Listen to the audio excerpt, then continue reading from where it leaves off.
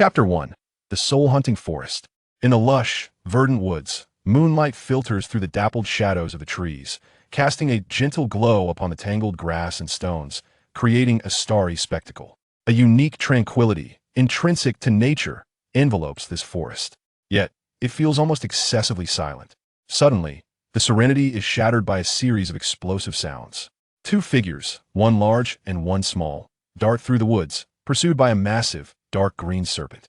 The triangular-headed snake's eyes gleam with the cold, unyielding intensity characteristic of cold-blooded creatures. The child, displaying no hint of panic, calmly tosses carrots behind him as they flee. Each carrot provides only a minuscule delay to the advancing serpent. After a while, perhaps having exhausted his supply of carrots, the child unleashes a flash of cold light, but instead of wounding the serpent, it only serves to further incite its fury. With a roar of anger, the serpent lunges forward, its gaping maw poised to strike at the two. Unfazed, the child draws a short sword, while the middle-aged man beside him displays an expression of despair. "Duck!" A voice, unexpectedly youthful, calls out from an unseen source. Accompanying this command are two piercing sounds, one sharp and clear, the other deep and resonant. The child, who had stretched out his hand towards the serpent, feels a heavy rush of air behind him and swiftly drops to the ground. A sharpened log, bound with a thick vine, arcs through the air above him, hurtling towards the serpent's cavernous mouth.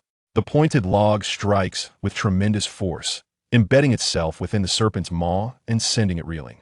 A chain reaction ensues as a barrage of sharpened stakes launches forth, intersecting to form a cage that ensnares the dazed mandrake serpent. Time appears to freeze for a fleeting moment.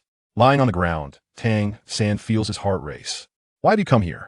A voice disrupts the stillness that has settled over the scene. From a thicket emerges a small figure, entirely cloaked in green foliage, holding a black bow of indeterminate material. Jason, the emerging figure, furrows his brow at the two, his expression one of displeasure. He had been quietly lying in wait, anticipating his quarry, only to have it frightened away by the presence of these two intruders. Though reluctant to assist them, Jason ultimately decides to intervene for the sake of his own interests. After all, their demise might lead to his own exposure. The two rescued individuals regard Jason warily. Observing his voice and stature, he does not appear particularly older than themselves. Yet, the aura he exudes, one of seamless integration with nature, evokes a sense of alarm in Tangan. As Jason steps closer, Tangan glimpses the icy purple of his eyes, reminiscent of cold iron, through the foliage that drapes over him. For reasons unknown, Tangan feels a sense of familiarity with this individual.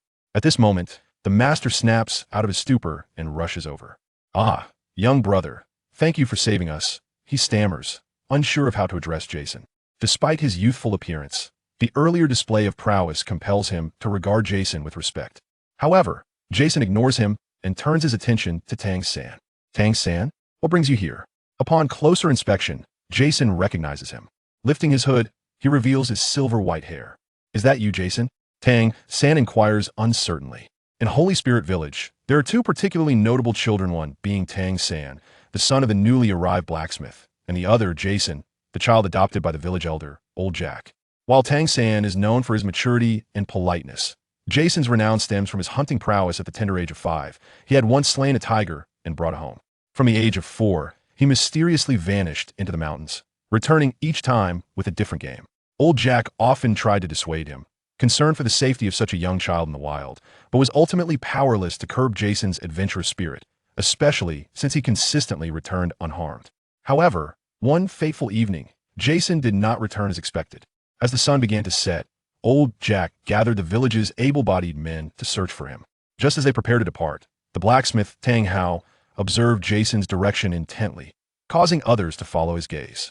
Under the last rays of sunlight, a small figure staggered towards them, dragging behind it a tiger massive and imposing, twice the size of the child. The sight of the bloodied child, with a gaze both profound and frigid, pulling a creature so much larger than himself, instilled an overwhelming sense of shock and dread within the villagers. Even Tangan could not help but be taken aback. Upon reaching the village entrance, Jason finally collapsed from exhaustion. The villagers, regaining their composure, rushed to his side. "Don't move. They'll carry him. Stay calm." In the midst of the chaos, Tangan swiftly lifted Jason and rushed him to the nearest dwelling. After applying treatment to his wounds and fetching a doctor from Notting City, The villagers breathed a sigh of relief upon learning that Jason was not gravely injured. This was largely thanks to Jason's remarkable skill in first aid. The following day, Jason awoke, ravenously devouring a feast, and his injuries healed rapidly, leading him back into a deep slumber. When he finally awoke again, old Jack, wielding his cane, began to chastise him fiercely. The two conversed about matters unknown to the outside world, and thereafter, Jason seldom ventured out again. Tangan, of course, learned of these events and even witnessed the tiger's lifeless body at the village entrance. He was well aware of Jason's hunting exploits, as items such as bows, arrows, and spears were crafted in his own home. He marveled at the precision and utility of Jason's handcrafted bows, which surpassed even those from his previous life in effectiveness. It was unfathomable that a mere 4 or 5-year-old child could slay a tiger. Such an act was beyond imagination, a risk he would never dare to take. From that point onward, Jason gradually settled down, though sporadic explosions could still be heard from his endeavors at home. Old Jack bore a constant frown, pondering what trouble he had brought home, yet preferred it to the risks of hunting. When Jason turned 6, during the Soul Awakening ceremony, he awakened his martial soul of Bow, garnering a soul power of level 6. Thus, old Jack took him and Tangan to Notting Academy. After dealing with the gatekeeper, Jason bid a reluctant farewell to old Jack before dashing off, disappearing from sight. At that moment, Tangan and the master were engrossed in their conversation, oblivious to his absence. Once their exchange concluded, Tangan felt a sense of something amiss. He slapped his forehead in realization. How careless of me. Chapter 2. The Transaction. Upon seeing Tangan, Jason could not help but recognize that this moment marked Tangan's first encounter with obtaining a soul ring. This implied that even without his intervention, Tangan could navigate the peril and secure a soul ring. In his previous life, Jason had been a hunter, meeting his demise in a forest fire. Reincarnated into this world as an infant, he was discovered by old Jack. At the age of 4, the hunter template manifested within him. It indicated that slaying prey would yield experience points, which could be utilized for leveling up. Thus, Jason resumed his former vocation, embarking on hunting once more. However, as a mere 4-year-old, he could not pursue formidable beasts, limiting his quarry to rabbits and wild boars. While wild boars provided slightly higher experience, the rest were negligible, resulting in Jason only advancing from level 0 to level 5 in a year. Ultimately, he was felled by a tiger, which in a desperate last stand, propelled him to level 6. Following this, old Jack imposed restrictions on Jason, forbidding him from leaving the village. Nevertheless, Jason remained industrious at home, experimenting with explosives and flashbangs. Awakening his martial soul, Jason seized a rare opportunity to slip out of old Jack's sight. He certainly would not remain at the academy, instead making a beeline for the Soul Hunting Forest, where he spent a modest sum to join a hunting team. Thus began his moment of slaughter. In truth, had the Stardew Forest not been fraught with peril, and had he possessed greater self-defense capabilities, he would have ventured forth directly. However, valuing his life above all, he opted to cautiously develop his skills, maintaining a steady and prudent approach. Soul beasts with soul power existed on an entirely different echelon compared to ordinary beasts. Yet fortunately, Jason possessed a passive skill in beast knowledge. Beast knowledge gathers information regarding the target beast. The tooltip displays its status, health, armor, diet, abilities, whether it can be tamed, and if it is a rare creature. This skill was nothing short of divine for Jason. Moreover, having awakened an enchanted bow significantly enhanced his hunting efficiency.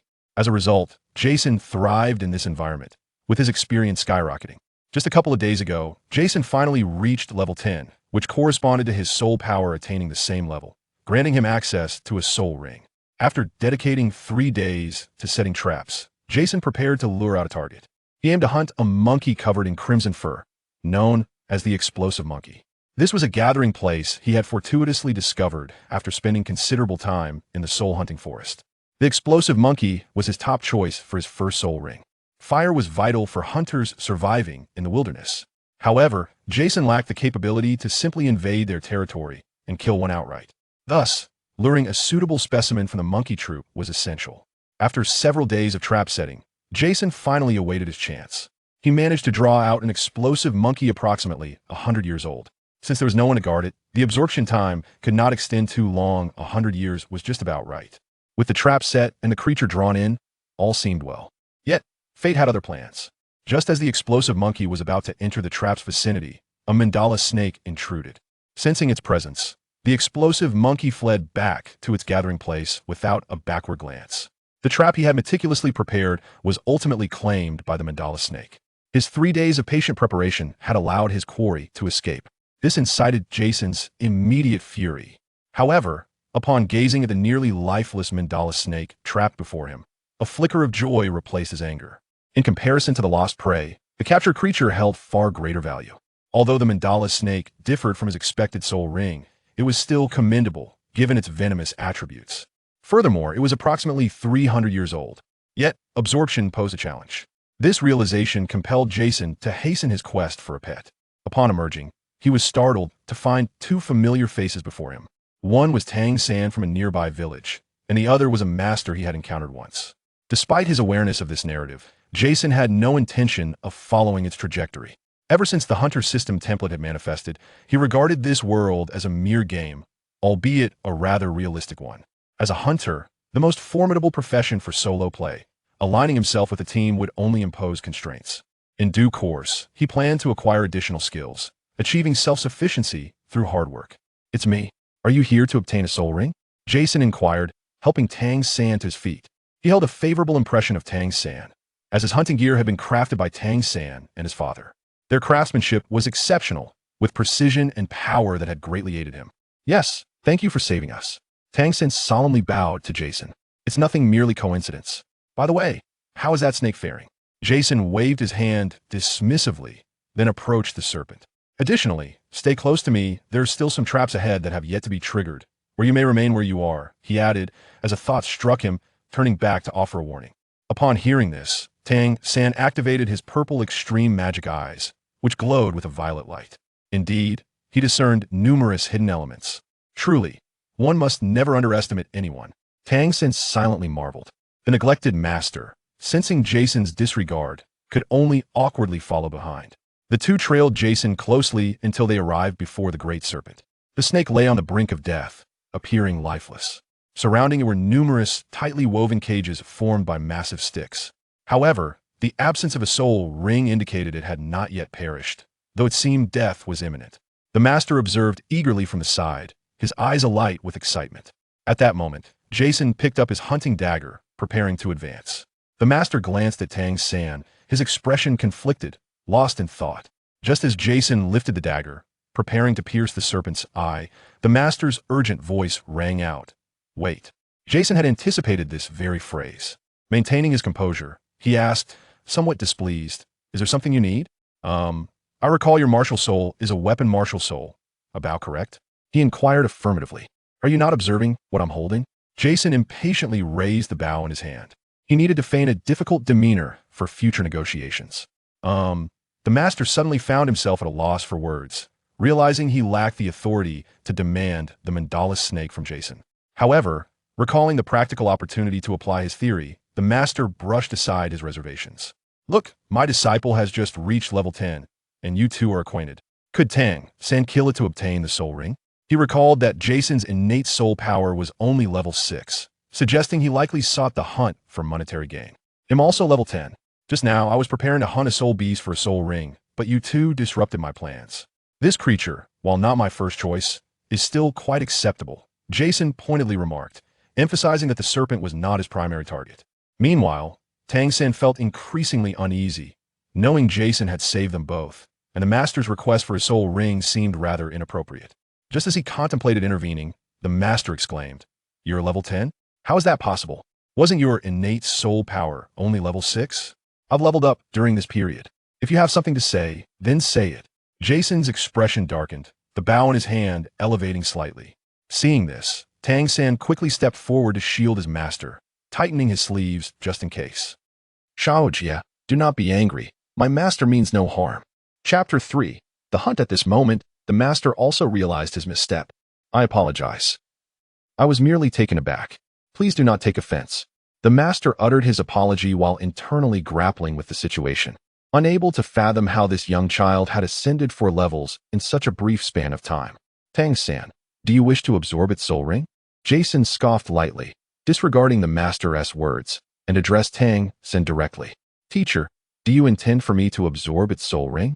Tangan was momentarily at a loss for words and could only pose the question to his mentor. Indeed, this serpent is nearly 400 years old, approaching the limit for a soul warrior to become a soul master. Given your innate full soul power, you can absorb it, but I possess a plant-type martial soul. Would absorbing a beast martial soul's ring not conflict? Tangan inquired, puzzled.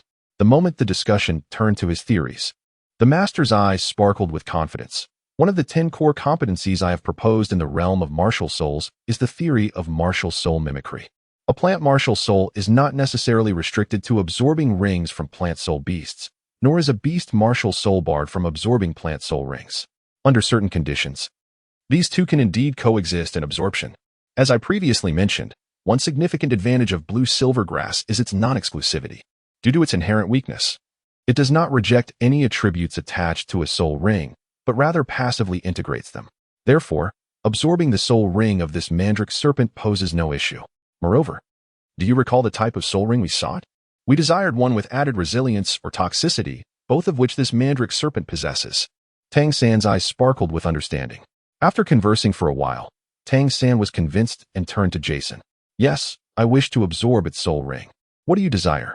Tangan perceived Jason's ulterior motives. Otherwise, he would not linger here with them. I wish to hunt a blasting monkey, one that is around 400 years old. I require a substantial amount of poison and weaponry, crafted by your own hands, Jason stated. I presume you refer to the blasting monkey's leader, correct? Young brother, I advise against provoking it, the master interjected kindly. He did not believe that a child who had yet to become a soul master could single-handedly hunt a soul beast of such age, particularly one that commanded a troop of monkeys. Jason cast a silent glance at the mandrake serpent beside him, then continued to gaze at Tangan. Approximately how many? Enough to annihilate an entire troop. There are 2 among them that are 200 years old, the majority being under 100 years, with the highest being the Monkey King. At 400 years, I trust you can gauge their strength from the serpent you witnessed today. Very well, Tangan pondered for a moment before conceding. However, I will require 3 days' time. Agreed. I shall await your return here. With his agreement, Jason felt a sense of certainty. With a significant supply of poison and weaponry, he could craft more discreet and powerful traps. Once all was prepared, Jason aimed to directly confront the blasting monkey troop. By the way, I also need you to assist me in crafting a weapon with strong penetrating power. I shall do so. Subsequently, Tangan successfully absorbed the soul ring. The master discerned that the child exhibited a certain aloofness toward strangers. Although curiosity flickered within him, Jason's every remark seemed to stifle his responses, prompting him to refrain from further engagement. After their departure, Jason commenced his search for a suitable location to conceal himself and set traps while ensuring that he would not attract the attention of other formidable soul beasts. 3 days later, upon Tangan retrieving his equipment under the luminous moonlight at the 24 bridges, Jason began his preparations. While Tangan accompanied the master back to school, Jason resolved to linger a few more days before returning himself. 5 days elapsed. With the traps meticulously set, he was ready to lure monsters into the dungeon. On that day, as dawn broke, the soul-hunting forest reverberated with the sharp cries of monkeys, startling a multitude of birds into flight. A troop of monkeys, their fur ablaze with fiery red, angrily pursued a figure leaping through the trees, armed with a longbow. Just as the troop traversed an open space, devoid of trees to aid their agility, they were forced to descend to the ground. Jason, rushing past, encountered no anomalies. However, as the monkeys passed through, the earth suddenly gave way, revealing sharp wooden spikes from the pit beneath. Only 3 of the leading monkey kings and 200-year-old explosive monkeys fell victim to the trap. Clearly, the contraption had proven ineffectual against them. The Monkey King, its crimson fur glistening, emitted a derisive snort before resuming its pursuit of the distant figure. Yet, when a horde of explosive monkeys, aged around several decades, arrived at the scene, a cacophony of piercing sounds erupted, as countless spears shot forth from the dense thicket surrounding the clearing. In an instant, only 2 of the explosive monkeys remained. One was injured, while the other, having lagged behind, managed to escape. Experience 67, experience 96, experience. As Jason sprinted through the dense forest, he heard the system's notification chime, a faint smile gracing his lips. He sensed the explosive monkeys drawing nearer, undeterred by the successive traps that lay in their path, as he began to venture into the next realm. The preceding area merely served to eliminate the weaker monkeys. The true hunt awaited him ahead. He swiftly dove into a thicket of wood. The explosive monkeys, known for their irascibility and propensity for losing control, embodied a weakness that Jason relished. The three monkeys, oblivious to the unfolding situation, stubbornly pursued him, unaware of what actions had incited their wrath. Perched upon a tree branch, Jason summoned his enchanted bow, loosing several arrows at the Monkey King to draw its ire. As anticipated, the Monkey King surged forward with increased speed, quickly closing the distance between them, its claws outstretched in a menacing grasp. Jason could even discern the fury gleaming in its eyes. In a swift motion, he brandished his dagger, severing a nearby vine before leaping backward. The Monkey King paused momentarily, bewildered by Jason's sudden disappearance. Then, several long spears shot forth, accompanied by a relentless downpour of arrows. Unlike before, these were forged from iron, imbued with the venom of the Tang sect. The Monkey King landed upon the branch where Jason had just been, intending to use it as leverage to evade the incoming onslaught. Yet, at the very moment it set foot on the branch, it snapped. The Monkey King experienced a sudden loss of weight, unable to execute a counterattack, and was struck directly. Although it was hit, the wound was not severe, as its formidable muscles absorbed much of the impact. Meanwhile, the two monkeys behind remained unscathed. Jason continued to lure three pursuing monkeys, who, after enduring several traps, had sustained various injuries. As they pursued, the three monkeys felt their bodies growing increasingly heavy, their movements becoming ever more sluggish. Jason maintained a steady distance, skillfully fishing for them. Ultimately, the two monkeys trailing behind the Monkey King succumbed one after the other. One unfortunate creature became ensnared by the outstretched vines, meeting its demise as a barrage of arrows pierced its eyes. The other perished from a toxin that stealthily infiltrated its neural pathways, concealed within its very blood. At last, Jason halted in an open expanse, gazing back at the battered and once vibrant Monkey King, whose crimson fur had now dulled, yet the ferocity in its eyes remained undiminished. The desolate arena resembled a battleground. Jason grasped the longbow in his hands, and arrows materialized from his soul energy, becoming enchanted projectiles upon the bow. His gaze remained unruffled as he regarded the towering monkey, which loomed over him at least twice his height. How much larger would a true ape be? The Monkey King let out a thunderous roar, accompanied by the sound of crackling explosions emanating from its body as it charged towards Jason. He could even feel the waves of heat radiating from the explosions. A series of swift, sharp sounds filled the air, followed by the heavy thud of something substantial hitting the ground. Approaching the Monkey King, now impaled by a colossal arrow, Jason delivered the final blow. Experience Chapter 4. Return to School Experience 412. Congratulations on defeating the explosive monkey leader, earning the Guardian of Monkeys. Evasion 1.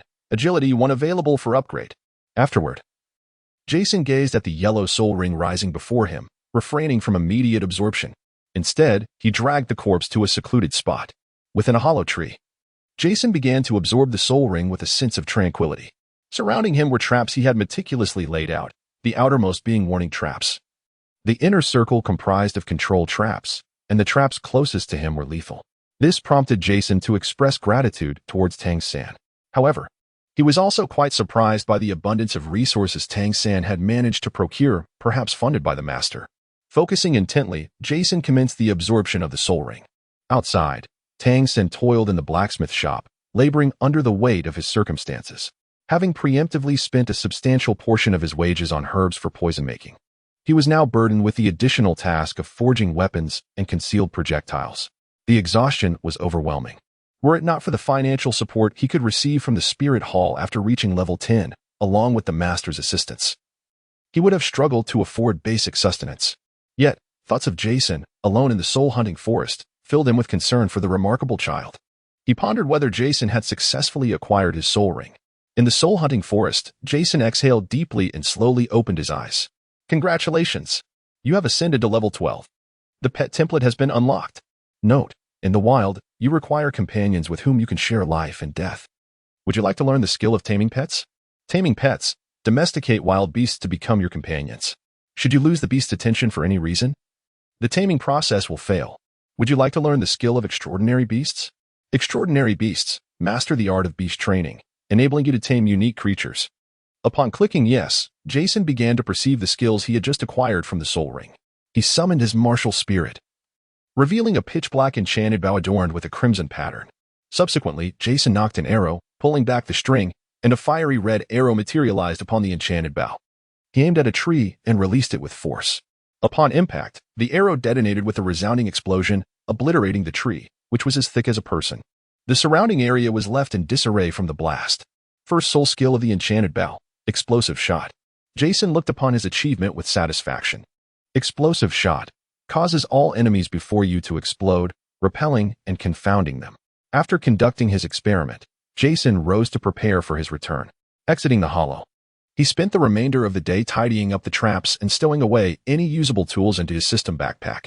Discarding his camouflaged attire, he donned a bare-headed hat and wore armor crafted from mandrake snake skin as he made his way toward the exit. After casually dispatching a few unsuspecting animals, Jason finally reached the exit. Those who beheld him did not focus on his eyes, but rather on his bare-headed hat and petite stature, resembling a small bear. Undoubtedly, Jason's attire and youthful appearance drew the attention of several onlookers. Experienced elders regarded him with caution, yet his innocent age rendered him a target for some. To them, this child appeared to be a fortunate survivor, likely to fetch a handsome price. "Hey, little brother, why are you coming out alone? Your dagger and leather armor seem quite impressive. How about selling them to us?" A few brazen young men encircled Jason. However, at that moment, a team that had just emerged from the forest witnessed the predicament. A tall woman leaped forward. "You ruffians, don't go too far. It's one thing to rob adults, but now you intend to prey on a child?" Feng Yuding admonished the three men, her team following closely behind. Although they shouldn't intervene in others' affairs, targeting a child was indeed excessive. Among the team, only a scruffy middle-aged man regarded the encircled child with a serious expression. "This child seems unusual. Mind your own business." "I'm merely interested in buying this young brother's belongings," the ruffian retorted, somewhat intimidated by the newcomers but maintaining his assertiveness. He placed a hand on Jason's shoulder, threateningly stating, "Isn't that right, kid?" Just as Feng Yuding was about to unleash her fury upon him, Jason interjected, "I am a hunter, and a hunter despises being treated as prey, especially by those lacking self-awareness." His unexpected words momentarily stunned those around him. The ruffian, in a fit of anger, yanked off Jason's bare hat, revealing his silvery hair and piercing eyes. Instantly, a chill ran down his spine. Before he could retract his hand, several flashes of cold light danced through the air. The encroaching men felt a sudden numbness in their limbs. By the time they comprehended the situation, their tendons had been severed, and they had no chance to summon their martial spirits. Cries of anguish erupted, causing the onlookers to change their expressions. They regarded the writhing individuals on the ground with scornful gazes. As Feng Yuding gazed, she remained transfixed, staring at the sudden turn of events. "Thank you," Jason said, donning his bare hat as he departed. "Oh, it's nothing," she replied, watching his retreating figure, filled with existential doubt. Are today's youth truly so fearless? Upon returning to Notting Academy, having absconded on the first day and entrusted his enrollment matters to Tangan, Jason anticipated that his attire would be with him. After changing out of his gear, he made his way to Dormitory 7. As classes were still in session, Jason found himself alone in the dormitory, laying out a beast hide on the bed reserved for him, and began to pass the time idly while studying his system panel for potential upgrades. He also contemplated the matter of pets.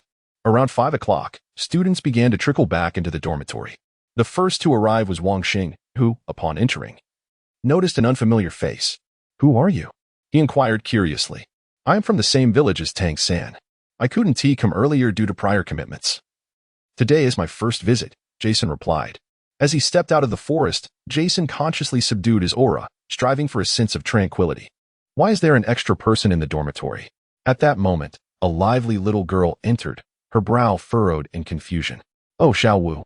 This is my friend from the same village that I mentioned before," Tang San explained, having spotted Jason. The contrast between the Jason from the forest and the one before them was striking. Even his previously cold gaze now appeared softer and more animated, lending him an endearing quality that surprised Tang San. "Oh, you're the one who skipped class on the first day?" Xiao Wu exclaimed, pointing at Jason. "By the way, Tang San, where did you put my school uniform?" Jason inquired. "Right here," Tang San replied, retrieving the uniform from beneath the moonlight of the 24 bridges and handing it to him. Although they were of similar ages, Jason was slightly shorter than Tang San, resulting in a uniform that was a size smaller. Chapter 5. The Head Sister. "Hey, since you're here, you must adhere to the rules.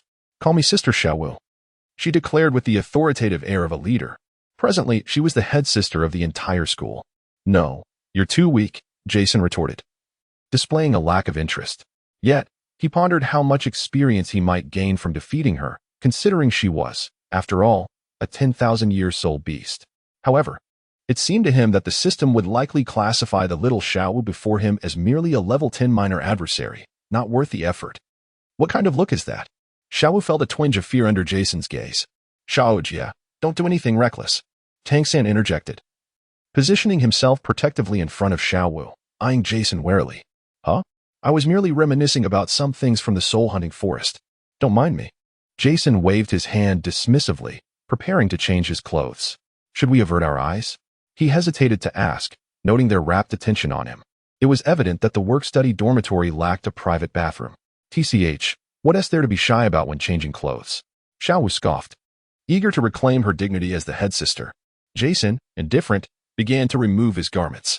The others were taken aback as he disrobed, revealing a claw mark that stretched across his chest like a badge of honor, causing Wang Sheng and the other boys to gaze in awe. That's incredibly cool. As Xiao Wu lowered her hand that had been shielding her eyes, she gazed intently at the claw marks on Jason's chest. However, after just a few fleeting glances, they were obscured by his school uniform. Upon returning, Jason intended to attend classes for a while, hoping to alleviate the turmoil within his heart. Such agitation was somewhat overwhelming for a boy of merely 6 or 7 years. Thank you for the item you crafted. It remains as effective as ever. Jason expressed his gratitude to Tangan, now clad in his school uniform. It is nothing. I should rather thank you for allowing me to take the soul ring. Tangan replied. For him, exchanging the soul ring for those poisons was not a loss. Moreover, out of courtesy, he had saved his own life in the process. As for Jason, even in his absence, the soul ring of that serpent still belonged to them. He felt as though he had reaped the benefits without any cost. What are you all discussing? Xiao Wu inquired, her expression one of utter confusion.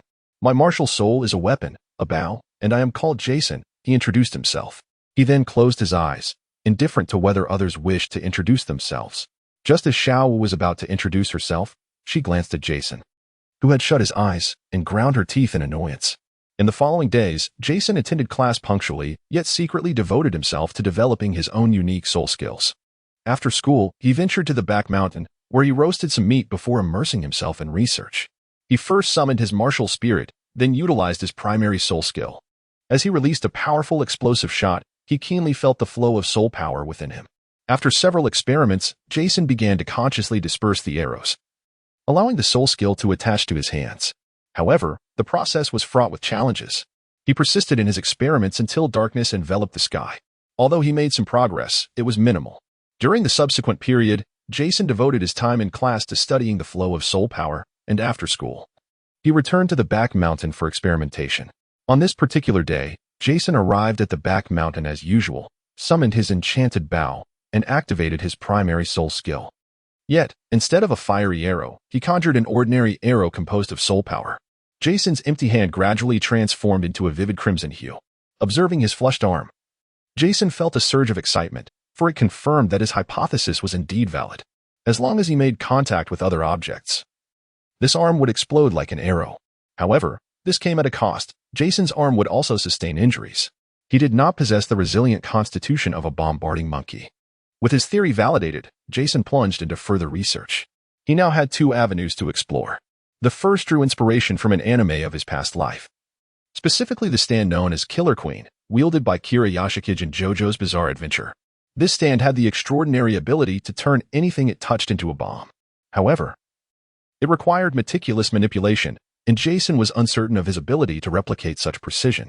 The second approach involved setting explosive traps beneath his feet. This might necessitate a medium specifically, inscribing the operational path of his first soul technique onto the ground with soul power, thereby creating a formation akin to an array. He would then use arrows as the ignition source for a swift detonation. After all, he was not in a rush regarding soul power levels.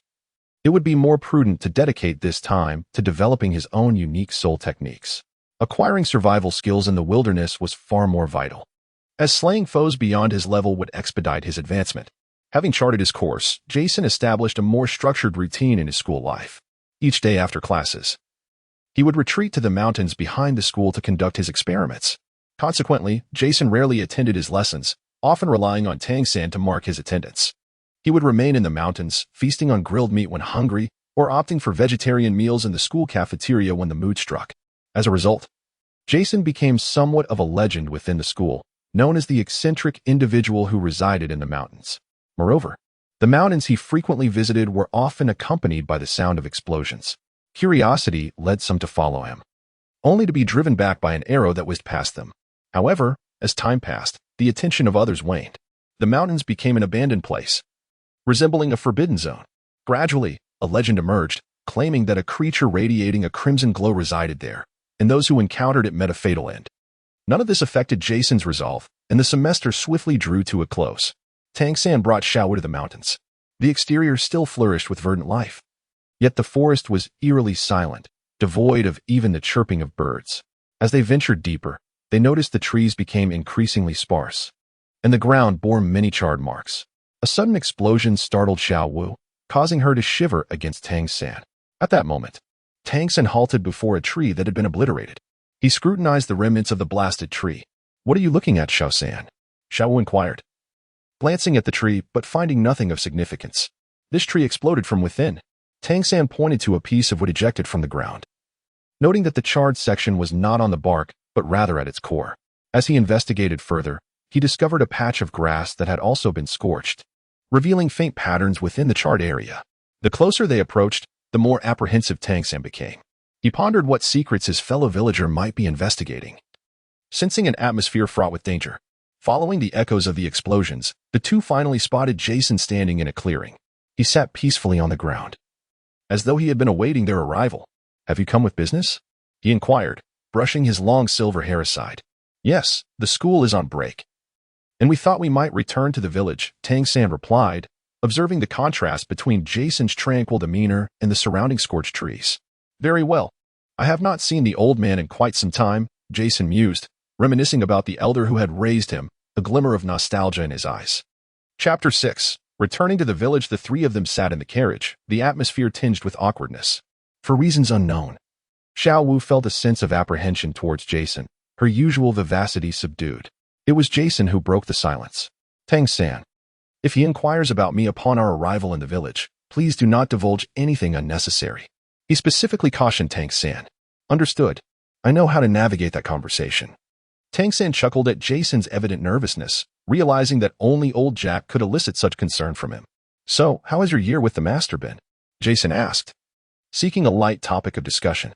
"The master is profoundly knowledgeable. I have learned a great deal from him." Tangan responded with deep respect when mentioning the master. "Why not join me? You could gain even more knowledge." Tangan offered warmly. "No, I only need to understand the laws of the forest. The rest holds no interest for me," Jason replied dismissively. "The laws of the forest?" Tangan queried, slightly perplexed. "Survival of the fittest. The weak are eliminated by the natural order, while the strong survive, reproduce, and evolve," Jason articulated firmly, a fervor igniting in his gaze. "Survival of the fittest." Tangan paused, digesting the straightforward yet chilling notion. "Such a sentiment is rather cold-blooded for humanity," he remarked, looking at Jason. "Humans are even more cold-blooded, for we are the strong," Jason retorted bluntly. Tangan contemplated a rebuttal, but found himself momentarily at a loss for words. The little rabbit beside them was already trembling with fear. After exchanging a few more words, the three parted ways at the village entrance. Xiao Wu followed Tangan, while Jason returned home. Upon arriving, Tangan found that Tang Hao was not there. Instead, old Jack emerged. After leaving a few words, he hurried back upon hearing that Jason had also returned. As old Jack approached home, he spotted a child with silvery white hair leisurely basking in the sun while holding a twig. A wave of nostalgia surged within him, and his hurried steps lightened. "Hey, old man, you seem to have aged again," Jason greeted cheerfully upon seeing him. "You little rascal, you're already vexing me the moment you return," old Jack exclaimed, raising his cane with a nostalgic grin. "Alas, how come your cane has broken yet?" Jason taunted, dodging the descending cane. "What brings you back? Here to irritate me?" Old Jack retorted, fuming as he grasped his cane to pursue Jason once more. Jason skillfully evaded the cane, languidly responding, "That's your foul temper, not my concern. You little brat, don't you dare dodge. Just wait until I catch you. Pfft, even standing still you won't be able to hit me." Jason scoffed. "Fine. Then stand still." Old Jack pointed his cane at him. "Then put the cane away." Left speechless, old Jack continued his pursuit with the cane in hand. After a brief chase, old Jack sat down on a step, panting heavily. Jason's mocking gaze followed closely. Seeing that look, old Jack felt his temper flare once more. Attempting to rise and chase after him again, but his aging body betrayed him, and after several attempts to stand, he could only glare in frustration. Old man, your body is failing you. All these years I've sent you money, and you haven't found a companion or bought any supplements, Jason remarked. Having sold plenty from his hunts in the soul-hunting forest, keeping some for himself while sending the rest to old Jack. Only now do I recall. Where did you get all that money? Aren't you supposed to be in school? Old Jack eyed Jason suspiciously. Jason faltered. Watching old Jack prepare to rise again, his mind racing. Didn't I mention in my letters? I'm a soul master now. And I can claim money from the spirit hall every month, he explained hurriedly. Old Jack slowly settled back down. Can the spirit hall really provide that much money? He asked, perplexed. Well, as a soul master, money comes quickly. Jason chuckled. Didn't you go hunting? Old Jack scrutinized Jason. No, of course not. Focus on your studies. Don't wander off. Understood. That evening, old Jack prepared a hen to celebrate Jason as becoming a soul master. After spending some time with old Jack, Jason was gently urged away with the cane in hand. Jason didn't have high aspirations for levels. Being young, he preferred to hone his survival skills. At present, Jason's hunter template was as follows. Host, Jason level, 13th acquired skills, explosive shot, causes all enemies in front of you to explode, repelling and confusing them. Proficiency, explosive trap, sets a flame trap that explodes when enemies approach. Dealing X to Y points of fire damage and inflicting additional Z points of damage to all enemies within B range for seconds. Proficiency 21100, bomb crafting, infuses explosive energy into a target object, allowing control over its detonation timing. Proficiency 13100, beast perception auxiliary skills, first aid, utilizes bandages. Fishing, wilderness survival skill, cooking, wilderness survival skill passive skills, beast knowledge, gathers information about target beasts.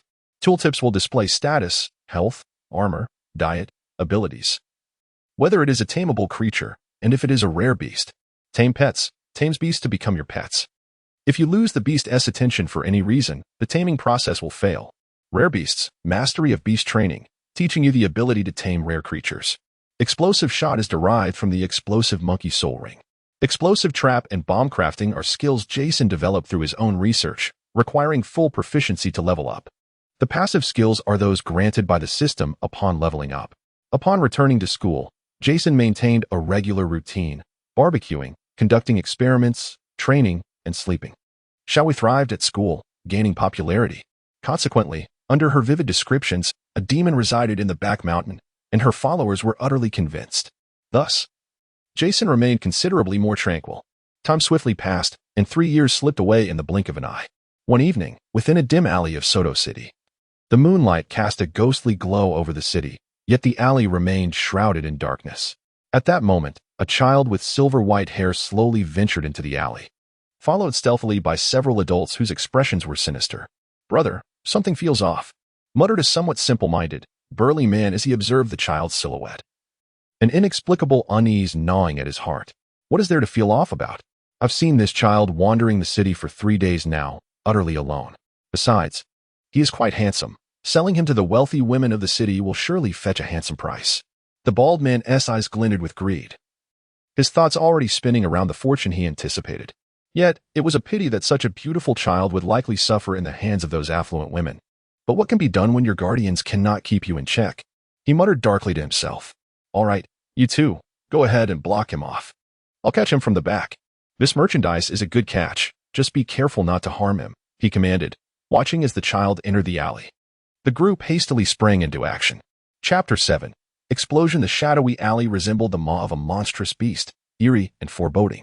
The narrow path, barely 1 or 2 meters wide, felt constricting. Sensing the movement behind him, Jason smirked slightly.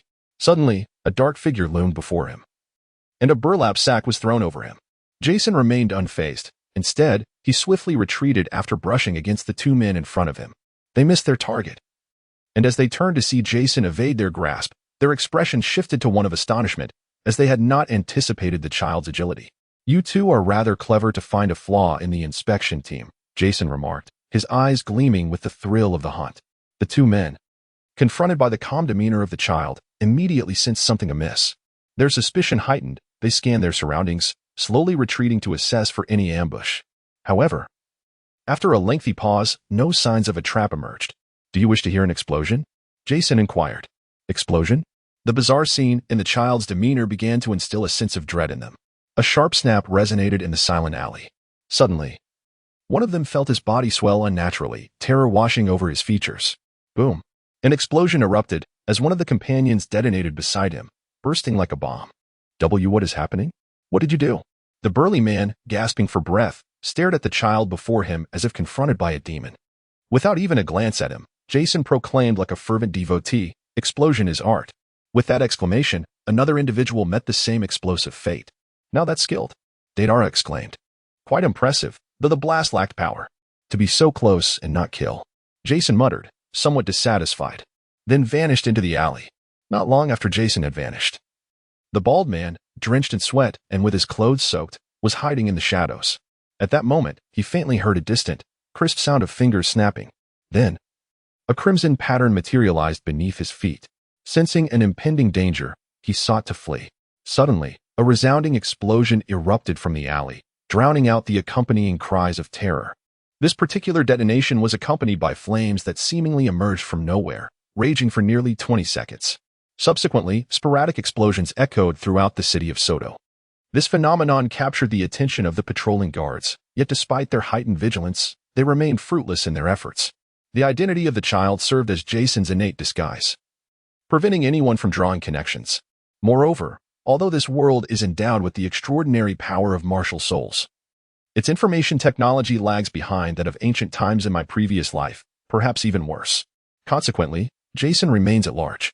As time passes, the search teams within the city continue their fruitless endeavors. However, it is noteworthy that there were no casualties at the site of the explosion. In fact, the notorious ruffians, human traffickers, and murderers who once roamed the streets have mysteriously vanished. What follows is merely a facade of order. Yet, a debauched nobleman and his entourage suddenly disappeared amidst the chaos of an explosion. This scion of nobility held a notoriously bad reputation among the populace. Thus his demise was met with widespread approval among the common folk. Conversely, the noble class erupted in fury, with the city lord vociferously reprimanding the members of the search team. Subsequently, assistance was sought from the Spirit Hall. The Spirit Hall had long been aware of the situation and greeted the city lord with a welcoming smile upon his visit. Shortly thereafter, the city lord emerged with a pained expression, while the farewell smile of the Spirit Hall personnel grew increasingly radiant. The Spirit Hall then commenced its intervention in the matter. With unwavering confidence, their representatives set forth, yet a month later, the explosions within the city persisted, and their countenance gradually shifted to one of anxiety. That evening, members of the Spirit Hall concealed themselves in the shadows, observing a pair of arrogant individuals on the bustling street. Recently, they had conferred with the city lord and persuaded a nobleman to allow his son to serve as bait, undoubtedly selecting a notorious scion known for his misdeeds. They assured the nobleman repeatedly that they would safeguard his son, which led to the emergence of the young libertine. This young man, named Tuck, donned extravagant attire as he strode along the street, his confidence swelling with the knowledge of the protective entourage behind him. At that moment, a small ball rolled to his feet, and a dark-haired child hurriedly approached. It seemed the ball belonged to him. The child, blissfully unaware of the looming danger, rushed to retrieve it. Observing the child pick up the ball, Tuck delivered a swift kick, exclaiming, "Away with you," akin to launching the ball into the air. Those nearby dared not voice their indignation at the sight. The child, struck and clutching the ball, hurriedly retreated. "Humph, off to the tavern," Tuck spat disdainfully, waving his hand dismissively. The Spirit Hall's entourage remained motionless, continuing to follow in silence. Later that night, having indulged in revelry for an extended period, Tuck prepared to return home. The Soul Master team trailing behind began to feel a sense of urgency. They deliberately chose a somewhat secluded alley and ventured in. However, at that moment, Tucker suddenly let out a pained groan, followed by an unsettling sensation of his body swelling. Then, under the watchful eyes of the members of the Soul Spirit team, Tucker suddenly exploded. Such a bizarre scene left them utterly astonished, frozen in place. "Quick! Check the surroundings for any sign of life. Hurry, hurry," the leader urgently commanded. Clearly, their efforts yielded no results. Reflecting on their fervent assurances, it was bewildering that someone had inexplicably perished right before their eyes. The bodies were entirely obliterated. They were at a loss for how to report back. Thus, this incident lingered for 2 years, with even a few individuals from the Spirit Hall vanishing without a trace, yet solutions remained elusive. Even when the Spirit Hall dispatched personnel from other regions to investigate, they found nothing. The explosions were devoid of logic, and the deceased were left in such a state that even the motive for the crime was inscrutable. The identities of the dead were unknown, making investigation futile. Having graduated, Jason's soul power level stood at a mere 13th rank. Throughout the years, he had diligently honed these two skills, channeling his experience in killing towards leveling up. His skills in bomb-making LV-13 had reached their limit, as had his explosive traps LV-13. To progress further, he would need to enhance his own rank, specifically his soul power level. However, a complication arose, as Jason's rank was only 13. It seemed that qualifying for a mid-level soul power academy would suffice, especially since his spirit rings were from the century mark. By normal standards, he could be considered an exemplary student. Presently, Tangan's soul power should have reached the 29th level. Alas, that seemed rather meager. Nevertheless, Jason was indifferent, as he merely sought a school in proximity to the Stardew Forest, ideally one with minimal oversight. Attending school was merely to provide old Jack with an explanation. The old man is truly a nuisance, Jason lamented inwardly. Chapter 8. Reluctant accompaniment. However, after Jason returned home, his plans were disrupted. Old Jack intended for him to accompany Tangan. From a young age, Tangan had always been well-behaved and sensible in old Jack's eyes, whereas Jason's adventurous spirit often led him into perilous situations. He could not possibly keep an eye on him at all times and thus had to rely on Tangan. Old Jack was also deeply shaken by Jason's previous escapade. After all, witnessing a mere 4 or 5-year-old child dragging an enormous tiger while being severely injured himself was a cause for great concern. He feared that day might have turned him into a grieving parent. Moreover, they all hailed from the same village, providing a sense of mutual support in the outside world. Regardless, they extolled Tangan's virtues to Jason, praising his politeness, thoughtfulness, and composure.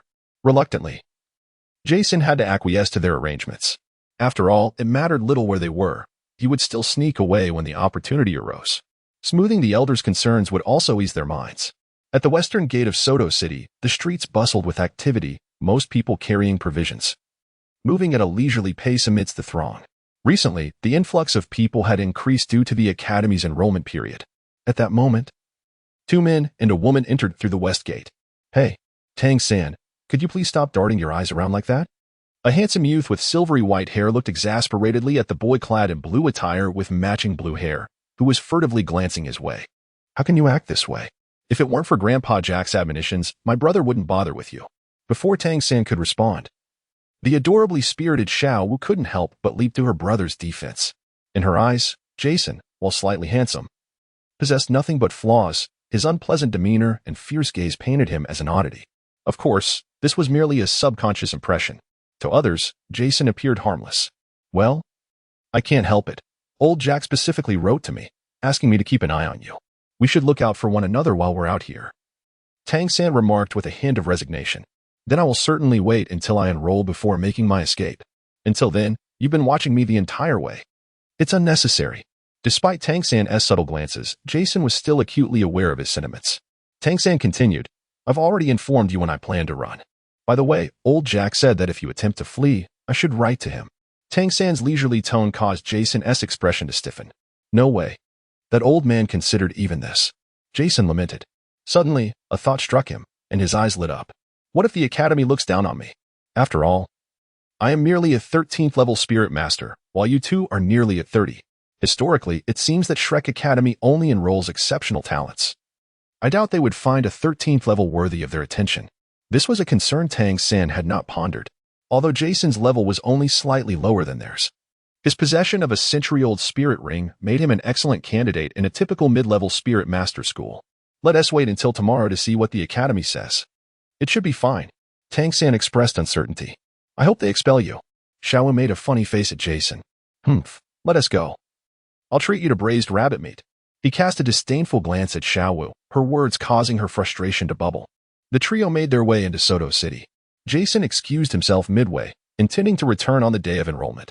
After parting ways, he headed straight to the Soto Great Spirit Arena. Upon gazing at the grand oval structure before him, Jason joined the flow of people entering. Arriving at the registration desk, he approached the one-on-one competition counter. Hello, I would like to register for the one-on-one Grandmaster competition. Please fill out this form and proceed to the testing area to assess your spirit power. Can I challenge at a higher level here? Jason inquired after completing the form and testing his spirit power. Challenge at a higher level? The staff member looked puzzled. Yes, I intend to challenge a Grandmaster. But you are merely a 13th level Spirit Master. You stand no chance against a Grandmaster. The staff member glanced at Jason's registration form, confirming his level. My combat prowess matches that of a Grandmaster, and I wish to register for a deathmatch, Jason proclaimed boldly. The staff member stared at the youthful figure before him, realizing he was not joking, and fell silent for a moment. Please wait. I need to consult with my superiors. He then disappeared into the back office. Jason was confident they would acquiesce, considering a mere 13-level Spirit Master daring to challenge a Grandmaster in a deathmatch was tantamount to courting disaster. However, for the Grand Spirit Arena, this was a sensational opportunity, a chance for profit. Sure enough, after a while, the staff member returned, casting a sympathetic glance at Jason. The higher-ups have approved your request. Please proceed to the Grandmaster deathmatch area and wait. He handed Jason a copper coin. Great. Jason accepted the coin and made his way toward the deathmatch zone.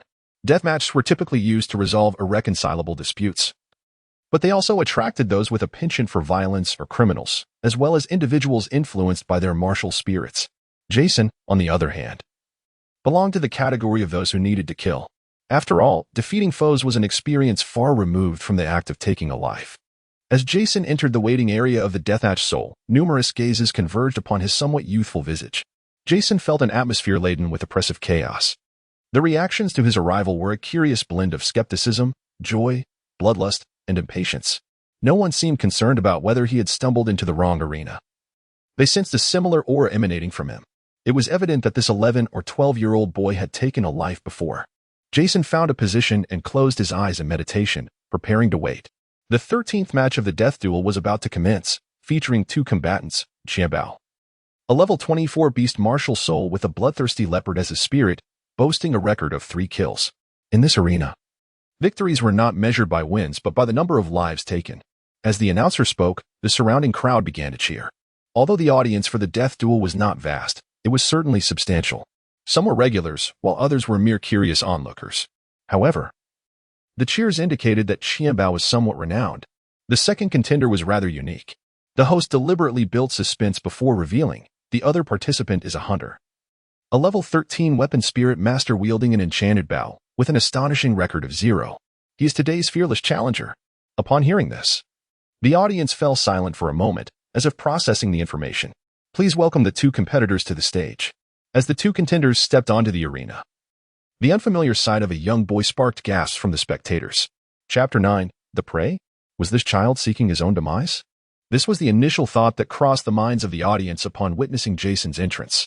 Once on stage, both combatants wasted no time and summoned their martial souls. Behind Xiao Bao, a black leopard materialized, its eyes gleaming with a bloodthirsty crimson glow. Simultaneously, his own eyes transformed, adopting a similar hue. His soul rings manifested, one white and one yellow. On the other side, Jason summoned his martial soul, a pitch-black longbow adorned with red patterns, which materialized in his hands. A yellow soul ring appeared around him, drawing the audience's attention once more. Upon confirming that he was indeed merely a soul master, a sense of disappointment rippled through the crowd. His first soul ring was merely a 100-year-old one, such a squandered potential. Seizing the initiative, Jason loosed an arrow that Xiao Bao easily evaded. Observing the young boy across from him, Xiao Bao smirked with a bloodthirsty grin. In an instant, he darted forward, leaving behind a series of afterimages. Yet, rather than charging directly at Jason, he cautiously closed the distance, skillfully dodging the incoming soul power arrows. It seemed that Jason remained oblivious to Xiao Bao's approach, continuing to stand resolutely. At that moment, a red arrow shot towards Xiao Bao. Although he dodged, the arrow detonated unexpectedly, sending him flying and inflicting injuries upon him. Nevertheless, he smiled in response. In a flurry of movement, he simultaneously activated his first soul skill, Pursuit, and his second soul skill, Brutality. Transforming into a streak of red light, he charged toward the still immobile Jason. The sensation of burning coursing through him only heightened his excitement. Clearly, he had underestimated Jason, believing a mere archer would lack the ability to reposition. In the blink of an eye, he reached Jason, who remained unperturbed. Just as Xiao Bao's claws were about to seize him, Jason executed a backward leap, triggering an explosive trap. almost instantaneously as Qianbao landed where Jason had just stood. The ground erupted in a fiery explosion, sending flames soaring into the sky. The shockwave from the blast rustled Jason's clothing, and his face was illuminated by the flames. After a moment, Jason resumed his archery, employing his first soul skill, explosive shot. Dazed from the earlier explosion, Qianbao attempted to regain his footing. But his expression shifted dramatically upon recognizing the red arrow he had managed to grasp. Before he could revel in his luck, he was struck by the realization that this arrow was imbued with danger. The arrow detonated, obliterating his arm and causing his mind to reel, sending him crashing back into the trap. Approximately a minute later, the flames subsided, revealing the arena, now charred and blackened. With the remnants of a scorched corpse left in the center, Jason furrowed his brow as he glanced at his left arm. The sleeve of his garment had been torn, revealing several crimson claw marks. Indeed, facing an agility-type soul master posed certain challenges. Simultaneously, Jason had directly leveled up, reaching level 14, with experience points still to spare. In the expansive arena, confronted by an agility-based soul master, he found himself without any bait to utilize, and the most effective bait was none other than himself. As for other soul masters, aside from those specializing in control, they presented little difficulty. Of course, in the wilderness, any type of soul master would not pose a threat to him. A scent of roasted meat wafted through the arena, inducing a sense of nausea among the onlookers. Surprisingly, this newly arrived soul master had managed to defeat a grand soul master despite being at a lower level. It was truly astonishing. The host, accustomed to such spectacles, maintained a composed demeanor while contemplating the astonished crowd. What on earth happened? How could the dry leper be slain by such a young lad? Did he perhaps employ 2 soul skills? Wasn't he supposed to possess only 1 soul ring? Uncertain. It was possible that only one of the 2 was indeed his soul ring skill, while the other was merely a characteristic of the soul ring. That infernal dry leopard. The audience erupted into chaotic discussions. Jason quietly descended the stage to collect his winnings. A few soul masters from the Deathmatch Zone, who had come out of curiosity to observe, regarded the departing youth with trepidation. They were not overly concerned about Jason's soul skills. Rather, they were wary of his cunning. As bystanders, they had observed clearly how Dry Leopard had been lured step by step by Jason. The synergy of soul skills and psychological tactics resembled that of a hunter, who first disguised himself as prey. Once the opportune moment arrived, he shed his disguise, and before the opponent could react, he reversed roles, completing the hunt. Each step was meticulously calculated, far beyond what one would expect from his age. Ignoring the gazes behind him, Jason approached the betting table, where he collected a substantial bag of gold coins amidst the pained expression of the proprietor. After leaving the Grand Soul Arena, Jason felt a sense of boredom and began to meander through the streets. Having spent many years in this world, he realized that aside from old Jack, who provided him with a semblance of reality, everything else felt rather illusory, akin to a game. This was why Jason felt no remorse after taking lives. Apart from his previous life as a hunter, the system's reminders of the experience gained from killing monsters also influenced him. Soul power, much like levels, could be augmented simply by slaying beasts. Consequently, Jason found little ambition in leveling up. Rather, the exploration of skills proved far more intriguing. Moreover, with each soul ring absorbed, the enchanted bow augments a corresponding attribute. For instance, upon absorbing the soul ring of the explosive monkey, the enchanted bow gains both fire and explosive properties. Without activating the soul skill, the attributes may either be conferred upon the body or affixed to the arrows. When bestowed upon the body, Jason can lay explosive traps beneath his feet and activate the skill to craft bombs. Conversely, when applied to the arrows, it will produce localized explosive and burning effects. During a kite maneuver, he opts to imbue the arrows with these attributes, while during a lure, he bestows them upon himself. In combat, unless absolutely necessary, Jason would resolutely refrain from allowing any adversary to approach within a meter of him. With the skill now fully developed, he has begun to contemplate the capabilities of the next soul ring. Moreover, she sought to capture a pet. With a hint of anticipation, Jason leisurely strolled while savoring a candied hawthorn. Suddenly, a shadow collided with him, and a hand instinctively reached for the small pouch at Jason's waist, which contained poison. Upon seizing the pouch, the individual attempted to flee, but unexpectedly, she felt her body weaken, nearly collapsing. Her tail had been grasped firmly, struggling against her sensitivity. She extended her claws backward to strike. Soon after, her arm was also captured. She glared furiously at the silver-haired youth before her. Just as she was about to unleash her martial spirit, the boy spoke. "Hey, my little pouch contains no money. Stealing it would be futile." Chapter 10, Zhu Zhiqing, could you kindly return my belongings? Jason released her arm, freeing his hand to enjoy the candied hawthorn, all the while admiring the figure of this little thief before him. With the other hand still gripping her tail, he gave it a playful squeeze. It's genuinely a tail, Jason mused, believing it to be merely decorative. Indeed, her physique was quite enchanting, as she felt the sensation of her tail being held. Zhu Zhiqing's body softened further. In her quest to find her fiancé, she had been relentlessly pursued, leaving her destitute. Surely, she would require a registration fee for her enrollment. And thus, she contemplated stealing from someone on the street. Coincidentally, this youth, who appeared to be of similar age, had a conspicuous pouch dangling from his waist, undoubtedly filled with money. Moreover, she appeared to be utterly harmless. Little did I expect to encounter such a formidable opponent. Release my hand at once. Resisting the urge to strike, I realized that should I unleash my martial spirit, my identity would surely be revealed.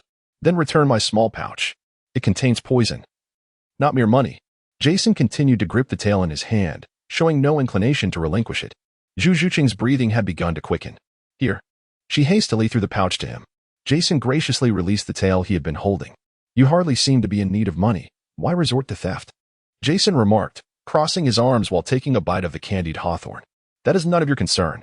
Zhu Zhiqing turned to leave. TSK, how the world has deteriorated. With thieves so brazen, Jason said mockingly, shaking the candied hawthorn in his hand. She hesitated for a moment but then continued on her way. Oh, by the way, you must be poisoned. Do you require an antidote? Jason inquired kindly, aware that his pouch contained poison. However, she walked away without a glance, oblivious to his words. Speaking of which, I hadn't even asked her name. It couldn't possibly be Zhu Zhiqing, could it? Given her figure and tail, it was likely. I shall save the antidote for the day of enrollment. I wonder if she has the courage to venture out. This encounter provided a modicum of amusement to Jason's otherwise dull day. Jason continued to meander through the streets, purchasing bits and pieces of intriguing items. Having recently acquired a substantial fortune from the Grand Soul Arena. As night fell, he casually found a room to rest in. The following day, Jason began to contemplate procuring materials to craft flashbangs. Although this realm differed markedly from his previous life, it was certain that the materials would also differ. Subsequently, Jason delved into numerous texts in search of relevant materials. Remarkably, he stumbled upon a substance known as flash powder, utilized in certain lighting applications. Albeit its brilliance was somewhat blinding and its duration fleeting, rendering it not widely adopted.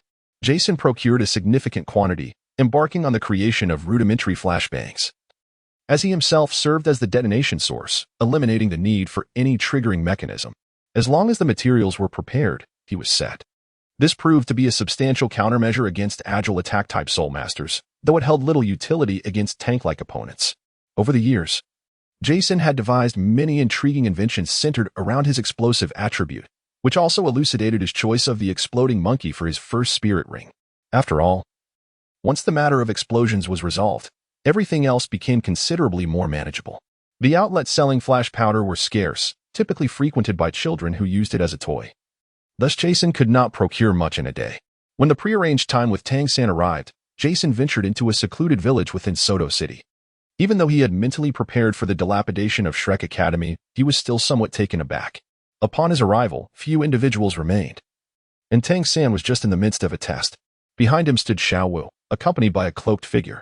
Upon sighting the cloaked individual, Jason immediately deduced her identity. As he approached, Tangan's gaze fell upon Jason. This school your teacher recommended is rather run down, isn't it? Jason remarked to Tangan, adopting a demeanor suggestive of an inspection. Before Tangan could respond, he noticed an assailant attempting to strike Jason. Just as he was about to intervene, he witnessed Jason deftly leap backward to evade the attack. The assailant was none other than the cloaked figure, exuding an aura of coldness. As she moved, her hood fell away, revealing a rather terrifying visage. Tangan recognized the poison instantly, for it was of his own concoction. As Jason paused, ready to speak, his opponent relentlessly pressed the attack. Empowered by her martial spirit, she moved with remarkable agility, employing her first soul skill, the Phantom Thrust. Helplessly, Jason dodged once more. Against such irrational assaults, it was nearly impossible for him to be struck. He effortlessly evaded Zhu Zhiqing's strikes, even when she employed her Phantom White Claw. She could not land a blow. After a brief period of evasion, Jason leaped back to create distance and tossed a stone towards the advancing Zhu Zhiqing. Instinctively, she swatted at the stone, but upon contact, It erupted into an explosion. Caught off guard, she stumbled and fell to the ground. As she attempted to rise, her peripheral vision caught sight of Douluo, witnessing the shock in his heterochromatic eyes. Instantly, she froze, gazing blankly at the sky as tears streamed down her face.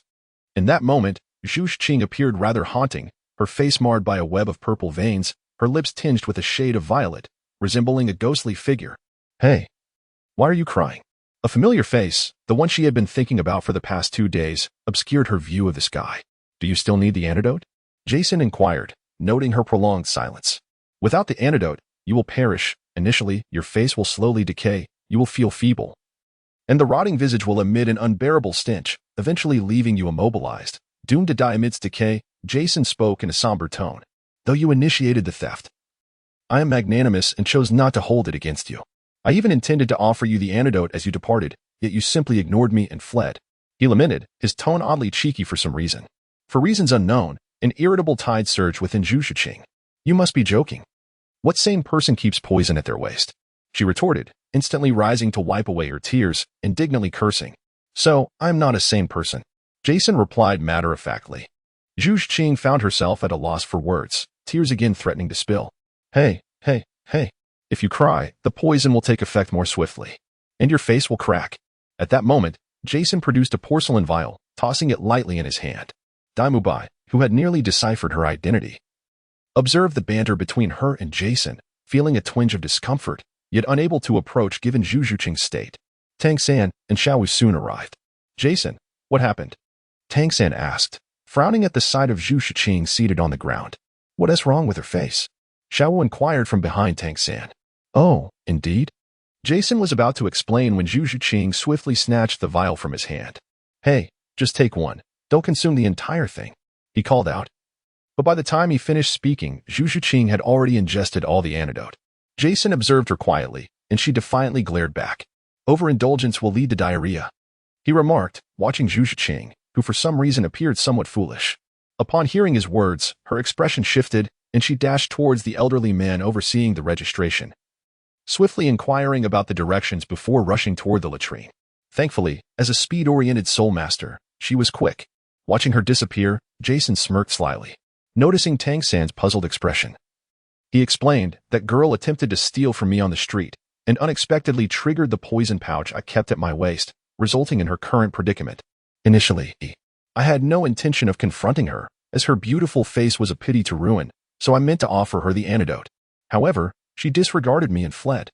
Then today, I encountered her again, and who would have thought she would attack me at the slightest provocation, only to end up crying when she couldn't hit me? Women, I swear. Jason shrugged, expressing his exasperation. Chapter 11. Registration. Tangan was left speechless, but he felt sympathy for Zhu Qing, having crossed paths with Jason. What else with women? Did they eat your rice or something? Xiao Wu protested, jumping up and shouting at Jason. By the way, are you all registering? The elderly man in charge of admissions interjected. Oh, we'll be right there. Xiao Wu quickly ran over. After she completed her test, Douluo prepared to lead Tangan and the others to the assessment. However, Tangan insisted on waiting for Jason. Do you know him? Douluo asked.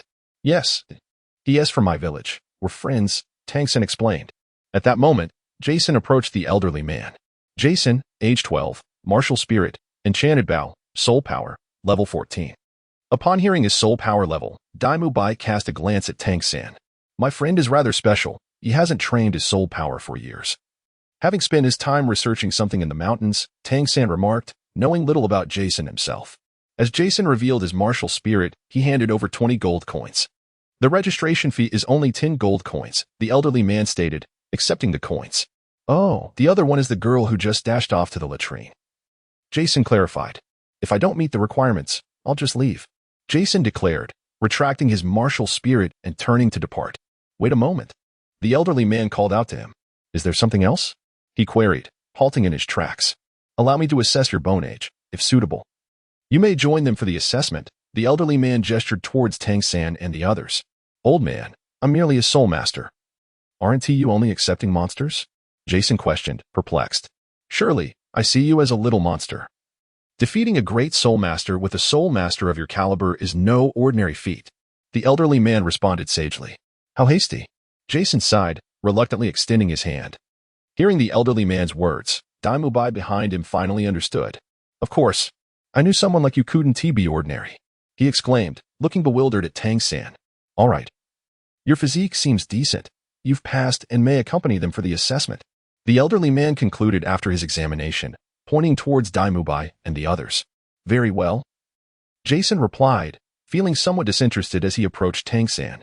Congratulations on your enrollment. Tang-san greeted him with a smile. Jason ignored him, surprised to find himself ultimately accepted into the academy. Perhaps I should take it easy during the assessment, he pondered. Well, now that I'm in, I might as well negotiate some terms with the school. And then there was old Jack, the acting overseer. Thinking of Tang-san caused Jason a slight headache. What should he consider? The group continued down the narrow path, with Daimubai ahead explaining the traditions and philosophies of Shrek Academy. Yet Jason continued to ponder how to deal with Tang-san, ensuring he wouldn't alert the village. At that moment, the group finally arrived at the second assessment station, where a moderately short queue had formed. Daimubai addressed Jason, saying, except for Jason, everyone else can come with me to the front for the examination. Why? Tang-san couldn't help but inquire. Oh, it's quite simple. Both of you have reached a level above 25. So you are exempt from the second and third assessments and can proceed directly to the practical evaluation at the fourth stage. Although Jason exhibited formidable combat prowess, his potential for growth remained uncertain. Thus, he felt it necessary to assess his abilities in the second and third trials. I will inform the teacher not to concern himself with your soul power, explained Daimubai. Witnessing this unexpected turn of events, Jason's eyes brightened with hope. Hurry along. I shall patiently wait in line. He gestured for them to proceed swiftly. With that, Jason positioned himself at the end of the queue. Daimubai, observing Jason's eager sprint to the line, felt somewhat bewildered by his enthusiasm. My friend is rather unique, were it not for his grandfather. He would have no desire to set foot in this place. Why is that? Although our school may not be prestigious, our teaching capabilities are commendable. It is indeed far superior to attending an ordinary intermediate school, Daimubai remarked, puzzled. He specifically seeks the kind of ordinary intermediate school where no one oversees him, replied Tang-san with a wry smile. Since childhood, he has had a passion for hunting. At the tender age of 4 or 5, he returned home with a tiger he hunted alone, albeit suffering severe injuries in the process. Consequently, his grandfather forbade him from such pursuits, and even now, he is not entirely at ease, insisting that I keep an eye on him. Were it not for his grandfather, I would truly struggle to keep him in check. What an odd fellow, Daimubai mused. Subsequently, the group advanced to the front of the line to undergo the soul power assessment, inciting discontent among the waiting individuals. However, once the results of the soul power evaluation were revealed, their complaints ceased. Then, Ningrongrong, who stood before Jason, rushed ahead to express her capability. Once they had all departed, Jason found himself somewhat bored and began to idly kick at the pebbles scattered on the ground. As his turn approached, an elderly man accompanied by Zhu Zhiqing passed by. At this moment, she had already detoxified, her face regaining its former cold beauty. However, there was something more in her once dull eyes. Upon seeing Jason among the queue, anger flickered in her gaze, inexplicably. His mere presence ignited a spark within her otherwise frigid heart. Are we not going to queue? She asked the elder, forcing herself to remain composed. No need. Your soul power has surpassed level 25. You may proceed directly to the fourth round, he replied. Is he not yet at level 25? Zhu Zhiqing inquired, gesturing towards Jason in the line. That one? He is merely at level 14. However, the fact that he can effortlessly evade your soul skills suggests he is no ordinary individual. As long as his martial soul and compatibility are sufficiently exceptional, he could be considered a minor prodigy. What? He's only at level 14, not even reaching the rank of a great soul master. How is that possible? She was taken aback by this revelation. Despite being a level 27 great soul master, she found herself unable to defeat a mere level 14 soul master. Perhaps he possesses an extraordinary aptitude for the application of soul power. Nonetheless, a soul master's growth ultimately hinges on the rank and quality of their martial soul. If his martial soul's potential and compatibility prove insufficient, he will inevitably be eliminated. Is that so? Zhu Zhiqing found herself at a loss for her emotions. Very well. Let us move on. With that, she continued forward, leading the way. Zhu Zhiqing cast a glance back at Jason, still engrossed in kicking the stones, before following suit. After a brief wait, Jason finally reached the front. Chapter 12. To pass? The testing instructor regarded Jason with curiosity, then proceeded with the protocol to assess his soul power. Without a doubt, it remained at level 14. Then came the martial soul. When Jason summoned the enchanted bow, the instructor began to scrutinize his martial soul intently. Release your spirit ring. Jason obediently activated the spirit ring. How many years old is your first spirit ring? The testing instructor inquired, examining the red patterns on the bow. It's 100 years. Jason replied, his demeanor calm and composed. Upon hearing Jason's words, the instructor ceased his examination of the martial soul and instead gazed silently at Jason. Do I appear to be someone who knows nothing? You can see it. Yet you still ask me. Jason retorted, exasperated. All right, you have passed. Huh? How did I pass? Jason looked at the instructor with skepticism. Is there something wrong with passing? The instructor seemed somewhat bewildered by his question. How can you be certain that I have passed? I can tell. What exactly did you see? Why does it matter what I saw? Hurry along to the third round. Just go straight down that path and stop bothering me, the instructor said, waving his hand impatiently. With a heavy heart, Jason departed from the testing platform, heading towards the direction indicated by the instructor. The instructor, observing Jason's sorrowful departure, was left wondering if he had actually failed the assessment. Subsequently, Jason arrived at the third level, only to find himself alone, with no one else in sight. Upon noticing Jason, the teacher, who appeared rather bored, suddenly brightened and waved him over. Come here, young man, over here. Tell me, how shall we proceed with the assessment? Jason, maintaining a stoic expression, replied. He had an inkling that the situation had reached an impasse. Release your martial spirit, and do you see that wooden post? Use your first soul skill to attack it. All right. Jason summoned his enchanted bow, and simultaneously, his first soul ring illuminated. A crimson arrow swiftly shot towards the wooden post. In a flash of red light, the post was utterly obliterated. I apologize, but I can only shoot one arrow. After releasing the arrow, Jason's hand trembled violently as he held the bow. The enchanted bow seemed on the verge of dissipating, and his face bore an expression of strain. It appeared that merely lifting the bow required all of his effort. The testing instructor regarded Jason with a peculiar look. Then he said, Well, you passed? Huh? How did I pass? In an instant, Jason's hand ceased to tremble, and he firmly held the enchanted bow, directing it towards the testing instructor with a questioning gaze. The instructor, speechless, glanced at Jason's hands. Upon noticing his gaze, Jason's body stiffened. After a brief pause, he seemed to contemplate whether to continue the charade. Aren't you all of an age where your eyesight should be failing? He remarked somewhat begrudgingly to the instructor before him. The instructor, hearing his words, twitched slightly. I am only in my 40s. I am far from having failing eyesight. You should hasten to the fourth challenge. He could not comprehend what this young man was thinking. Accepting his fate, Jason sheathed his martial spirit and, with a sudden explosive leap accompanied by a resounding boom, soared towards the fourth arena. The explosive leap was not a skill per se, but rather a minor technique for utilizing soul power. By enveloping his feet in soul energy to prevent injury from the blast, he propelled his body forward utilizing the force generated by the explosion. After obtaining his first soul ring, Jason had developed countless skills over the span of 4 to 5 years, relying on the explosive attribute granted by the enchanted bow. Some of these were recorded in the system, requiring merely the allocation of experience points, while others might evolve into entirely new skills in the future, without any recorded experience. One can only gradually become proficient. When Jason arrived at the fourth examination venue, a fierce battle was already underway. One side featured a burly figure with an illusory explosive bear looming behind him. His imposing physique unmistakably identified him as Xiao Wu Jia. Opposite him stood 4 individuals, 1 man and 3 women. One of the women, like a silent specter, flitted around the battlefield, occasionally using her sharp claws to harass Xiao Wu Jia while seeking an opportunity. This was the revived Zhu Shiqing. Directly facing Xiao was a pink figure, accompanied by vines aiding her assault. Indeed, it was Xiao Wu, alongside Tangan. Behind them trailed a girl bearing a pagoda, connecting with several participants in the field. At that moment, Xiao Wu leaped onto Xiao Wu Jia's shoulder, while Zhu Shiqing unleashed her second spirit skill against him. Simultaneously, Tangan's vines ensnared Xiao Wu Jia. Faced with their combined onslaught, Xiao Wu Jia felt a measure of pressure, and his first spirit ring ignited. With a burst of golden light, both Zhu Shiqing and Xiao Wu were instantly sent flying. Daimyo Bai was about to catch Zhu Shiqing but noticed with alarm that she was hurtling directly towards Jason, causing him to freeze mid-step. Jason, observing the incoming figure, instinctively caught her. Initially, he intended to place her gently on the ground. However, seeing her grievous injuries and her unconscious state, he sighed silently at the sight of the battered Zhu Shiqing. This young girl had indeed suffered greatly, having just recovered from her poison. She was now injured again during the examination. Compassionate towards her plight, Jason refrained from laying her down and instead propped her against his leg.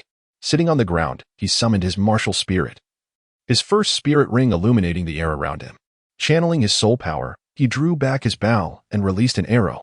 A crimson arrow swiftly arced towards Xiao Wu Jia, who was about to charge at Tangan and Xiao Wu. Xiao Wu Jia sensed the impending strike but did not halt his advance. Instead, he swatted at the arrow with a casual flick. A thunderous explosion ensued, engulfing Xiao Wu Jia in a fiery blaze, while the ground trembled beneath the force. Tangan shielded Xiao Wu by turning his body, protecting her from the aftershocks of the blast. As the smoke cleared, a disheveled giant emerged, his face charred, and a bewildered expression evident in his eyes. Though Xiao Wu Jia was uninjured, he was momentarily dazed by the unexpected explosion, his ears ringing. Once he regained his footing and composure, he stared in astonishment at the youth seated on the ground, with the unconscious Zhu Zhiqing resting against his leg. "Teacher, I have come to participate in the 4th examination. I hope you don't mind adding me to the fray," Jason called out with a wave and a beaming smile. The onlookers, regaining their senses, turned their astonished gazes toward him, their expressions mingled with a complex array of emotions. Tangan too regarded Jason, for this was his first encounter witnessing Jason in action, though he had anticipated the arrow's trajectory. Moreover, he believed that this could not possibly be all of Jason's strength. "All right, you little brat, I shall deal with you first." Observing his arrogance, Xiao Wu Jia felt quite pleased and charged towards him, ready to deliver a resounding slap of affection. Tangan attempted once more to unleash his vines to impede Xiao Wu Jia, but it proved utterly ineffective. Jason shot arrows at him repeatedly, indicating his disapproval of the burly man. The arrows, imbued with minor explosive properties, danced before Xiao Wu Jia like firecrackers, failing to inflict any damage upon him. Although their attacks impeded his progress, they proved largely ineffective, as Xiao Wu Jia continued to advance with his robust physique. Observing the seemingly helpless duo, a broad grin revealed his gleaming white teeth. At that moment, Jason's first spirit ring illuminated once more, and a red arrow reappeared on his enchanted bow. Xiao Wu Jia, prepared for the encounter, stood his ground, ready to withstand the assault, as his own first spirit ring glowed in response. Explosive shot. Immovable king body. Chapter 13. Assessment. Xiao Wu Jia casually regarded the swiftly approaching red arrow, his previous preparedness rendering it insignificant. Suddenly, he noticed something attached to the arrow. As it neared, he instinctively focused on it. Observing Xiao Wu Jia's somewhat foolish demeanor, Jason wore an amused smile. Boom! The red arrow, accompanied by a cylindrical object, erupted before him, emitting a blinding white light. In an instant, Xiao Wu Jia perceived a world engulfed in whiteness, tears streaming uncontrollably down his face. Onlookers, while somewhat distanced, were largely unaffected. Yet those closer suffered considerably. A brief moment of closure of the eyes provided relief. Simultaneously, the audience paid silent tribute to their teacher, Xiao Wu Jia. With a roar of agony, he could not help but cry out. Tangan shivered inexplicably, imagining the torment he would endure if he were to face this situation with his purple extreme demon eye. In a fit of fury, Xiao Wu Jia wreaked havoc in the center of the arena. Jason, undeterred, drew his bow again, this time manifesting 3 arrows. He shot them skyward, their trajectory forming an arc directed at Xiao Wu Jia. However, the arrows did not strike him directly. Instead, they landed in a triangular formation around him. Upon impact, they exploded simultaneously, and the small cylindrical devices rolled across the ground, releasing a cloud of smoke laced with red particles. Chili powder smoke bomb. Jason had prepared many of these life-saving devices, a testament to his choice of the explosive monkey as his first spirit ring. He had the capability to control the ignition of the explosions, translating many ideas from his mind into reality. Temporarily blinded, Xiao Wu Jia sought to stabilize his mind, intending to use his sense of smell to track Jason's location. However, a sharp, acrid odor suddenly assaulted his nostrils, overwhelming his sensitive sense of smell and flooding his brain with its pungency, prompting tears and sneezes to erupt uncontrollably. Meanwhile, Jason had retracted his spirit and swiftly retreated with Zhu Zhiqing, uncertain of the range of Xiao Wu Jia's spirit abilities. He chose to distance himself significantly. For a hunter, information, strategy, intellect, and patience are paramount. Most spirit masters with beast spirits possess heightened senses, including acute smell, hearing, and thermal perception. Yet, these very characteristics became Jason's targets. For instance, if one possesses exceptional vision, a flashbang can be deployed. If one has a keen sense of smell, chili powder or other irritants can be introduced. However, such tactics rely on an imbalance of information. In this instance, Xiao Wu Jia remained oblivious to any details regarding Jason, while Jason was well informed about Xiao Wu Jia's capabilities. Understanding that he could not breach Xiao Wu Jia's defenses, he opted to explore alternative strategies. Smell, sight, hearing, these could all be manipulated. Furthermore, Jason's bomb-making skills thrived on the premise that others must make contact with their bodies. Thus, the effectiveness of his abilities would diminish significantly if the opponent were aware. Unbeknownst to him, the encounter with Jason was perilous, barring a few exceptional soul masters endowed with unique martial souls or formidable defenses. A verdict of death could be readily pronounced. In the arena, Xiao Wu Jia found himself in a disarray of tears and mucus, his vision clouded in a blinding white haze. As the pungent sting of chili powder surged through his nostrils, nearly suffocating him in dizziness and discomfort, suddenly his seventh spirit ring ignited, revealing his martial soul. The sixth soul skill was unleashed, the mighty diamond roar. Accompanied by his bellow, a wave of force erupted from his being, dispersing the dense smoke that surrounded him. Instantly, his discomfort ebbed away, and Xiao Wu Jia perceived the world in a newfound clarity, the air fresh and invigorating. The roar resonated throughout the entire academy. Meanwhile, Plunder, who was donning spectacles and counting coins at his desk, felt a tremor beneath him, followed by the resounding, furious roar. His countenance shifted, and he promptly stowed his money away in a drawer, soaring towards the fourth examination venue. Observing Xiao Wu Jia, who was enveloped in a colossal bear-like phantom, Jason regarded the scene with a hint of amusement.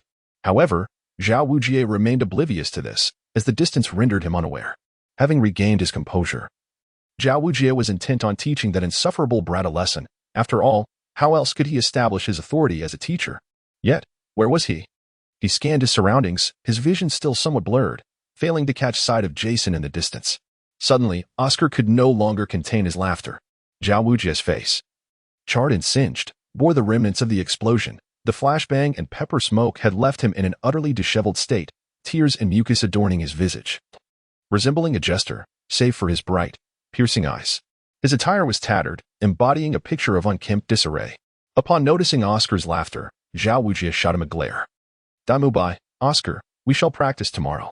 Daimu bai, stifling his laughter, and the chuckling Oscar exchanged glances. Xiao Wu Jia continued to survey the area, still unable to locate Jason. Oscar discreetly gestured behind him. Xiao Wu Jia turned around, rubbing his eyes, and finally discerned Jason seated far off in a meditative posture. In that moment, his pent-up frustration found its release. With legs tucked beneath him, he leapt forth, bounding towards Jason like a great, bumbling bear. Each landing stirred up clouds of dust, shaking the very ground beneath him. In no time, he arrived before Jason. He finally discerned Jason's face. What astonished him was that Jason, seated on the ground, smiled at him, his martial spirit having vanished into thin air. He was currently assisting the unconscious Zhu Shiqing, whose arm had just dislocated. Witnessing this scene, Xiao Wu Jia felt a twinge of compassion and resolved to be gentler in his approach. However, a sliver of vigilance remained in his heart, causing him to slightly slow his steps. Indeed, he spotted an arrow descending rapidly from the sky, realizing that this young man would not surrender easily. Calculating his speed against the arrow's descent, he understood that it would strike him directly. In that fleeting moment, Xiao Wu Jia's mind raced like a detective's. Piecing together the truth, this seemingly cheerful lad harbored a devious scheme. He halted, retreating a few steps, and upon regaining his stance, wore a smug expression while observing Jason's unperturbed demeanor. Sure enough, he detected a flicker of astonishment on the young man's face. "Fool me once, shame on you. Fool me twice, shame on me." When the arrow finally struck the ground, revealing a small vial, his expression confirmed his suspicions. Bang! A soft explosion resonated. From about 10 meters away from the blast site, Xiao Wu Jia raised a hand to shield his eyes. After a moment, the explosion site remained eerily quiet. Xiao Wu Jia waited. Yet unease began to creep into his mind. After a while, as Jason had already tended to Zhu Shiqing's arms, Xiao Wu Jia remained rooted in place, his expression growing increasingly rigid. He realized he might have been deceived. Chapter 14. Tangan versus Xiao Wu Jia following the explosion of the arrow. There was neither blinding light nor acrid smoke, and no other reactions ensued. Under the tranquil sky, a large man stood in silence. Perhaps there were other methods at play that I am unaware of, Xiao Wu Jia consoled himself as he continued to wait, observing the still and silent vial. A wave of inexplicable mockery washed over him, making him feel as though his lungs were about to burst. Just as his eyes reddened and he prepared to confront Jason, a fragrant incense burner landed before him. "Teacher, a stick of incense's duration has already passed." Jason rose, addressing him while playfully pinching Zhu Shiqing's cheek. Xiao Wu Jia glanced at the now empty incense burner before shifting his gaze to Jason, who cradled the beauty in his arms. A surge of frustration lodged in his throat, leaving him quite uncomfortable. This was the most humiliating moment of his life, even more so than any encounter with the spirit hall. Xiao Wu Jia retracted his martial spirit. His face darkened as he approached Jason. Standing before him, his towering physique and suppressed fury made his presence rather intimidating, resembling a great gorilla with his darkened face. Jason continued to smile up at him. They locked eyes for a considerable time. Xiao Wu Jia slowly raised his hand, about to strike Jason. Well done, young man. Quite cunning. Ha ha ha. He heartily patted Jason's shoulder, laughing as he praised him. Jason felt the tension in his arms ease, though he winced at the pain in his shoulder. However, seeing Xiao Wu Jia's grim visage, he chose not to hold it against him. Just then, a figure flew over. Xiao Wu Jia, what just happened? Fran, wearing glasses, inquired upon witnessing this harmonious scene. Dean. Xiao Wu Jia turned to greet him, then explained, I was just conducting an assessment and encountered several promising candidates. I became so excited that I couldn't help but unleash my martial spirit. It's nothing serious. The others who had gathered looked at Xiao Wu Jia with skeptical expressions. Is that so? Fran was momentarily puzzled. You see, today our academy has welcomed 5 extraordinary individuals, all of whom passed my assessment. Xiao Wu Jia hastily shifted the topic. Ah. Fran responded, surprised, casting his gaze around. Indeed, indeed. Spotting several unfamiliar faces, he praised them repeatedly. Since there is nothing amiss, I shall take my leave. Tomorrow, you will have a day to rest and familiarize yourselves with the academy. We shall assemble promptly the day after tomorrow. With that, Fran ascended into the air, eager to count his remaining coins. The thought of the golden coins in his drawer quickened his pace. After Fran departed, the group exchanged glances before collectively turning their attention to Xiao Wu Jia. Noticing the additional individuals around him, Xiao Wu Jia felt a surge of joy for Shrek Academy. Congratulations! You have all passed and are now members of Shrek. Though his expression remained somewhat comical, he could not disguise the seriousness of his tone. Wait, at that moment, Tangan stepped forward. I wish to challenge the teacher to a duel for the duration of an incense stick. Although Xiao Wu had not been gravely injured due to Jason's interference, her plight still ignited Tangan's fury. However, Jason's previous tactics had diverted some of his attention. Xiao Wu Jia paused, excitement flickering in his eyes as he gazed at the furious Tangan. Finally, a means to vent the frustration that had been building within him. Tangan's demeanor suddenly brightened as he looked at Xiao Wu Jia, though a sense of foreboding lingered in his heart. Nevertheless, for the sake of avenging his sister, he steeled himself for the confrontation. Damubai, fetch a stick of incense, Xiao Wu Jia commanded eagerly. Afterward, the 2 individuals positioned themselves for the impending confrontation, awaiting Damubai to bring the incense. Observing Tangan's stance, it was evident he intended to employ his unique skill, hidden weapons. Jason, already aware of the outcome, found little interest in the duel. Instead, his gaze shifted to the increasingly flushed Zhu Qing nestled in his embrace. He regarded her with a bemused expression as he felt her tail inch closer to its base with every passing moment. Just as Jason was about to make contact, Zhu Qing's eyes flew open, and she forcefully pushed him away, exclaiming, You perverted scoundrel.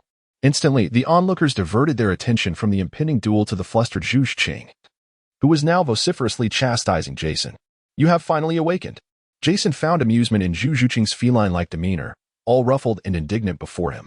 Flustered, Zhu Qing's gaze darted around, her words failing her. She had forgotten all about Jason's earlier touch on her tail. In truth, she had regained consciousness the moment he had assisted her. But for reasons unknown, she felt an aversion to confronting him, perhaps out of fear of embarrassment. Gradually, nestled in his arms, she experienced a rare sense of security. Yet, before long, she felt a peculiar tingling sensation in her tail, intensifying to an overwhelming degree. Strangely, her initial response was not anger, but rather a wave of shyness. Ultimately, unable to endure the sensation any longer, she sprang up. Jason, arms crossed, watched her with keen interest as she flustered and averted her gaze, attempting to feign nonchalance. I just woke up, she managed to utter. At that moment, Damubai arrived with a stick of incense. Damubai, you have a green leaf on your head, Oscar pointed out, noticing the verdant foliage caught in his lustrous golden hair. Upon hearing this, Damubai brushed his hair, causing the green leaf to fall away. It must have landed on me while passing by, he remarked nonchalantly. Approaching the incense burner, he asked, Tangan, are you certain you wish to battle Master Xiao Wu Jia alone? Concern flickered in his eyes as he glanced at him. Absolutely, Tangan replied without hesitation. Placing the incense in the burner, he ignited it. Instantly, numerous shadowy figures appeared around Tangan, accompanied by explosive sounds and various subtle whistling noises. Xiao Wu Jia, taken aback, quickly shielded his eyes and groin, simultaneously channeling his first soul skill, the unmoving king body. The spectators were momentarily dazzled, only to find that Xiao Wu Jia had already activated his first soul skill. Then, the air was filled with the clanging sound of metal striking metal. If Jason's earlier arrow had left them in astonishment, then Tangan's assault sent a chill down their spines. How could this young man possess such an array of peculiar contraptions? Xiao Wu Jia's frustration grew. Upon sensing the intensity of the attack, he immediately controlled his strength and unleashed the fourth spirit ring technique, a tracking pursuit. He had no desire for examination. He merely wished to release the pent-up frustration within him. The ensuing events were predictable. Xiao Wu Jia unleashed a relentless barrage upon Tangan, leaving spectators like Dai Mubai and Oscar in a state of shock and trepidation. Jason paid his respects to Xiao Wu Jia. Chapter 15. The Conclusion. Xiao Wu assisted the battered Tangan as they, under the guidance of Dai Mubai, made their way to the dormitory alongside the others. However, Dai Mubai, who led the way, would occasionally glance towards Zhu Zhuqing's position. At this moment, Zhu Zhuqing had returned to her usual aloof demeanor, silently trailing beside Jason. Jason gazed curiously at the academy, which resembled a quaint village. In his haste, he had overlooked the surrounding scenery. Indeed, this unique institution possessed a distinct charm. However, upon glancing at Tangan, who was barely recognizable, Jason realized that once he managed to assist him, the school would be of little concern. As they returned to their respective dormitories, Tangan and his companions needed time to recuperate, while the rest familiarized themselves with their surroundings. That evening, Jason settled on the rooftop, gazing at the luminous moon, idly waiting. The academy's seclusion rendered the night eerily quiet, save for the distant chirping of unknown insects, providing a subtle melody to the moonlit village. At that moment, a figure effortlessly climbed onto the rooftop, taking a seat beside Jason. "Do you need something?" Tangan inquired, noticing that the medicine he had taken had already made him look more human. "Look, we're from the same village, aren't we?" Jason asked him. "Indeed," Tangan replied, already aware of Jason's intentions, awaiting his next words. Jason continued, "Old Jack treats you well, doesn't he?" "Yes," Tangan nodded. "Otherwise, I wouldn't be concerned for you." "Wait, what do you mean by that? You're looking out for me?" Jason replied, a hint of annoyance in his voice. "All right, I'm supervising you." Tangan shot him a glance, declining to elaborate further. "Consider this," Jason said, adopting a thoughtful expression. "The old man is quite fond of you. You wouldn't want to upset him by disappearing, would you?" Tangan, already aware of Jason's thought process, retorted, "Then just focus on your studies." "How could I? Have you seen me in class before?" "I'm not like a regular soul master," Jason replied, exasperated as he raised his hands in surrender. "Yet you're only at level 14, Tangan remarked, amused. "That's because I've been researching my martial soul and soul ring skills, developing my own techniques. I'm not in a rush to level up. It's like when I play games. I enjoy exploring the skills first before considering advancing to the next level. That's where the fun lies," Jason patiently explained. "Can't you cultivate at school?" Tangan asked, expressing his confusion. "It's too dull there, and I need to venture into the forest to find companions. The Spirit Beast Forest offers much more stimulation for rapid cultivation. But if you leave, how will I explain to old Jack? I just enrolled, and then you vanish. What will I say?" Tangan noted, realizing Jason's determination and believing he had already devised a plan. After a moment of contemplation, Jason replied, "Here's what you'll do. Send my admission letter back to old Jack, indicating that I'm attending the same school as you. If he doesn't respond, you needn't say anything further. If he writes back, I require a handwritten response. So sift through these letters and select an appropriate reply." As he spoke, Jason handed over several prepared letters. "As for the school, just tell him I was taken away by someone wielding a hammer." "All right, sounds perfect," Jason remarked, pleased with his cleverness. "A hammer? For some reason." Tangan's thoughts drifted to his own hammer. Suddenly, Jason produced a bag from his hand. "Here, this is a small token of my appreciation. Inside, you'll find flashbangs, smoke bombs, and sound grenades.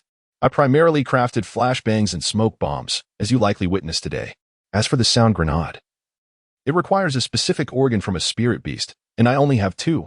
You may have 1. It produces an immense noise upon detonation, causing disorientation. These are best used unexpectedly. You already possess sufficient damaging items, so you needn't rely on me." Upon hearing this, Tang San's eyes lit up as he eagerly accepted the bag, withdrawing an iron cylindrical flashbang. He refrained from questioning the origin of these items, recognizing that everyone harbors their own secrets. How do I use this? Tang San inquired, intrigued. The one you have is a flashbang. See that pull ring? Once you pull it, the explosive inside will react swiftly, detonating in 3 to 4 seconds. Just ensure you maintain a safe distance. Jason demonstrated by tossing a flashbang, which erupted in a brilliant display of light and smoke in the distance. Although flashbangs can produce a stunning effect, due to material constraints, I could only create a rudimentary version, Jason lamented. Nonetheless, it's still impressive. No, your hidden weapons are truly remarkable. Nonsense, it's your explosive devices that are impressive. No, your poison is far more effective. The two engaged in a playful exchange of compliments. After Jason departed, Tang San gazed intently at the bag in his hands, pondering how he might adapt his own hidden weapons from Jason's creations. Meanwhile, Xiao Wu Jia stood bruised in a small grove, facing a cloaked man wielding a massive hammer, with Plunder observing nearby. Your Highness Xiao Wu Jia. If you have not yet vented your frustrations, please continue. Plunder remarked as he watched the Xiao Wu Jia Douluo withdraw his hammer. Xiao Wu Jia nearly choked on his own blood. Tang Hao did not nod but instead mumbled something under his breath. All right, from now on, I will rely on you, he stated, vanishing into the night. Tang Hao had not wandered far when he paused in an open area. Come out. Why are you following me? His voice echoed through the still forest. After a moment, a rustling sound emerged as a figure stepped out from the bushes. Haha, Uncle Hao? What a coincidence. Jason greeted with a sheepish smile. Why are you not at school? Following me? Tang Hao asked, feeling a twinge of surprise. Although he had known since childhood that this boy was extraordinary, he had underestimated him. If it weren't for his keen senses, he might not have noticed Jason's stealth. Of course, had he not watched Jason grow up, he might have already eliminated him. Well, I just persuaded Tang San to come out, and as soon as I did, I sensed a familiar presence, so I followed out of curiosity. I didn't expect it to be you, Uncle Hao. Jason explained. Is there something you need? Tang Hao discerned that Jason had an ulterior motive and directly inquired. Uncle Hao. It's been a while since we last met. I missed you, Jason replied affectionately. Just get to the point, Tang Hao said flatly. It's like this. I intend to venture into the Douluo forest to hunt and cultivate, but I would prefer not to do so alone. Would you accompany me? Jason proposed. Tang Hao shot him a sideways glance. You want me to join you? No, it's just that if I'm alone in the Douluo forest, it would be perilous without protection. So, I plan to capture a pet to keep. Jason hurriedly waved his hand. In his selection of pets, he had chosen felines and avian creatures, with a preference for those capable of flight and capable of carrying passengers, though they were quite rare. However, with the assistance of a powerful ally, it was merely a trivial matter. Thus, he hoped that Uncle Tang could lend a hand. Jason looked at Tang Hao with anticipation. I have no time, Tang Hao replied, causing disappointment to wash over Jason's face. However, I possess an egg, which I obtained from the lair of a millennium-old soul beast I once hunted. Due to the battle, I managed to preserve it. I wonder if it can still be hatched. Suddenly, Tang Hao recalled a time when he and Tang Xiao pursued a flying soul beast that had abducted children. They had chased it for several days and nights until they finally located its lair and defeated it together. After the battle, amidst the wreckage of the lair, they discovered a perfectly preserved giant egg, which Tang Hao had collected, intending to roast it for a meal later. However, many events had transpired since, and he had forgotten about the egg until Jason mentioned his desire for a pet. Tang Hao retrieved the giant egg from his storage space, a look of nostalgia crossing his face. The egg was about waist-high to Jason, adorned with blue patterns that shimmered like gemstones. Jason, filled with excitement, gently touched the egg, sensing a vitality within it. If I give it to the system, it should be able to hatch. Jason attempted to place the egg in the pet section of the system. Pet egg detected. Would you like to hatch it? The system's voice filled Jason with joy. Confirm. Hatching requires 666 experience points. Jason was momentarily taken aback. He needed experience points as well. That amount could nearly allow him to level up twice. His current experience points were insufficient. It seemed he would need to venture into the Douluo forest to grind for experience. Thank you, Uncle Hao. I owe you a favor. Jason expressed his gratitude to Tang Hao. Tang Hao, observing Jason's determination, understood he had a plan to hatch the soul beast but refrained from asking further. No need for a favor. I intended to roast that egg for a meal anyway. It's perfect that I'm giving it to you. Just maintain a good relationship with Tang San. With that, he turned and slowly faded away. Take care, Uncle Hao. Jason cheerfully waved at his retreating figure. To his surprise, he had indeed acquired a pet. The soul beast that could compel Tang Hao and Tang Xiao to join forces was surely extraordinary, and the egg, when hatched, would undoubtedly possess great potential. Though it would require significant resources, the matter of the pet was now settled, and he was ready to head to the Stardow Forest. The next day, everyone began to wander around the school. Suddenly, a bell rang throughout the academy, calling everyone to gather on the playground. They chatted in small groups. Zhu Xuqing stood alone, her eyes scanning the surroundings as if searching for something. After a while, a figure entered the playground. Upon seeing Flander, Oscar, and several senior students, they instinctively straightened their postures. Flander surveyed the crowd and noticed something amiss. It seemed one person was missing. He double-checked. Weren't there supposed to be 5 of you? Where's the 5th? His brow furrowed, suspecting that the student might be late. Really? This newcomer is so bold as to be late on the first day? I have a feeling he is in for a rough time, Oscar remarked with a hint of schadenfreude. Ma Hongjun nodded in agreement. At that moment, Tang San stepped forward, saying, Dean, Jason left with a man wielding a hammer last night. He asked me to inform you. The man with a hammer? Flander pondered, recalling the man with a red soul ring who had taken Jason. Wait, isn't he Tang San's father? Why would he take Jason? Could he be his disciple? Flander felt something was amiss. However, the student had already left, likely following that powerful figure, and he was hesitant to pursue them. All right. Dai Mubai will explain the academy's rules to you. Ning Rongrong and Oscar, you two stay behind. With that, Flander continued issuing instructions. Oscar approached Flander with a distressed expression. Zhu Xuqing's gaze flickered as she pondered something. Dai Mubai glanced at her, his expression gradually becoming resolute. Finally, Ning Rongrong displayed her temper, marking a minor interlude. Flander led everyone to the Soul Arena in Soto City. After learning the competition rules, they began to register. Seizing a moment of respite, Dai Mubai stopped Zhu Xuqing, who was about to sign up. Wait a moment, let us talk. Zhu Xuqing paused and turned to regard him coolly. I want to ask about your relationship with that boy from before, Dai Mubai inquired, his heart racing as he awaited her response. What business is it of yours? Zhu Xuqing replied, aware of whom he was referring to. Although her feelings towards Jason were somewhat complex, she had not yet developed any affection for him. Her response was merely intended to provoke Dai Mubai. But, you are my fiancé, Dai Mubai exclaimed, his frustration evident as he ground his teeth. And yet you left home without a word, abandoning me, only to indulge in revelry and chase after women. How could you forget that you have a fiancé? Zhu Xuqing retorted, bitterness lacing her tone. Deep down, she bore her own pain. The women I pursued were merely for release. I had no other intentions, Dai Mubai stammered, attempting to explain himself. You couldn't hold back at 15, and I too am unable to restrain myself. Zhu Xuqing, filled with disappointment, continued to mock him before turning towards the registration desk. Stop right there. What happened between you two? Dai Mubai couldn't contain his anger and shouted, a white light forming in his grasp. I said stop. Did you hear me?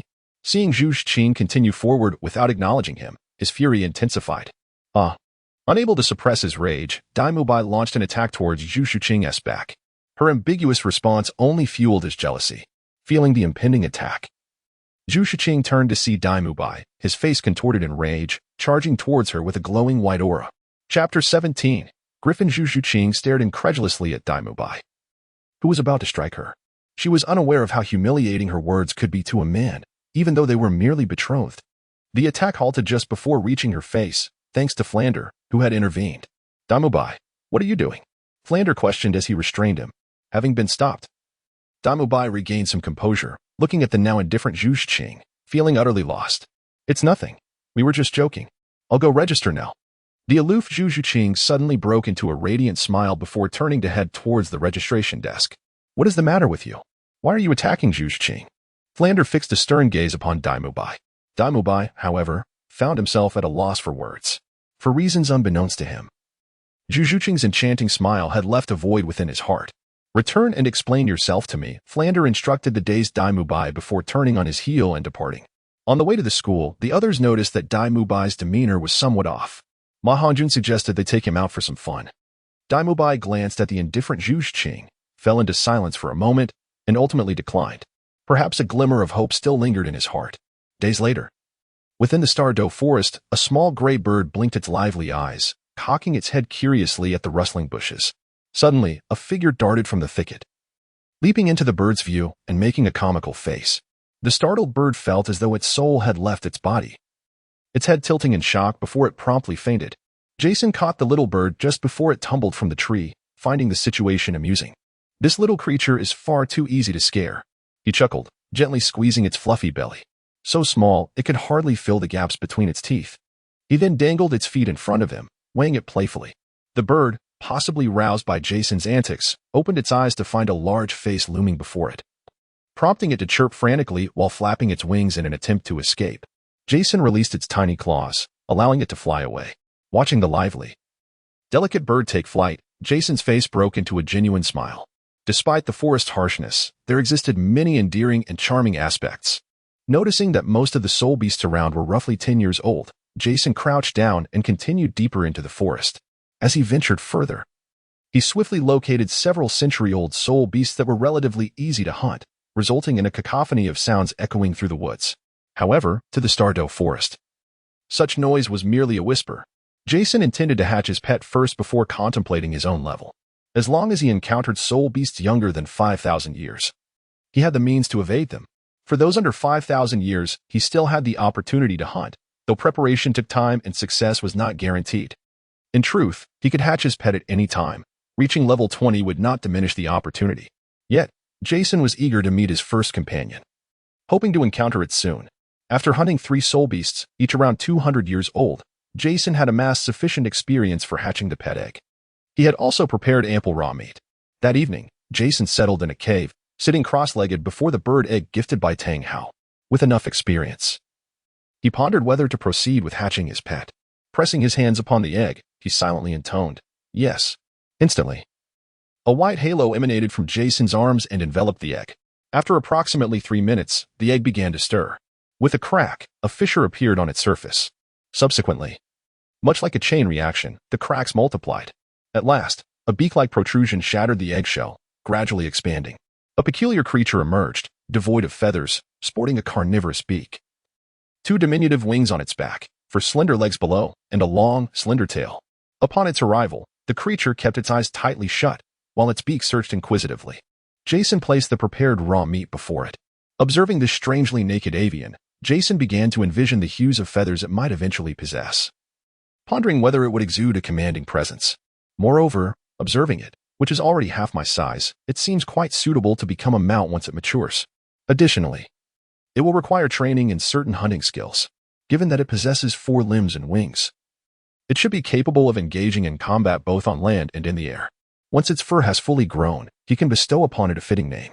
However, possessing 4 paws, 2 pairs of wings, a beak suited for carnivorous diets, and a tail that deviates from the typical avian form, it reminded him of a griffin, a mythical creature from his past life.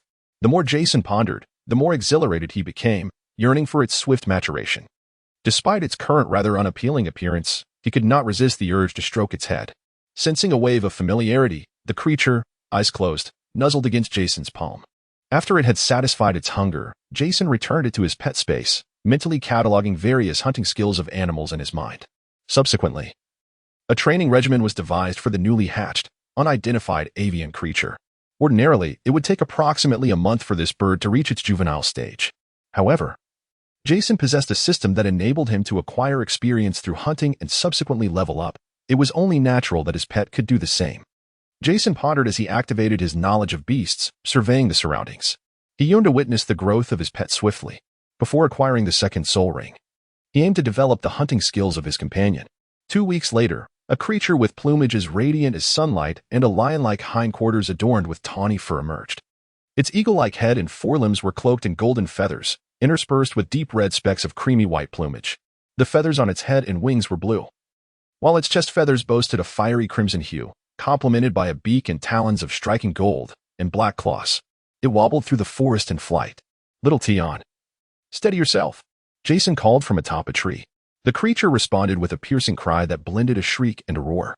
It paused on a nearby branch to reflect on its recent flight, taking care to identify areas for improvement. "No rush, take your time." Jason gently guided little Tion. The creature acknowledged him with a sound and rested on a robust trunk for a moment before flapping its wings anew, demonstrating marked improvement in stability. Jason named his pet the Griffin Beast, affectionately dubbing it Little Tion, due to its resemblance to the legendary griffin from his past life. Chapter 18. Preparing for the hunt. Given the modest amount of experience required, coupled with Jason's capabilities that far exceeded this stage, hunting for experience proved effortless. Within 2 days, Jason had hunted numerous soul beasts, transferring all the acquired experience to little Tian, allowing it to ascend from the hatching phase to the fledgling stage in a remarkably short time. He intended to complete its training first before allowing it to develop naturally into maturity, followed by the commencement of soul beast hunting. Within approximately a week, once little Tian was capable of defending itself, Jason would be ready to obtain his second soul ring. Excellent, maintain the momentum. At this juncture, little Tian had achieved stable flight, albeit at a moderate speed. 3 days later, little Tian had progressed into its growth phase, its body having expanded more than twice its original size, standing taller than Jason. Its fur and feathers flourished magnificently. Dive, Jason commanded as little Tian soared above. The shadow of the creature descended rapidly, plunging towards Jason. A red-haired wild boar, eyes ablaze with ferocity, charged at him from the front. Seize it. Jason calmly issued the command, standing resolute as if the charging boar were not aimed at him. As the boar closed the distance, little Tian accelerated in the air. Just as the boar was about to collide with Jason, a fleeting shadow zipped past, sending a gust of wind that tousled his hair. However, in that brief moment, Jason furrowed his brow. Moments later, little Tian triumphantly returned, grasping the boar's carcass, eager for praise. Yet, as it approached its master, it noticed Jason seated on a rock, tending to his injured leg, his pant leg soaked in crimson. Its keen sense of smell detected the pungent scent of blood. Little Tian quietly lay down before Jason, placing the boar at his feet, lowering its head with a whimper, akin to a remorseful child. After bandaging his leg, Jason gazed at little Tian, who lay with its head bowed, then jumped down to stroke its head. I trust you, though the situation is far from perfect. You have saved me and upheld my trust. You have done well. Let us adjust our mindset and try again. He pressed his forehead against little Tian's, speaking soothingly. Chirp.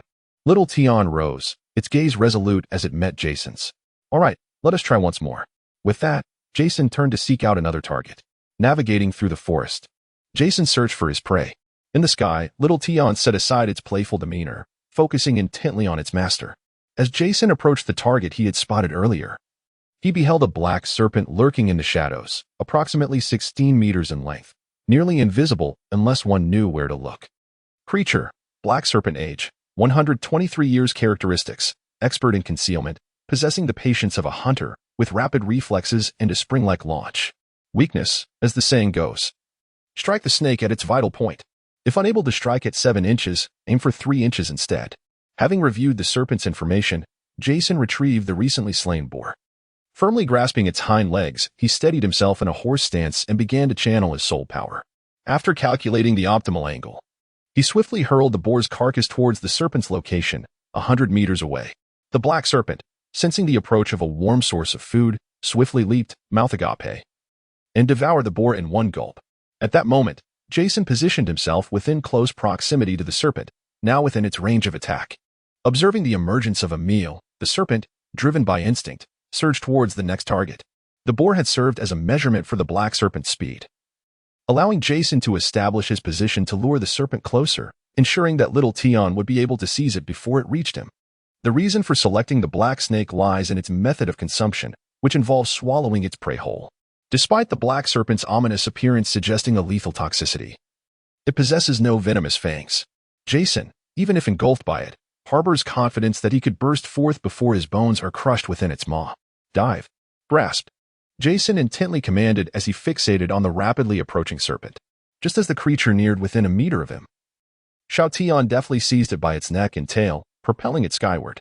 After an indeterminate flight, the serpent twisted in midair before plummeting to the ground, landing without a struggle, silent as the grave. Jason approached the pit, observing the fallen serpent. Caw. Xiao Tian descended beside him, a gust of wind heralding its arrival, proudly proclaiming its triumph. Excellent work, Jason lauded. Now, let us conclude today's training. Bring it along. It shall serve as our meal. He gestured towards the serpent in the pit. Caw. Xiao Tian grasped the serpent, taking to the skies. Be cautious not to ascend too high, Jason cautioned. We are in the Douluo forest. A lofty altitude could attract unwanted attention. At this juncture, the training for Xiao Tian was essentially complete, requiring only repetitive familiarization. By a small lotus pond, a large black serpent was skinned and placed on a makeshift barbecue rack, with roaring flames beneath. Turn it to the left. Align it just so. Xiao Tian manipulated the skewer under Jason's guidance, flipping the serpent meat. Before long, an enticing aroma of roasted meat began to waft through the air. Under Xiao Tian's eager gaze, Jason sliced a piece to sample. As he savored the meat, he discreetly surveyed the surroundings. In the shadowy forest, a multitude of emerald eyes began to emerge. Activating his knowledge of beasts, he began to check for any soul beasts that might be overly aged. All right. We can eat now, Jason declared after his assessment. At his words, Xiao Tian vanished, drawn towards the various soul beasts lured by the scent of roasting meat.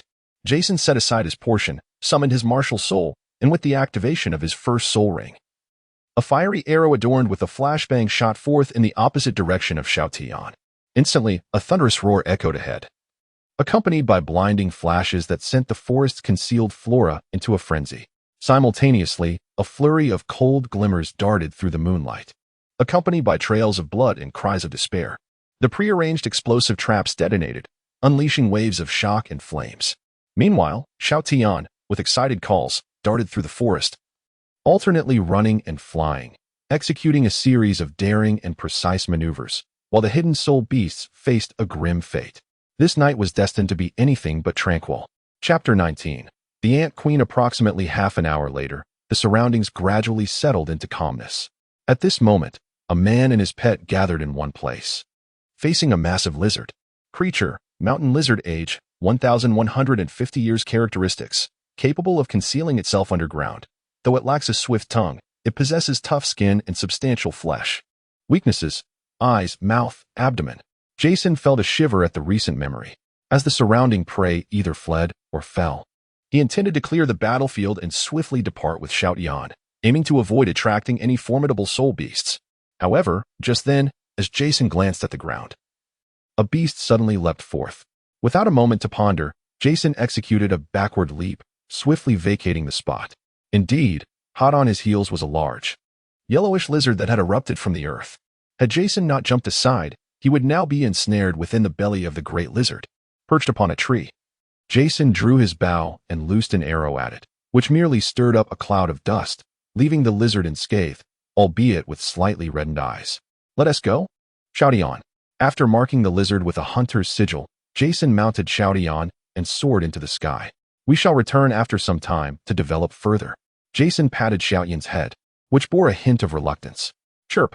Xiao Tian gazed at the enormous lizard below, several times larger than itself, and emitted a reluctant cry before ascending with Jason. The mountain lizard cast a wary glance at the departing duo, then turned its attention to the surrounding corpses, burying them one by one to store for later, subsequently claiming the area as its territory. After all, a 1,000-year soul beast had ventured into the periphery, despite losing many prey carcasses. The experience gained from this encounter was substantial. Jason allocated the experience points entirely to himself, instantly elevating his level to 20. Jason's level, 20 acquired skills, explosive shot, causes all enemies before you to explode, repelling and confusing them.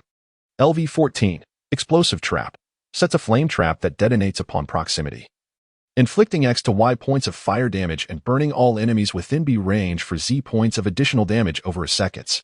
LV-14, bomb crafting, infuses explosive energy into a target object, allowing control over its detonation timing. LV-14, beast perception support skills. First aid, utilizes bandages. Fishing, wilderness survival skill. Cooking, wilderness survival skill. Passive skills. Beast knowledge, gathers information about target beasts. Tooltips will display status, health, armor, diet, abilities, whether it can be tamed, and if it is a rare creature. Pet taming, tames wild beasts to become your pets. The taming process will fail if you lose the beast's attention for any reason. Rare beast mastery, mastery in the art of beast training, enabling the taming of rare creatures. Upon acquiring a pet, Jason gains several additional skills. Eye of the beast, directly control your pet and observe through its vision. Lasts for 1 minute. Eagle eye, enhances the hunter's vision, usable only outdoors. Griffin's guardian, grants the hunter the protection of the griffin, enhancing ranged attack power and strength. Pet healing, restores pet health by 1 point per second for 5 seconds. Hunter's mark, even if the target is stealthy or invisible, the hunter can still see the marked target. This hunt yielded approximately 5 or 6 century-old soul beasts, among which 2 were 500 years old, while the remainder were under a century. Indeed, Jason's ease in hunting century-old soul beasts stemmed from years of skill development and Xiao Yan's assistance. As the experience required for leveling increases over time, this hunt merely elevated Jason's level to 20, leaving him with a surplus of experience points yet to be displayed for levels beyond 20 until he acquires a soul ring. Uncertain if he could level up again, Jason chose to allocate the surplus points to Xiao Tian. Now, Xiao Tian, having undergone his training and enhancements, was capable of providing protection for Jason. Thus, preparations commenced for acquiring the second soul ring. Jason intended for his second soul skill to encompass 2 attributes, one ice-based and one poison-based.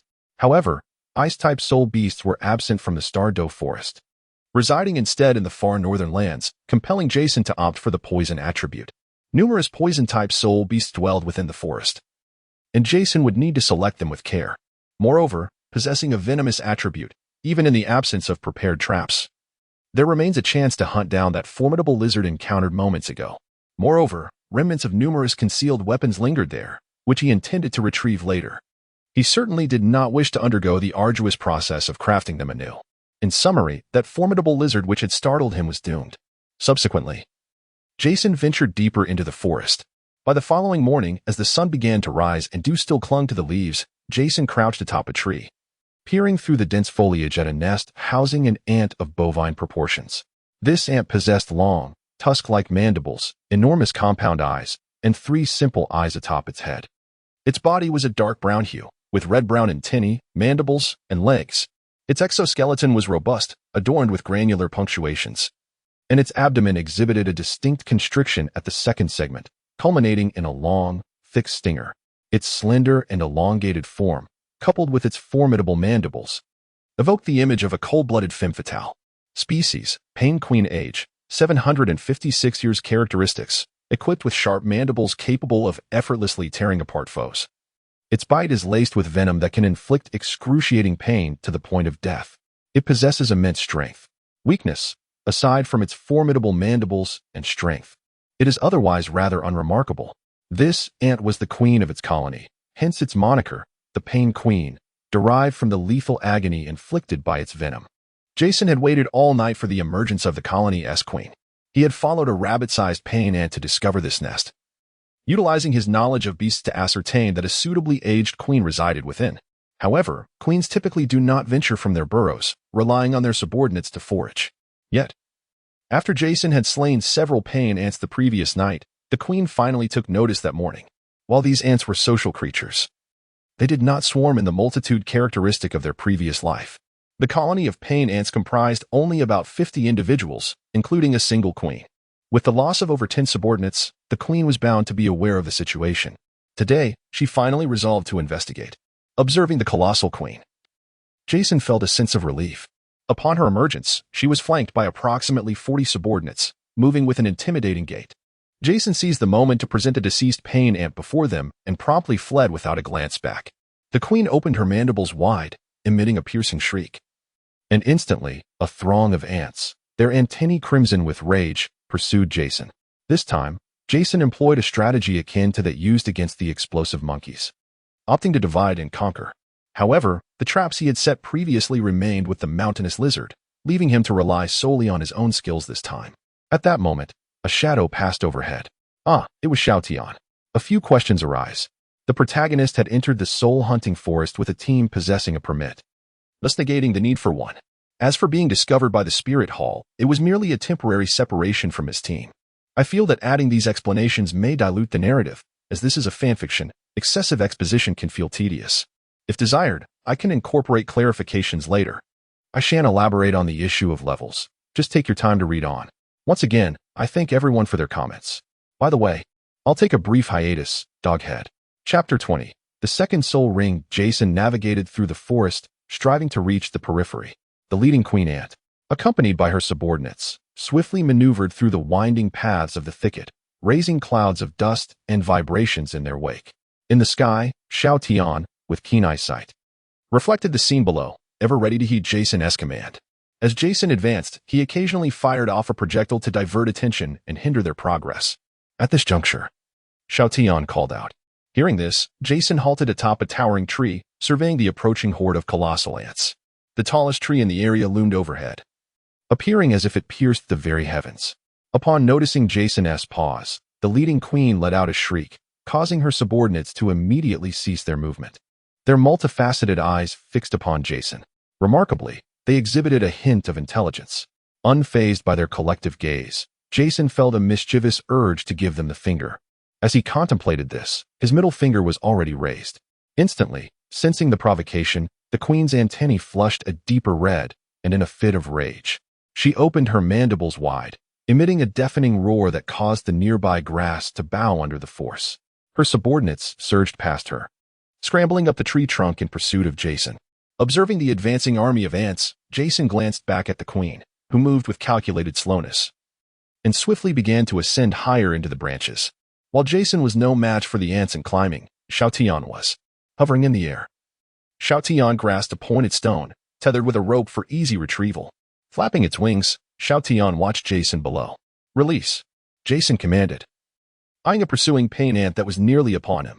Following the order, Xiao Tian dropped the pointed stone toward Jason. As the pain ant drew closer, the atmospheric pressure around Jason grew increasingly oppressive. Just as the ant was poised to leap at him, a thunderous explosion erupted beneath Jason's feet, launching him sideways in a split second.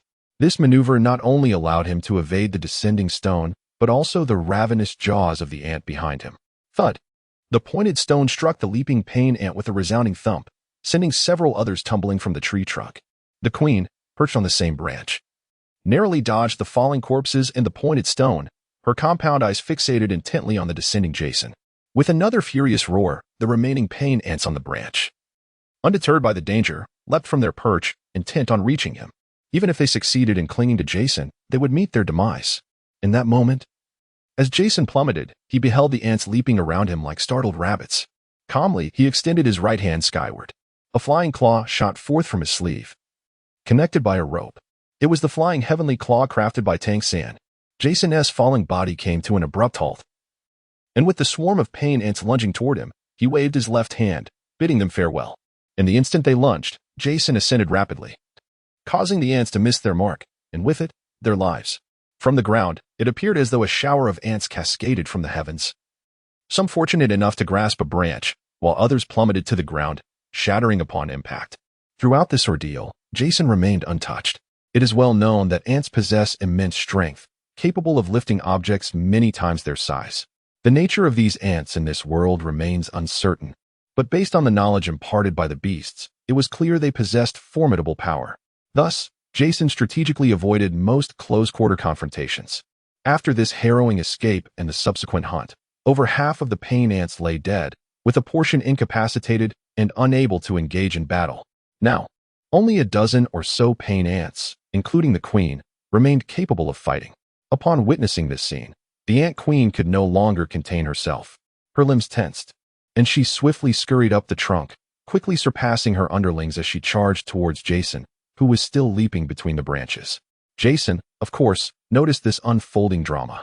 "The rear is in your capable hands, Xiao Tian," he exclaimed, followed by an excited shout as a shadow darted past him. "Be careful not to get bitten," he cautioned before continuing his ascent. The ant queen crawled atop the trunk while Jason leaped upon the branches. Soon, the ant queen caught up to him, and the battlefield was clearly delineated, prompting Jason to halt on a sturdy branch. The duel was about to commence. As he beheld the ant queen, a creature the size of a cow, she lunged with both agility and grace, her scythe-like mandibles glinting ominously. In a swift motion, Jason leapt backward, deploying a flash grenade alongside a cloud of pepper spray, which erupted in a burst of arrows directed at her, exploding upon impact. Master Ma exclaimed that the youth was lacking in martial ethics, for Jason was uncertain whether the ant queen's compound eyes were functional. If she relied solely on touch and smell, merely tossing a flash grenade would be quite awkward. Moments later, amidst a pained roar, the ant queen emerged from the crimson smoke, her antennae flailing wildly like whips. It was evident that Jason's tactics had proven effective. He removed his sunglasses, and simultaneously, his first spirit ring illuminated. A crimson arrow shot forth towards the ant queen, who had just burst from the haze. In an instant, accompanied by a wave of fiery energy, a thunderous explosion resounded. The blast was accompanied by a shrill scream and the sound of branches snapping. Under the force of Jason's first spirit ability, the robust branch was severed. He watched as the ant queen plummeted with the massive branch, her 6 slender legs flailing in panic in the void, her whip-like antennae severed and charred. Jason leapt downwards, into an abyss that seemed endless. This was a spot he had deliberately chosen, a direct path devoid of any tree branches obstructing his descent, all previously cleared by him. Throughout this hunt, Jason had expended little spirit power, mostly consumed during his journey and the final arrow. As he descended, Jason whistled sharply. A gust of wind swept through the surrounding leaves, cushioning his fall perfectly. "Have you resolved your end?" he inquired, stroking Xiao Yan's feathers. "Chirp," came the frustrated reply, for Xiao Yan had yet another foe to confront. "No worries. Let's pursue her," Jason urged, pointing at the still-falling Ant Queen. Subsequently, Xiao Tian circled around the descending Ant Queen with Jason in tow. The Ant Queen, devoid of any means to leverage her fall, could only struggle in despair. With a clear path ahead and an indeterminate duration of descent, they finally reached the ground. A dull thud resounded as the Ant Queen's body landed, ceasing its struggles. At the very moment she touched down, Jason released another arrow. Observing the Ant Queen nestled in the pit and the soul ring ascending, Jason exhaled a sigh of relief. Nonetheless, one must acknowledge the remarkable resilience of the Ant Queen's body. Despite the considerable height from which she fell, she did not turn to mush upon impact. Chapter 21. The second soul skill. Perhaps in the next life, I shall become a spider, Jason mused as he regarded the motionless Ant Queen before settling into a meditative posture, preparing to absorb the soul ring. Xiao Tian mirrored his position beside him. Since the onset of this hunt, initiated by the discovery of the injured ant, Jason had been meticulously preparing. By combining his knowledge of beasts with an understanding of ants, he began to strategically select a favorable battlefield. With the iron tools intended for traps having been exhausted during prior collective hunts, Jason was compelled to devise alternative strategies. Ultimately, he stumbled upon a towering tree. He recognized that his own attacks would be insufficient to harm the Ant Queen, though he could eliminate some of her offspring. Such an act would inevitably alert her. Jason's ultimate objective remained the Ant Queen herself. Thus, he contemplated the tactic of luring her in and subsequently executing her through the method of aerial descent. Initially, Jason had intended to eliminate the Ant Queen using a projectile stone. However, the Ant Queen proved to be quite astute, prompting her minions to charge forth first. Consequently, Jason was compelled to resort to his secondary plan, to first eradicate the ant swarm and then engage the Ant Queen in a 2-on-1 confrontation alongside Xiao Tian. However, as Jason observed his own minions dwindling, the Ant Queen sensed the shift in dynamics and personally entered the fray, intent on a swift resolution. Jason activated his tertiary plan to divide the battlefield, with Xiao Tian intercepting and combating the remaining ant swarm while Jason lured the Ant Queen to a predetermined location. Subsequently, the flashbang blinded its eyes, the chilly powder smoke bomb provoked its sense of smell, and the explosive shots interrupted its antennae, obliterating its sense of touch. It mattered not whether the queen ant relied on sight, smell, or touch. Once its sensory perceptions of the external world were eradicated, the final sensation must also be extinguished. Severing its sole point of contact, the branch would send it plummeting into the void. Much like the approach taken with Xiao Wu Jia. While I may lack the means to breach its defenses, I could exploit vulnerabilities elsewhere. As for the abundance of preparations, the pain ant's venom is such that a mere bite from its mandibles can induce excruciating pain leading to death, unless one is swift enough to sever the afflicted limb in that fleeting moment. Moreover, their mandibles not only possess a lethal toxin, but also exhibit formidable armor-piercing capabilities. This explains why, despite the pain ant's modest size and lack of extraordinary advantages compared to other soul beasts, few dare to provoke them. Thus, Jason, in a bid to avert such encounters, prepared meticulously, exercising utmost caution. Ultimately, his aspirations were fulfilled. He hoped that the soul skill he was about to acquire would meet his expectations, especially since he was hunting a queen ant. Seated in a meditative posture, Jason absorbed the soul ring while Xiao Tian stood guard, vigilantly surveying their surroundings. At that moment, a pain ant leaped from a tree, intent on pouncing upon Jason, precisely the one Xiao Tian had overlooked. In a swift blur, the pain ant was captured by Xiao Tian, its head pressed into the ground by her claws. However, Xiao Tian soon felt her grip on the pain ant being gradually lifted. A glimmer of astonishment flickered in her eyes. She had not anticipated that such a diminutive creature could possess such strength. Casting a glance at her master, who remained engrossed in absorbing the soul ring, she stifled her playful instincts. Then, extending its claws, it swiftly ended the creature's life, continuing to obediently circle around Jason. The yellow soul ring gradually enveloped Jason, eventually stabilizing. Host, Jason level, 21 acquired skill, poison and sting. Requires a ranged weapon to inflict pain upon the target, the toxin compressing its neural pathways, diminishing its strength and agility. Primary effect, agony. Lasting 30 seconds. Jason slowly opened his eyes, noticing a delicate purple stripe had stealthily appeared on his soul bow. The skill's effects were within his expectations. Jason summoned his second soul skill, directing a purple arrow toward a distant tree. The arrow pierced through the tree effortlessly, akin to a bubble, continuing on to penetrate several more trees before finally halting. It was evident that the second soul skill had bestowed an armor-piercing effect upon Jason's arrows. This was an unexpected delight for Jason, as his lower level often made encounters with high-defense foes quite challenging. The armor-piercing effect resolved his immediate concerns. Next, he sought to test the toxin's effects of the second soul skill. Jason and his companion Xiao began their hunt. Not long into their flight, they encountered a provocatively aggressive horned bird. This creature was roughly the same size as Xiao, with a reddish-brown beak resembling a rhinoceros horn. It flapped its wings and charged at Xiao with its formidable beak. Species, horned bird age, 140 years. Traits, jealous. Disliking creatures more beautiful or powerful than itself, possesses a robust beak.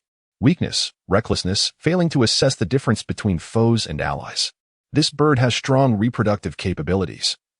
Yet its reckless nature has kept its population in check. Xiao skillfully evaded the bird's assault, glaring in fury at the sudden intruder. "Let me handle this," Jason declared. Summoning his soul, and the second soul ring illuminated. A purple arrow materialized on his enchanted bow, aimed at the horned bird that was making another charge.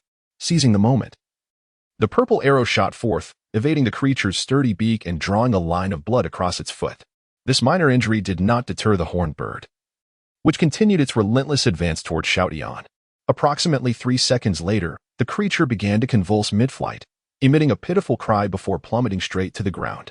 Perhaps due to its low altitude, it did not perish upon impact, flapping its wings in disarray. The pain from its fall seemed to restore some semblance of reason from the profound agony it had endured. Fixating on a nearby tree, it collided with it repeatedly, seemingly impervious to the pain, until it finally lay motionless on the ground. After a moment, Xiao approached and gave the bird's lifeless body a gentle kick. With a shudder, he observed its ghastly state. The bird's eyes were nearly burst, filled with blood vessels, leaving one to wonder what sort of torment it had previously suffered. Was the toxin truly that potent? Jason pondered, taken aback by the creature's fate. To confirm this, Jason continued to wait for prey to approach, conducting further experiments. The toxin targeted the neural pathways, thus testing the willpower of its victims. For instance, when an ambushing phantom wolf was struck, it lost its combat ability but still managed to stagger away. Afterward, Jason trailed the spectral wolf, observing any reactions it might exhibit. The ghostly wolf staggered into a cave and, after a while, perhaps overwhelmed by its pain, it bit into its own wound, exacerbating its agony yet compelling it to dig its teeth deeper. Ultimately, it tore away a chunk of flesh in a single, brutal motion. The throbbing pain in its mind dissipated, although its blood-soaked leg revealed bone. This injury paled in comparison to the torment it had just endured. Chapter 22. A visit. Jason regarded the ethereal wolf, its form cloaked in shades of ghostly hue, with his own blood staining its jaws and its legs revealing glimpses of white bone through crimson. The sight was tragic, yet Jason felt no sympathy, only admiration. After a moment's contemplation, he suddenly leaped before the wolf. Startled by Jason's abrupt appearance, the spectral wolf stood, baring its teeth. "How about following me?" Jason inquired. Crouching to meet its gaze, the wolf remained unresponsive, still snarling at him. "You want to survive in the forest looking like that?" The wolf continued its menacing display. "That toxin you ingested lasts only 30 seconds. You happen to gnaw off your own flesh just as it was about to take effect." The spectral wolf paused in its aggression, its expression shifting to one of heightened ferocity as it fixed its gaze on Jason. The wolf was swift, retreating to its lair in merely 20 seconds. Sometimes, speed can be a double-edged sword. "I appreciate your spirit. Why not accompany me?" Jason patiently coaxed. With a snarl, the wolf remained defiant. In response, Jason delivered a sharp smack to its head. "Are you going to follow, or not?" Ultimately, the spectral wolf began to wag its tail, its leg wrapped in bandages, trailing after Jason, blissfully ignoring the scornful gaze of the nearby Xiao. "Let us seek retribution against that massive lizard." After reaching level 20, Jason's pet roster had increased by 1. Once the spectral wolf was stored in the pet space for healing, the excited Xiao set off toward the previously marked location. Pet.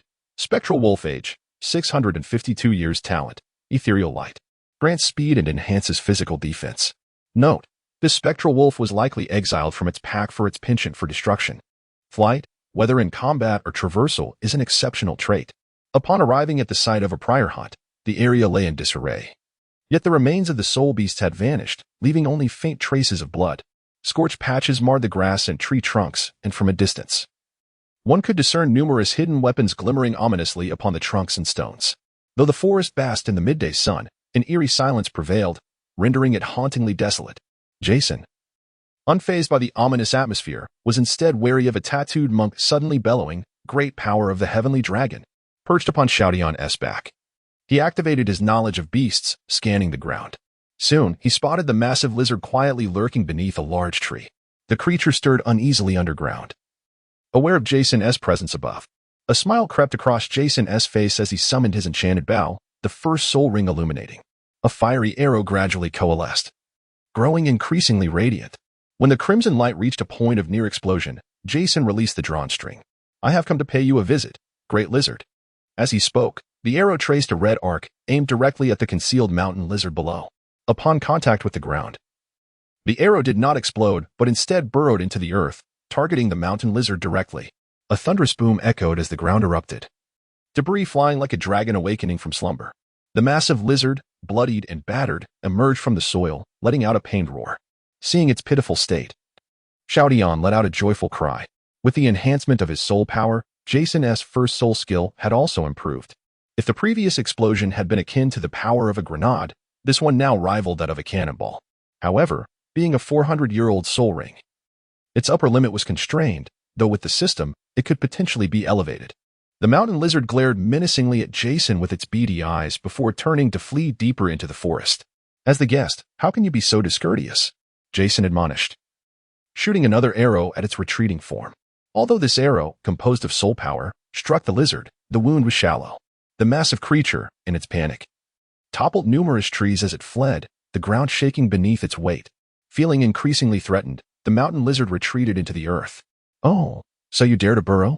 Jason mused, observing how its escape speed diminished significantly once underground. "Then I shan't hold back." A purple arrow materialized on his bow, aimed at the slow-moving lizard beneath the soil. "Taste the pain." The arrow sliced through the ground, piercing the very wound he had inflicted moments before. The arrow plunged into the lizard's body. With a howl of anguish, the mountain lizard erupted from the ground, its immense form thrashing wildly. Watching the lizard roll and writhe in agony, Jason urged Xiao to descend lower. Xiao deftly avoided a tree that the lizard had crashed into, continuing its descent. "This height is sufficient," Jason declared, drawing his enchanted bow, the cooldown complete. As another red arrow materialized, Jason observed the writhing lizard, his gaze sharp like that of a hawk, ready to strike. As 30 seconds elapsed, the lizard, on the verge of unconsciousness, suddenly felt the pain vanish, its bodily functions relaxing instantaneously. The mountain lizard's beady eyes reflected the last sight it would ever see, a red arrow. It seemed its meal remained unfinished. Boom. Experience 1150.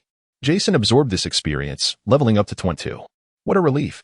He exhaled, approaching the fallen lizard to commence his side profession, skinning and gathering. Jason's current trades included skinning, gathering, leatherworking, and engineering. His flashbangs fell under the realm of engineering. As for crafting firearms and ammunition, he required blueprints and materials, which he had yet to acquire. However, with the enchanted bow at his disposal, bullets and guns seemed less essential. Perhaps he could find time to construct a motorcycle instead. Just as he had contemplated while making flashbangs, he wished to seek out gunpowder. Yet it remained elusive. Moreover, the materials necessary for the creation of gunpowder are non-existent in this world. Perhaps there are similar substances, yet Jason has yet to uncover them.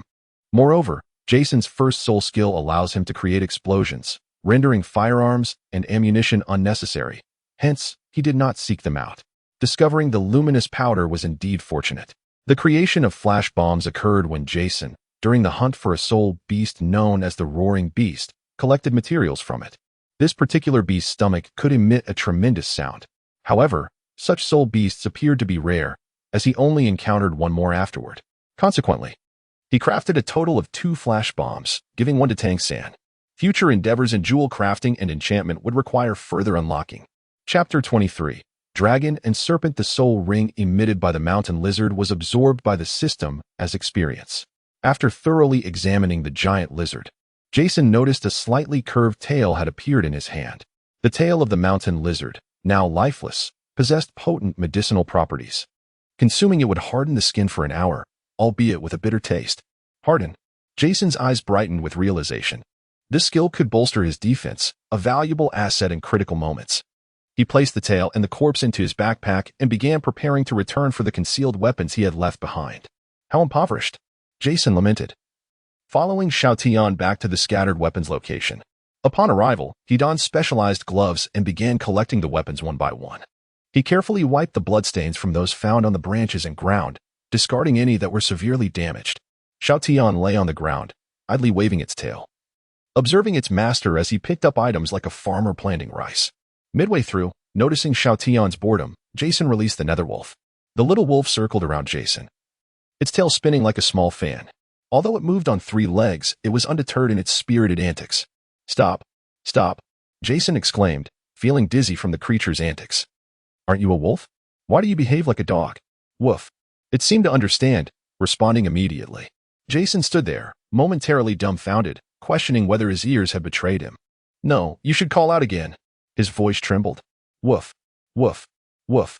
Stunned, Jason could not help but summon the pet template. Pet, nether wolf talent. Jason scrutinized the character for wolf, confirming it was indeed not dog. He then observed the little wolf before him, which undeniably resembled a wolf. What could possibly be amiss? Woof, woof. Jason began to question the very essence of his existence. Can you call like this? He was reluctant to accept reality, personally demonstrating how a wolf should howl. Woof. Woof. No, it's a woo. The wolf observed its master, sensing the dangerous glint in his eyes, and instinctively shrank back. Woof a woo. In the face of impending crisis, it quickly altered its call, albeit imperfectly. Upon hearing this, Jason set aside thoughts of enjoying hot pot. Not bad. Again. A woo woof a woo. Even a husky is smarter than you. It's a woo woo woof. Ah, that is correct. Now again, a woo nearby. Xiao Tian gazed curiously at its master and new companion as they tilted their heads and called out. At that moment, laughter echoed nearby. Ha ha ha, Grandma, look at him. He is utterly hilarious. Accompanied by laughter, an elderly trio emerged, a woman likely in her 60s or 70s with silver hair, a tall and bright-eyed elder who showed no signs of aging, and a young girl about Jason's age with short blue-gray hair and a fitted outfit accentuating her figure, reminiscent of a beautiful serpent. Who are you? Jason asked, eyeing the trio warily. I am Tianxiang, and this is Meng Shu. Young man, have you seen a human-faced spider pass by? No, I haven't. Jason replied, bewildered. What were you doing? Meng Ran inquired, intrigued by Jason's earlier wolf-calling antics. I was training the wolf, Jason confessed, feeling a sense of embarrassment at the mention of wolf. Is this another wolf? Meng Ran's gaze shifted to the little wolf. Woof. The little wolf responded, affirming its identity. Grandma, this is just another wolf, right? Meng Ran felt a pang of uncertainty after the wolf's bark. The elderly woman scrutinized the young man before her, and upon hearing her granddaughter's question, her attention shifted to the ethereal wolf. This indeed is another wolf. But perhaps it grew up alongside dogs. Otherwise, this young man would not have been able to tame it. That seemed the most reasonable explanation to her, as she did not study soul beasts. Meng Shu noticed a peculiar bird nearby, possessing 4 claws and a tail resembling that of a lion's, which he had never encountered. Not seeing anyone else around, he curiously asked, Are you here alone? Oh, no. My master just went to pursue a soul beast. I'm here to tidy up the battlefield. Jason recalled his parents' teachings, firmly believing in never revealing one's solitary status to strangers. Is that strange bird yours? Tianxiang continued to inquire. It's my master's mount. I'm just collecting the scattered items before riding it to find him. Jason spoke without blinking. As Meng Shu prepared to continue the pursuit of the spider with his granddaughter, Meng Ran suddenly exclaimed upon spotting a purple iron object. Hey, are these iron items all yours? Yes, but be careful, they're poisoned. Jason quickly warned as he noticed her reaching for the concealed weapons. Oh? She swiftly withdrew her hand. I'm Meng Ran. What is your name? She looked at the somewhat peculiar young man with curiosity. Nicholas Zhao Si. My surname is Nicholas. And my given name is Zhao Si. Jason introduced himself solemnly, finding the girl's name oddly familiar. Nicholas Zhao Si? Meng Yiran struggled with the pronunciation. Yes, because our martial spirits can bond with a soul beast, we are named Nicholas. Is there a connection between Nicholas and soul beasts? Meng Yiran found herself confused by his words.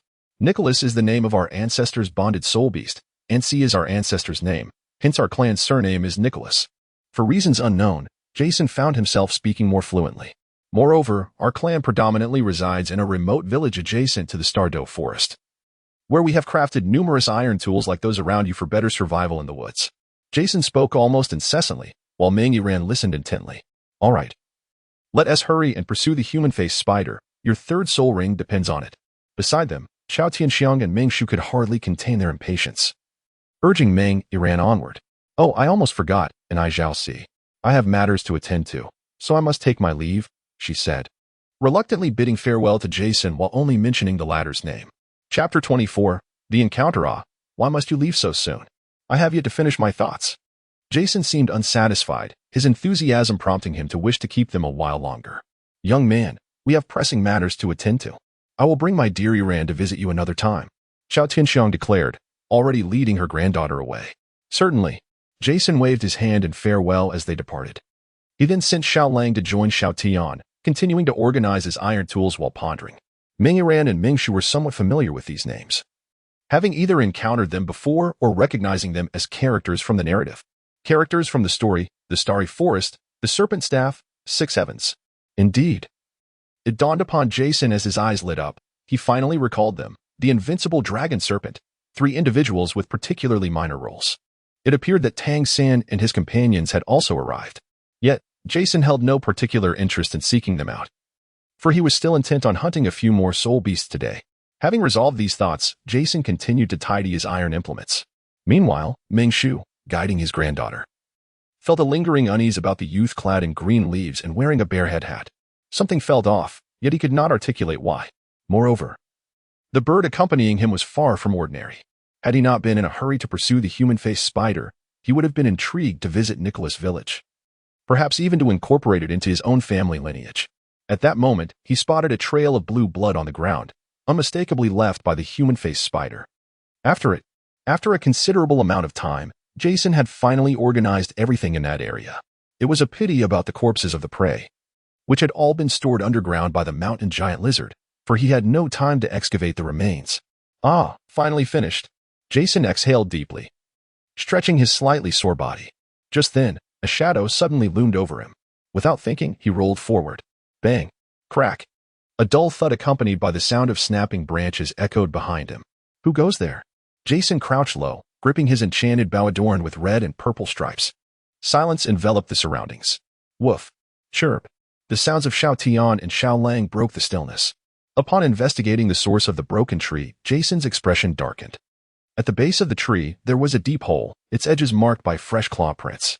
Bring me the little wolf, Jason bellowed. Xiao Tian dragged Xiao Lang before Jason. Woof. The little wolf looked up at Jason with an endearing expression, fully aware that it had caused trouble, or else it would not have fled.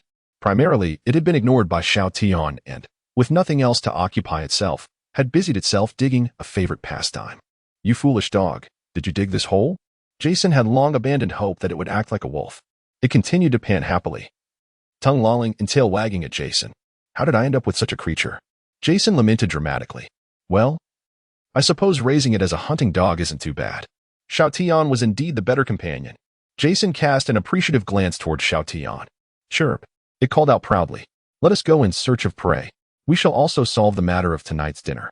That evening, Jason skewered a pair of large legs, approximately 2 meters in length, on a wooden stick over a fire. Xiao Tian and Xiao Lang gnawed on the bloody raw meat beneath. As the meat began to turn red, Jason sprinkled seasoning from his backpack. After a while, a mouth-watering aroma wafted through the air. Xiao Lang, chewing on the raw flesh, pondered why the meat had suddenly lost its flavor. Little Tian had a disinclination for cooked food, continuing to gnaw on his raw meat. Little Wolf struggled to swallow the morsel in his mouth and scampered over to Jason. Not ready yet. Jason cast an exasperated glance at him. Hearing this, Little Wolf settled beside him, drooling as he gazed at the thigh meat, which had begun to turn a golden hue. After a while, the meat was finally cooked, and Jason prepared to take it down. At that moment, Little Tian suddenly called out. Jason swiftly extinguished the fire, plunging the surroundings into darkness. Several individuals? Yap. Can you sense their strength? Woof. Woof. You possess that talent? Jason looked at Little Wolf, astonished. Yap, Little Tian confirmed. 8 in total. There is one powerful energy source. Likely the leader, while the others seem comparatively weak, presumably the team members. It appears to be a small squad. We must conceal ourselves. With that, Jason mounted Little Tian, who soared into the sky, while Little Wolf found a hiding spot closer to the roasted meat. For lone wanderers, stealth is of paramount importance. And Little Wolf's ability to conceal itself was commendable. At least during its ambush, Jason had not detected its prior hiding place. The bright moonlight filtered through the trees, rendering the surroundings considerably dimmer. The area fell silent, with only the blackened charcoal and lingering warmth indicating previous human presence. After a minute, the insects concealed in the grass, perhaps sensing the absence of danger, began to chirp, adding a touch of liveliness to the quiet forest. However, their chorus ceased after a mere minute, as footsteps approached. Little San, are you certain that aroma belongs to the rabbit that fled on the first day? A deep voice echoed before they arrived. I am certain, for such a delectable roast could only be produced by him. I have not encountered a scent like this elsewhere. Though that fellow may not be much. His barbecue is indeed fragrant, but why does he insist on roasting rabbit? Isn't rabbit meat delightful? What did you say? I said nothing. 7 or 8 individuals engaged in conversation as they approached the scene. Where is everyone? There seems to be charcoal. Perhaps they just departed? Yet the meat remains. As the group speculated, a swift figure clad in black attire reached the roasted meat first, enchanted by the glistening roast illuminated by their collective light. She instinctively reached out to snatch a piece. Be careful. A thunderous shout erupted as a shadow lunged toward her. Simultaneously, a piercing sound sliced through the air as a purple arrow streaked down from above. The events unfolded in an instant, and when everyone regained their wits, they beheld the scene. A burly man crouched on the grass, clutching his arm in agony, blood seeping through his fingers. Yet, he dared not act rashly in the face of the unfolding drama. My student lacks discernment. Take your grievances out on me. Opposite him, a spectral wolf bared its fangs, glaring menacingly at the individual it had tackled, its claws poised to pierce her throat at any moment. Zhu Zhuqing. Zhu Zhuqing. The onlookers tensed at the sight. Tang San's hidden weapon was primed, but Dai Mubai was ready to charge forward until he was quickly restrained. Do not act impulsively. Do you wish for her demise? Then what are we to do? Just wait. Wait for what? Dai Mubai's frustration was palpable. Calm down. At that moment, a rush of air signaled an approach. Little Wolf, release her. Jason leaped down from Little Tian, addressing the still growling Little Wolf. At his command, Little Wolf obediently retreated from Zhu Zhuqing and returned to Jason's side. With a sharp clap, Jason smacked the wolf's head. She merely wished for a taste of meat. Why the urgency? After admonishing it, Jason removed his bear hat and faced Xiao Wu Jia and the others. It is I, he declared, revealing his identity. Without waiting for their reactions, he approached Zhu Zhuqing. Come here. Let me bandage you. I do not require your assistance. Zhu Zhuqing turned her head away, refusing to meet his gaze. I believe you do. He proceeded to her side and began to bind the bloodstains on her neck. Zhu Zhuqing merely flinched but did not evade. It seems we have quite the fate. Meeting each other only to be injured. Yet you too, what dare you touch? Do you not know that curiosity can be perilous? Jason continued to wrap the bandage while speaking. The others observed the peculiar exchange with a mix of intrigue and bewilderment. Hey, Dai Boss, it seems your chances are dwindling. Ma Hongjun whispered to the perplexed Dai Mubai. Dai Mubai remained silent, fixated on the two. All done. Jason tied a bow on the bandage and clapped his hands, triumphantly announcing his success. Xiao Wu Jia's pain had subsided, and seeing Jason after several days, he expressed surprise and anger. You little rascal, was that arrow shot by you? He demanded. Indeed, it was me. Jason conceded calmly. Then why did you attack me? I did not recognize you. Hey, do you want another beating? Xiao Wu Jia readied himself to confront Jason. Did you not enjoy that beating the other night? Do you wish for more? Jason placed a hand on Zhu Zhuqing's shoulder, raising an eyebrow at the advancing Xiao Wu Jia. Hearing this, Xiao Wu Jia halted. What do you mean? Just what you interpret it to mean. It must be said. Leveraging a tiger's skin proves effective. I dare wager this fellow will soon find himself in dire straits. Oscar remarked quietly. Indeed. How can Zhao's temper allow for such insolence? Ma Hongjun chimed in. Ning Rongron watched Xiao Wu Jia curiously, anticipating his next move. Xiao Wu Jia fixed his gaze on Jason, his mind racing. This lad seemed to be associated with Tang San, and the dean had mentioned he was taken by that individual, suggesting a possible connection. After a moment of contemplation, Xiao Wu Jia inquired, "What are you doing here?" "Roasting meat. I only prepared enough for myself and intended to share some with Little Wolf, which is him," he said, gesturing toward the spectral wolf. "Therefore, I shall not share with you." Upon concluding his speech, Jason reached out and ignited the campfire. It must be said that the attributes conferred by the first soul ring are indeed quite convenient. The surrounding area was illuminated by the flickering flames, casting a crimson glow as Jason began to slice into the meat. Occasionally, he tossed a piece to the drooling little wolf. The others merely observed Jason as he sat by the fire, savoring the roasted meat, the tantalizing aroma making it difficult for them to suppress their salivation. Oscar and the others, not well acquainted with Jason, refrained from approaching him for a share of the meat, while Tangan and Xiao Wu, feeling familiar, settled beside him and eagerly seized the roasted delicacy. The little wolf, having consumed several pieces of meat, continued to fixate on Jason. "What are you staring at? You're about to burst." Jason chuckled teasingly at its somewhat bloated belly. "Woof." The little wolf protested, panting in defiance. Tangan and Xiao Wu exchanged curious glances at the commotion. Noticing the absence of meat, the little wolf scampered to a nearby tree to commence its digestion. "I tell you, if you uproot that tree and it falls on me, Jason's threat was implicit. The wolf snorted dismissively at Jason before resuming its excavation. "Such an ungrateful creature," Jason muttered while enjoying his roast. His gaze occasionally drifted to Zhu Shiqing, who was adorning her neck with a bandage tied in a bow, her eyes wandering towards the meat. "Come join us. Consider it an apology from the little wolf." Jason beckoned her. She stood hesitantly in her place. "It's all right. Come over. He is inviting you to share the roasted meat as a gesture of friendship. This guy is quite arrogant." Xiao Wu chimed in softly. "Oh dear. I might not be full.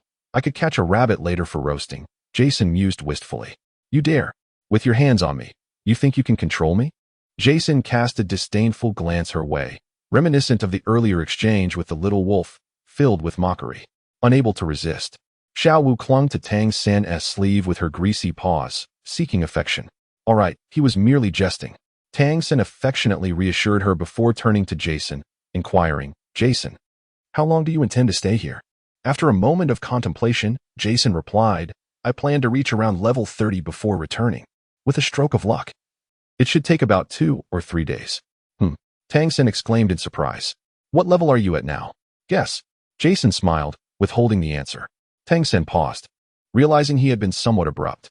"You truly are an enigma," he lamented. At that moment, Xiao Wu Jia rushed over upon hearing the conversation. "Hey, I hadn't thought of it until now.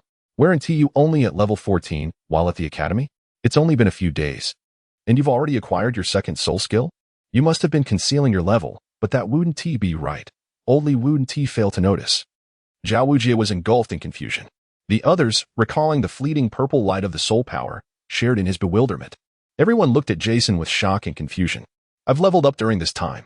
Jason chose not to explain, allowing them to speculate on their own. Xiao Wu Jia indeed began to ponder. During this time? This boy has been with that esteemed individual, no wonder. As for the others, they remained utterly perplexed and astonished. He had been away from Shrek for 6 days. And in that brief span, he had ascended to level 20, 1 level per day. How could that be possible? Jason had no intention of concealing his abilities. They would find out sooner or later. Just as Xiao Wu Jia was about to inquire further, a sharp cry pierced the air. The small wolf, lying down, suddenly stood up and emitted a loud, piercing sound. Everyone, except Jason, was startled by the noise. Jason's expression shifted, and he quickly hurried to the small wolf's side. Chapter 26. The Appearance. Little Wolf, keep up. He instructed the small wolf, which was now fully alert. With that, he took to the skies. The remaining individuals looked on in bewilderment as Jason soared away, accompanied by the vanishing small wolf. Ascending into the air, Jason spotted a gigantic figure in the distant forest. It was a colossal, dark-furred gorilla adorned with dark golden stripes, the Titan great ape. It seemed to sense something, pausing to gaze at the small wolf in the sky. After a fleeting glance, it lost interest, seeking instead its sister, Xiao Wu. After observing it for a moment, Jason decided against any reckless actions. The small wolf guided Jason back to the ground. "What happened?" Xiao Wu Jia inquired, while the others looked at him in confusion. "A Titan great ape is approaching," Jason replied. "Titan great ape?" Xiao Wu Jia exclaimed in disbelief. Xiao Wu's expression shifted uncomfortably upon hearing this. "Are you sure? How could it come to the outskirts?" Xiao Wu Jia questioned, struggling to accept the reality. Believe it or not, Jason declared, already taking to the skies once more, heading toward the direction of the Titan great ape. As they drew near, Jason's knowledge of beasts came into play. Creature, Titan great ape lifespan? Characteristics, unmatched speed, strength, defense, and attack practically devoid of flaws. Weakness, somewhat clumsy. Note, it appears to harbor no malicious intent, provided the host does not provoke it. Despite Jason's warnings, they were unable to outrun the Titan great ape, which quickly caught up to them. Xiao Wu Jia, resolute, unleashed his martial spirit to confront the towering figure. The others stood ready, prepared for battle. Respectful king of the forest. We mean no offense, Xiao Wu Jia declared, refraining from rash actions, opting instead to negotiate. However, the Titan great ape, eager to find its sister Xiao Wu, had no intention of acknowledging him and continued to advance. As the massive figure loomed closer, Xiao Wu Jia gravely stated, "You all should retreat. I will hold it off here. Oscar, prepare the sausages quickly."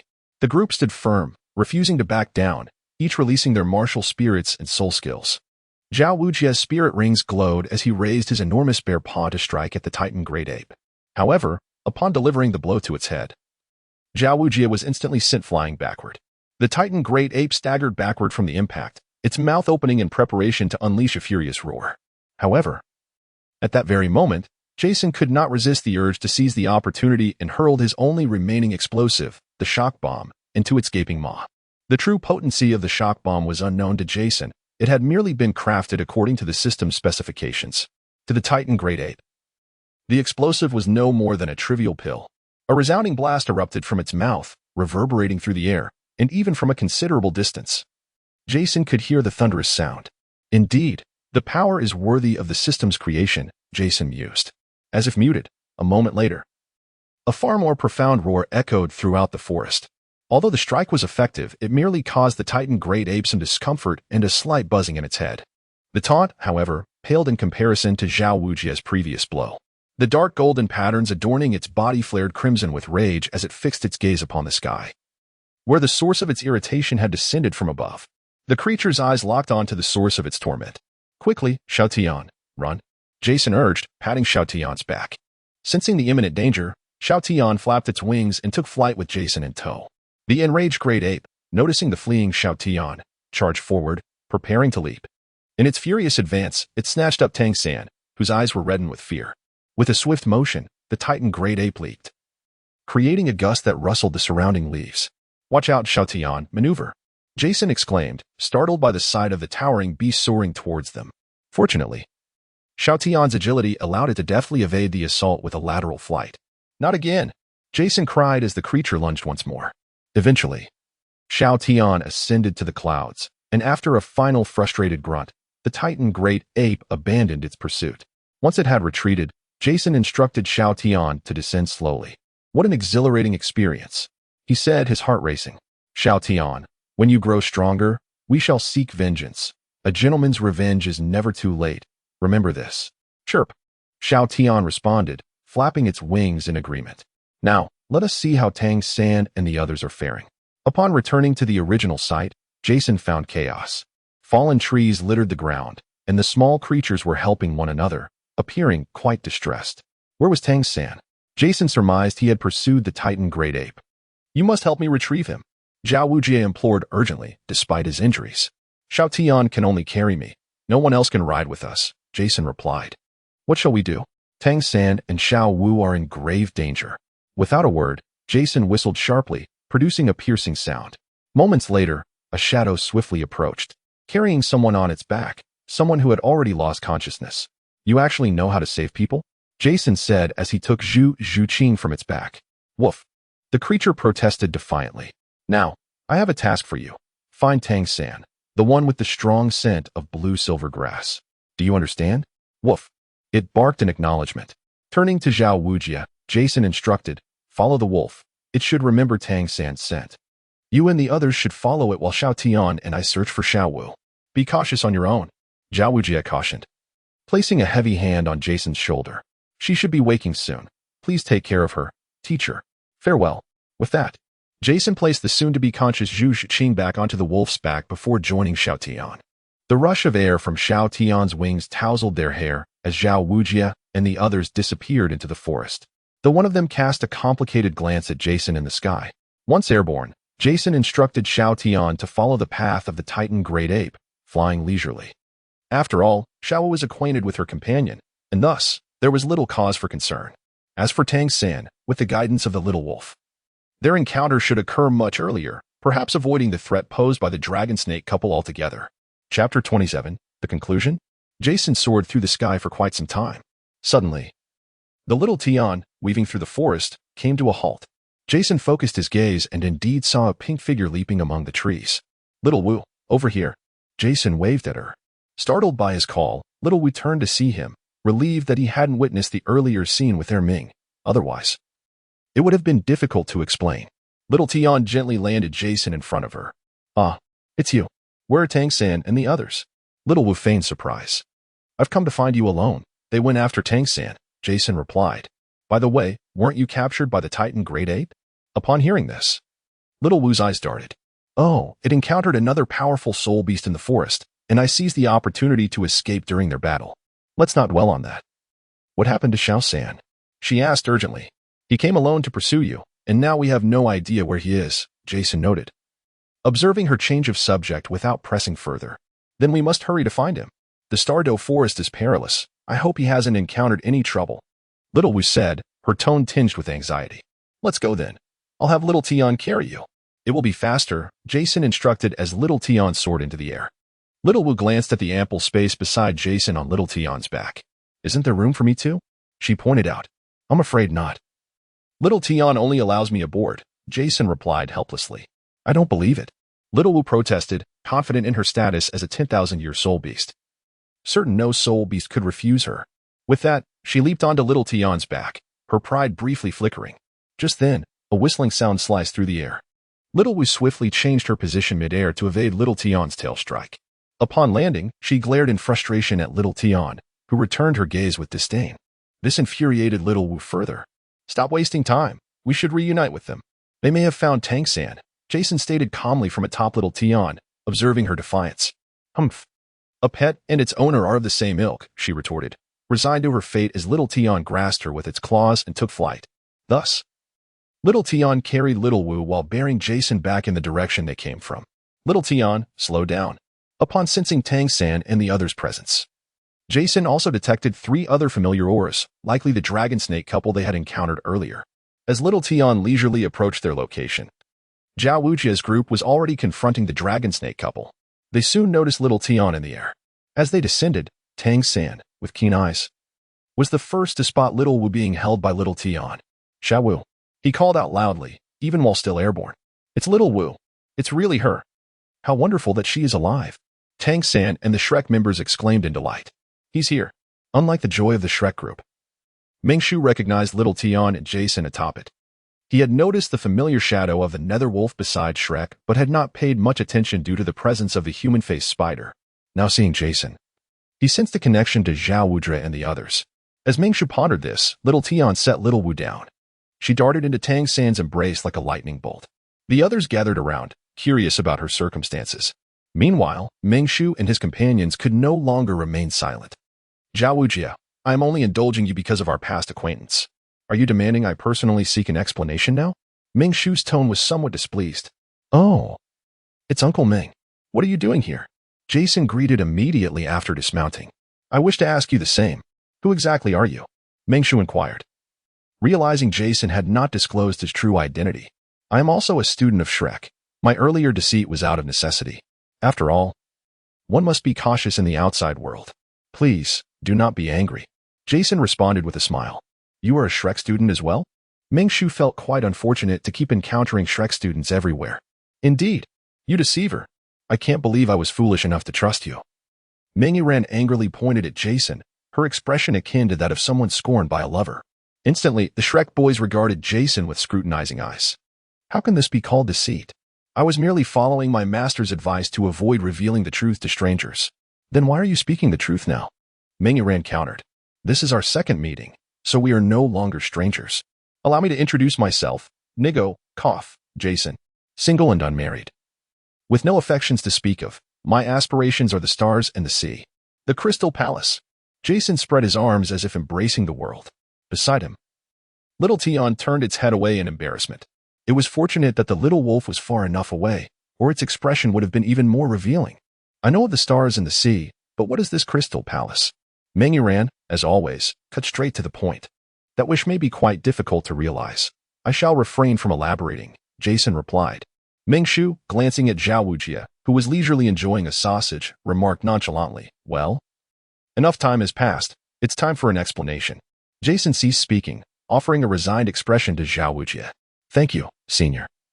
But I am not this young man's mentor. He has another teacher, Xiao Wu Jia acknowledged, then slowly continued. As expected, Meng Shu's expression shifted as he began to contemplate. May I have a word with you privately? The two engaged in hushed conversation, and indeed, Meng Shu's demeanor underwent a notable transformation. So, you are a disciple of the master. In that case, I shall not pursue this matter further, but Xiao Wu Jia, overhearing the latter part of Meng Shu's statement, felt a chill run through him, although he remained largely unperturbed, doubting Meng Shu would dare to disregard the master's influence. However, the nearby Chao Tianxiang interjected. We want the soul beast beside that young man as compensation, though it may not compare to the human-faced demon spider as a flying-type soul beast. It would serve well as a soul ring for my Iran. Xiao Wu Jia cast a hesitant glance at Jason. What? Is this demand too unreasonable? Chao Tianxiang's tone darkened. She had taken note of Jason's peculiar soul beast since the last encounter, but had refrained from pursuing it to avoid unnecessary conflict. This time, however, she had set her sights on little Tian's soul ring, aware of the rarity and difficulty in capturing flying-type soul beasts. The nature of Jason's relationship with the soul beast did not cross her mind. And with their strength, there is no need for hesitation. Chapter 28. Art is Patrick Star. Before Xiao Wu Jia could utter a word, Jason had already taken a bite out of a tail and leisurely strolled over. How could this be? This request is not excessive at all. Although that soul beast holds great value for me, if the senior desires it, I shall gladly present it to you. I will ensure it remains still for you to harvest its soul ring, Jason remarked, chewing on the bitter raw meat with a cheerful grin. That's good. Seeing him so agreeable, Meng Shu decided not to press further. Still, though this flying soul beast lacks toxins, it would serve well as your third soul ring. As he spoke, he prepared to attack Xiao Tian. Wait, Jason called out. What? Are you having second thoughts? Meng Shu inquired, glancing at him. No, it's not that. This soul beast recognizes its master through a contract. See, I have the master-servant contract with the soul beast right here. Since I am entrusting it to you, I believe I should also give you this. I only ask that you do not harm it. Let it guard your home instead. Jason revealed a mysterious pattern made of earthy yellow lines on his palm. Meng Shu pondered for a moment, exchanging glances with his wife. After receiving her nod of agreement, he said, Very well, please transfer the contract to me. All right, I thank you on behalf of Xiao Tian. Jason approached Meng Shu with an expression of heartfelt gratitude. The transfer of the contract requires our palms to touch. This is a transferable contract associated with my martial soul, passed down from my father to me. And now I pass it on to you. With that, Jason extended his palm toward him. Meng Shu hesitated briefly. But considering that the young man before him was not yet at level 30, he deemed it impossible for him to cause any harm and clasped his hand. During the contract transfer, there might be a flow of soul power. This signifies the contract is being transferred, so do not be alarmed, Jason kindly advised. As he felt a surge of soul power entering him, he experienced some discomfort. However, sensing no malice from Jason, he chose not to obstruct the process. Do you have any intention of joining my family? We could certainly cultivate your talents, he remarked, recognizing the potential in the young man before him.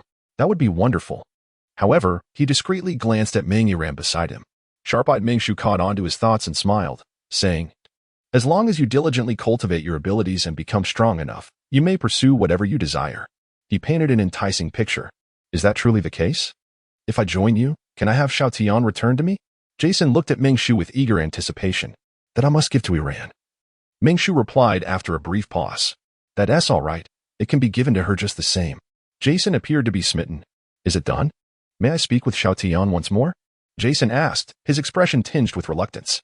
Yes, but be quick. I need to find a soul beast for Iran soon. Meng Shu waved his hand, granting his request. I am truly grateful.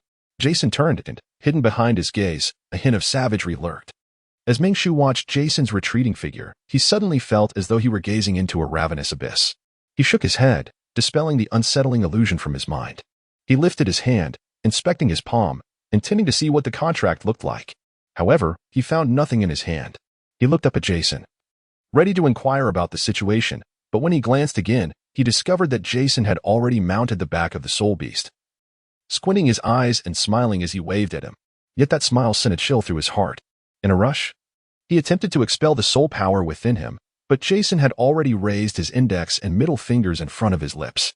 Art is an explosion. In an instant, under Mingshu's terrified expression, his body began to swell violently. He tried to suppress it with his soul power. But when his soul power met this force, it ignited like gunpowder, flaring up even more fiercely. The skill that Jason had studied for over 5 years, this near-rule-like power, finally unleashed its most resounding blast today. A surge of fire engulfed the forest, transforming the world into a blinding white, as if it had lost its voice. The tremendous explosion outlined a bulky humanoid figure, resembling Patrick Star. The deafening roar startled many soul beasts, sending them scattering in all directions. As a source of ignition, the power of a soul master is immeasurable. Xiao Tian, along with Jason, was propelled far away by the explosion, crashing through countless trees before finally coming to a halt. Watching Xiao Tian, who lay unconscious and charred, Jason struggled to rise and gently stroked its head, vowing, "I will never abandon you." Xiao Tian vanished from sight, placed into the system for healing by Jason. Jason now appeared utterly disheveled, his entire body charred and blackened, with not a single piece of clothing remaining intact. Numerous patches of skin began to crack open, oozing a steady stream of blood. Gradually, he transformed from a figure of soot into a bloodied silhouette. Fortunately, having consumed the tail of that lizard earlier had significantly hardened his skin, and with the assistance of Xiao Tian, he managed to deflect much of the residual impact. Otherwise, he too would likely be lying down in a similar state. Despite this, Jason felt an exhilarating sense of relief. "If you desire my possessions, you must be prepared to risk your life to obtain them." With a sardonic twist of his lips, he cast a cold gaze upon the surviving Chao Tianxiang and Meng Yiran. Thanks to her husband's warning, Chao Tianxiang had preemptively devised a plan to protect her granddaughter. Yet they were still alarmingly close to Mingshu, and despite their precautions, they sustained considerable injuries. In her arms, Meng Yiran had already succumbed to unconsciousness, while Chao Tianxiang stared blankly at the immense crater before her, seemingly in disbelief. This area had nearly been flattened to the ground, leaving behind a vast gaping hole at its center. In the heart of Mingshu, there was no doubt that it had vanished into thin air. Upon hearing Jason's words, she snapped back to reality, her gaze fixated on the blood-soaked youth before her, resembling a demon. Her mind was instantly engulfed by a tempest of rage and hatred. Suppressing her pain, she launched an attack against Jason. The earlier defense had nearly depleted her soul power, and the fragmented serpent composed of her remaining energy seemed fragile enough to shatter upon contact. Yet, even in its weakened state, it still posed a lethal threat to Jason. He merely observed as the attack surged toward him, rendered immobile, as standing was the only action left to him.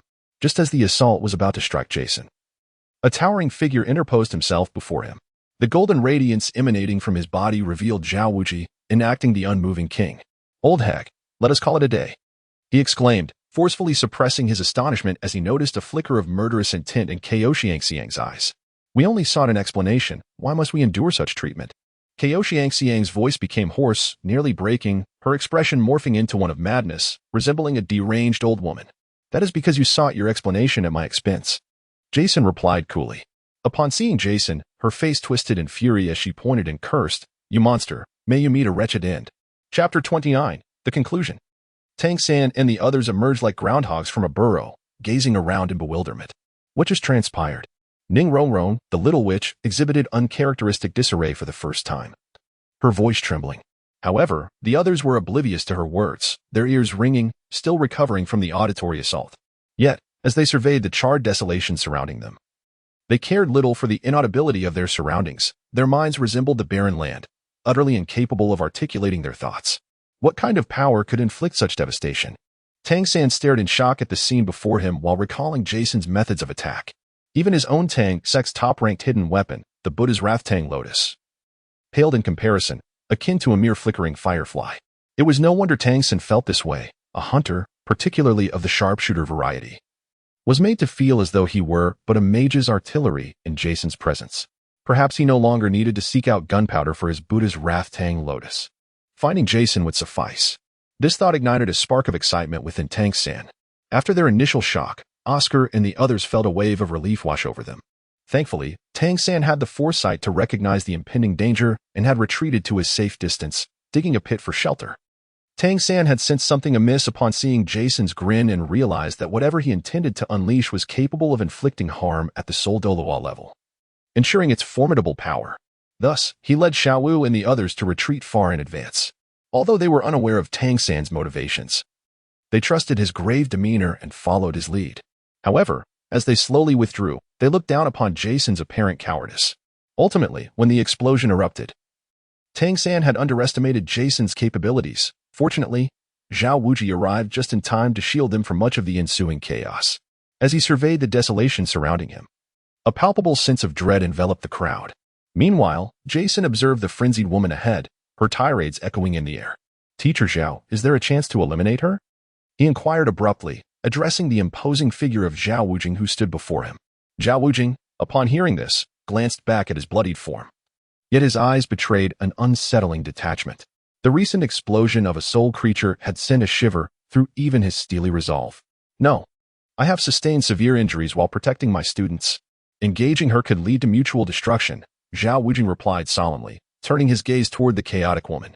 Jason studied the woman, Xiang, for a moment, lost in thought.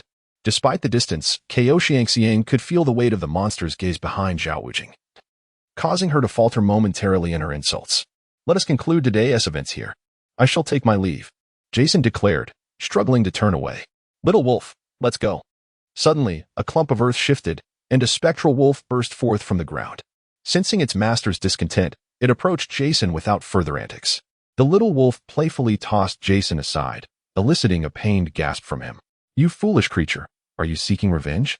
Jason scolded, to which the little wolf responded by licking his face before they departed. As Jason prepared to leave, Xiang attempted to pursue him. But upon witnessing the glimmering presence of Xiao Wu Jia and the unconscious form of her granddaughter in his arms, she despondently sank to the ground. Passing by Tangan and the others, Jason cast a casual glance their way. "Tangan, quickly absorb your soul ring, or it will vanish soon. See you at school." Despite the recent explosion that had obliterated the corpse of the human-faced demon spider, its soul ring still floated weightlessly in the air. Jason, lacking the energy to gesture, offered a few parting words before he departed. The others exhaled deeply as they watched Jason leave. For reasons unknown, his mere presence had thickened the atmosphere, instilling a sense of pressure among the Shrek team. Previously, they had perceived Jason as merely powerful and intelligent, but now they sensed an oppressive aura about him, akin to prey being hunted. Elsewhere, the little wolf guided Jason into a secluded cave. He retrieved bandages from his inventory and began to tend to his wounds. Sighing at the sight of his pet, Xiao Dian, still unconscious in the pet space, Jason meticulously applied his self-made medicine to the creature's injuries. The little wolf observed this tranquil scene, reminiscing about the first time Jason had bandaged its wounds.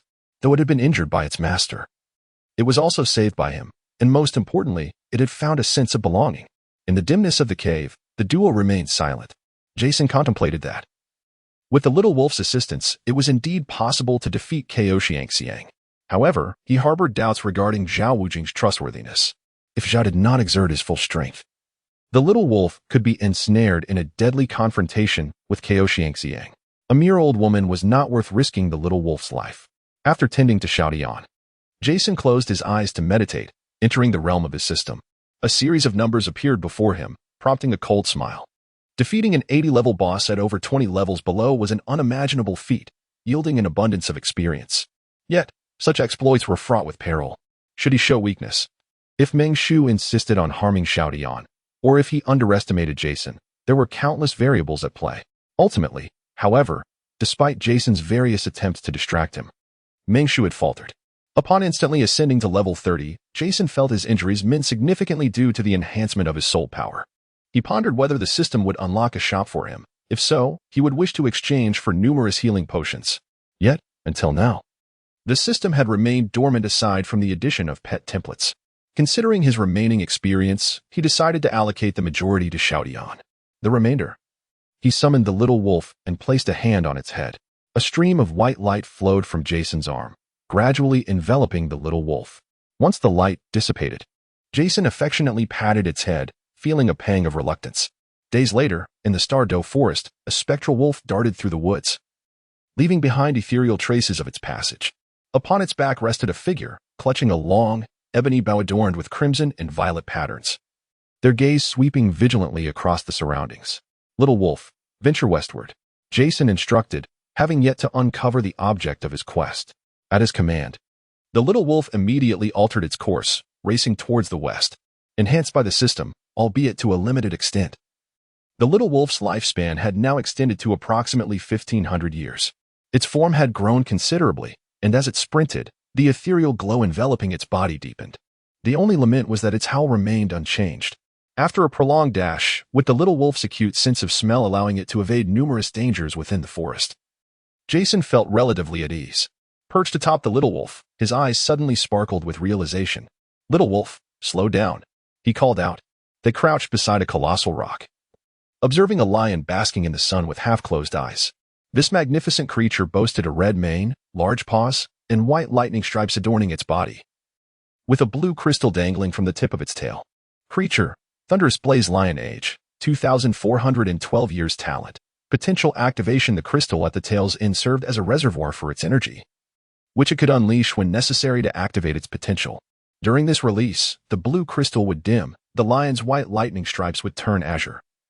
Its body would be enveloped in arcs of electricity, its red mane standing erect, and its speed, power, and reflexes would surge dramatically. Weakness: following the activation of its potential, it would enter a period of vulnerability. Note: the lion is currently slumbering. Disturbing someone's rest is among the most detestable acts, and it may be dreaming of its lioness. After surveying the rear and the surrounding environment and selecting a viable escape route, Jason observed the seemingly restless lion in its slumber. He activated his first soul skill and loosed an arrow with precision.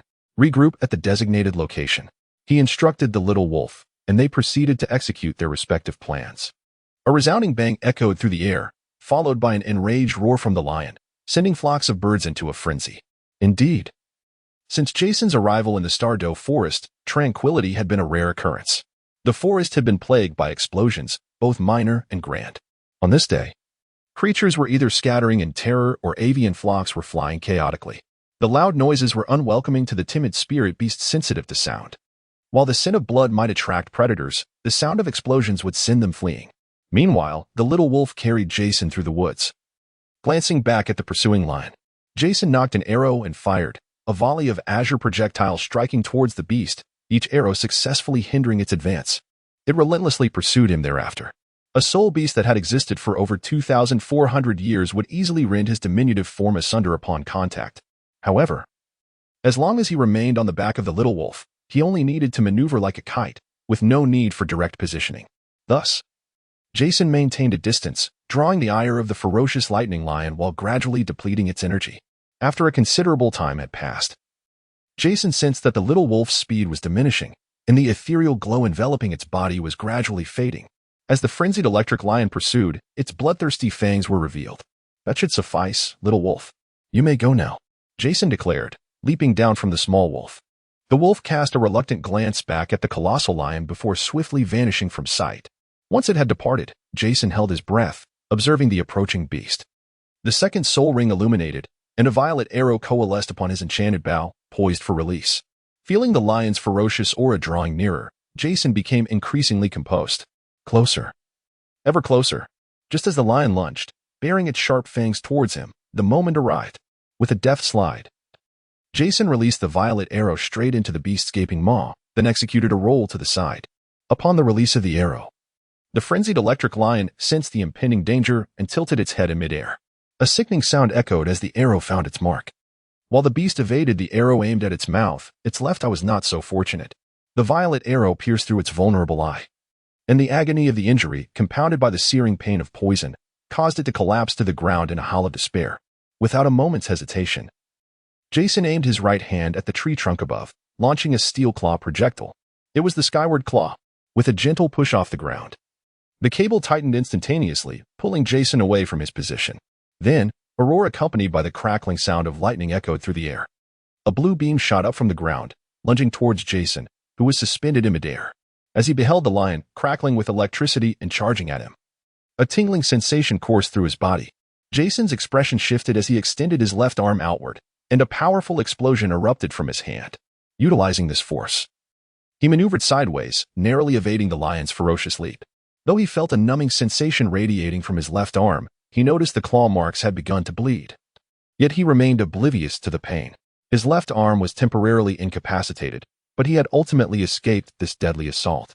He had underestimated the ferocity of the electrified lion. Perched upon a tree trunk, Jason hung his left arm limply, observing the lion below. Its appearance was now quite fearsome, with a purple arrow embedded in its left eye. Blood oozing from the wound. Surrounded by blue lightning, its crimson mane stood erect, stained either by blood or by rage. To his surprise, the potential activation had granted him a temporary immunity to the adverse effects on his body. The electrified lion, casting a glance at Jason and the tree, swiftly began to climb up the trunk, moving with astonishing speed as though traversing flat ground. Once again, Jason extended his celestial claws, soaring away. The lion missed its target once more, yet relentlessly pursued him without fatigue. Jason swung through the forest like a nimble monkey, deftly navigating the treetops. As the ferocious thunder lion sprang between the tree trunks, each leap left behind a charred mark upon the bark. In this relentless pursuit, Jason consistently found opportunities to distance himself from the beast. Coupled with the energy expended alongside his wolf companion, the thunder lion struggled to keep pace. The chase unfolded for approximately 5 minutes, during which the blue currents enveloping the lion began to wane. Gradually, as it realized it could not catch Jason, a flicker of doubt began to emerge within it. The purple arrows in its eyes had long since vanished, leaving behind a gaping, blood-red wound that was truly terrifying.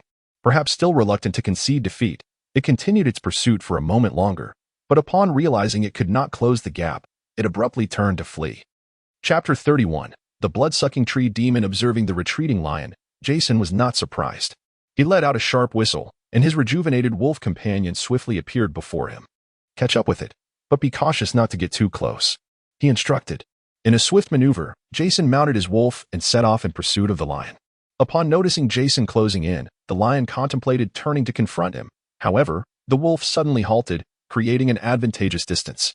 Jason's first soul ring illuminated once more.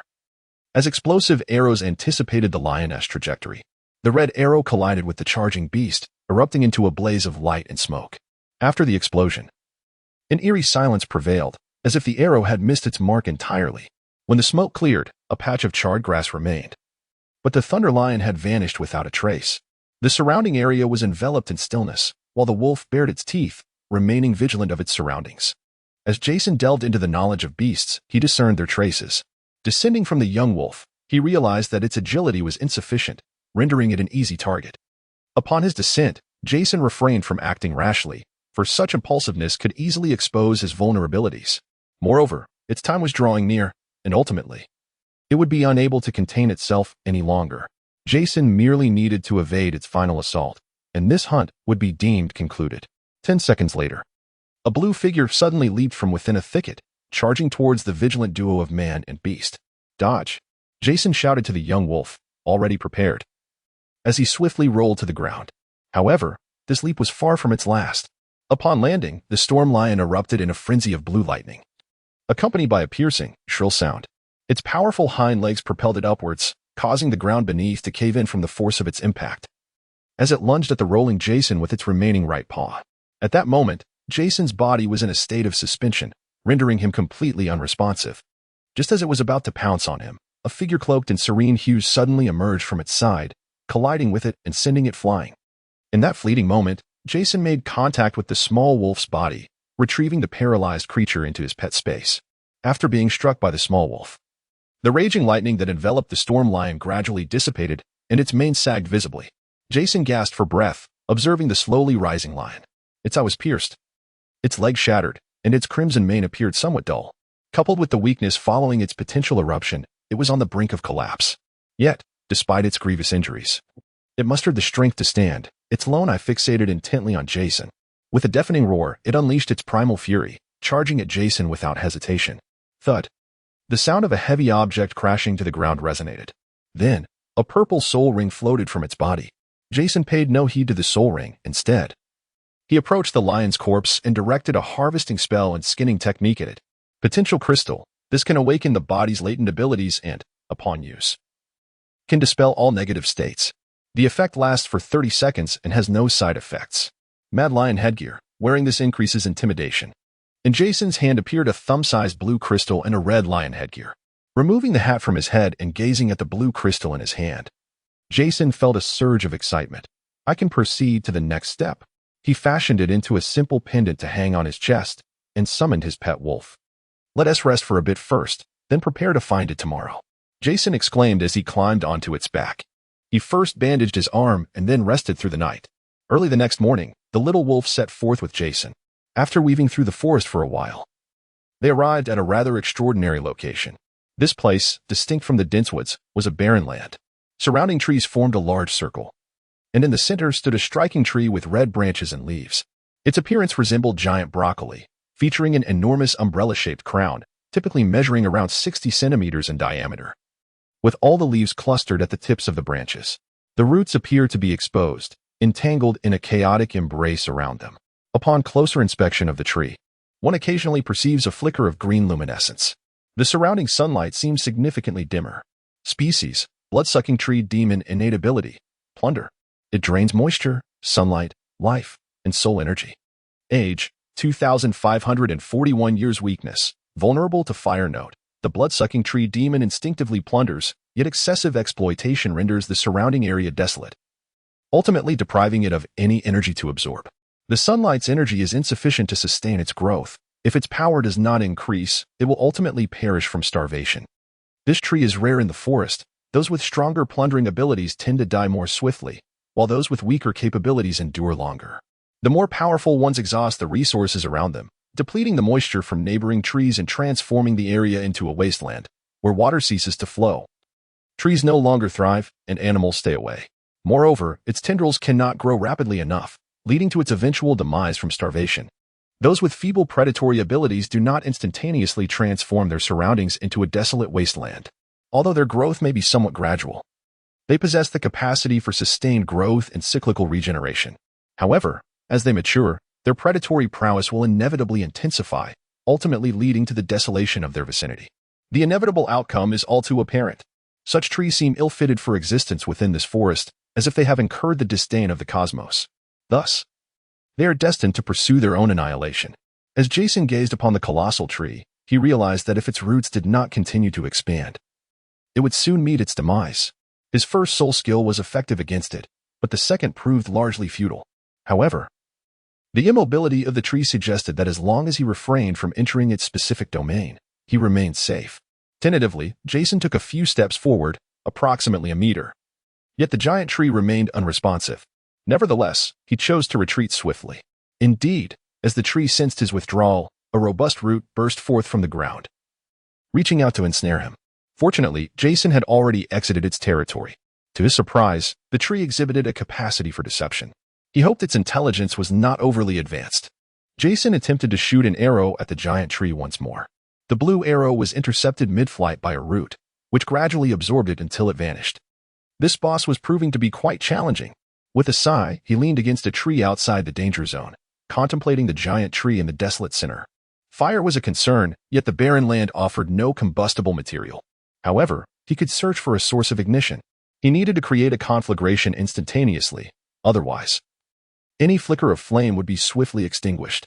Using explosives to set a trap seemed a viable solution. With the method conceived, he began to refine his plan. Chapter 32. Flame's Little Wolf. Go fetch some dry twigs. Once the strategy was honed, Jason patted his companion. The wolf barked in response, and they each set off to gather kindling around the forest perimeter. After a morning of diligent searching, they returned to their original location. A towering pile of dry branches now stood before them, sufficient to blanket the barren land entirely. Yet, observing the ring of trees encircling the desolate area, Jason pondered further. He needed to fell another circle of trees. If the kindling ignited and spread to the surrounding trees, it would lead to a disastrous forest fire. He had no desire to be consumed by flames once more. Don't you enjoy digging? Off you go. Jason clapped his hands, and once again, they busied themselves. One by one, trees fell around the perimeter of the desolate land. However, he refrained from chopping down the trees closest to the barren area. After another couple of hours of labor, the layout was finally complete. The outer edge now consisted of a circle of trees, while beyond lay a vast expanse of felled timber. Thus, even if a fire ignited and reached the outer trees, there would be no fuel to sustain its spread. The flames would be confined to this designated area. After a brief respite, Jason adjusted his focus. In today's battle, he would not need to engage directly. All he required was to set the stage and wait. He observed the dim sunlight filtering through the canopy of the blood-sucking tree demon, the air thick with an oppressive stillness. However, soon, things would become lively. Jason first tossed all the recently felled trees into the pyre, akin to feeding a beast. The vampiric tree extended its roots, greedily absorbing the residual vitality of the timber. The once vibrant green wood withered and decayed at a visible pace as it was consumed. As the tree's spirit gradually sprouted green leaves, Jason, having tossed in all the wood, bound the dry twigs together, embedding a homemade bomb within. An arrow, laden with the dry twigs, was shot towards the colossal tree, yet it was still intercepted midway and subsequently absorbed. Undeterred, Jason loosed another arrow, which met the same fate of absorption. In the interim, he gradually intensified his soul power, causing the arrow to pierce through the obstructing roots, drawing ever closer to its target. To capture the creature's attention solely on his arrows, Jason unleashed a relentless barrage. Finally, feeling the dwindling reserves of his soul power and glancing at the expanse of dry twigs, he marveled at the allure of an explosion. With a sigh, he activated his first soul ring, channeling red energy into an arrow poised upon his bow. This time, the giant tree extended its roots, intent on absorbing the bountiful soul power. Boom! A resounding chain reaction erupted, accompanied by a cacophony of explosions. The dry twigs ignited in the searing flames, and the tree spirit barely had time to react before the desolate landscape was engulfed in fire. The colossal tree writhed its roots, extending its branches in a futile attempt to extinguish the flames. Yet the intense heat from the explosions had already ignited all the tinder on the ground. With a renewed vitality from absorbing some soul power, it reached out with its roots and limbs to quench the fire, only to inadvertently set itself ablaze. Ultimately, recognizing the futility of its efforts to combat the inferno, it severed the burning roots and branches, enveloping itself in a protective cocoon, a desperate measure for survival. Jason, observing the towering flames and billowing smoke, felt the heat singe his face, rendering it crimson. As the fire threatened to encroach upon him, he leapt onto the back of his companion, Xiao Tian, proclaiming, "Let us depart. We must evade the flames." The fire inevitably spread to the surrounding trees, burning for an extended period before gradually subsiding by nightfall. Fortunately, the weather remained stable, with no sudden downpour to disrupt the scene. However, following this neither minor nor major conflagration, the sky became overcast, suggesting impending rain. As Jason watched the flames diminish, he ventured forward with Xiaolang. Each step on the ground produced a crisp, creaking sound, the surrounding warmth still palpable, reminiscent of a baking oven. Occasionally, charred tree trunks bore remnants of flickering flames, seemingly on the verge of extinguishing. The acrid scent of burnt wood caused Xiaolang to shake its nose in discomfort. Following a predetermined path, Jason approached the center, where a purple soul ring began to rise. As he drew near, he noticed a conical black object beneath the soul ring, resembling a flower bud. With his enchanted bow in hand, Jason activated his first soul ring once more, aiming directly at the object. Boom! An explosion resonated around it, stirring up a cloud of smoke. After a moment, as the smoke began to clear, the charred exterior of the bud was shattered, revealing a faint green glow within. Cautiously, Jason approached, and as he neared, he finally discerned the source of the green luminescence. It was an irregularly shaped entity, about the size of a fist, encased in a layer of roots akin to veins. The flickering green light pulsed rhythmically, reminiscent of a heartbeat. This was the heart of the blood-sucking tree spirit, a testament to its indomitable will to survive, even in the face of cosmic disdain. Jason observed the diminishing green glow, yet it persisted in its struggle to shine. After a moment of silence, he could not resist the urge to touch it. Instantly, the roots enveloping the heart coiled around his finger, beginning to siphon his soul power and vitality. From this connection, Jason sensed a singular, pure desire emanating from it, to live. It felt as though he had encountered a vessel of consciousness materialized within reality. Suddenly, Jason recalled that upon reaching level 30, he had gained a slot for a pet. He tentatively attempted to tame the entity, and to his delight, it was successful. Gradually, a bond began to form between them. However, Jason sensed no thoughts emanating from it. He then attempted to issue a command. Immediately, the roots slackened their grip on his finger. Yet, as it ceased to absorb, the green glow began to fade. Pondering this development, Jason had a sudden inspiration. He lifted the entity and placed it against his chest. Subsequently, its roots unfurled, wrapping around him like blood vessels. As time passed, the boundaries began to blur, and Jason started to merge with it. It was a symbiotic bond. He sensed a transformation within his body, however, Jason did not rush to investigate. Instead, he seated himself beneath the soul ring, which gradually infused itself into his being. It was evident that the age of this soul ring exceeded Jason's absorption limits. After a while, a grotesque expression twisted his features. The vigilant little wolf, standing guard nearby, cast a concerned glance at its master before resuming its watch over the surroundings. Chapter 33. Plunder. The maximum age for a soul ring absorbable at level 30 is approximately 1700 years. The lifespan of the blood-sucking tree demon extends to an astonishing 2,500 years, far surpassing the absorption limit of level 30. Indeed, blood vessels have begun to surface upon Jason's body. In his mind, the densely intertwined roots and branches of the blood-sucking tree demon have ensnared him completely. As time progresses, Jason has transformed into a being of blood, his consciousness beginning to blur. With the awakening of his latent potential, just as he approaches the brink of his limits, the blue crystal upon his chest suddenly radiates a brilliant light, followed by a crackling sound emanating from him, as his body becomes enveloped in arcs of lightning. In an instant, a surge of power courses through Jason once more. The roots and branches that had ensnared his mind explode violently. The phantom of the blood-sucking tree demon begins to dissipate gradually. Jason's mind becomes crystal clear in that fleeting moment. Simultaneously, the purple soul ring is steadily absorbed by Jason. 30 seconds swiftly pass, and the purple soul ring has fully integrated into Jason's being. At this juncture, the absorption of the soul ring is deemed successful. Despite the overwhelming sense of weakness that renders Jason fatigued, the absorption is not yet complete, necessitating a brief period of endurance. After a short while, Jason slowly opens his eyes. Indeed, it is feasible. After reaching level 20, Jason intends to pursue the storm lion, primarily targeting the crystal located on its tail, in preparation for future soul ring absorption. However, this particular soul beast is exceedingly rare and, unlike other sociable lions, it prefers solitude akin to that of a tiger. Moreover, its unique explosive capabilities enable it to confront soul beasts that have existed for 5 millennia, even around the year 2000.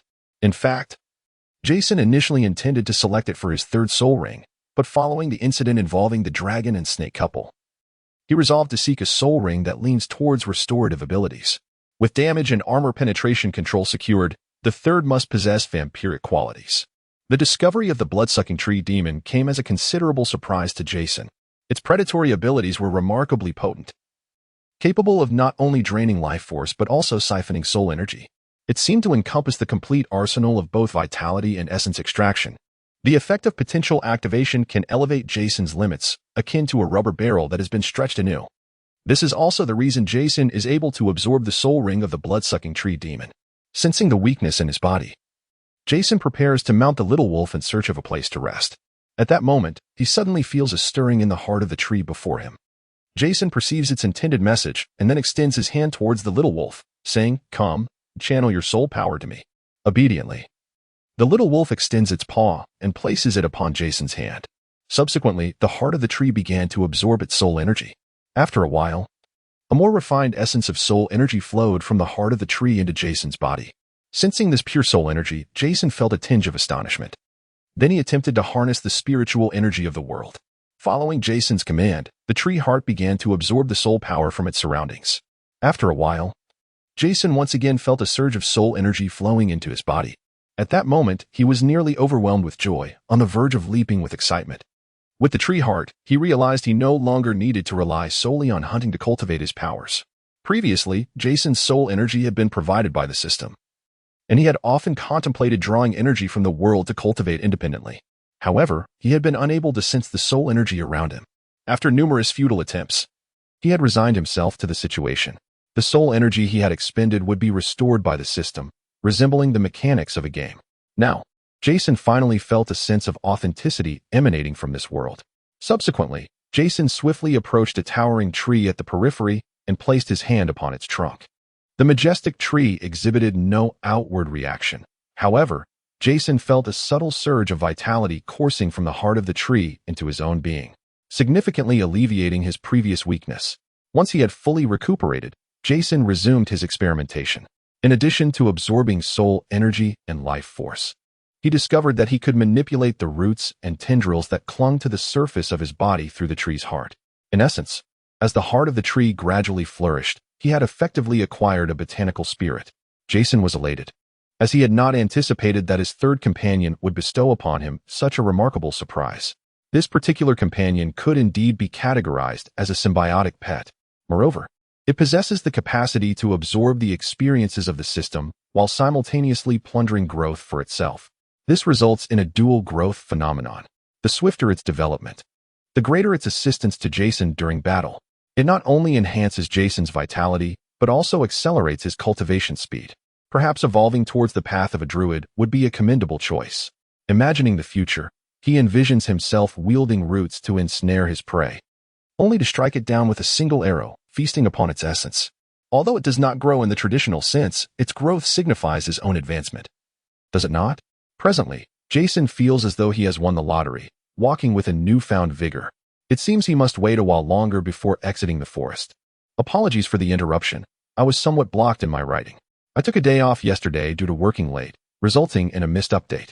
Chapter 34. Reluctance. The relationship between Jason and the little demon bears resemblance to that of Venom and its host from a film he had watched in a previous life. However, the little demon does not influence Jason, as his consciousness remains paramount. Their abilities differ as well, yet they are separate entities, capable of growing independently. After spending several more days in the forest, Jason hunted for nutrients for the little demon. One morning, with the sun hanging high, despite the dense woods of the Douluo forest, a palpable heat enveloped the atmosphere, rendering one lethargic and longing for a shaded spot to recline in tranquility. The mating season for many soul beasts had long passed, leaving the Douluo forest notably serene. Nevertheless, occasional resounding explosions would disrupt this tranquility, evoking annoyance among the soul beasts. They do not appreciate such disturbances. Instead, they harbor disdain and fear. Moreover, in recent days, many soul beasts have ventured into the outside world, occasionally revealing some desiccated corpses. These bodies, emaciated and brittle, crumble to dust at merely a touch. Therefore, a pallid remnant of its former glory, evoking a sense of dread. Observing the bloodless husks, they cast a disdainful glance before vanishing into the shadows. On the periphery of the Douluo forest, a grand tree stands silently, seemingly unremarkable amongst its companions.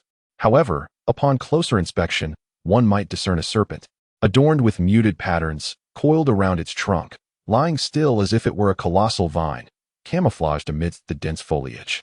Yet, unbeknownst to it, a pair of eyes has already fixated upon its presence. Creature, illusory killer age, 724 years talent, stealth, illusion.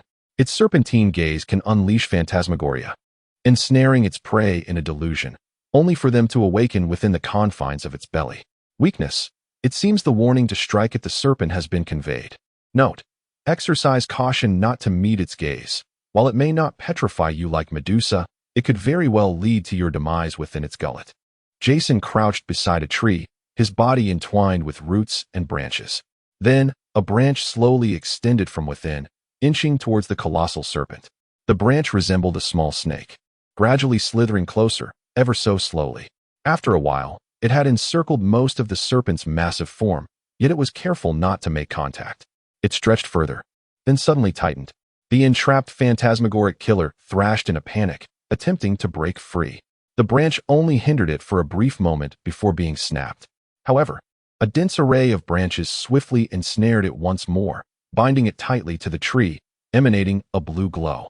The struggling phantasmagoric killer felt itself growing weaker, its vertical pupils radiating a red light as it sought out its assailant to bewilder it. As its strength waned, the binding branches constricted further. The tree trunk within was worn into a groove by its struggles, yet the branches continued to tighten. With the passage of time, the phantasmagoric killer gradually ceased its resistance. Its body softened, surrendering to the inevitable. The entwining branches appeared to grow sturdier and more resilient. Observing the now motionless giant serpent, a sharp thorn extended from the branch, aimed at its head. The wooden spike pierced through the giant serpent's skull, and the branch slowly returned to Jason's side. With a resounding thud, the giant serpent's carcass slid from the branch to the ground. The surrounding branches and leaves gradually retreated back into Jason's body, vanishing from sight. Feeling the little demon's aura strengthen in his chest, Jason decided it was time to depart. Xiao Tian, Xiao Lang, let's head back. Xiao Tian and Xiao Lang, frolicking by a small pool, shook off the droplets of water and darted towards Jason. Since it was not too far, they swiftly arrived before him. Xiao Tian, grab it. Today, we feast on serpent meat. Jason kicked the giant python's carcass. At the mention of food, Xiao Lang's tail began to wag excitedly, resembling a fan. Jason had deliberately left this giant python behind. Typically, those slain by little demons would turn into desiccated corpses, unfit for consumption. After several days, Xiao Tian had leveled up, and its healing abilities had undoubtedly improved. It was now fully healed, its body larger, and its fur and feathers had regrown, gleaming with luster. Its beak and claws had also sharpened, glinting with a metallic sheen under the sunlight. Xiao Lang, on the other hand, remained the same, akin to a goofy husky. That evening, Jason kindled a campfire, skewering half of the serpent meat while the other half was allocated to Xiao Tian. Jason and Xiao Lang feasted on the cooked meat, while Xiao Tian devoured it raw. The little demon required no meat, only the absorption of moisture, oxygen, and soul energy. Over the past few days, Jason had sought traces of the celestial fragrance, but found none. Perhaps it had already departed the forest. It seemed to have left in haste. Xiao Wu Jia and the others had accomplished their objectives for coming here and were preparing to return to school. However, their emotional states remained a mystery. As Jason sliced off a piece of meat and tossed it to Xiao Lang, he observed its voracious consumption, then glanced at Xiao Tian quietly enjoying its raw meal. Lost in a myriad of thoughts, gently patting the little demon at his chest, Jason felt a pang of reluctance, yet he knew he must leave. Prolonged stays with excessive bloodshed could draw the ire of the local sovereign. As both Xiao Tian and Xiao Wolf belonged to the spirit beast category, there were no such reservations. Jason harbored concerns about leaving Xiao Yao in the forest, unlike the two of them. If Xiao Yao were to take root underground and grow unchecked, it could potentially ravage the entire forest. In the event of encountering hidden ancient monsters, it would surely be at risk. Once everyone had eaten their fill, Jason leaned against Xiao Wolf, while Xiao Tian rested nearby. Gazing at the twinkling stars in the night sky, he felt a profound sense of expansion within his heart. One person and two pets made three companions. They lay quietly on the grassy lawn, where the summer breeze was refreshingly cool, inviting one to close their eyes and drift into slumber. Jason closed his eyes, savoring the gentle caress of the wind. Xiao Tian, Xiao Wolf, I must depart tomorrow. They looked at him, seemingly puzzled. I do not wish for you to remain confined in that space. It feels akin to imprisoning you. You belong in this forest. With a soft cry, they appeared to comprehend Jason's sentiment, albeit with a hint of reluctance. It's all right. We will only be apart for a while. I shall return to see you soon. I hope that when we meet again, it will astonish me. Jason smiled, affectionately patting their heads. Chapter 35. Return to school at the edge of the Stardow Forest. Xiao Tian and Xiao Wolf watched as Jason receded into the distance. Only after he vanished from sight did they retract their wistful gazes and venture deeper into the forest, ready to hunt and grow stronger. Meanwhile, Jason found an inn nearby, where he enjoyed a meal after having subsisted on roasted meat in the forest for far too long without vegetables. Even though his solitary presence attracted some attention, no one troubled him. After satisfying his hunger, Jason hired a carriage, asserting his identity as a spirit master to negotiate a fair fare before boarding. Though the ride was somewhat bumpy, it did not hinder Jason's contemplation. He had acquired 2 new spirit skills, the second, Sting of the Poison Ant, and the third, Arrow of Plunder. Host, Jason level, 31 acquired skill, Arrow of Plunder active, fires a black arrow that, upon hitting, returns life and spirit power based on the damage dealt. Passive, the arrow grants a 15 lifesteal effect. This skill enhanced Jason's endurance and kiting capabilities, but the most significant gain was the newly acquired pet, Xiao Yao. Nestled at Jason's chest, its roots effectively provided him with a protective armor. Moreover, it could assist Jason in both cultivation and combat. Upon returning to school, Jason primarily intended to elevate the level of his little demon and to master its combat capabilities.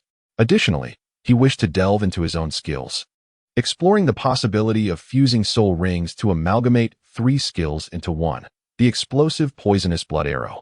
The thought alone seemed quite exhilarating. As he pondered this, the bored Jason began his training. Previously limited to skill research, he had now become a practitioner in his own right. Along the way, he encountered no robbers nor victims of theft. After a modest meal at noon, he finally arrived at Soto City around dusk. After a long day in the carriage, Jason felt a slight soreness in his body, which made him yearn for little Tian. He wondered what the two of them were up to. Entering through the west gate, He noticed few people wandering the city. It was dinner time, and most were at home enjoying their meals and tea. Jason strolled through the city for quite some time, his eyes scanning the surroundings as if searching for something. Suddenly, the sweet aroma of candied hawthorn caught his attention, and his eyes brightened. It had been ages since he savored anything sweet and sour. He felt as though his mouth had grown weary from the monotony of blandness. Occasionally, he mused about how wonderful it would be to traverse a culinary paradise, where one fought for the sake of food and adventure. Such a world greatly appealed to him. Noticing that only one candied hawthorn remained, Jason hurried to the vendor. "One candied hawthorn, please." "Certainly. Young man, you're in luck. This is the last one of the day." "It seems that this candied hawthorn is destined for my stomach," he replied, handing over the money. As he walked along the street, savoring the sweet and sour taste, his spirits lifted. The distant sunset seemed to glow with poetic beauty. Just as Jason was about to consume the last piece of candied hawthorn, he suddenly sensed a gaze fixed upon him, unabashedly focused on the treat in his hand. Following the line of sight, he discovered a small beggar crouching in the corner of the street. Her hair was disheveled, clad in tattered burlap, her bare feet dirty, and her face obscured in darkness. Yet her eyes shone brightly, almost dazzlingly. Jason halted, retracting the candied hawthorn he was about to bite into. He approached the little beggar slowly, shaking the hawthorn in his hand. "Would you like some?" She shrank back slightly, fear evident in her demeanor. Yet her eyes remained filled with longing as they fixed on the candied hawthorn. "If you don't say anything, I might just eat it myself," Jason teased, pretending to take a bite. I want it." Her desire overcame her fear, and she called out to him. "Do you really want it?" "Yes, really. What do you want?" "I want the candied hawthorn." "Then it's yours." With that, Jason handed her the treat. She glanced up at him, then down at the candied hawthorn before exclaiming, "Thank you," swiftly tucking it into her clothing. Jason observed her actions, his eyes flickering with interest. "I am a soul master, and today I am in a rather splendid mood." The little beggar looked at him with confusion, unsure of the intent behind his words. "I am in a good mood. I enjoy helping others," Jason implied, gazing at her intently. Her eyes suddenly lit up with excitement, and she eagerly asked, "Really? Really? Is your mood truly pleasant?" "Indeed. Then, big brother, can you help me?" She looked at him with a mix of surprise and trepidation. "How can I assist you?" "I want to save my brother." "Can you help me? Is he ill?" "No, he has been captured by the gang leader. If I don't earn any money today, they will break his legs to force him to beg." "Big brother, can you save my brother?" Tears glistened in her eyes as she spoke. "I can give you something that may aid you," Jason said, producing the tree heart little demon from his chest. As she beheld the glowing green orb, a sense of fatigue dissipated from her body, invigorating her spirit. "Aren't you coming with me?" she asked, a hint of uncertainty in her voice. "Do you desire my power or merely my temporary assistance?" Jason inquired, extending the tree heart towards her. The little beggar stared at the radiant stone, torn in her decision. After a moment, she seemed resolute. "Can the power you give me defeat the gang leader?" "Yes," Jason affirmed with a nod. "Then I shall take it," she declared, extending her hand confidently towards him. "A wise choice." Jason handed the little demon to her. "Place it against your chest. It will aid you in battle when you find yourself in peril. By the way, I am at Shrek Academy. Do remember to seek me out once your matters are resolved." Should the little demon remain without sustenance and soul power for an extended period, it would begin to siphon her life force. During Jason's time with it, he had been nurturing it with his own soul power in the absence of prey. Nevertheless, the soul power he absorbed through it was particularly pure. Ultimately, it functioned like a compressor, absorbing the natural energy in Jason's soul power, subsequently returning a more refined essence to him. When prey was available for it to absorb, Jason would not need to feed it with his own energy. Chapter 36. Strange events in the city. The following day, a young boy led the city guards to a secluded courtyard. Upon entering, Yuquan, the guard, felt an inexplicable sense of unease. The boy, approximately 15 or 16, wore a mixture of fear and joy on his face, creating an oddly unsettling expression. However, with the demise of the gang leader, the children were freed, yet those remaining had no idea where to go. Always resourceful, He Hong tended to the children while devising strategies to appease the gang leaders. Now that the leaders had suddenly perished, and in such a horrifying manner, he found himself at a loss. Ultimately, he thought of the patrolling city guards.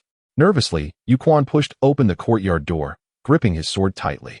Although he had learned from the boy that the human traffickers in this hideout were dead, the eerie silence and the boy's description heightened his anxiety. Taking a deep breath, He swiftly pushed the door open and stepped back, sword drawn before him. Yet, nothing awaited him beyond the door. He exhaled deeply, realizing he had been overly tense. Sheathing his sword, he stepped over the threshold and entered. Upon crossing the courtyard gate, he beheld a multitude of disheveled children, their faces smeared with dirt. Some lying on the ground, others kneeling, and a few missing arms. Yet, some appeared relatively intact. They spoke in hushed, fearful tones. A surge of anger welled up within Yu Quan as he finally comprehended the origins of the beggar children in the city. At that moment, he felt an intense loathing for human traffickers. He issued a few commands to his subordinates trailing behind him, then proceeded towards a tightly shut door. The children's fearful gazes occasionally darted towards that direction. Arriving at the door, he delivered a sharp kick. Fueled by rage, he entered the dwelling. And upon witnessing the scene inside, a chill enveloped him.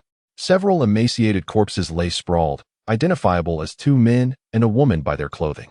Their faces bore skin as rough as tree bark, their mouths slightly agape, and their eyes wide open, all betraying the immense terror they had endured in life.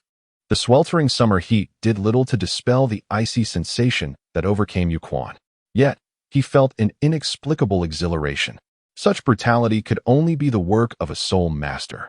Gradually, he regained his composure and stepped back outside, since it was the doing of a soul master.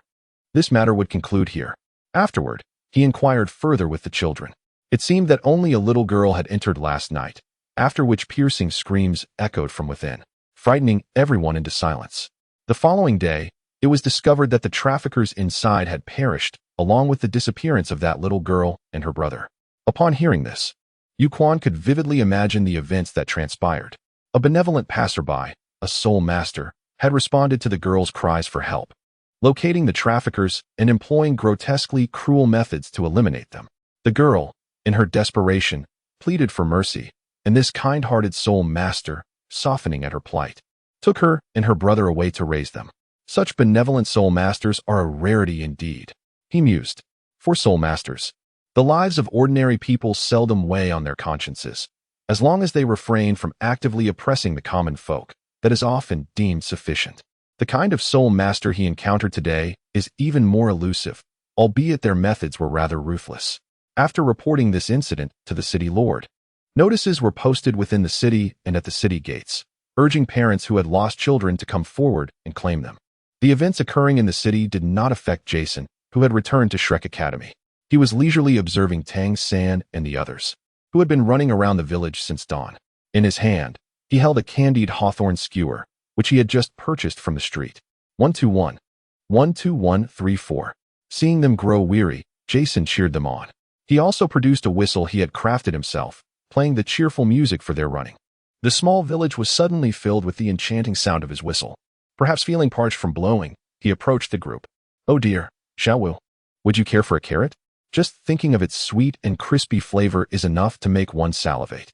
Despite her exhaustion, she could not resist rolling her eyes at Jason. TSK, Xiao-san. Look at that basket of stones behind you, is it heavy? Tang San had no words to respond. It was indeed heavy. You must be Ma Hongjun. What a burden you bear, running with such a large frame. Your load must be heavier than the stones in Tang San's basket.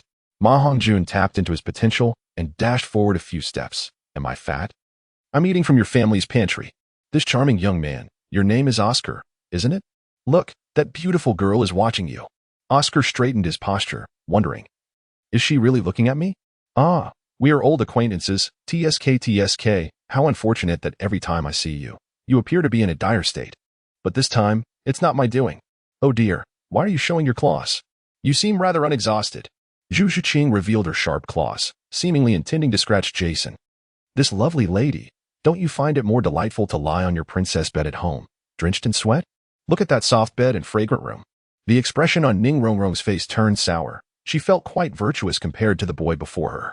Big brother, you seem rather unhappy. Is there something weighing on your heart? As someone who has been through it, I advise you to share your troubles rather than keeping them bottled up. You can tell me, and I shall help lighten your burden.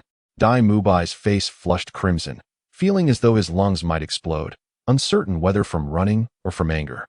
Jason had transformed into quite the chatterbox, a surge of energy radiating from him. Observing that Tang San and his companions were receiving ample physical and mental training, Jason wore a satisfied smile. Plunder, who had been watching, appeared unable to tolerate the scene any longer. "Jason, what are you doing not training?" he inquired, maintaining his distance. "Huh? I just arrived yesterday, and upon seeing my classmates train today, I eagerly joined them." "How can you say I haven't trained?" Jason responded with indignation. Plunder, somewhat perplexed, realized that Jason had indeed been running alongside them. "No, we don't require you to train with us," Ning Rongrong suddenly shouted from the group. The others, inexplicably energized, nodded in agreement. Hearing this, Jason instantly fell into a state of sorrow. "Dean, they are isolating me." Flinder felt an overwhelming headache. How could he manage such students? "Come with me. I have some questions about the dragon and snake duo." He led the way, still keeping his distance from Jason. Chapter 37. Conversation. Jason followed Flinder into his office. "Have a seat." Flinder gestured towards the chair opposite his desk. It was more akin to a bench than a proper chair. Jason sat down and looked at Flinder, awaiting his words. "Since you are my student now, we ought to get to know each other better. I learned from Xiao Wu Jia that you killed Mingong." Flinder adjusted his glasses, fixing his gaze on Jason. "Indeed. Had I not sustained severe injuries, I would have preferred to leave the Chaotian fragrance in the Star Doe forest. I didn't expect her to run away so quickly," Jason replied, a hint of regret in his tone. Flinder found himself at a loss for words. Although he had received the information from Xiao Wu Jia, he had not been present at the scene and thus lacked the sense of shock that accompanied such an event. However, hearing the boy confirm it with his own mouth left him at a loss for how to express his emotions, whether it was shock or disbelief. His mind felt somewhat muddled. A Grand Soul Master killing a Soul Douluo seemed utterly fantastical. Wait, a Grand Soul Master? He recalled that the report from Elder Li indicated Jason was only at the 14th level, was he not?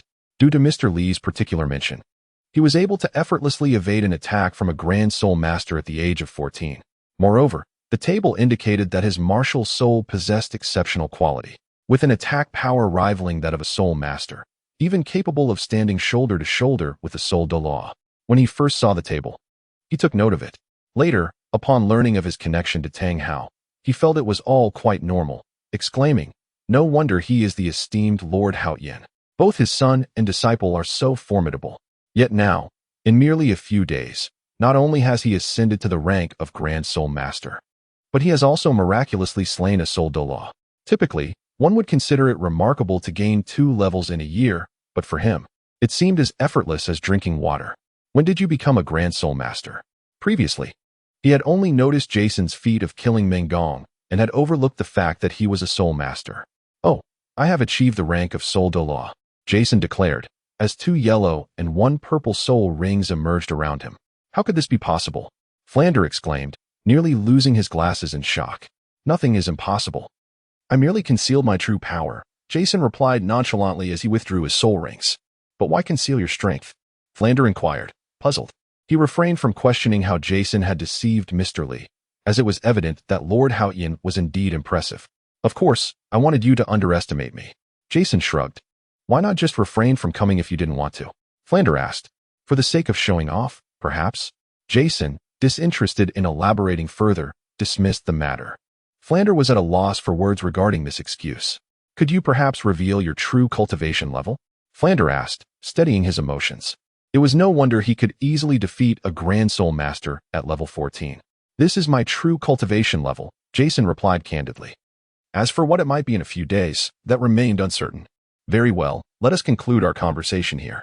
While I wish for you to integrate into Shrek Academy, it is quite clear that you are unlikely to assimilate into the team," Flinder observed. Although Jason did not appear cold and distant, his demeanor exuded a more profound sense of danger. After all, a Soul Douluo had just perished before them. Such an uncanny ability indeed aroused suspicion. However, since you have entered Shrek Academy, as long as you adhere to the rules, you remain a member of Shrek. Where you go from here is your own affair, but should you cause trouble, do not let it involve Shrek. How does that sound? Flinder inquired. Agreed. This is precisely the school of my dreams. Jason responded enthusiastically. Excellent, then. It has been a pleasurable discussion today. Farewell. After Jason joyfully exited the office, intending to return to join Tang San and the others in their trials, Tang San and his companions expressed that it was unnecessary. Following Jason's departure, a stiff-faced individual entered the room. Seeing Flinder lost in thought at his desk, he urgently inquired, "So, did he truly kill a Soul Douluo?"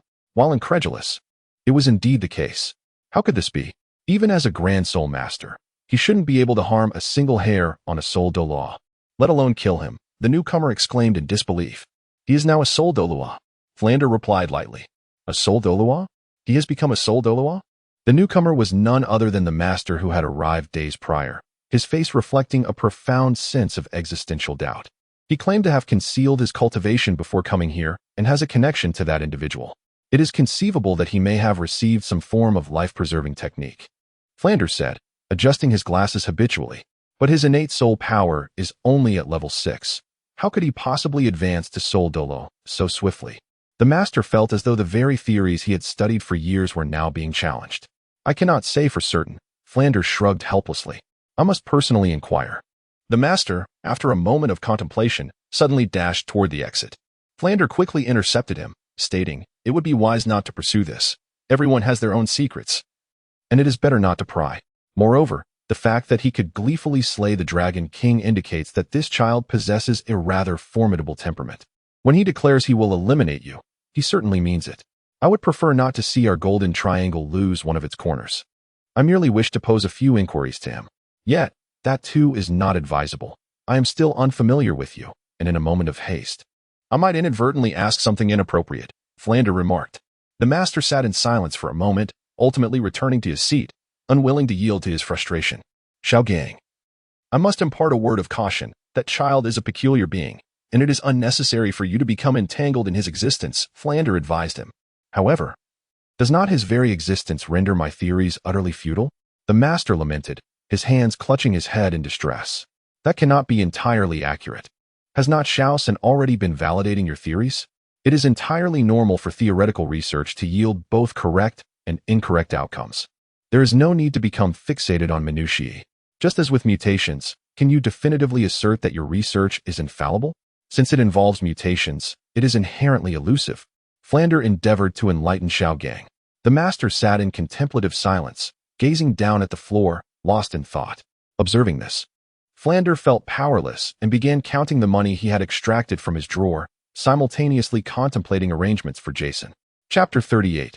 Grafting. Meanwhile, after leaving the dwelling, Jason intended to seek out Tangan and the others, but en route, Xiao Wu Jia approached him. Hey, Jason, someone is looking for you outside. Who is searching for me? Jason inquired, puzzled. I'm not certain. It's a ragged little girl accompanied by a boy seated on a cart. They claim to be here as per an agreement to find you. They're at the school gate. As he spoke, Xiao Wu Jia pondered the purpose of these two beggar-like children seeking him, especially since one of them appeared to have a broken leg. Oh, Jason's eyes brightened as he recalled. Thank you, Teacher Xiao. I must be on my way. With a wave of his hand toward Xiao Wu Jia, Jason hurried toward the school entrance. As he drew nearer to the gate, Jason sensed the presence of the little demon. Upon reaching the school gate, he beheld the little girl he had encountered the previous day, her expression somewhat dazed. Beside her sat a small boy on a dilapidated cart. Kneeling as he navigated with his hands, his face radiating curiosity. Upon seeing them, Jason noticed that they too had recognized him. Before he could approach, the little girl dashed toward him, exclaiming, Big brother, we have come to find you. It seems you have already vanquished them. Jason, upon observing her expression, understood the implications.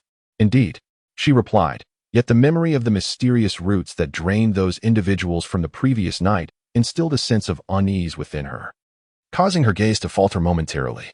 Now, if I were to offer you a choice once more, would you still desire this power? Jason inquired, fixing his gaze upon her. The little girl lowered her head, her unkempt, withered hair obscuring her face, casting a shadow that concealed her emotions. Thus, both parties remained silent for a while.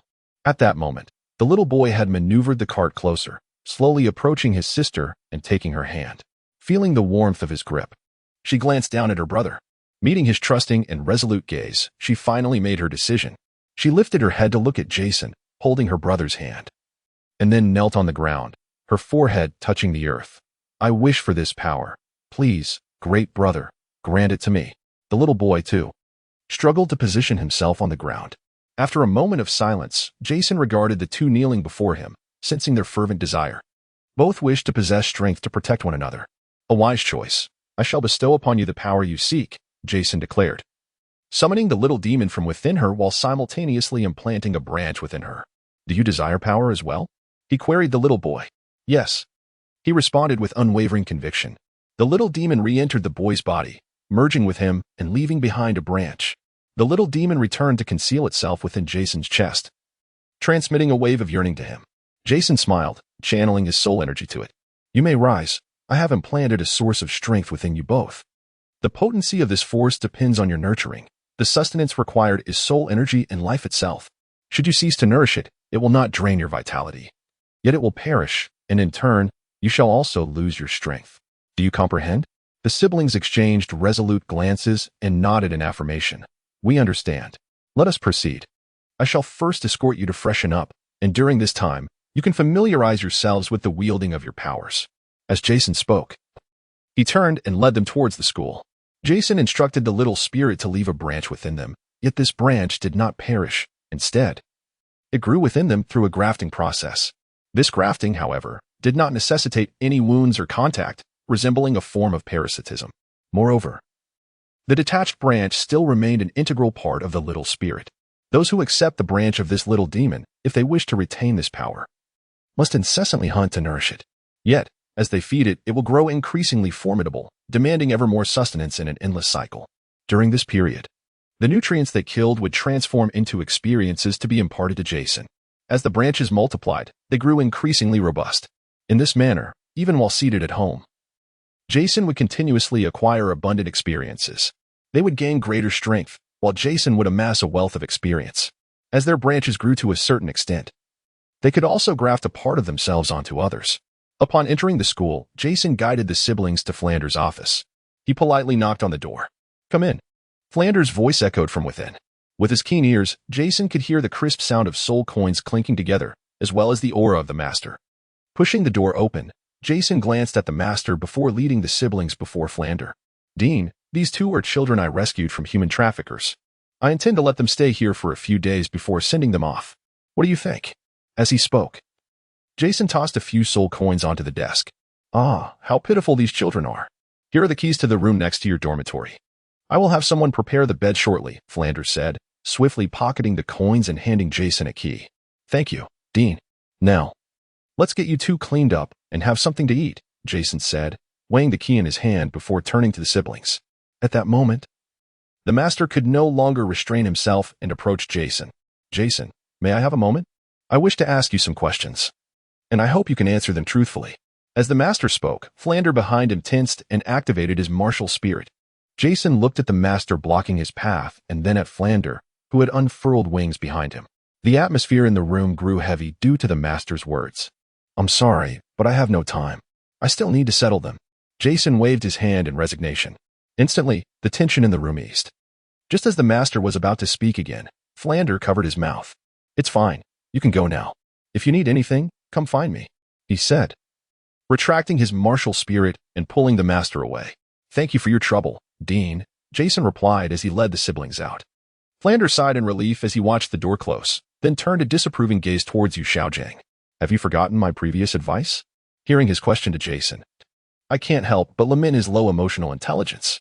In truth, if it weren't for the incident in the Stardow Forest, he wouldn't have felt so tense. However, having witnessed his exposed fangs, coupled with that individual, left him with no choice but to be apprehensive.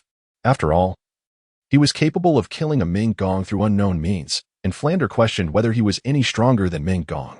Chapter 39, Preparation. Meanwhile, Jason led the siblings toward the dormitory. Along the way, they encountered Tang San and others, who were still running with weights. They looked curiously at the two ragged figures trailing behind Jason, but their exhaustion rendered them speechless, and they opted not to inquire further.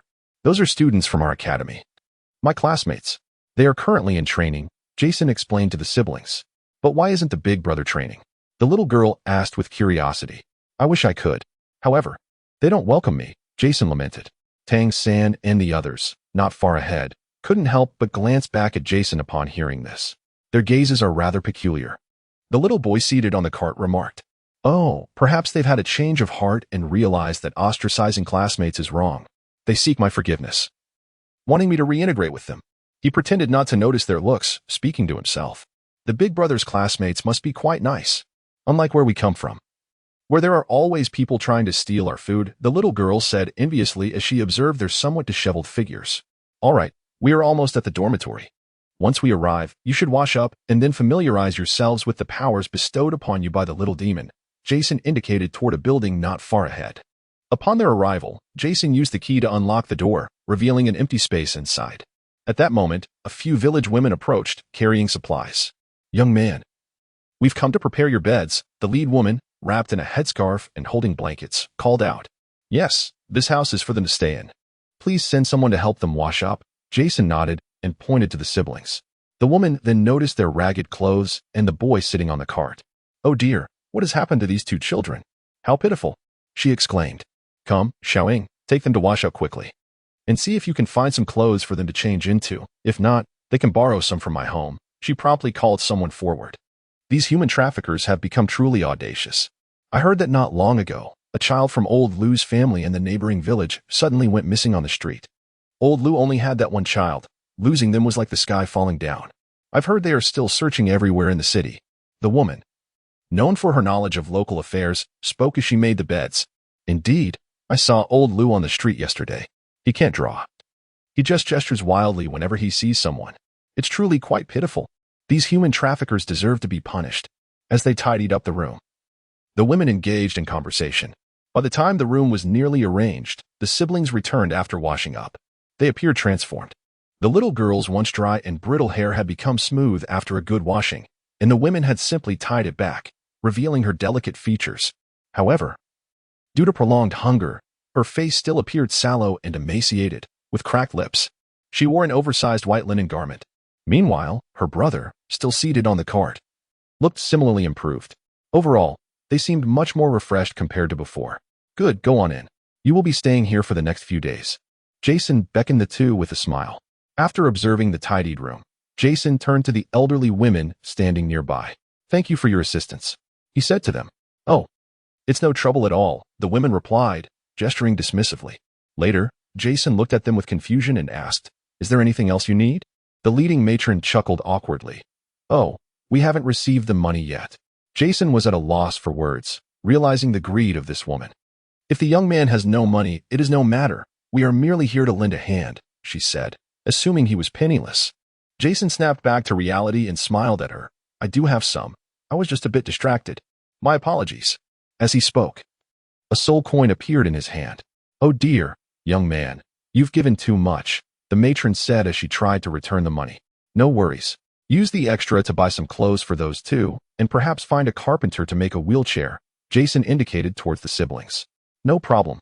My husband is a carpenter. I will ensure he crafts a fine wheelchair, the matron said, suddenly feeling a twinge of envy for the siblings. Once the matron and her companions departed, Jason turned to the siblings, whose eyes sparkled with anticipation. Let us go inside and see your room, he said, leading the way. The threshold had been thoughtfully removed, and the room was no longer in disarray. It had been tidied up. 2 beds adorned with cooling mats and neatly stacked quilts awaited them. The quilts, skillfully crafted by the villagers, appeared warm and comforting. A simple curtain separated the space, and a wooden basin with a towel rested by the window, with little else in sight. This room had likely been used as a storage space previously. Thus it was not particularly spacious. However, it was ample enough for 2 children. Despite its simplicity, both siblings wore expressions of contentment. Compared to their previous night spent on the cold ground among many others, having their own room and beds was a significant improvement. After a brief moment, Jason suggested, All right. Let us step outside. You both must be quite hungry. Let us have something to eat and then rest. We shall commence training tomorrow. Yes, they replied in unison. Following him outside, Jason selected an appropriate spot. This will do, he declared, and as he spoke, robust branches began to sprout from his body, forming a chair. These branches extended behind the siblings, creating a seat for the girl, while lifting the boy from the ground, and soon, a table woven from branches appeared before each of them. Witnessing this magical scene, their faces lit up with awe and yearning. You can do this too in the future. Jason encouraged them. Really? The girl asked, skepticism evident in her voice. Of course, but you must nurture that ability, Jason replied with a smile, rising from the chair. Now, let us prepare for a barbecue. He retrieved a grilling rack, charcoal, and skewers from his system backpack, setting up a fire before presenting raw meat, vegetables, and seasonings. They gazed in wonder at Jason's culinary technique, having never witnessed such a method of cooking. Chapter 40. Growth within the Shrek Academy. An extraordinary scene unfolded in a clearing. 3 tables and chairs appeared to have sprouted from the ground, adorned with the occasional green leaf. In the center, a rack burned with fire, sending wisps of smoke into the air. Jason tended to the skewers, sprinkling spices intermittently, while the siblings watched in rapture. The tantalizing aroma gradually wafted through the air, making the already hungry children swallow hard. "All right, you two, it's time for you to eat." Jason served each of them a plate of grilled meat. The girl gazed at the skewers on her plate, the sizzling meat releasing droplets of hot oil that glided down its juicy surface, an intoxicating sight. She inhaled deeply, the scent igniting her appetite, and unable to resist, she took a large bite, despite the heat. The warmth filled her mouth, and a wave of happiness enveloped her. The meat, kissed by the flames, was fragrant and enriched by the spicy seasoning, creating a symphony of flavors that danced on her palate. Each bite erased her worries, lifting her spirits to the heavens. The siblings, undeterred by the heat, eagerly stuffed their mouths with skewers. "Slow down, there's more to come," Jason reminded them as he continued grilling. Not far off, Tangan and his companions, having just completed another lap, felt a bit dizzy, relying solely on their fading willpower to keep running. At that moment, Ma Hongjun, squinting, caught a whiff of something delightful and suddenly opened his eyes wide, inhaling deeply. The others also sensed the enticing aroma filling the air, instantly salivating as their parched mouths craved the source of the scent. Collectively, they swallowed hard, drawn to the allure of the feast. After a moment of unspoken understanding, they exchanged glances, their faces etched with anguish. The more they ran, the wearier they became. Yet the aroma of grilled meat wafting towards their nostrils grew increasingly tantalizing. They yearned to quicken their pace and escape this torment.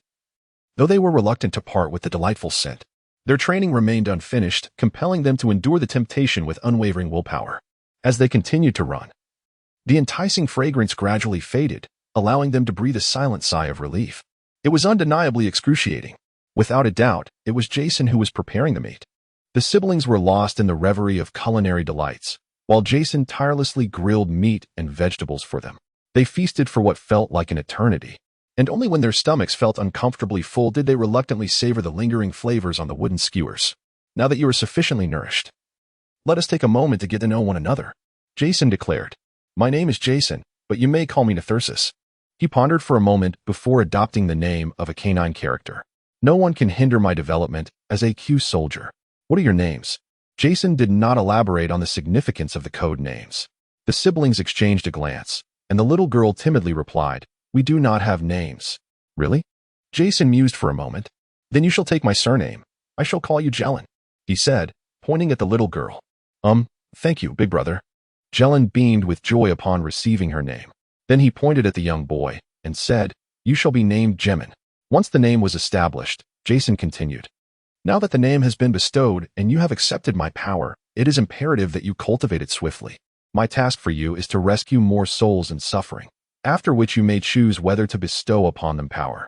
Jelen and Jimming nodded earnestly in response. "As for how you choose to cultivate your strength, I shall not interfere, whether it be in slaying foes or hunting soul beasts, it matters not. However, I do hope you can maintain your principles.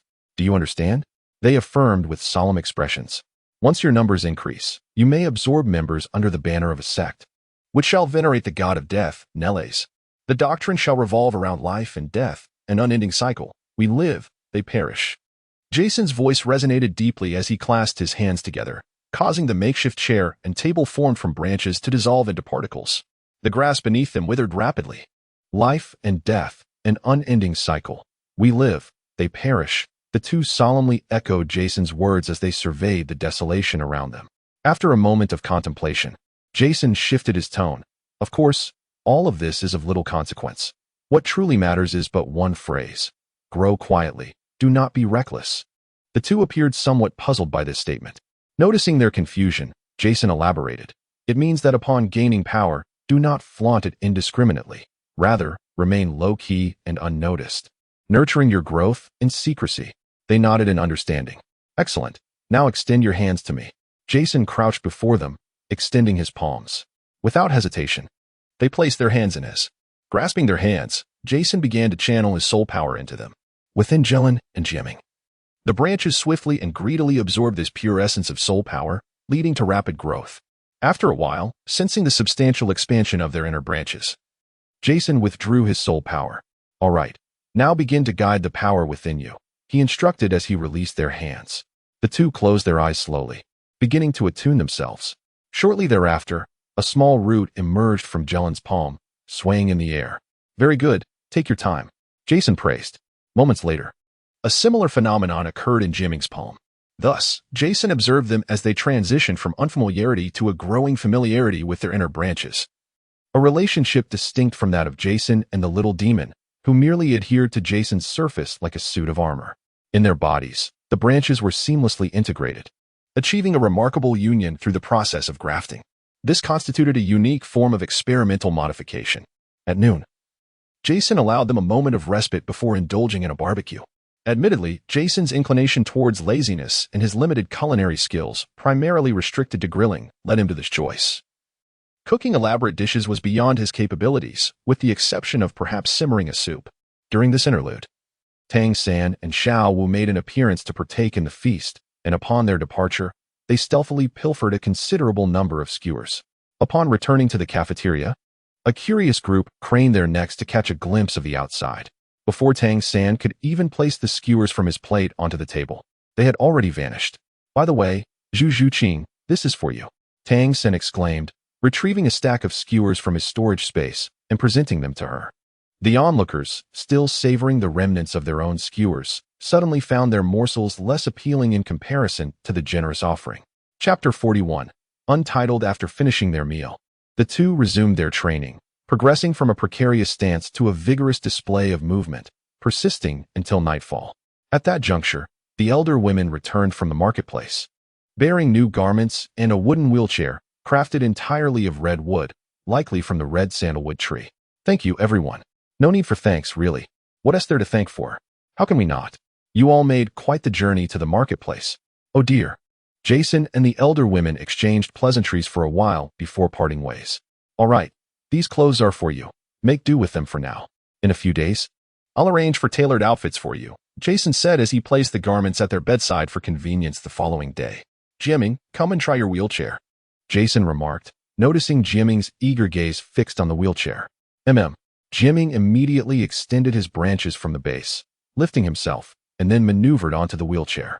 Once seated, he swiftly propelled the wheels with his hands, beginning to explore his surroundings. Clearly, the wheelchair was far more efficient than a skateboard. Jimming joyfully experimented with his new means of mobility. Watching her brother's jubilant demeanor, Jalen, standing behind Jason, could not help but smile in delight as well. Then she silently gazed at Jason's retreating figure. He was the one who had rescued the two siblings, granting them new names and a fresh start. She felt fortunate to have encountered such a kind-hearted older brother that day. She could not recall when she had been abducted by traffickers. Over the years, she had long forgotten her origins and her name, only remembering that she had a younger brother. Thus, she numbly wandered the streets to beg, striving to fulfill her task so that her brother would not have to endure the same fate.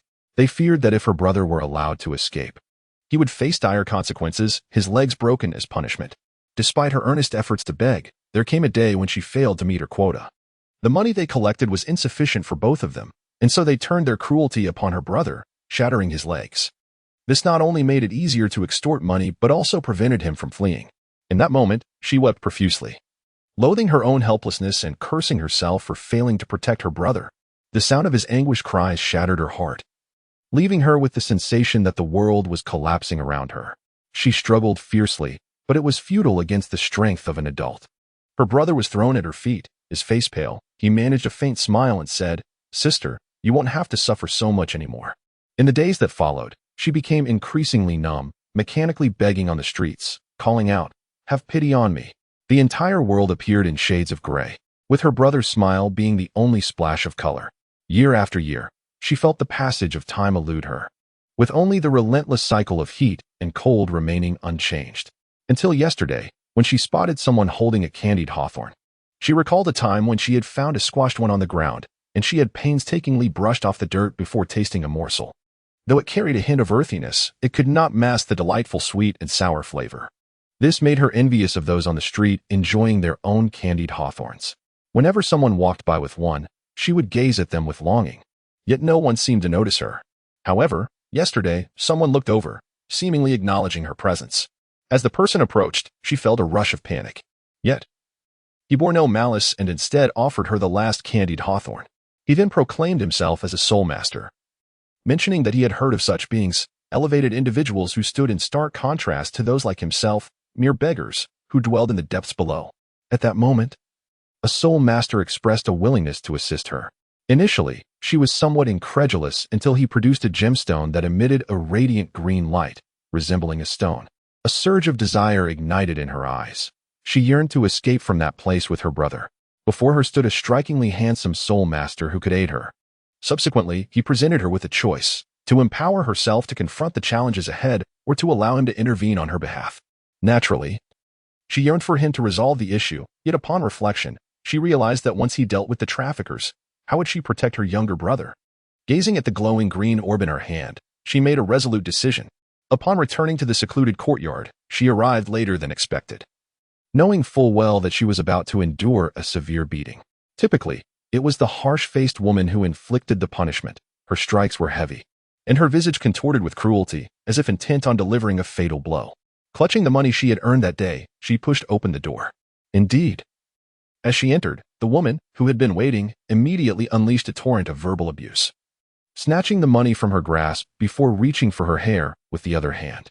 In that moment, she recalled the orb she had been tightly holding in her other hand. With determination, she hurled it directly at the woman. Suddenly, a sharp wooden thorn erupted from the orb, piercing the woman's palm and subsequently embedding itself within her body. She let out a painful wail, prompting those behind her to rush forward to assist. However, from the orb, a multitude of tendrils emerged, slithering towards them like serpents, ensnaring them in an inescapable grip. The woman's cries gradually diminished, her eyes reflecting an escalating terror, while her skin began to wither rapidly. Stunned, she watched the transformation of her companions into desiccated husks. A mix of fear and a peculiar sense of satisfaction coursing through her. The orb emitted a soft crimson glow, pulsating rhythmically like a heartbeat in the air. Perhaps having exhausted its source of sustenance, it retracted its tendrils and returned to her, slowly vanishing from sight. Panic-stricken, she felt around her body, yet could not ascertain the orb's whereabouts. Sitting on the ground, she gasped for breath. After a moment, she regained her composure and cast a glance at the lifeless, desiccated corpses. It seemed as though she had been liberated. A sense of bewilderment enveloped her. Subsequently, he thought of his younger brother and promptly rose to seek him out. That evening, before the dawn of the following day, while everyone remained in slumber, she discreetly led her brother away from that place. The darkness had yet to fade, and the sky was illuminated only by the faint glow of the moon. Together with her brother, she ventured into the familiar streets and alleys that surrounded her. However, they seemed altered, different from what she once knew. The uncertainty filled her heart with a mix of anxiety and anticipation, accompanied by a touch of fear. Her brother sat in the cart, silently drawn along by his sister, appearing somewhat bewildered. Afterward, she led her younger brother a considerable distance, moving towards the direction where the elder brother from her memories had departed. It was uncertain how far they had traveled, but the sky began to brighten slightly, and some vendors started their preparations early in the morning. Along the way, she encountered an elderly man selling steamed buns, who had previously shared some with her. She explained that someone at Shrek was willing to adopt them, which brought joy to the old man, who then provided her with the address in detail. She inquired about the location of Shrek Academy and continued on her journey. Chapter 42. Training. A week later, in a clearing, Jason surveyed the densely woven branches surrounding him and nodded in satisfaction. All right, let's bring it back. After several days of training and Jason's continuous infusion of soul power for them to absorb, they had likely attained combat capabilities equivalent to those of soul masters. Along the way, Jason also took them hunting to mentally prepare them for the act of taking lives. The entwined branches began to writhe slowly before retreating back into the bodies of the two individuals. After a week of recuperation, their complexions gradually became more vibrant. Jiline's face had turned pale, yet increasingly radiant. Her hair simply tied back, and clad in training attire, she exuded an air of spirit, despite her modest stature. As the younger brother, seated in his wheelchair, grew increasingly delicate in appearance, he remained resolutely silent. Typically, it was only when Jason posed a question that he would offer a response. Nonetheless, overall, both individuals appeared to radiate more vitality. Perhaps it was the newfound strength that instilled within them a burgeoning sense of confidence. That will be all for today. If you wish to continue residing here, you must venture out and earn enough to purchase this house. For those endowed with power, it should pose little challenge, Jason stated, leading the way ahead. The two followed in silence.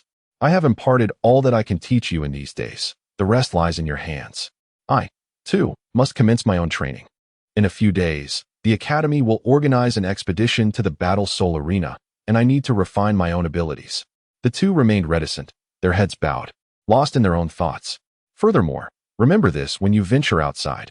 Develop cautiously and avoid reckless behavior. Jason continued, his tone turning serious. You may lack a martial spirit, yet you possess a peculiar energy. Should it attract the attention of those with ill intent, you could find yourselves in peril. Therefore, exercise utmost caution while outside. As he spoke, Jason fell into silence himself. Upon returning to their familiar abode, Jason stood at the threshold, exhaling a deep sigh. After today, you shall embark on your missions. I hope you do not meet an untimely demise in the outside world. With those words, he placed the key to the dwelling in Jelin's hand before turning to leave. Jelin and Jimmy silently watched Jason's departing figure, their eyes betraying a sense of reluctance. Yet they refrained from calling him back. He had granted them a second chance at life that could not impose further demands. Life and death, a ceaseless cycle. We live while they perish. The two recited their master's teachings in quiet reverence. He then took out a white and a black mask and donned them upon his face.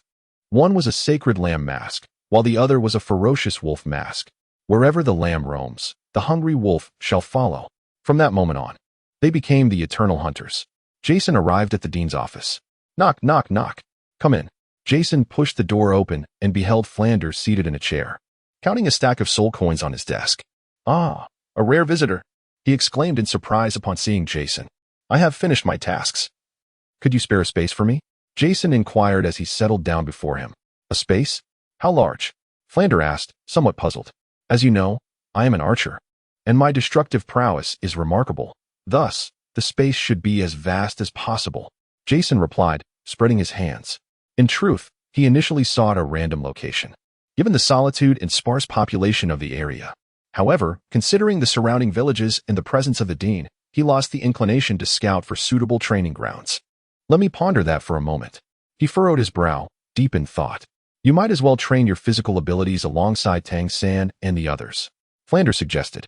After all, as a ranged soul master, physical training would greatly benefit you.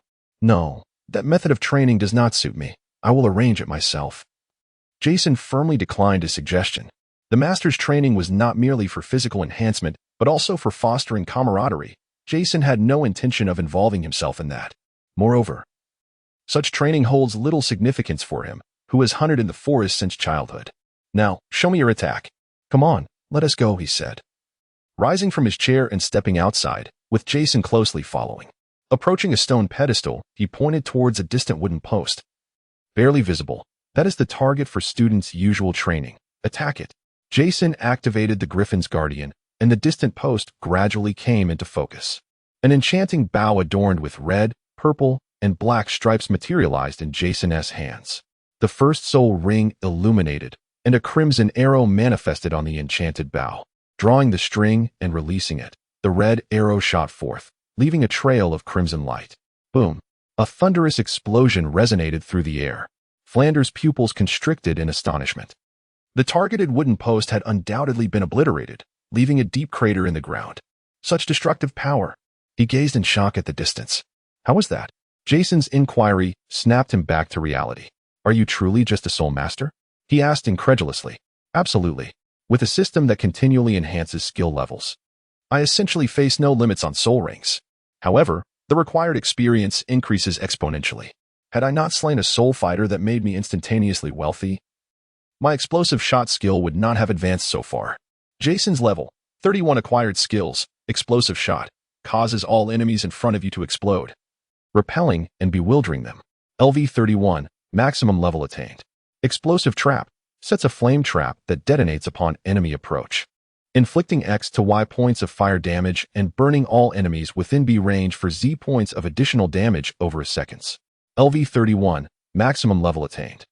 Bomb crafting, infuses explosive energy into a target object, allowing control over its detonation timing. LV31, maximum level attained.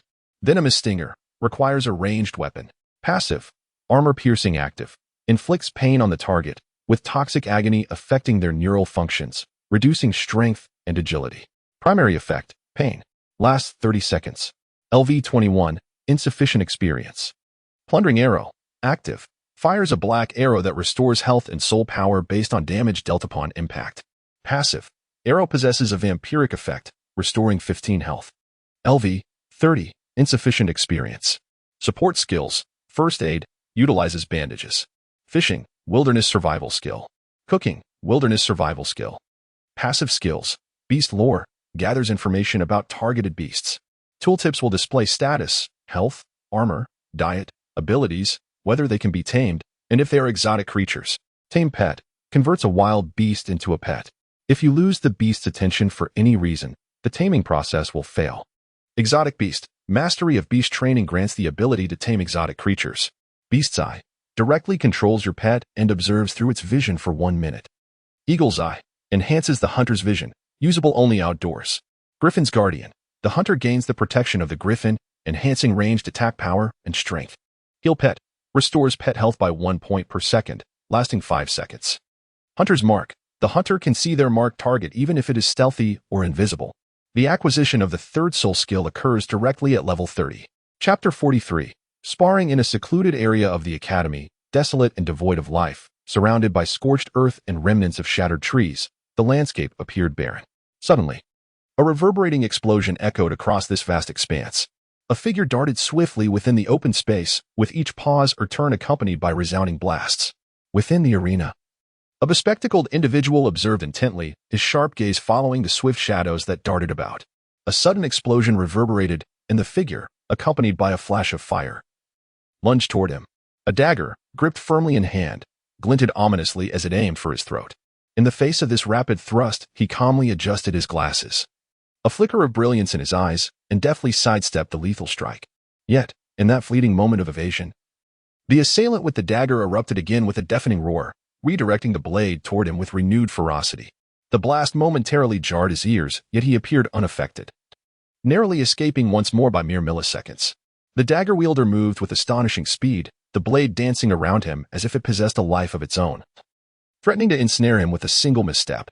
At that moment, 2 wings materialized behind the bespectacled man, and with a powerful flap, he vanished from sight. Jason halted, gazing upward at the soaring Flander, the 2 figures in the arena being none other than Jason and the Dean. Training alone was insufficient, however. Engaging in combat with Tangan and his companions posed a risk of dire consequences. Thus, Jason had set his sights on the Dean, the most suitable partner for practice. Yet, persuading him was no easy task, as he was typically preoccupied with financial pursuits, leaving little time for sparring with Jason. Nevertheless, with a financial incentive, arrangements were swiftly made, and Jason stood poised on the ground, attentively watching. Suddenly, Flander's wings quivered, transforming into a shadow that hurtled toward Jason with blinding speed. It was too fast to evade. Even if his mind registered the impending danger, his body struggled to react. Before he could contemplate further, a surge of electric light erupted from the blue crystal on his chest, enveloping him in its radiance. Potential unleashed. A cacophony of crackling electricity surrounded Jason as the soul power within him surged toward his feet. Another explosion rang out. The world around Jason seemed to decelerate considerably. He leaped backward, narrowly escaping Flander's assault. During his retreat, an enchanted bow materialized in Jason's grasp, its crimson stripes igniting with energy. He raised the bow, and instinctively, the skills ingrained in his muscles propelled arrows toward Flander. Simultaneously, bolstered by his unleashed potential and heightened soul power, Jason unleashed a flurry of arrows, over 10 in a heartbeat, each volley releasing 3 projectiles in quick succession. A relentless storm of arrows rained down upon Flander. The attacking Flander perceived an abrupt surge in Jason's speed, as he seemed to vanish momentarily, only to be followed by a symphony of piercing sounds. Was it a soulbone skill? He pondered silently. With no time for further thought, Flander swiftly folded his wings, enveloping himself in a protective barrier. The dense barrage of arrows struck his wings, and the explosive properties attached to them soon detonated. Then, Flander found himself engulfed in a blaze of fire. As the moment seemed ripe, Jason's second soul ring shimmered to life. A violet arrow materialized above his enchanted bow, accompanied by the piercing venom of the ant stinger, which was promptly unleashed into the inferno. Concealed behind his wings, Flandra intended to wait until his soul power was depleted. Suddenly, A sharp sensation coursed through his wings, followed by a wave of excruciating pain. How could this be? Even if he was not particularly adept at defense, he should not be vulnerable to a soul master. Yet, he was indeed injured, and the searing pain in his mind rendered his movement sluggish. He had been poisoned. Resigned, he activated his soul skill, and a faint golden protective barrier enveloped him. Jason stood firm, relentlessly delivering fire, interspersed with occasional soul skills. Meanwhile, the plundering attribute granted by his third soul skill significantly enhanced his sustainability. As long as he remained stationary, he could unleash arrows all day. After a prolonged barrage, the moment for Jason's potential activation arrived. Although the plundering attribute prevented him from succumbing to weakness, the density of his attacks could not compare to that of earlier. Plunder sensed the waning of his assault, and the faint golden protective aura surrounding him gradually dissipated, vanishing into thin air. Until now, he had employed merely one defensive spirit technique. Observing Flander's disappearance, Jason, without a moment's hesitation, felt a tremendous explosion beneath his feet, the shockwave propelling him away from his original position. However, this time, Jason soared towards the heavens. The explosive spiritual energy continued to emanate from his palms and soles, enabling him to ascend into the sky. The two individuals then commenced their pursuit. Jason soared into the academy using explosive force, weaving through various rooms while occasionally launching counterattacks in an attempt to hinder Flandra. Flandra, unhurried, flapped his wings in pursuit of Jason, occasionally sidestepping arrows that whizzed past. Ahead, Jason flew through the air, enveloped in a wave of heat, while behind him, Flandra glided silently. Outside, Tangan and his companions, engaged in the master's rigorous training, faintly heard the sounds of explosions and instinctively looked up. Goodness, that fellow bears an uncanny resemblance to Jason, Oscar exclaimed, gazing upward. With that voice, it must be him, Ma Hongjun remarked, rolling his eyes. Isn't his martial spirit merely a bow? How could he possibly fly? Ning Rongrong questioned, perplexed. If a soul Douluo can be slain, flying doesn't seem particularly extraordinary, does it? Xiao Wu couldn't help but scoff. The one behind appears to be the dean, Tangan observed, pointing at the winged figure. Why is the dean pursuing him? Ning Rongrong inquired. Could it be that he pilfered the dean's funds? Tangan pondered, considering Jason's past reckless behavior, which indeed seemed plausible. At that moment, Xiao Wu Jia approached them. That is Jason's training. Do you wish to partake? No. Ma Hongjun and Oscar shook their heads vigorously. Then hurry up and practice, Xiao Wu Jia bellowed. As they resumed their focused training, he contemplatively gazed at the sky, where Jason soared with his fiery red tail. Jason continued his flight, deftly evading the barrage of feather blades that were shot at him from behind. Jason seized the opportunity to turn and release a few arrows. One might mistakenly believe that the two were engaged in a game of Thunderfighter. Flandra drew ever closer, and at long last, Jason beheld his destination, a thicket of trees. With a swift turn, he plunged downwards into the woods, a wave of heat trailing behind him. Chapter 44, Continuation. Flandra, observing Jason's descent into the forest, discerned his intentions. Was he attempting to conceal himself? Altering the terrain, an astute strategy. He marveled at the thought before following suit. Upon arriving in the woods, he found Jason had vanished from sight. He scanned the surroundings, where trees intertwined and stood tall. It was mid-morning, and the summer sun blazed fiercely. Yet the foliage was lush and verdant. The crisp calls of birds echoed intermittently, seemingly unaffected by the oppressive heat. The dense thickets and the dappled sunlight rendered the forest serene. Such a remarkable concealment technique. He had completely lost track of Jason's presence, as if the man had evaporated into thin air. However, he had grown accustomed to the extraordinary occurrences surrounding him, stunning strategies, devastating power, astonishing speed, remarkable control of his physique, and unparalleled creativity. Countless wonders that left him incredulous at the notion that they could all reside within a single individual. Jason's martial spirit was a bow, indicative of an agile attack-type soul master. Yet, while his archery displayed the traits of agility, the sheer magnitude of his offensive capabilities was nothing short of outrageous. Moreover, in terms of close combat, one's speed and offensive capabilities have now reached a level comparable to that of agility-focused soul masters. Moreover, with his strategic vision, it seems almost impossible for anyone to ambush him. He appears to possess no discernible weaknesses. Simultaneously, one cannot help but feel a sense of sorrow for the master upon encountering Jason. He is the true monster. It seems that all forms of absurdity can manifest in his presence. At that moment, a concealed arrow, seemingly materializing from nowhere, suddenly appeared before him. The swiftly shot azure arrow hovered in front of him, while his hand gripped the arrow shaft. Such covert tactics. Boom. The arrow detonated, and Flandre found himself engulfed in a blaze of fire. At the 14th level, the explosive effect of an ordinary arrow equates merely to the power of a skyrocketing firecracker. Now, Jason has advanced to over level 30, and the explosive power of his arrows has reached that of a hand grenade. The range of the explosive shot has reached the potency of a small rocket. Although its power is sufficient, its rate of fire remains a significant shortcoming. In the recent battle, the enhanced firing speed was reliant on the activation of latent potential, akin to entering a state of fury. This situation has compelled Flandre to unleash a defensive soul technique, which has left him suppressed for a time, though it remains uncertain whether he has sustained any injuries. Following the blaze, Flandre has vanished from sight. Suddenly, he materializes in an open space, acutely aware of the residual soul energy lingering from the recent attack. Has he departed? His keen eyes scan the surroundings stealthily. Abruptly, another sound of air being sliced fills the air. Flandre propels himself directly toward the oncoming arrow. What? A wooden arrow. In the fleeting moment of evading the projectile, he realizes it is not composed of soul energy, but rather a simple wooden shaft. Suddenly, another sound of air slicing through the atmosphere emanates from his side. Just as he narrowly dodged the wooden arrow, he performs a swift aerial twist to evade this one as well. However, as he touches down, several arrows swiftly follow in pursuit. Casually, he flaps his wings, deflecting the oncoming projectiles. He takes stock of his own soul energy, confirming that indeed, the arrows possess the capability to absorb his essence. It seems he has lost a portion of his vitality upon sustaining a wound. Although the amount absorbed is negligible to him, he can still perceive its effects. The ability to siphon both soul energy and life force is a truly formidable attribute. He muses in silent awe.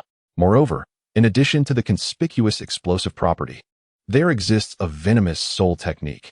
Even he can feel the sharp pangs of pain, suggesting that it has derived from the spirit of the pain ant. During the confrontation, he is also diligently gathering intelligence on Jason. Meanwhile, Jason keeps a watchful eye on the rock beside Flandre, striving not to attract his attention. Thus, he can only use the objects nearby as points of reference. He has already gauged the speed, if not for the potential activation. He would undoubtedly be unable to evade Flandre's strikes. While airborne, he can maintain a slight distance, but he knows he cannot match Flandre's endurance. Furthermore, should Flandre make contact, Jason is certain he would be annihilated in an instant. Additionally, Flandre's attack speed has evidently increased. As these thoughts swirl in his mind, Jason continues to reposition himself, setting up simple traps along the way. Thus, a guerrilla skirmish ensues between Jason and Flandre amidst the thicket. However, Flandre still could not locate or capture Jason in the woods. Nonetheless, being an owl spirit, he possessed remarkable patience. Meanwhile, Jason relentlessly harassed him, striving to seize an opportunity. As noon approached, mealtime drew near, and the sun blazed with its most scorching intensity. Moreover, Flandre gradually became acquainted with some of Jason's subtle traps, which no longer captured his attention. On numerous occasions, Jason was nearly discovered. Standing motionless beside a tree, Flandre closed his eyes, while in the distance, Jason seemed to sense something amiss, his grip on the enchanted bow tightening. Thoughts began to swirl in his mind as he contemplated the arrangement. Subsequently, drawing the bow, 3 arrows were loosed simultaneously, soaring through the air towards Flandre before erupting in a swift explosion, shrouding the surroundings in a thick veil of smoke. One of Flandre's soul rings illuminated, propelling him forward at an astonishing speed toward Jason. As he traversed the smoke, he was met head-on by a crimson arrow. A resounding explosion reverberated through the forest, sending a conflagration skyward. The shockwave scattered branches, leaves, and grasses in disarray. Even Jason, positioned at a distance, could perceive the force of the aftermath. He paid no heed to the explosion. Instead, he retreated swiftly. Indeed, scarcely had Jason vacated the spot when a shadow materialized in his wake, poised to gesture towards him, as if to convey something. A crimson-patterned formation emerged beneath his feet, and an even more intense explosion of flames erupted into the sky. An explosive trap. Jason stood atop a tree, the red glow illuminating his face. At that moment, a casual voice rang out behind him. Gone for lunch. With that, the figure flapped its wings and took flight. That was close. I almost embarrassed myself. Flandre, soaring in the air, breathed a sigh of relief. However, with such a formidable student, wouldn't it be somewhat unfair in a competition? He pondered, rubbing his chin thoughtfully. Jason glanced at the surrounding forest, engulfed in flames, and let out a resigned sigh. I was hoping he would help extinguish the fire. Why did you run away? No choice now. I'll have to handle this myself. It would be a shame to let this forest burn. Chapter 45, The Master of Self-Destruction. In the subsequent hours, Jason continued his training, and his bouts with Flandre became increasingly prolonged. However, he soon realized his funds were dwindling. Previously, Jason had saved a considerable amount of money, spending it without much thought. Yet, having sought Flandre as company almost daily, his savings gradually evaporated. That greedy fellow, Flandre. Jason lamented the few remaining soul coins in his backpack. Without money, how could he persuade that man to train with him? Surely, he couldn't waste time earning more. The proceeds from selling the soul beast pelts all went to that avaricious director. After deep contemplation, a sudden spark of inspiration struck him. First, he tugged at a couple of stones, then quietly made his way to the director's office. Outside the door, he vaguely overheard Flandre's voice. Where's that kid today? It's rare to find someone willing to hand over money daily. I didn't expect him to be so affluent. Taking a deep breath, Jason knocked on the door. Come in. Upon entering, he was met with Flandre's enthusiastic demeanor. Come, take a seat. Here to train with me again today? The glint in his eyes suggested thoughts of currency. However, I need to increase the payment a bit. You see, as you grow stronger, my pressure mounts. It's only fair to adjust the compensation accordingly, he calculated, eyeing Jason shrewdly. No, I've given you all my money. I'm currently broke and cannot afford your training fees. But I'm not here for a training session today. Teacher Xiao sent me to find you. He mentioned there was an issue with Tangan and the others, but he felt unable to make a decision and asked me to seek you out. Jason spoke with a calm demeanor. What kind of issue could they be facing? Flandre murmured, puzzled. Oh, I hear it's quite urgent. The master is there as well and seems to have been injured. What? Xiao Gang was injured, he exclaimed, immediately bypassing Jason and heading toward the training area of Tangan and the others. A gust of wind tousled Jason's hair as he watched Flandre's figure recede into the distance. Quickly, he approached the director's desk and noticed a stack of soul coins in the drawer, likely those Flandre had just counted but had yet to store away. That avaricious old man, he muttered under his breath, swiftly collecting the coins into his backpack. He then took the paper and pen from the table and began to write. After completing his task, he carefully placed it on the table, glanced around, and then exited, soaring into the sky with an explosion, heading towards the grove. Meanwhile, Flandre soon spotted Tangan, who was in training, along with the concealed Xiao Wu Jia and others. The master stood there with a grave expression, seemingly unperturbed. At that moment, he realized he had been deceived by Jason. But why would he deceive himself? Suddenly, his countenance changed, and he hastily turned around to fly back. Upon his arrival, he discovered that the room was empty. The first thing he noticed upon entering was a large piece of paper on the table. Curiously, he picked it up and read, Director, during our time together, I have come to recognize you as a dedicated teacher and director. Although you may be somewhat obsessed with wealth, I understand that your intentions are for the benefit of the academy, which I greatly admire. Furthermore, my recent training sessions have yielded significant gains, for which I owe you my gratitude for your meticulous guidance. As he read, he felt a twinge of emotion, believing that the child was too shy to express such sentiments in person, hence the written praise. The lengthy accolades made Flandre somewhat bashful. After some time, he finally reached the last line. Oh, by the way, I recently found myself short on funds to purchase some nutritional supplements. I noticed some money in your drawer, so I took the liberty of borrowing a bit. The final sentence caused the corners of his mouth to twitch before abruptly stiffening. He rushed to his desk and opened the drawer, only to find it utterly vacant. That little rascal dared to steal from me. He glared at the empty drawer with gritted teeth. Then came the resounding slam of the door. Bang! Thud! Two distinct sounds echoed through the air. One was the door being forcefully shut, and the other was the thud of the door crashing to the ground. Observing the fallen door, Flandre couldn't help but twitch the corner of his mouth at that mischievous rascal. It was evident that Jason had played a trick on the door as he departed. Casting a glance at the door that lay on the ground, he swiftly turned and took flight, finding that rascal took precedence. In the skies above Flandre Academy, his keen eyes surveyed the surroundings, seeking to uncover Jason's whereabouts. As he passed by the woods where they had often trained, he finally sensed a surge of spiritual energy resonating in the air. Then, a purple arrow shot up from the ground towards him. The ever-familiar Flandre would certainly not take this attack head-on. Instead, he deftly sidestepped and glided toward the ground. During his descent, he skillfully evaded the oncoming arrows. As he approached in near proximity to the earth, one of the soul rings on his body illuminated. Then the feathers unfurled, a multitude of plumes shooting forth, covering the general direction of Jason. The feathers effortlessly sliced through obstructing branches and trunks, plummeting towards the ground.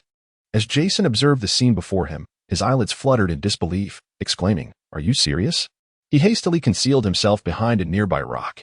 The relentless barrage of firepower rendered Jason unable to lift his head. After a brief respite, the torrent of arrows finally ceased. However, as he crouched behind the stone, a chilling sensation enveloped him, causing the hairs on his body to stand on end.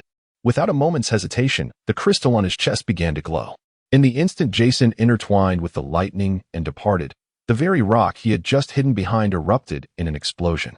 The debris and dust gradually settled, revealing Flandra, poised in mid-flight. Without a second thought, Jason activated his first soul ring, directing a crimson arrow towards him.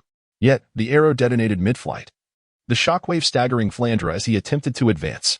The cloud of smoke did not deceive him. He swiftly adjusted his stance and continued his charge towards Jason. Even with his potential unleashed, Jason found himself outpaced by Flandra.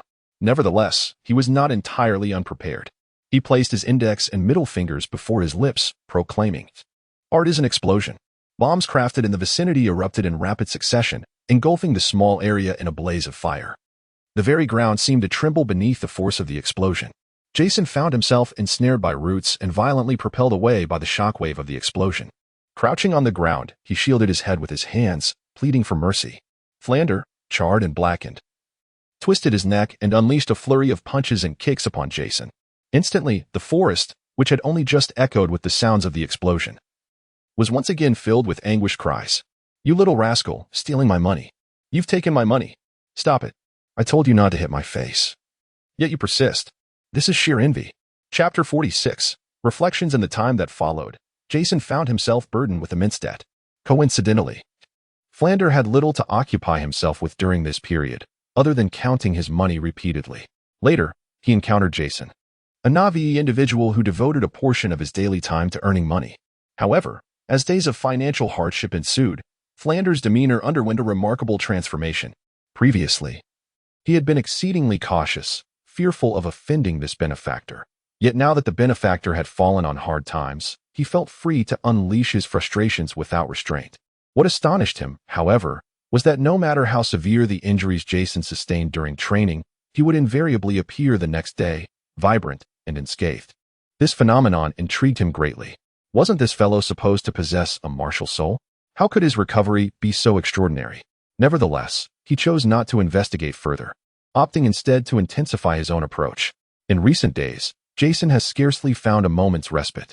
He engages in rigorous warm-up exercises and, upon completion, seeks out Flander for sparring practice.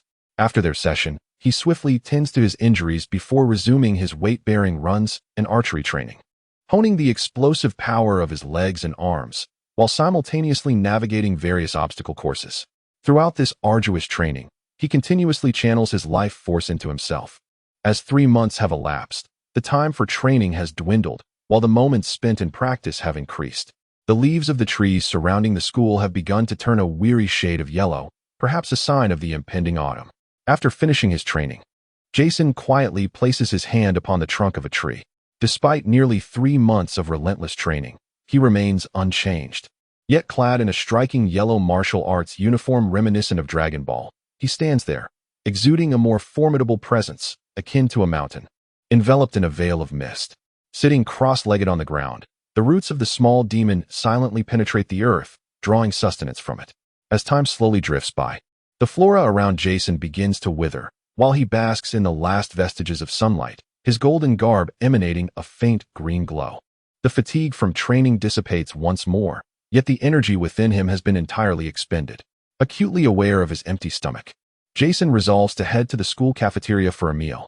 During this period, having grown weary of barbecued fare, he often finds himself scavenging for food in the cafeteria.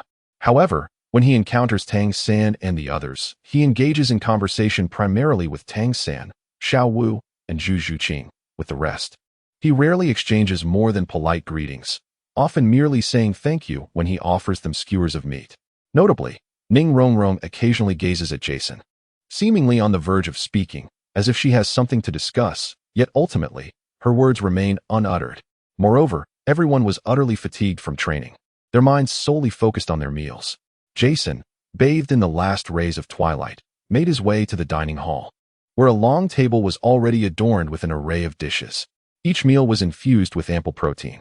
Jason selected a seat, anticipating that Tang San and the others would soon finish their training as well. He served himself a bowl of rice and began to eat leisurely. Among the dishes was the soul beast meat Jason had provided, expertly prepared by the chef. Indeed, it wasn't long before a group of people entered the room. "Ah, Jason, you're here. It seems we're in for a feast today," exclaimed Xiao Wu, her eyes narrowing into crescent moons, clearly delighted at Jason's arrival, as it indicated that today's meal would include meat. Tang San nodded in acknowledgement, leading Xiao Wu to sit across from him. Zhu Zhuqing silently took a seat beside Jason. One by one, the others settled down, their stomachs growling from the rigors of training, and they unabashedly began to eat. In recent days, they had often heard explosions during their training sessions, aware that Jason was engaged in rigorous practice with the academy's director. On one occasion, they had witnessed Jason's duel with the director from a distance. In the training grounds, they could occasionally catch glimpses of the two figures pausing, but the rest was a spectacle of flames and flickering blue light, leaving behind numerous craters and scattered, glimmering black feathers. Human forms were scarcely visible. This left them with a sudden realization that their own training might be insufficient. Jason's presence instilled a sense of frustration among the Shrek team, simultaneously igniting their determination to train even harder. Each of them was resolute in not wanting to appear weaker than the others, even amidst the most formidable of peers.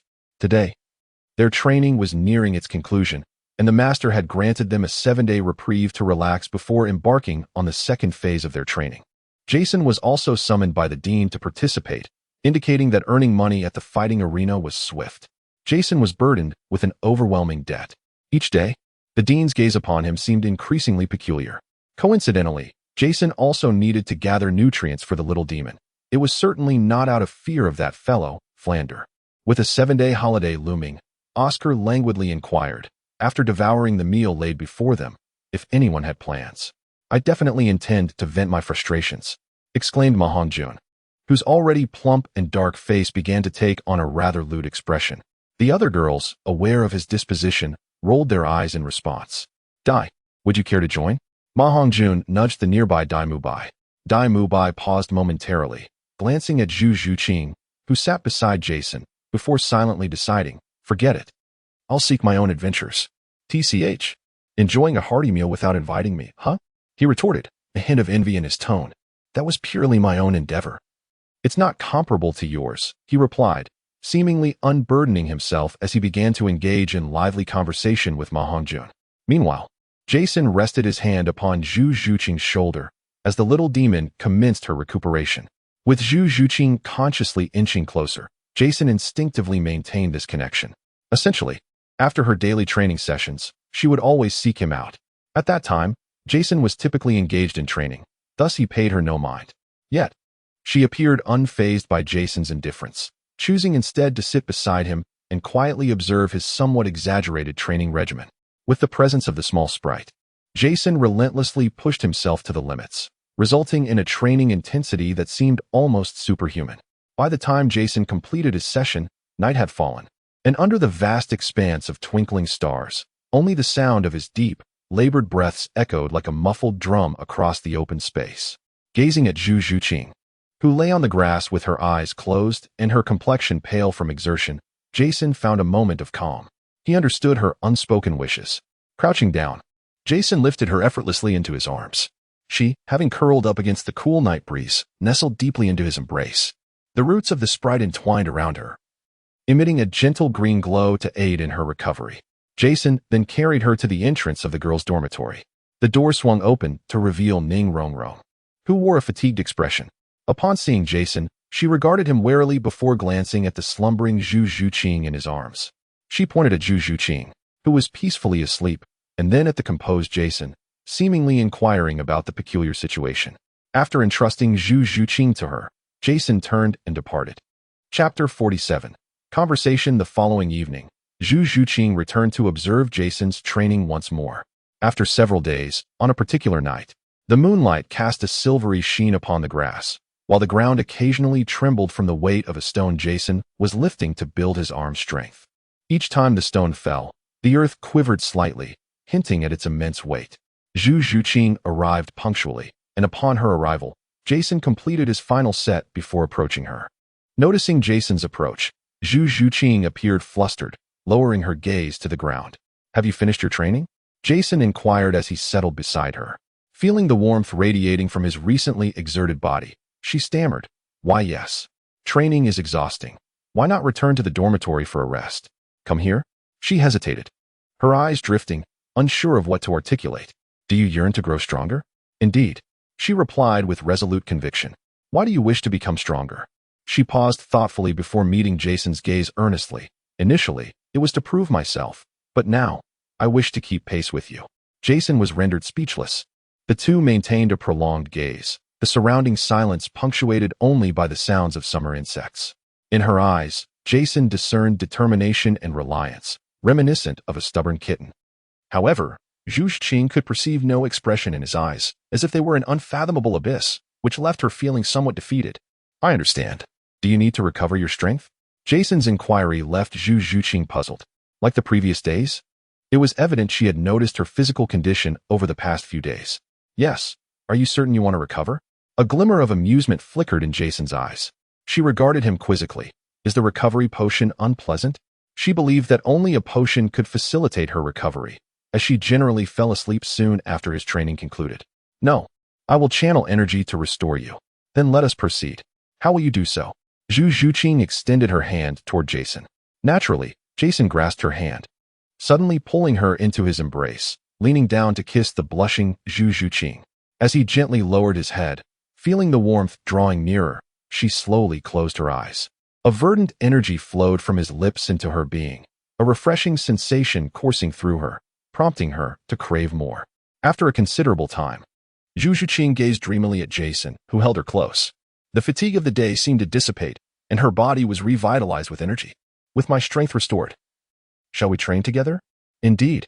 In the subsequent days, a striking figure frequently accompanied Jason during his evening training.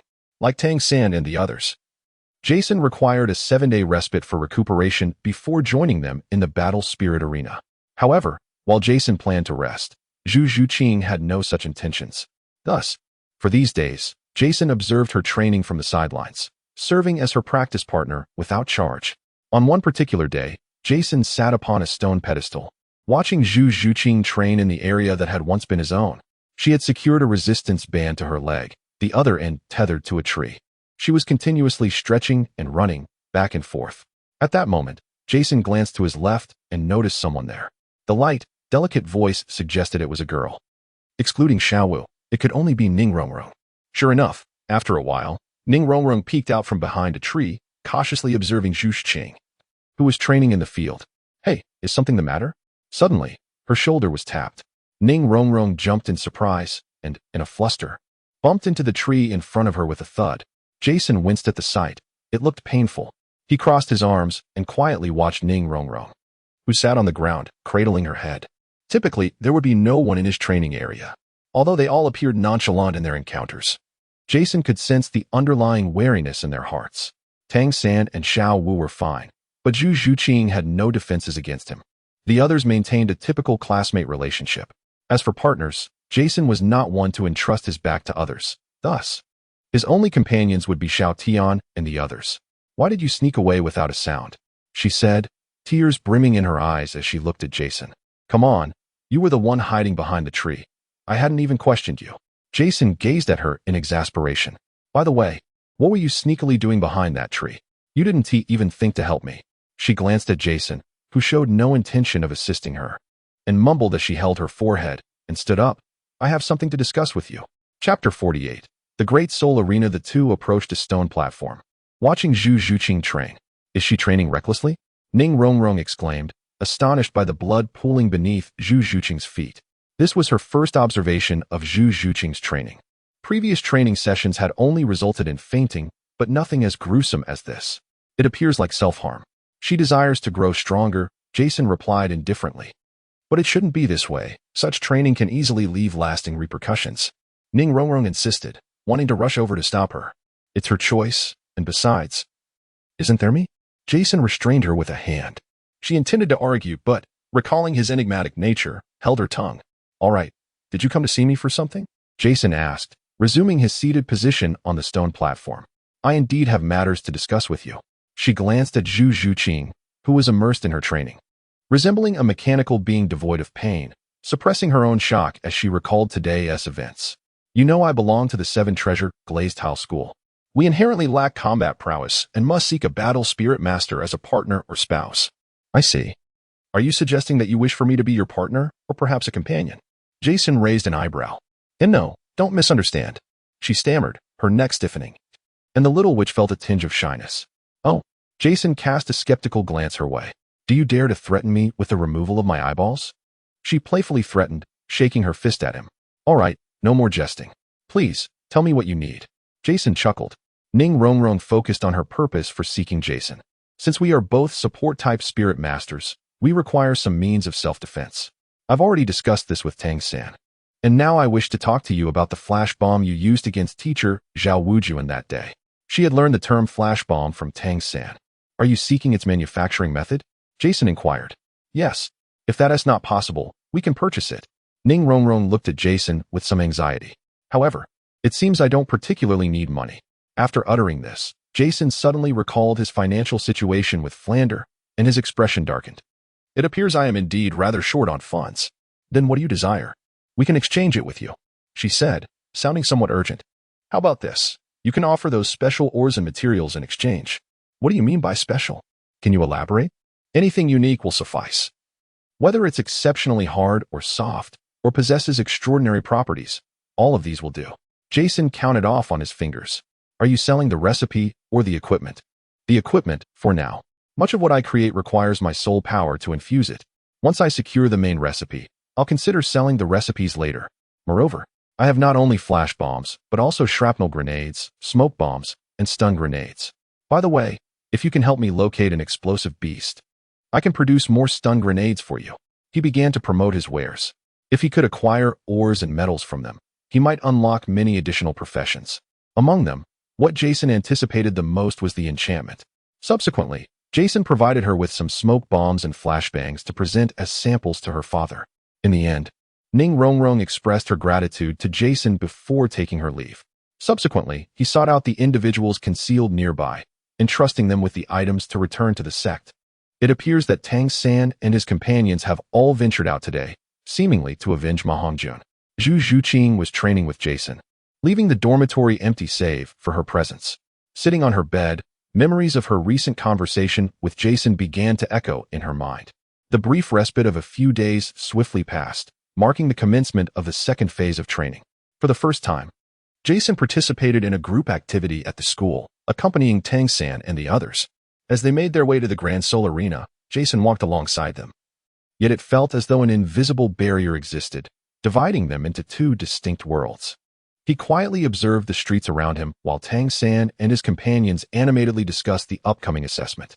Ultimately, it was Jason's reluctance to immerse himself in their circle that maintained this delicate dynamic, and they, too, refrained from imposing their company upon him. Come by Candied Hawthorn. A vendor's call momentarily halted Jason's steps. Without uttering a word to the group, he dashed over. I would like a Candied Hawthorn, he exclaimed, reaching for his money. After rummaging through his backpack for some time, he realized he had yet to find any cash. It appeared that all his money had been appropriated by that rascal, Plunder.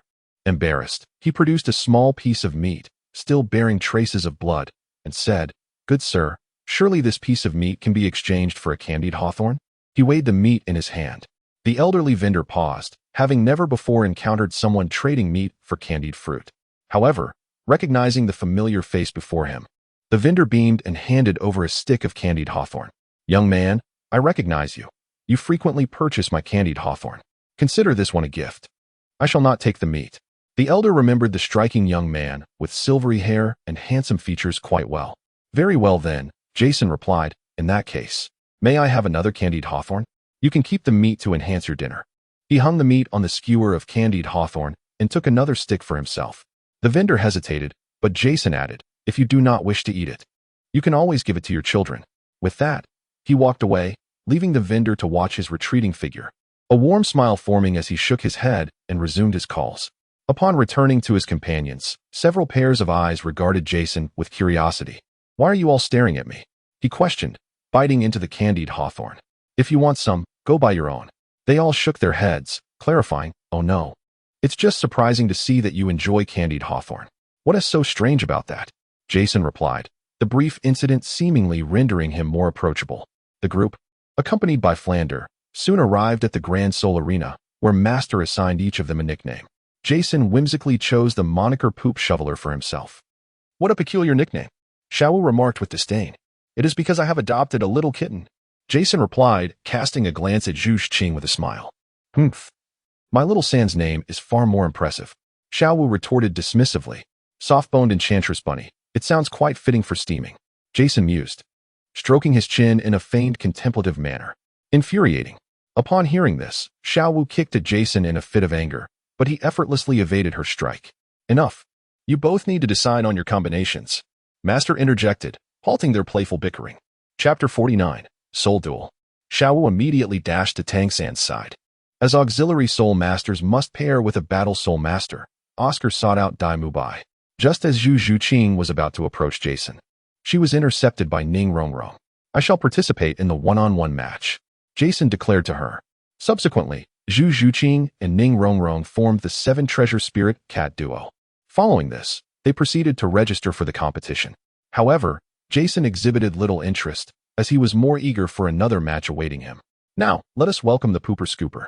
The host appeared to be hearing such an unusual title for the first time. What does Pooper Scooper mean? The onlookers were equally perplexed. Then, a figure adorned with a white facial mask made their entrance into the arena. The eyes were merely marked with a small black dot, while two rosy blushes graced the cheeks, and the mouth was subtly upturned, rendering the mask's design somewhat ludicrous, seemingly at odds with the solemnity of the duel. Could one truly see through such a mask? Observers noted the apparent absence of any openings, piquing their curiosity. The peculiar name and visage of this individual captured the attention of the audience momentarily. However, as the host began to speak, their focus swiftly shifted to another contestant. The opponent of the caretaker was none other than the Firewing Bird. With her remarkable flying abilities and formidable attack power, she had secured 5 consecutive victories. Would she maintain her winning streak today? Let us await the outcome with bated breath. Shortly thereafter, a woman adorned in vibrant crimson attire graced the stage. Her clothing was fitted snugly around her ample bosom, and the lower garment accentuated her curvaceous thighs. Her heavily made-up visage harmonized splendidly with her fiery ensemble. She was a captivating beauty, a veritable siren for young men. As she took to the stage, the air erupted with enthusiastic cheers and whistles from the crowd. Yet the expression beneath Jason's mask appeared somewhat peculiar. This fellow seems to be a man. Even though the holes for the eyes in the mask are quite small, he can still discern the protrusion at the other's throat. Moreover, his physique appeared somewhat unusual. The competition commenced. As the host's words concluded, the surrounding audience fell silent. Subsequently, an enchanted bow materialized in Jason's grasp, surrounded by glowing soul rings. The configuration of 2 yellow and 1 purple soul rings caused the gaze of the figure concealed beneath crimson eyeshadow to sharpen. "Little brother, why don the mask? Pray, allow your sister a glimpse of your face." From her back sprouted 2 crimson wings, accentuating her figure in a manner most alluring, resembling a fusion of angel and demon. Yet he was male. The audience erupted into fervent cheers. Jason raised his bow, leaving a trail of afterimages as a torrent of arrows surged forth towards him. The opponent seemed taken aback by Jason's decisive action. Nevertheless, she flapped her wings and soared to evade the incoming projectiles. However, just as she ascended to dodge the arrows hurtling towards her, a red arrow struck with greater swiftness, arriving before her. Boom! A cloud of smoke enveloped the dueling arena, from which a figure burst forth, landing outside the confines of the battleground. His body was charred, and he had succumbed to unconsciousness. The battle concluded with such swiftness that the expectant audience was momentarily taken aback. Yet, as they regained their composure, many captured male admirers erupted in indignation. How could one strike a woman? Such behavior is unbecoming of a man, they exclaimed. But what if a woman lies behind the mask? Must violence prevail nonetheless? Oh, my goddess, do you not know the virtue of cherishing the delicate? Of course, they dared only to whisper their discussions. Observing this scene, Tangan and his companions were filled with concern. Ning Rongrong glanced at the person being carried away and nudged Zhu Zhuqing with her shoulder, remarking playfully, "Hey, Zhuqing, your boyfriend seems a bit violent. Will he ever resort to domestic abuse if you end up together?" Zhu Zhuqing shot her a sidelong glance, remaining silent as she continued to watch the arena. Jason, not waiting for the host to announce the results, turned and declared, "I'm heading back. Can you lend me some money?" He approached Plunder, who was nearby. "Aren't you going to watch their battle?" He noticed that the next match was between the thousand-handed Azura and the Nether Spirit Cat. Plunder casually handed him some money. "No, Zhu Zhuqing is still quite inexperienced." Jason replied, accepting the money before turning to leave. Once outside, in a concealed spot, Jason replaced his comical mask with a dog-headed mask. This ancient blue jade mask, adorned with pendants, emanated an aura of ancient mystery. He re-entered the battle arena and approached the registration desk.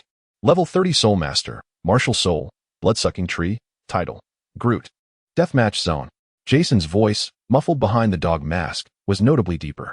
The staff exchanged astonished glances at the masked figure before them, appearing to be someone whose martial soul had influenced their temperament.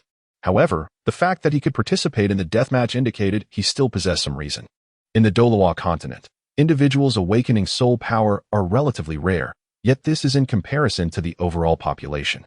With thousands awakening their martial souls, there are bound to be some aberrant or peculiar ones. Some may even find their minds eroded by their martial souls, leading to a complete transformation of their character. The arena of death not only serves to resolve conflicts, but also provides a haven for those who revel in bloodshed. Following the soul power test, Jason received another badge.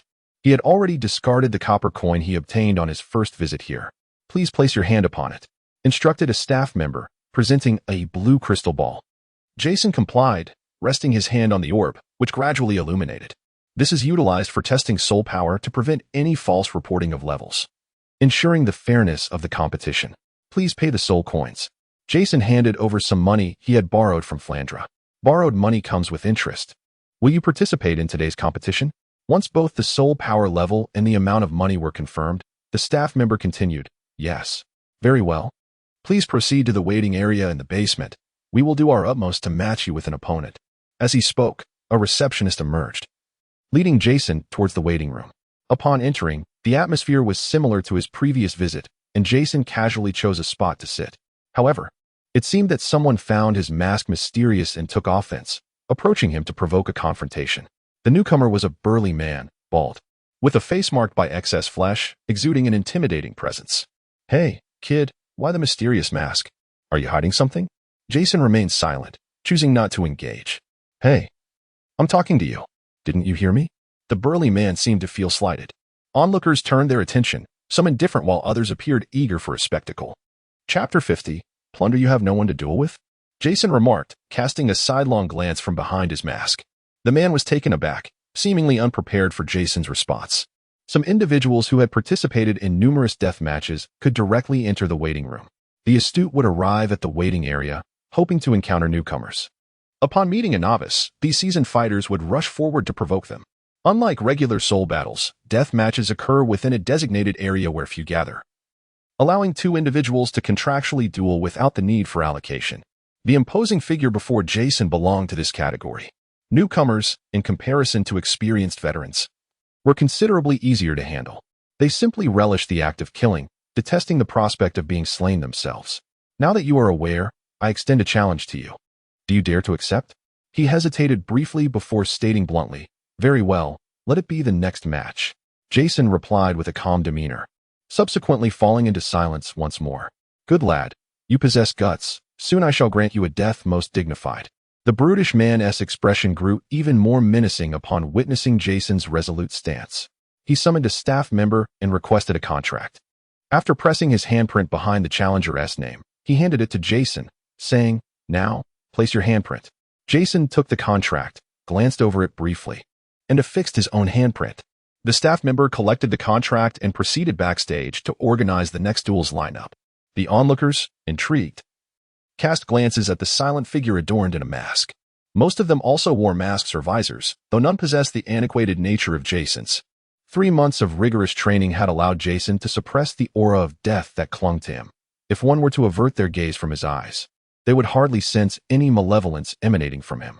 Thus, similar to the earlier brute, Many assumed he was a newcomer, untested in battle, a mere soft target. However, a few perceptive individuals felt a latent threat radiating from Jason. In the arena, a young man fell victim to a knife-wielding, scarred woman. His head severed cleanly from his body. The audience erupted in cheers. Ground staff swiftly ascended to the stage to remove the unfortunate youth, who now possessed only half a head. The robust woman limped off the platform. As the host ascended the stage, the brutish man could hardly contain his excitement, standing promptly. "See you in the dueling arena," he called out to Jason as he made his way to the preparation corridor. "Mr. Grutt, please proceed to the preparation corridor and get ready for your entrance," a staff member reminded him. At this moment, the host announced, "The two contenders for the next duel are as follows. The 31st level Soul Master, Grutt. Clearly a newcomer, let us warmly welcome him to this realm of shadows." The crowd erupted in excited cheers and whistles. And welcoming our newcomer is the 36th level Soul Master, the Butcher, who has triumphed in 3 consecutive matches. His opponents have met with no mercy. Their remains left unrecognizable. It was evident that defeat had no place here, only a string of victories. Jason and his opponent ascended to the stage. In comparison to the towering brute, Jason appeared somewhat diminutive, and with a 5-level deficit in soul power. The audience could almost envision the scene of the one in the ancient dog-headed mask being torn asunder. Once the host departed, the adversary unleashed his martial spirit and soul rings. His martial spirit manifested as an axe, shrouded in dark energy, with the blade adorned in splotches of black and crimson.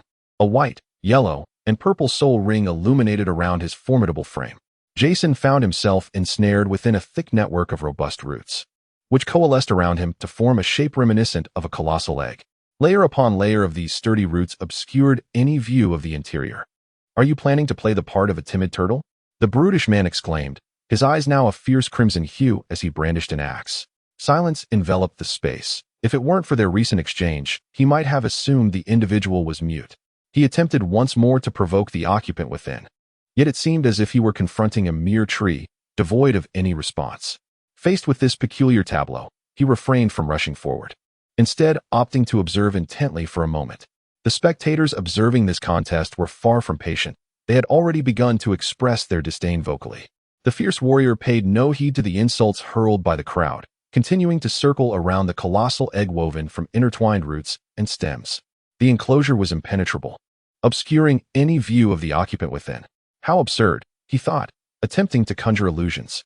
Ultimately, all 3 of his rings illuminated, and he struck at the massive egg with ferocity. Midway through his assault, he transformed entirely, his axe expanded, enveloping him in a shroud of dark armor, and a crimson light surged within his eyes. His speed intensified, and he charged forward like a vengeful deity, roaring as he approached the egg. However, as he neared within 3 meters of the egg, countless sharp, massive wooden spikes lunged towards him. He brandished his axe, cleaving through the incoming projectiles, while a few managed to pierce him, thwarted by the protective black armor. The roots ensnaring him on the ground were also shattered one by one as he forged ahead, closer to Jason. At last, he stood before the giant egg, a bloodthirsty grin spreading across his face. He allowed the surrounding spikes to pierce him as he lifted his axe and struck downward. The armor enveloping him began to wane, as if it would dissipate any moment, while the wooden spikes rushed towards him like moss to a flame. They shattered and struck again, an endless cycle of assault. Since entering this zone, the warrior had sensed the vanishing soul energy, seemingly grasping the inevitable conclusion. Yet, retreat was not an option. He could only press forward in a solitary gamble. The crimson glow in his eyes intensified, but just then, several spikes suddenly thrust toward his feet. Pits appeared beneath him, causing him to stagger, altering his trajectory as he raised his colossal axe. In an instant, a section of the egg vanished, revealing Jason behind a mask. Hope seemed tantalizingly close. Yet despair marred the fierce warrior's countenance. Roots crawled across his face, obscuring his expression, while the surrounding dark armor shattered instantaneously, pierced by the massive wooden spikes. Strangely, not a single drop of blood fell. The roots that had dominated half the arena slowly receded, and the fragmented egg gradually coalesced into Jason's form. The roots that had suspended the fierce warrior in midair flung his lifeless body to the ground, then retreated back into Jason. The warrior's corpse was unrecognizable, emaciated and riddled with gaping holes from the wooden spikes, yet not a trace of blood was to be found. This eerie spectacle sent shivers down the spines of the onlookers. In the waiting area, the fire-type martial soul felt a sense of relief. Chapter 51, Provocation. Upon witnessing the death of the butcher, the host immediately seized the microphone. To everyone's astonishment, the victor of this battle was none other than the weakened Grut, who had lost 5 levels. Let us cheer for the winner. He spread his arms wide, attempting to generate an enthusiastic atmosphere. However, the applause was notably subdued, as most spectators preferred the visceral thrill of blood-soaked arenas over such an eerie demise. Jason exited the corridor, sensing the delightful emotions radiating from the little demon at his chest, and a smirk crept onto his lips.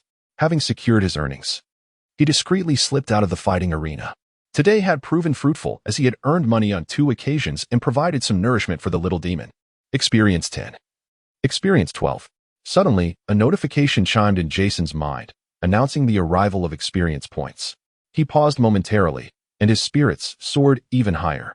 Though this meager experience was insignificant for him, it indicated that Jellin and Jimin had commenced their actions. One could only hope that they would not be swayed by the allure of power. An endless accumulation of strength would surely ensnare those with wavering resolve. One might believe they are developing splendidly until they recklessly venture into the grass and encounter the formidable Kai. Casually retracting his mask into his spatial pocket, Jason ambled down the street. Given that the previous death match typically required a certain interval for matching, his wait was considerably shortened when someone approached him directly. Additionally, one could only participate in a single match per day. Suddenly, he recalled that Tangan and his companions were scheduled for a team battle today. Observing the throngs of idle passers-by, Jason pondered for a moment before deciding to witness their skirmish.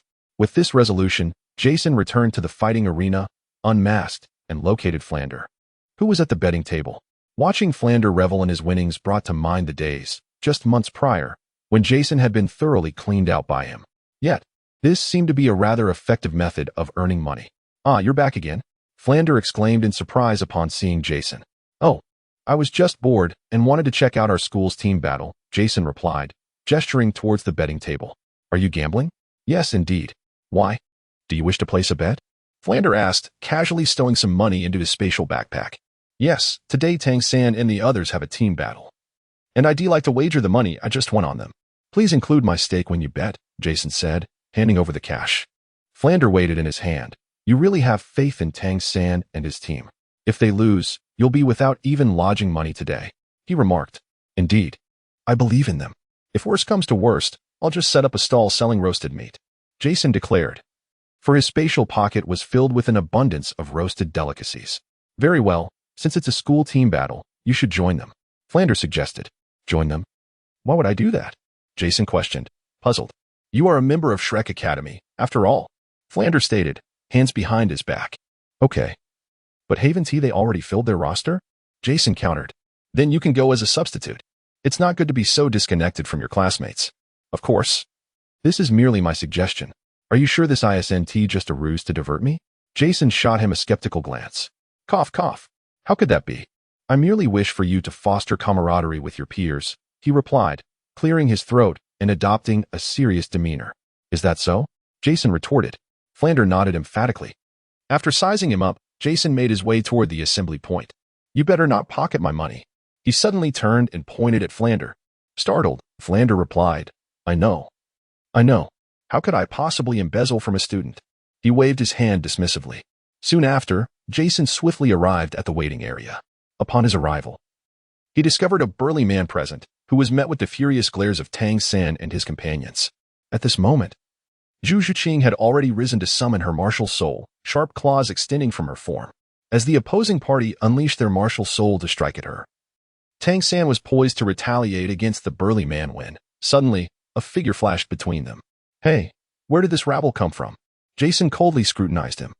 His hand clenched around his arm, while his bomb-making skills activated silently. Both the burly man and the intermediary, who had intended to intervene, were momentarily stunned by Jason's abrupt appearance, as they had failed to discern how he had materialized. The burly man, regaining his composure, was about to speak when the middle-aged man beside him interjected, "Fighting is not permitted here. It is against the rules. Any disputes should be settled on the soul fighting platform." Upon hearing this, the burly man immediately softened his demeanor. "Apologies, Supervisor AO. It was my fault for losing my temper." The middle-aged man, referred to as Supervisor AO, turned his gaze toward Jason and Tangan. "You must be the newly registered group, the Shrek 7 Monsters." There is no need for you to quarrel here, conveniently. You are destined to face each other on the soul fighting platform. Any grievances should be resolved there. Guangxi, should I catch you causing trouble on my territory again, do not blame me for being unkind. This is your final warning. Remember it. Yes, there will definitely not be a next time. The man named Guangxi lowered his head and repeatedly assured, before casting a fierce glare at Jason. Boy, you'll regret it when we face off. With that, he swaggered away, oblivious to the fact that the members of Shrek were regarding him as if he were already doomed. They were well aware of how Meng Gong had met his demise. Given Jason and Zhu Zhuqing's relationship, this fellow was undoubtedly in grave peril. Jason, after we finish fighting, you can eliminate him, Tang Xin requested, rising to his feet. Do as you wish. He is bound to perish sooner or later. Jason nonchalantly waved his hand and then took a seat beside Zhu Zhuqing. Haven't you ever taken a life? He suddenly inquired of her. Why do you ask? She responded. He had been evading assassination since fleeing from the Douluo Empire, leaving no opportunity for retaliation. Had you ever killed, that man would have already been dead. Given how close he was to you. Eyes, throat. With your speed, you could have dispatched him in an instant, Jason remarked, his hands behind his head. Speaking in a languid tone. Will you take me to kill someone if the opportunity arises? Zhu Zhuqing asked him, her gaze fixed. Once the task is complete, he replied. All right. Unbeknownst to them, Ning Rongrong and the others nearby felt as though the world had transformed. When did killing become as casual as slaughtering a pig? Soon. Someone announced that both parties were to take the stage. Good luck. Jason waved to them. Tang San and the others nodded in acknowledgement before heading towards the soul fighting platform's passage. Chapter 52. Fireworks. The team battle raged fiercely, and after a protracted struggle, the remaining 6 members of the Shrek 7 monsters withdrew, leaving only Tang San on the field. To the onlookers, it appeared that defeat was imminent. However, in a stunning turn of events, Tang San rallied, overcoming all weakened opponents, ultimately defeating the last adversary, a woman with a spider martial soul. The Shrek 7 monsters emerged victorious. When Tang San and his weary companions returned to the waiting room, they found Jason leisurely munching on popcorn. The disparity was striking. They had exhausted themselves in battle while he lounged like a lord, casually enjoying his snack. Observing Xiao Wu's envious glare, Jason paused and offered her some popcorn. Would you like some? I made it myself. Eat it until you drop. She snatched it all from him, speaking fiercely. Upon tasting it, a wave of sweetness overwhelmed her palate. Jason chuckled at her delighted expression, feigning sorrow. I intended to make some for you to snack on, but alas, I am heartbroken by your reaction. Now I cannot create such delectable popcorn. His exaggerated performance made Tang San and the others wince in discomfort. Xiao Wu, seeing his smug demeanor, clenched her small fist to strike him, yet the thought of the popcorn and future treats softened her resolve. Humph. She turned away, refusing to look at him, stuffing her mouth with popcorn, her tiny teeth quickly crunching through the morsels. After they had regained some energy in the waiting room, Master and Flinder entered. Once you are restored, we shall return to the inn and summarize today's battle. The group stood and followed behind the trio, marching towards the exit. As they approached, they encountered the weary members of the Mad War team, who seemed still affected by their previous defeat. Wherever they went, others vacated the area, avoiding them entirely. You're in luck. You'll witness a fireworks display, Jason remarked with an enigmatic smile as he observed Guangxi leading the way in the distance. Then, under the watchful eyes of Tang San and the others, the expression of the wild rhinoceros abruptly transformed into one of terror, and its body began to swell irregularly. Bang! A loud explosion resonated at the entrance of the Grand Soul Arena. Before the astonished gaze of many, the robust form of the wild rhinoceros erupted like a firework, bursting apart in a spectacular display. Upon sensing an anomaly, his teammates hastily erected a defense using their soul power, yet many were still inevitably injured. In an instant, following the flare of flames, the scene descended into chaos akin to a horrific attack, with screams echoing all around. However, before long, a middle-aged soul master, clad in a security uniform from the Great Soul Arena and sporting long hair, leapt into the fray. Silence. Though his voice was not loud, it resonated in the ears of every individual present. The tumultuous scene calmed immediately with his proclamation. What transpired? He inquired, tilting his head. A person from the crowd, striving to maintain order, rushed over to report the situation. There was a sudden explosion? No one had contact with them? Indeed, there was none. The long-haired middle-aged soul master furrowed his brow. This predicament was rather troublesome. Nevertheless, stabilizing the situation came first. He surveyed the surroundings, addressing the crowd. This incident is a result of our inadequate supervision. To express our apologies, you may each receive a complimentary ticket from the staff shortly. How does that sound? Seeing no objections, he turned to leave, casting a fleeting glance at a group of individuals wearing masks in the crowd, taking note of them with intent to inquire further later. In that moment of departure, an ephemeral eternity lingered. Such artistry was truly captivating. Jason turned, leaving behind a remark that left Tang San and the others feeling somewhat perplexed. Madman. This was the master's assessment of Jason. Even though Xiao Wu Jia and Plunder had confirmed the events in the Stardow Forest, he still maintained a stance of skepticism. Yet, at this moment, this bizarre scene unfolded vividly before his very eyes. A person, beneath the watchful gaze of so many, had erupted into chaos without warning. Confronting the spectacle again, the chill of unease surged involuntarily within him. What manner of soul skill was this? The elation of victory among the crowd was somewhat diminished. They returned to the inn in a subdued silence, lost in contemplation. Tang San sat cross-legged in his room, beginning to ponder the confrontation with Jason. He deliberated for an extended period, concluding that, based on the techniques Jason had exhibited thus far, the most he could hope for would be a mutual downfall. As a control-type soul master, he was suited for mid-range combat. Jason is a ranged soul master, possessing formidable attack power, an extensive range, and remarkable distance. It is impossible to evade his assaults or counter his strikes. The ghostly shadow step might allow for a gradual approach. Yet evading the reach of his initial soul skill proves to be an arduous task. In long-range combat, one's demise is inevitable. In the realm of mid-range combat, his primary soul skill bestows an explosive attribute, with the flames produced by the detonation perfectly countering his own blue-silver grass. However, he possesses concealed weapons. Should he unleash a flash bomb, he could ascertain the opponent's location through auditory cues. Yet, at such a close proximity, while he may evade his own hidden weapons, he cannot escape the repercussions of the opponent's primary soul skill. The outcome would be mutual destruction or a shared demise. In close quarters, as long as he is not touched by Jason, he can swiftly eliminate him. However, based on his understanding of Jason, who is both ruthless and astute, it is improbable that he would allow himself to be approached. The ability to close the distance indicates that he had long been prepared. Of course, all of the above is predicated upon the current display of strength exhibited by Jason. Furthermore, he remained oblivious to Jason's third soul skill, or whether there were other undisclosed abilities. If a confrontation were to ensue, the likelihood of his demise was exceedingly high. This realization left Tang San momentarily disheartened, acknowledging that his years of training had indeed been marked by a degree of negligence. However, he took solace in the fact that their relationship was relatively amicable. While they could not be deemed brothers, they were at least fellow countrymen. The probability of them becoming enemies in the future appeared minimal. The others in the adjacent rooms began to ponder as well. In close combat, a mere touch could lead to a catastrophic explosion. Even a soul Douluo could fall victim. So he dared not entertain such thoughts. Ranged attacks? Engaging in a discussion about ranged combat with an archer seemed utterly foolish.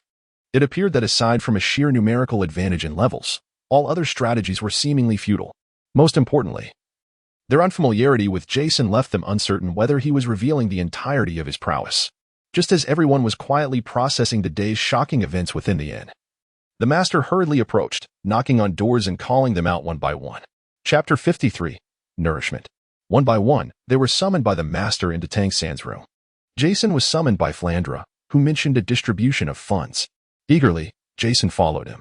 Upon entering Tang San's room, he discovered it was already filled with people. Observing the serious atmosphere, Jason quietly approached Flandra, inquiring about his share of the money. Flandra cast a silent glance in his direction, prompting Jason to persistently gaze at him. Eventually, Flandra averted his gaze, yet could still feel Jason's unwavering attention. Feeling somewhat uncomfortable under Jason's scrutiny, he turned to face him. Indeed, Jason was staring at him with wide eyes. Here you go. Flandra reluctantly handed him a portion of the winnings from that day. You didn't take a cut, did you? This question infuriated Flandra. With all this money, do you think I would miss your little share? So, does that mean I don't have to repay you? Jason's eyes sparkled with mischief. Impossible. Flandra firmly rejected him and turned his attention back to the important speech being delivered by the master. What had gotten into this child? Becoming so money-obsessed? He wondered whom he had learned this from. Jason, feeling helpless, resorted to listening to their endless discussions and summaries. I didn't perform well here. Oh. That young man did quite well. I apologize. I was mistaken. Jason found no value in their deliberations, as he was not participating in team battles.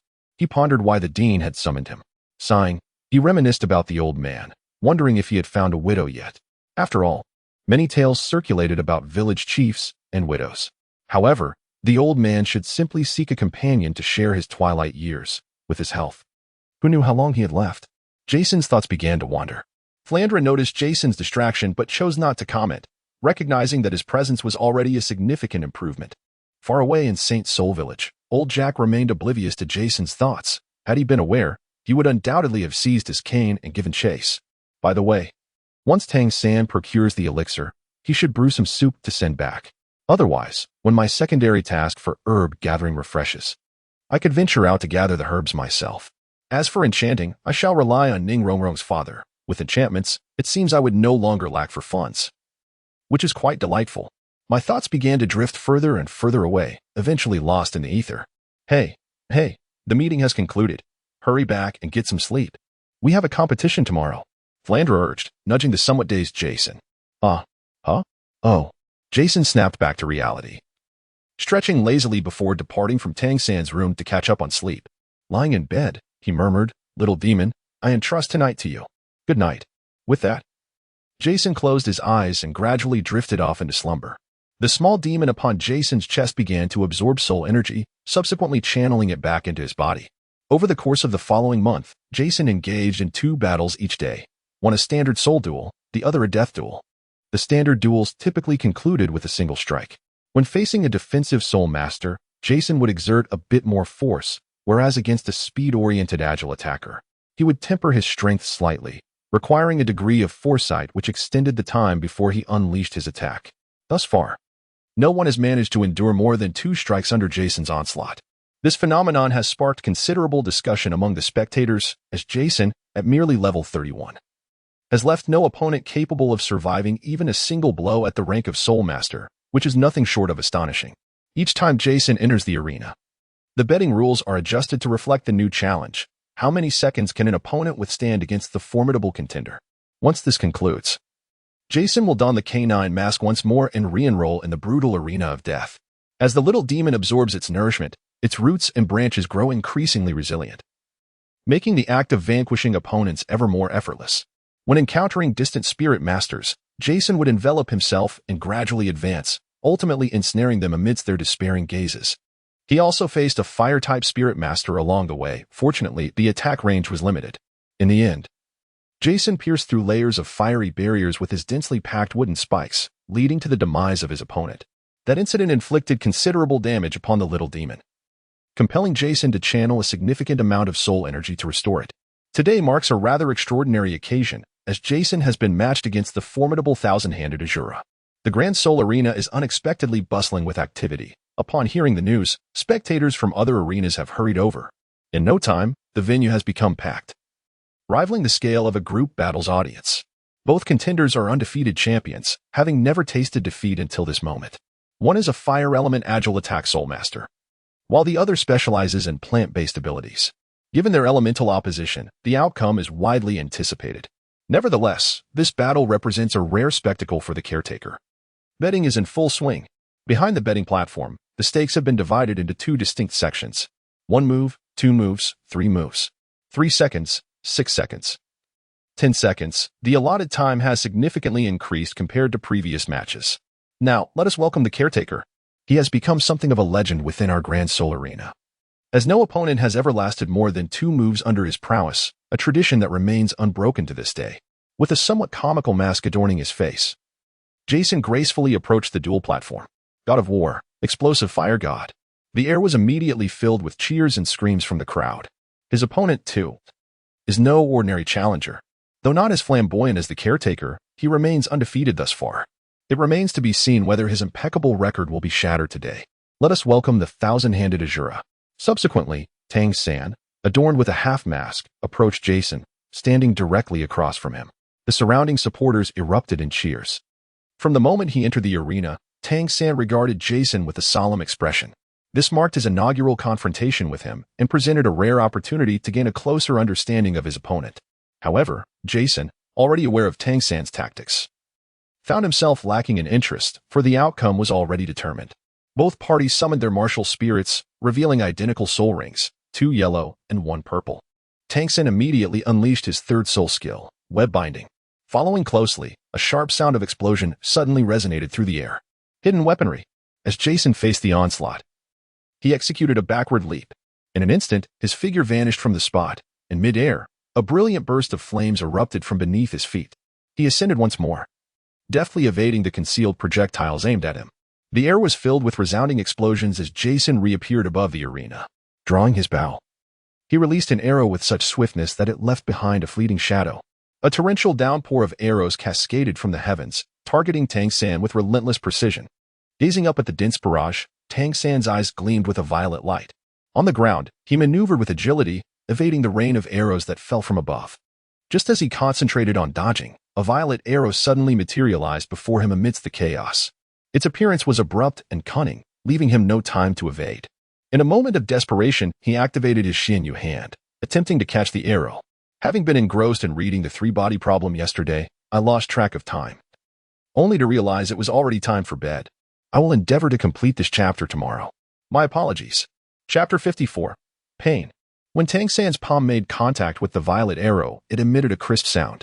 Subsequently, the purple arrow was deflected considerably by a strike. The anxious Xiao Wu and her companions on stage breathed a sigh of relief upon witnessing the arrow miss its target. However, at that moment, Tangan's complexion suddenly turned pale, and he could not help but collapse onto the ground. Blood began to seep from the palm of his hand, which had just struck the purple arrow.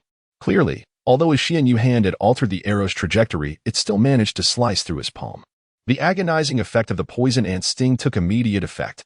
As Tangan knelt upon the ground, an excruciating pain surged from his palm into his mind. A torment so intense it nearly rendered him unconscious. The agony he experienced was far more profound than when he had absorbed the soul ring of the faceless spider. He gritted his teeth, blood seeping from his gums. Jason descended slowly from the sky, retracting his martial soul, and stood with arms crossed, observing quietly as Tangan struggled against the pain, letting out low growls. Upon reaching the 30th level, the duration of the piercing effect of his second soul skill had increased to 60 seconds. As for why the first soul skill was not employed, it was due to its overwhelming power, and it would be unsuitable to inflict excessive harm on an entire village. The second soul skill is merely a wound. As long as one endures the pain akin to a stinging sensation, subsequent treatment is unnecessary. However, the first soul skill can lead to uncontrollable injuries, with the risk of burns or internal damage being quite plausible. Thus, Jason observed for approximately a minute, during which the surrounding spectators began to express their anxiety with exclamations of frustration. Once the stinging sensation subsided, Tangan's tense body relaxed. Yet the sudden change elicited a wave of dizziness. After a moment of adjustment, his blurred vision gradually sharpened, revealing Jason standing opposite him, his pallid visage reminiscent of a corpse, adorned with a bitter smile. He felt as though he had been pulled from the depths of water. This soul skill is truly monstrous. Despite his extensive knowledge of toxins, he found himself powerless against such a neurotoxin, particularly one that acts instantaneously. Being struck meant certain death. Simultaneously, he discerned the origin of Jason's second soul ring from the pain ant, as only an ant queen could possess such a high-quality skill. He contemplated acquiring a soul ring from this particular soul beast himself, yet the uncertainty loomed large. Even if one were to slay the pain ant, the probability of absorbing its toxin upon acquiring the soul ring is minimal. One might instead gain enhanced strength attributes. The first time he witnessed this soul skill was in the Douluo forest when Xiao Wu Jia was struck. Observing his teacher still capable of movement, he understood that the second soul skill was indeed toxic, but he had not anticipated it to be from the pain ant queen. I concede. From the moment Jason ascended, he comprehended that he had already lost. His previous thoughts had been overly naive. Choosing not to employ the first soul skill was likely a means to avoid inflicting severe injuries upon himself. The keeper of the litter wins. In this splendid duel, the keeper finally unleashed his second soul skill. Although the reason behind his standing still for a minute remains a mystery, the thousand-hand Jura undeniably endured longer in combat against him than any other contender thus far. Upon exiting the arena, Tangan was met with the concerned gaze of Xiao Wu. I am fine. Jason merely held back. Otherwise, I would have been carried away, he chuckled, extending his hand to reveal a minor wound inflicted by a purple arrow. It was merely the accompanying toxin that caused some discomfort. Though he smiled, the memory of the recent agony lingered in his mind, leaving him somewhat apprehensive. At this moment, Jason had already stepped out ahead of the others, donning his mask and venturing into the soul-fighting arena. Everyone was engaged in battle with remarkable composure. Aside from a single defeat against Jason, Tangan emerged victorious in all his other matches. The others also experienced very few losses, all exceeding the Master's expectations. As the end of the month approached, Jason accompanied the Masters as they routinely entered the Grand Soul Arena. However, this time, the previously encountered Supervisor Ao approached the group. "Greetings, esteemed leader. May we have a word?" "Oh, are you representing yourself or the Soto Grand Soul Arena?" "Of course, I am here on behalf of the Soto Grand Soul Arena." The leading master nodded in acknowledgement, indicating for him to continue. "Here is the matter. I would like the Shrek 7 Monsters team battle to take place in the central area today. However, we are not yet a Silver Soul Arena team, and according to your regulations, we should not be permitted to participate. Decide, to be candid, a team of Soul Masters visited our arena a couple of days ago, seemingly summoned by other noble factions." Beneath the comical mask, Jason's expression shifted. It seemed that the Royal Combat team had arrived. At that moment, Supervisor Ao turned his gaze towards Jason. "Indeed, aside from their team battles, the captain of this squad also intended to challenge the caretaker of your team. This was likely at the behest of the nobility. Clearly, over the past month, Jason's reputation in the Soto Great Spirit Arena had become legendary, almost mythic in nature. After all, he was merely at level 31, yet within the Spirit King realm, no matter how high one's level, they would falter against him in a single move. No one knew the reason behind the extraordinary strength of his first spirit ability, but the explosive spectacle left an indelible impression. His limits seemed unfathomable. The only exception was during his battle with the Thousand-Handed Azura, where he revealed his second spirit ability.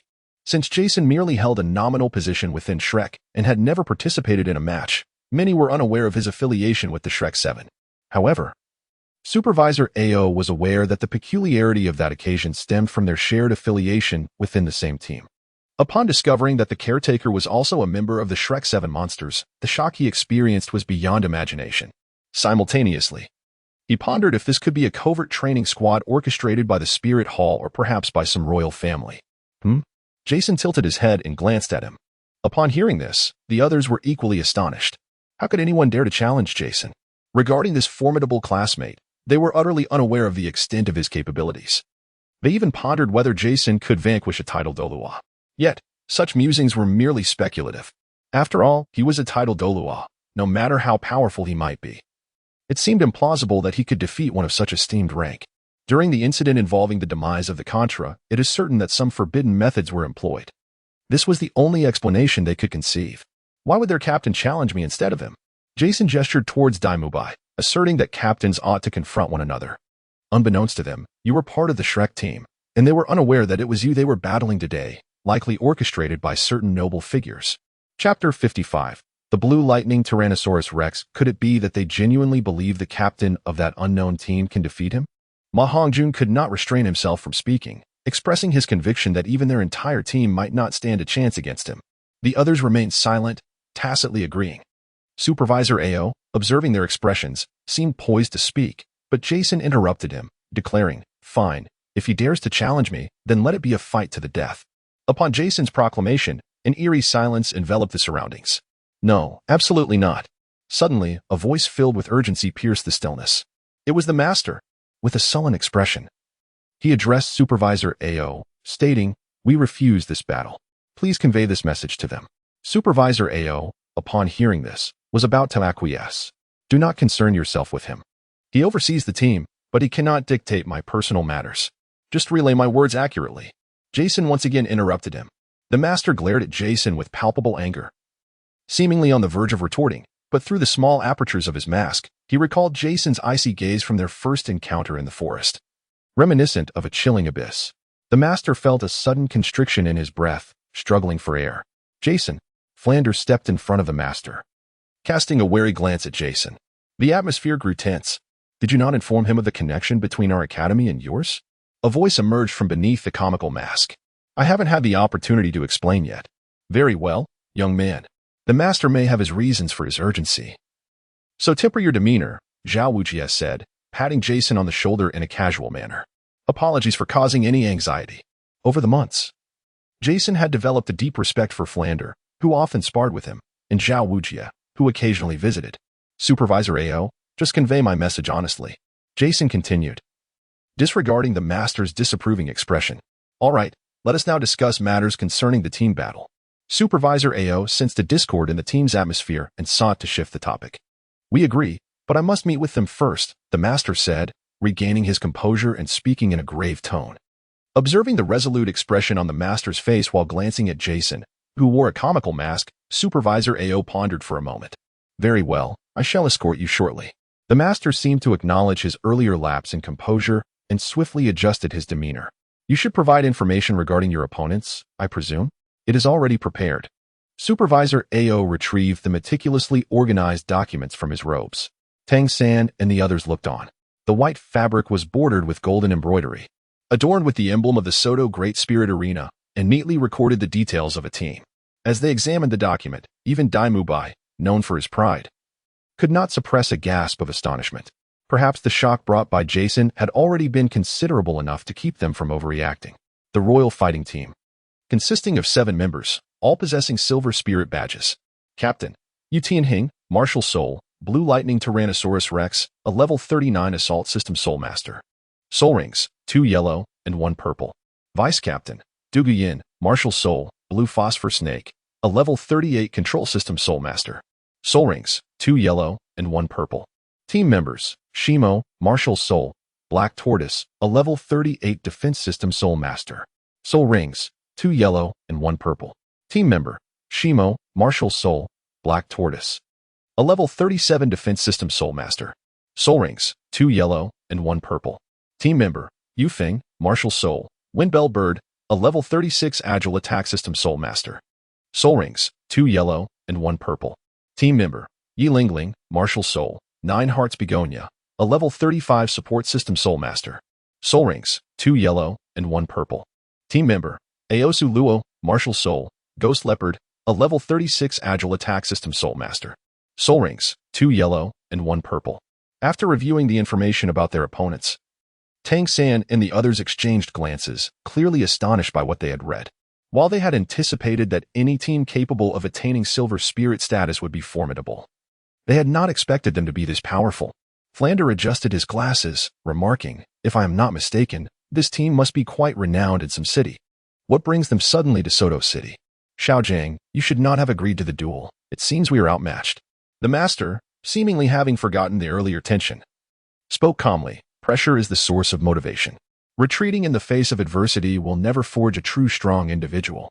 Jason could not help but chuckle at the master's words, recalling how he had consistently evaded confrontation, yet could so effortlessly espouse such sentiments. Plunder shot a glare at Jason, who, with a serious expression, remarked, the martial soul of the Blue Lightning Tyrant clan is indeed the Blue Lightning Tyrannosaurus Rex, is it not?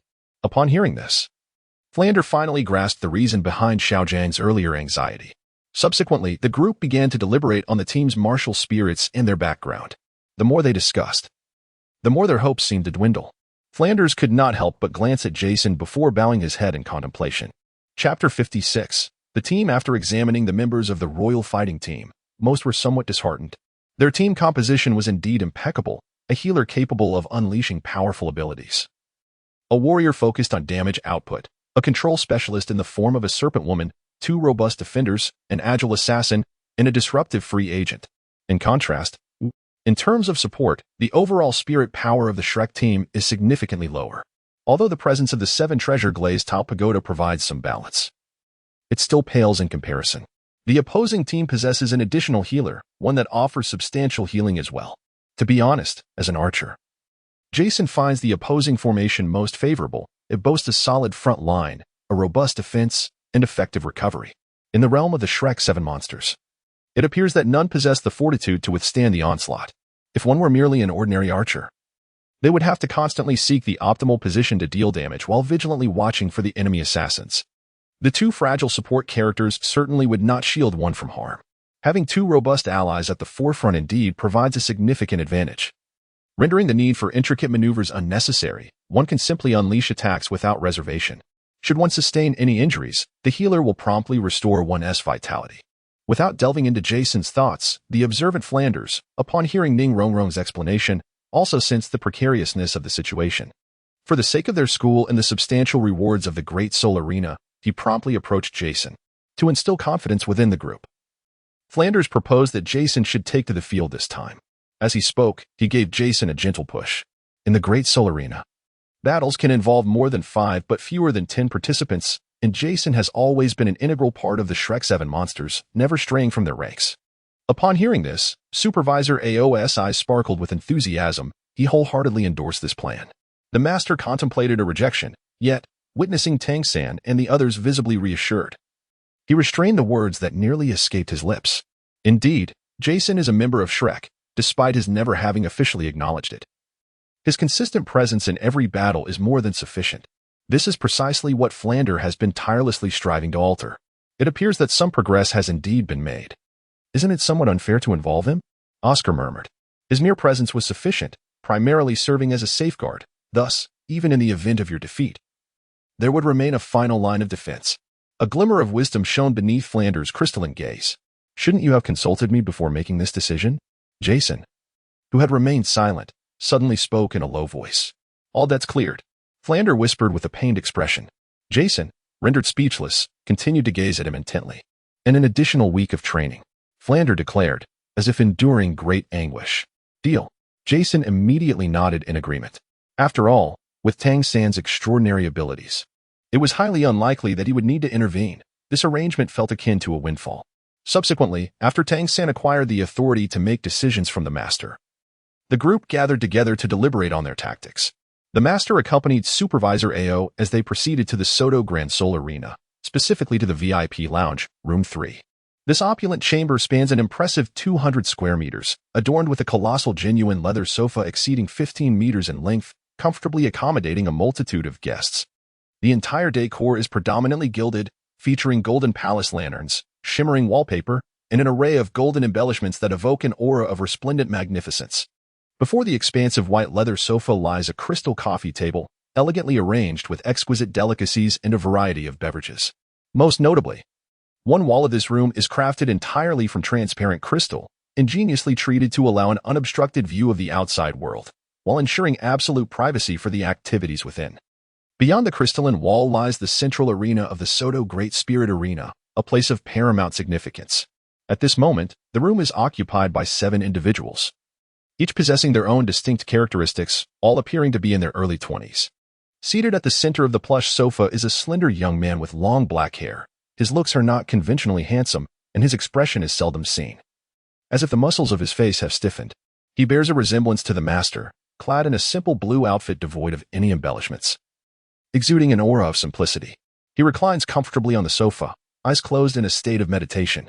This is none other than the master's nephew, Yu Tianheng. Also seated upon the sofa is a young woman, lazily leaning against the shoulder of the blue-clad youth. Her deep purple hair radiates a certain spirited charm, yet curiously, her eyes are a striking green, imparting an air of enigma. Though not conventionally beautiful, she possesses an alluring, almost otherworldly quality. At this moment, she is idly toying with her nails, which are dyed a vibrant emerald green. This is Douluo Yin. In a shadowy corner of the room stands another woman, clad entirely in black, her face obscured by a veil. She has a slender figure, with cascading long blue hair flowing down her back. Her eyes, matching the hue of her hair, reveal no emotion, and from her presence emanates a profound sense of solitude and melancholy. This is Jiao Xian Haidang, Yilingling. The remaining handsome young man is Feng Ling, a wind bell spirit master. The man dressed in black is Osro, a ghost leopard spirit master.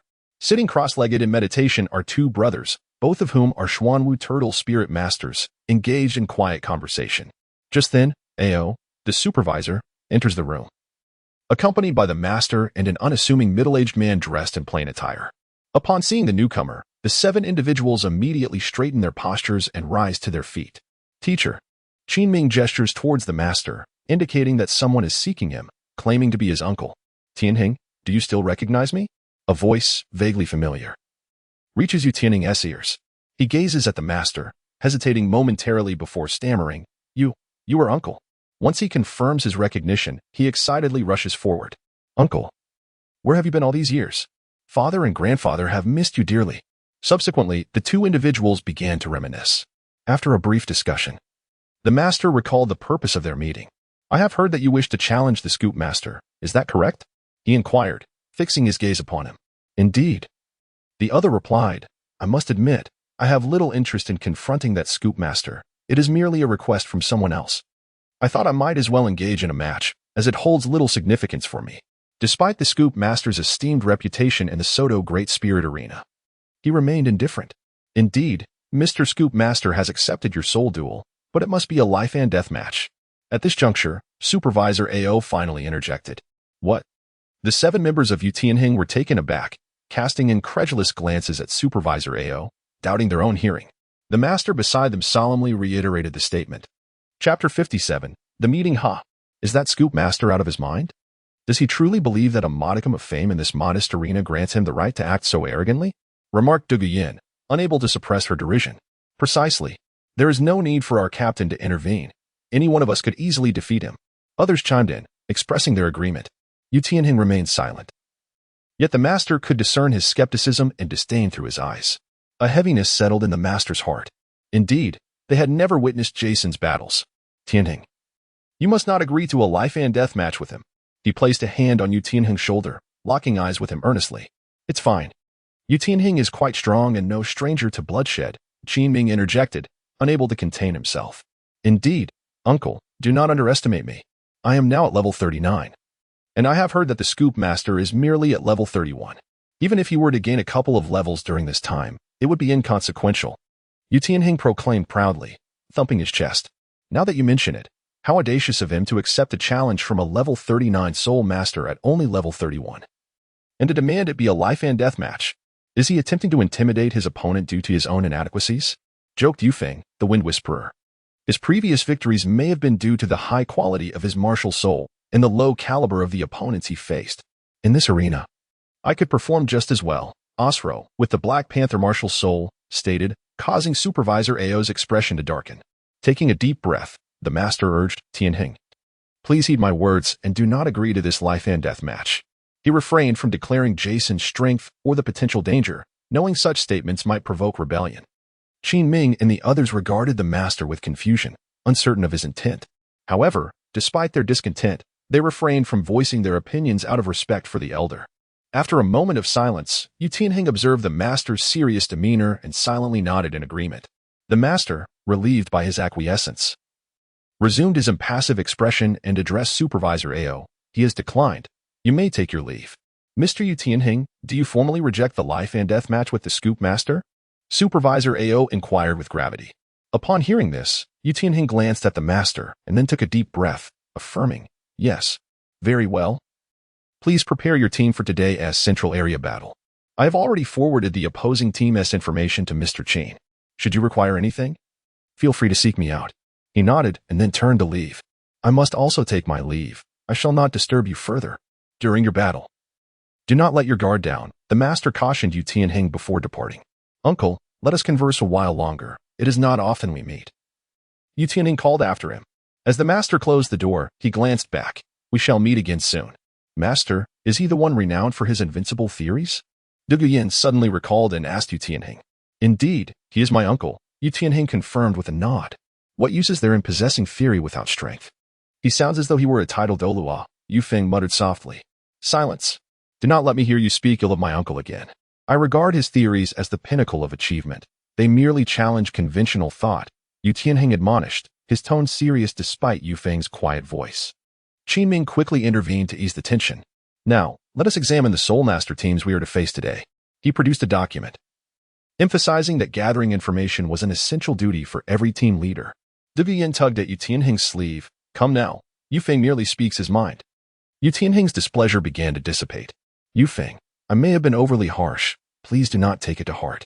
It is of no consequence. I too have my faults. Yufeng waved dismissively. Qin Ming observed this exchange with satisfaction before clapping his hands. All right, let us swiftly review the team information and ascertain what we must be wary of. As they studied the information, he remarked, this time, you shall face worthy opponents. I procured this information from the City Lord. This team is called the Shrek 7 Monsters. They have been in the Great Spirit Arena for only a month and are on the verge of reaching Silver Spirit rank. You, however, have taken an entire year. Osro defended, extracting himself from the information. Are you aware of the frenzied warriors you faced yesterday? Their soul power is comparable to yours.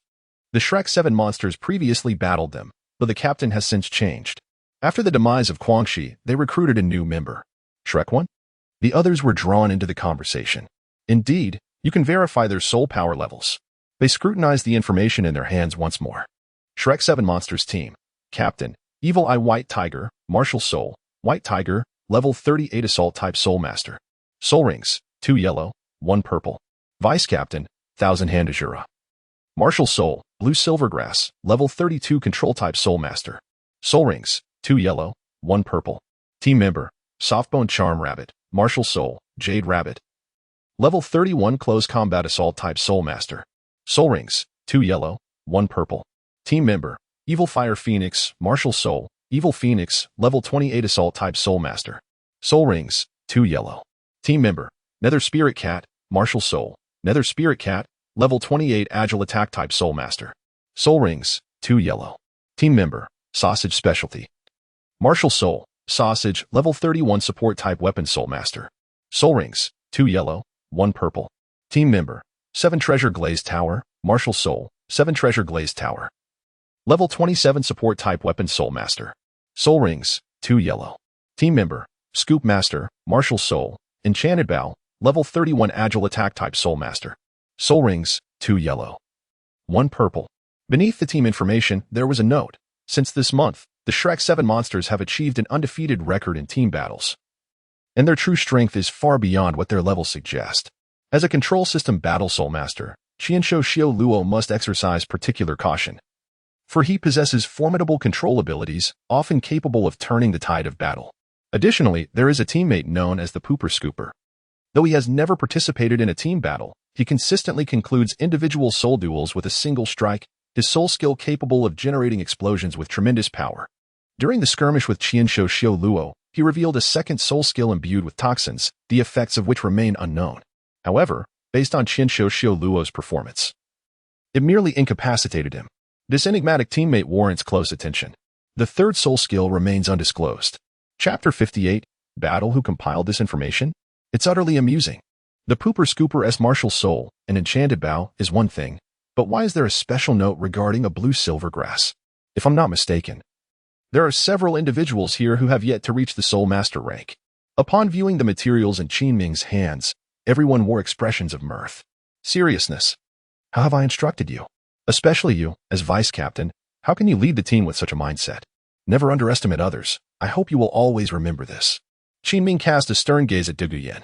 She shrank back, avoiding his penetrating stare. Ah, Pooper Scooper. Is that the person your uncle just mentioned? At that moment, Yi Lingling, who had remained silent, suddenly spoke.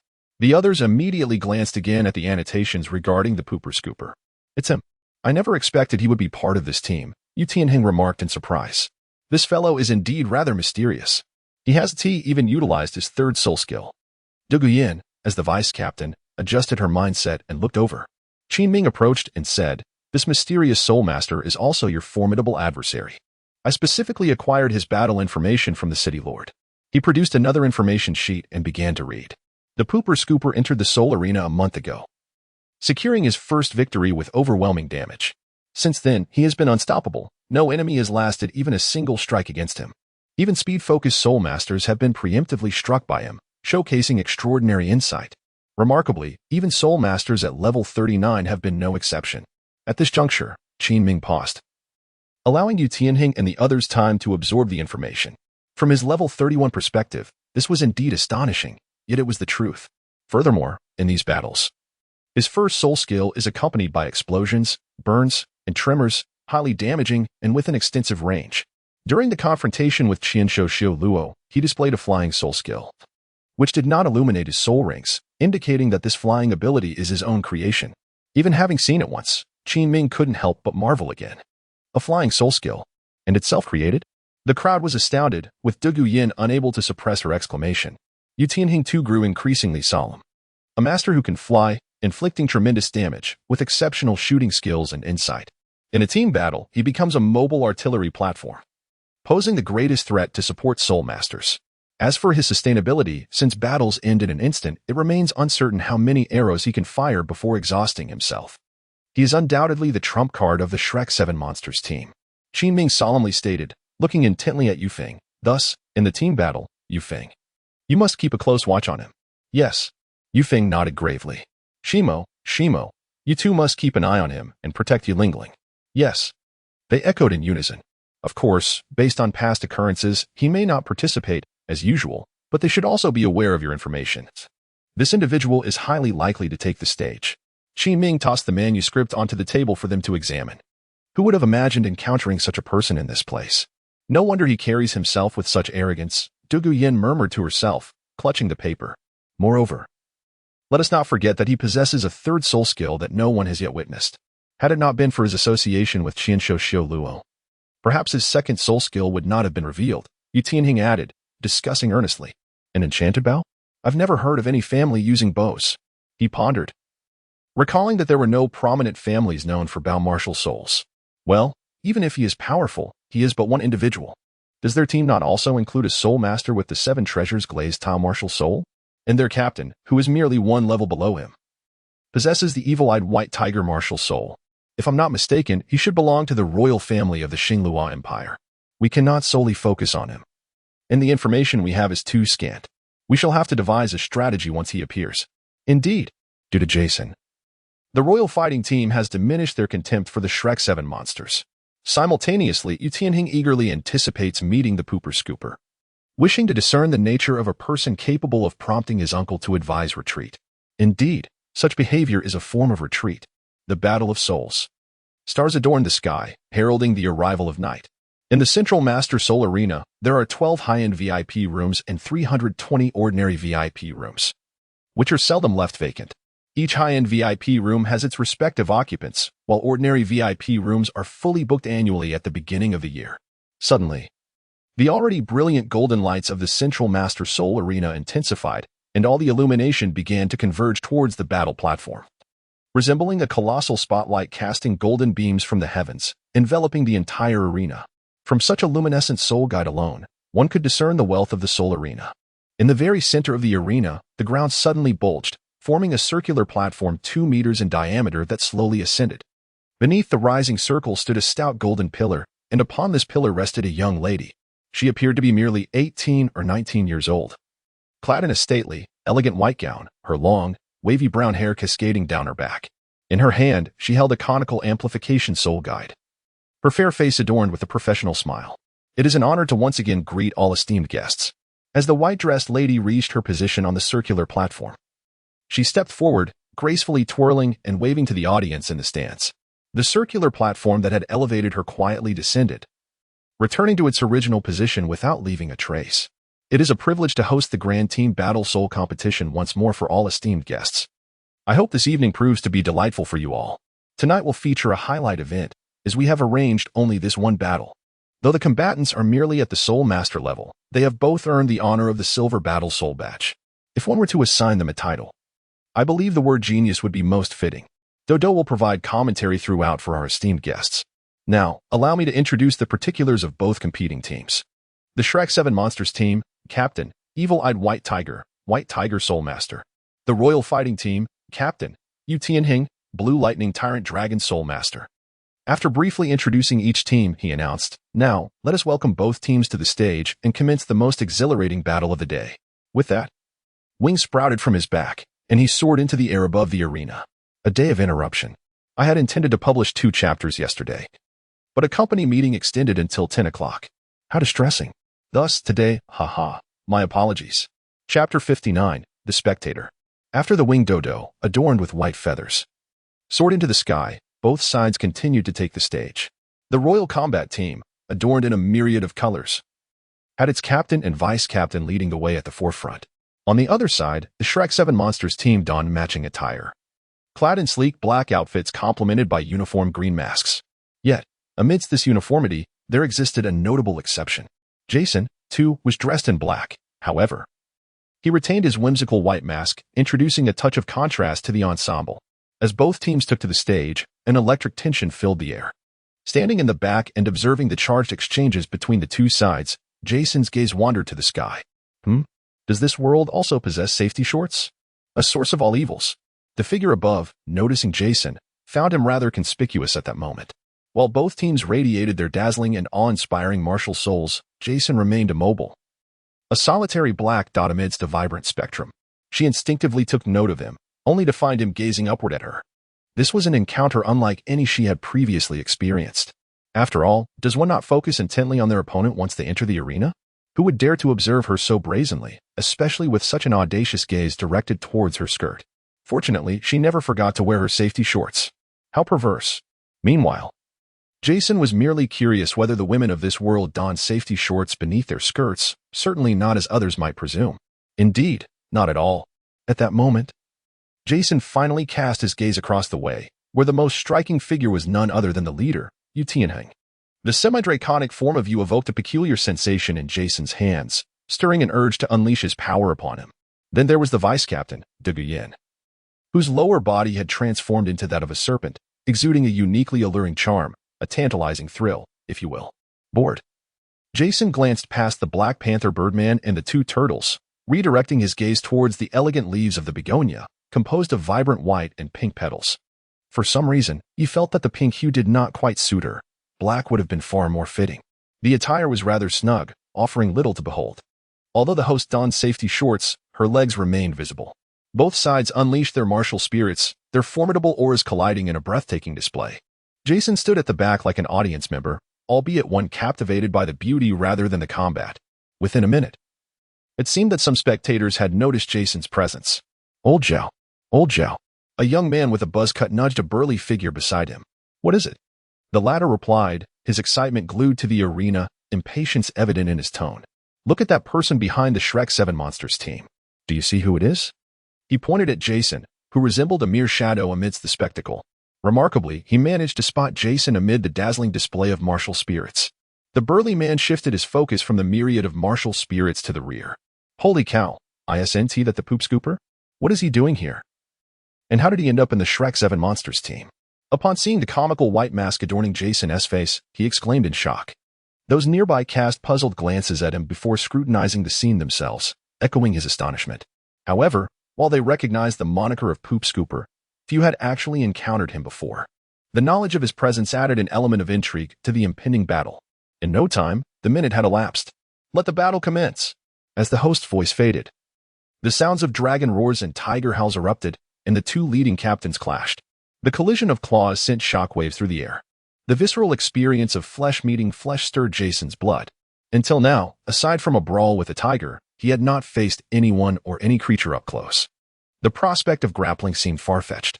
Emulating the enthusiastic spectators, Jason found himself instinctively raising his fists, swinging them in excitement. Observing the battle from such proximity was far more exhilarating than watching from a lounge.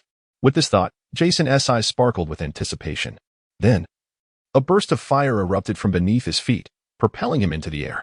His sudden movement captured the attention of those across from him, causing the two who had previously disregarded Jason, as well as the Wind Rider in the sky, to shift their focus back to him. Supporters and spectators alike became aware of this unexpected action. Under the scrutiny of numerous gazes, Jason ascended into the sky, hovering momentarily, before producing an object from his hand. It resembled a paper-like cylindrical form. Was it a secret weapon? Yet, there was no discernible fluctuation of soul power. Meanwhile, the Wind Rider, suspended in the air, halted his assault on Xiao Wu, anxiously watching Jason. In that tense atmosphere, Jason first lowered his mask halfway, then retrieved a spherical object from within the wooden cylinder. He then tossed it into his mouth, munching away with a crunch. Is this it? Is that all? Yufeng gazed at Jason, who was leisurely consuming some unknown delicacy, and felt as though he resembled a foolish bird in that moment. Are you here to play? Just as he was about to unleash his anger and attack, he noticed Jason's gaze shift from the ground to him. Yufeng's eyes flickered. Is he about to strike? By the way, it appears your captain has fallen into an ambush. Shouldn't you go to his aid? Oh dear, these girls are far too violent. He pointed toward the ground. Observing the brutal scene where Xiao Wu and Zhu Qing were mercilessly attacking Yu Tianheng, which was almost too distressing to watch, he promptly grabbed a handful of popcorn, stuffing it into his mouth to calm his nerves. TSK, still too young. Glancing at the rushing Yufeng, Jason shook his head. Yu Tianheng, overwhelmed by the combined assault of the Shrek 7 monsters, was severely injured and retreated back to his team. Even if one does not wish to take his life, shouldn't they find a way to throw him out of the ring in such a scenario? Never mind, without a bit of turmoil in this battle, Wouldn't the popcorn in my hand be in vain? Indeed, upon seeing her boyfriend return grievously wounded, Douluo Yin was immediately struck by the sight of him. Her third purple spirit ring glowed, and she opened her mouth wide, unleashing a plume of purple mist toward the Shrek 7 monsters. As the small area became shrouded in smoke, Jason munched on his popcorn, secretly relieved. Thankfully, he had flown up into the air in advance. He could hardly bear the weight of such a thick haze. After making adequate preparations, Tangan produced a water pouch filled with wine and tossed it out. Damubai offered a few luminous white bombs, instantly releasing a potent aroma of alcohol. Ma Hongjun then exhaled a burst of flames, incinerating the serpent venom entirely. Observing this scene, the self-assured Douluo Yin began to feel her composure waver. In times of adversity, one requires a stalwart individual to turn the tide. And this role fell to the support. Is this minor setback too much for you to bear? Yi Lingling remarked as she administered a healing potion to the fallen Yu Tianheng. Instantly revitalized, he returned to full strength. Jason was taken aback by the remarkable efficacy of the healing. How much magical power must one possess to achieve such results? Another handful of popcorn was consumed as the main event was about to commence. With the impassioned words of their healer, the Huang Do team Esmeralda soared. Unleashing their full might, the Shrek 7 monsters stood ready for battle. This was no less intense than the fervor of Boruto. Chapter 60. A peculiar scene unfolded in the center of the Soto Great Soul Arena. While two teams clashed vigorously on the stage, one individual leisurely indulged in snacks above, his feet occasionally emitting bursts of flames. With both his first soul skill and bomb-making reaching level 31, Jason had mastered the application of explosive energy to an extraordinary degree, thanks in large part to the rigorous training sessions with Plunder. Despite his attempts to protect his visage, he still emerged from their sparring sessions resembling a pig's head, as Plunder was relentless in his approach. Hence, Jason could now effortlessly control the shockwaves of his explosions to suspend himself in midair. As his level increased, so too did his physical prowess. Complemented by the concealed armor within Xiao Yao's attire, ensuring that the explosions would not harm him. During the past few months, Jason has developed a state known as the load state while battling Plunder. This state involves the utilization of potential crystals, unleashing an explosive force that exceeds his own defensive capabilities. The activation of this potential results in a remarkable acceleration in both speed and rate of fire. While it may not rival the rapidity of a Gatling gun, he can still unleash 30 arrows per second, each imbued with the power of a grenade. However, this extraordinary ability is limited to a 30-second duration, corresponding to the lifespan of the potential crystal. Once this period concludes, Jason's arm and leg bones will fracture, and the soul energy within him will be nearly depleted. If he merely activates the potential, he retains enough strength to continue fighting after the time has elapsed. Yet, should he incorporate an explosion that far surpasses his physical limits, the consumption of soul energy and the residual shockwave will leave him in a state of near death. Similarly, the symbiotic creature will also suffer severe injuries. This notion struck him a few months ago, during a sleepless night when he realized that the effects of potential activation were insufficient amidst his struggle against Plunder. Consequently, Jason contemplated the concept of explosion control. In the past, he had always maintained the explosive value below his defensive threshold to avoid self-harm. However, this time, a sudden idea emerged to amplify the explosive force and propel his body to its utmost limits. As he lay in bed, his excitement grew with each passing thought. Contemplating the feasibility of this method throughout the night, he sought to further unleash his potential, aiming for an even more powerful eruption. The act of eruption serves as an exceptionally effective means of counterattack. In the stillness of the night, although Jason's eyes remained closed, his mind was tempestuous with thoughts. At the break of dawn, he could hardly contain his eagerness to arrive at his training ground. He first endeavored to test the possibility of transcending his own limits through explosive force.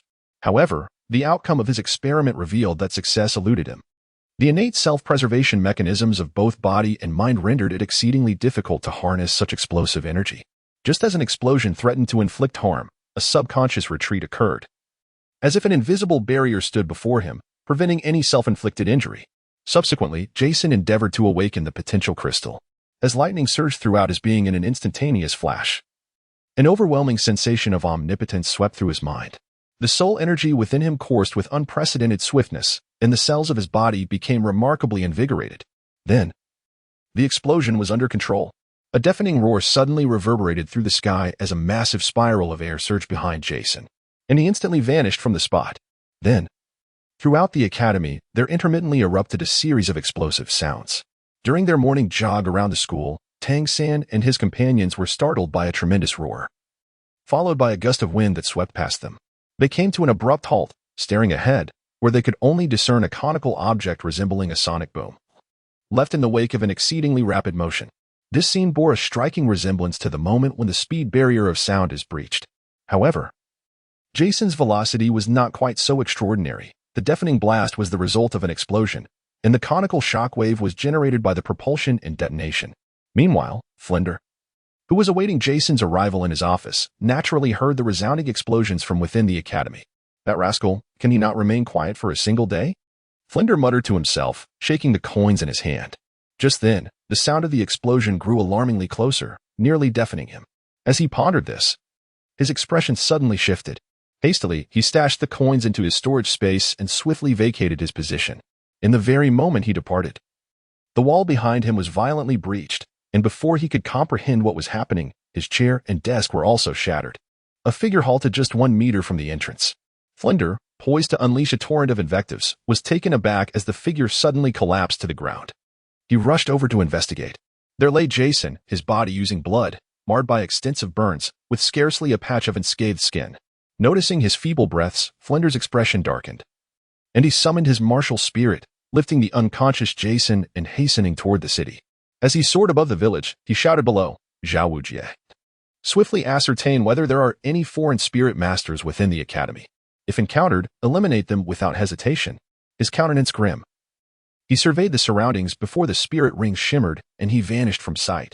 Upon locating a healing spirit master in Soto City, Plunder finally managed to stabilize Jason's injuries.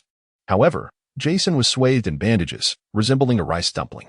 After Jason regained consciousness and revealed that his injuries were self-inflicted, Plunder gazed at him for an extended moment, as if contemplating something unsaid, yet found himself at a loss for words.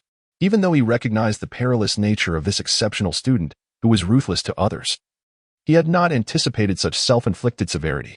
His first instinct was to suspect that an assassination attempt had been orchestrated by the dragon and snake families, only to realize he had misjudged the situation. "You must have planned to seek me out," he mused, considering how Jason had fortuitously collapsed just upon reaching his quarters. "Indeed. I was heading in your direction, believing that should any mishap occur, the dean would not abandon me in my hour of need." Jason, entirely bandaged save for his head, nodded slightly. "Why engage in such perilous martial techniques?" he inquired after a moment's silence. "Because I refuse to be the prey. Only by wielding a powerful weapon can I become the hunter." Jason confided in Plunder, revealing a glimpse of his inner thoughts. "Is that so?" Plunder suddenly recalled his own past regrets, yet realized that even if granted another chance, he doubted he could match Jason's relentless dedication to training. "In the future, when you practice this technique, do remember to summon me to observe," he said earnestly to Jason. "Certainly. When I train with you, I will employ this technique. Do be cautious." Jason replied, confidence brimming in his tone. It was audacious for a soul master to caution a soul sage. Plunder couldn't fathom where such confidence stemmed from. Chapter 61. An additional chapter. The situation in the arena steadily approached its climax. The stench of Douluo's breath permeated the venue, causing Jason, suspended in midair, to furrow his brow. It was somewhat detracting from his viewing experience. Without hesitation, Jason activated the Griffin's Guardian, instantly illuminating his surroundings. Even the scales on Douluo's serpentine form were now distinctly visible. Once again, a fierce contest erupted in the foreground, while 2 assassins clashed in the periphery. 2 spirit masters of avian origins also formed an unlikely pair. The remaining Tangan and Xiao Wu confronted 2 formidable opponents. Before them, the 2 adversaries shed their protective shells, transforming them into 2 formidable shields in their hands. Subsequently, the soul ring upon him illuminated, and he hurled the tortoise shell shield towards Tangan. The hefty shield produced a dull thud as it sliced through the air, accompanied by a sharp whistling sound, indicative of its considerable weight and lethal edge. In the face of the incoming tortoise shell, Tangan appeared unfazed, his palm transforming into a jade-like texture. Subsequently, leveraging force against force, the 4 shields that rushed towards her were deftly redirected, causing them to collide. However, at that moment, the 4 tortoiseshell shields, on the verge of impact, suddenly altered their trajectory, severing the connecting blue-silver grass. At this juncture, Xiao Wu had successfully transcended the area enveloped by the shields, with the 2 opposing Xuanwu tortoise spirit masters now alarmingly close. The expressions of Shimo and Shimo were grave, as they simultaneously radiated a violet glow, activating the techniques of their Millennium Soul Rings. Xiao Wu, suspended in midair, could not alter her forward momentum. In this critical moment, she demonstrated her remarkable adaptability. The second and third soul rings illuminated simultaneously. Her enchanting gaze, imbued with a fierce crimson light, fixated on Shimo to her left. The second skill of the soft-bone enchantress Rabbit, Charm, ensnared the opponent in a state of rigidity, the duration of which depended on the disparity in spiritual prowess between the two. Should the difference be excessively vast, a backlash would ensue. Shimo momentarily froze, the violet glow that enveloped him dimming slightly. Seizing this fleeting opportunity, Xiao Wu activated her teleportation skill. Although she remained in forward motion, she adeptly maneuvered 5 meters to evade the direct assault, drawing the enemy in, a tactic previously employed by Tang San and his companions against Yu Tianheng, was now being wielded by the Shimo brothers against Xiao Wu. The true terror of the Xuanwu Tortoise Spirit Master's third soul ring skill became apparent only upon its activation. Jason, observing from above, was momentarily captivated by the efficacy of the skill. In an instant, the 4 tortoise shells, which had severed Tang San's blue-silver grass, retracted at an almost imperceptible speed, each shell erupting into 16 diamond-shaped fragments under the influence of the violet glow, instantly filling the space before the 2 Xuanwu Tortoise Spirit Masters. Had Xiao Wu still possessed Tang San's blue-silver grass at her waist, he might have been able to pull her back. However, now suspended in the air, she had lost all means of support. The tortoise shells of the Shimo brothers shattered into 32 pieces each, swirling violently in a 10-square-meter radius around them, creating a cacophony of piercing sounds that distorted the air within the shielded area. It appeared as though a colossal meat grinder had unleashed its fury. Unbeknownst to them, the Shi family brothers had separated laterally, maximizing the third soul skill, the turtle shell dance, while simultaneously avoiding mutual collision. Xiao Wu shifted 5 meters, managing to evade the direct onslaught of the turtle shell, yet she was not entirely spared from its assault. Suspended in midair, it appeared as though she was about to be struck by the whirling shell. On the other side, Tang San's heart raced with dread, his composure shattered. Xiao Wu. Just then, several streaks of azure light flashed past her side. The swirling turtle shells around her were instantly struck and brought to the ground. Xiao Wu landed safely, ensnared by the vines extended by Tang San. The members of the Huangdou team suddenly recalled something, their gazes directed skyward. There stood Jason, casually wielding a pitch-black bow adorned with intricate patterns. It dawned upon them that the Shrek 7 monsters had another member, one they had valued from the very beginning. However, amidst Yu Tianheng's severe injury in the absence of his martial soul, Jason had been all but forgotten. To their astonishment, he had chosen this moment to make his move. "Your support has been eliminated," Jason remarked with a smile, waving to the members of the Huangdou team. A chill ran through their hearts as they quickly turned to look. There stood Yu Lingling, dazed, with a strand of her ash-purple hair missing. Behind her, a lingering arrow of azure spiritual energy remained. Yet Yu Lingling stood there, frozen in place, whether out of fear or some other reason, she could not tell. "Lingling, are you all right?" Gu Yin inquired with concern. Yu Lingling snapped back to reality, her gaze drawn to a figure in the sky adorned with a comical mask, the lower portion of which had been reaffixed at some unknown moment, while sparks intermittently flickered beneath their feet. "I am fine. The rest is up to you." Yu Lingling shook her head and turned to descend from the stage. Behind her, Gu Yin extended a hand, seemingly wishing to retain her. But upon witnessing the arrows dissipating on the ground, he withdrew his palm. "Xiao Wu Jia, thank you." Tang San exhaled a sigh of relief as he looked at the already returned Xiao Wu and expressed his gratitude to Jason. "Oh, did I just hear a word of thanks? Am I going deaf?" Jason queried, perplexed as he fiddled with his ears. "Thank you," Xiao Wu murmured shyly from the side.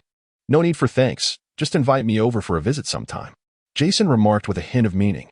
Before she could respond, Jason turned to Zhu Zhuqing and said, "Zhuqing, after this concludes, come train with me. What do you think?" Zhu Zhuqing nodded silently. It seemed that in battle, she alone found herself at a disadvantage. She felt still too weak. Chapter 62, conclusion with the departure of the support and the exhaustion of the soul skills of the Shimo brothers. Jason's sudden intervention significantly diminished the momentum of the Huangdou battle team.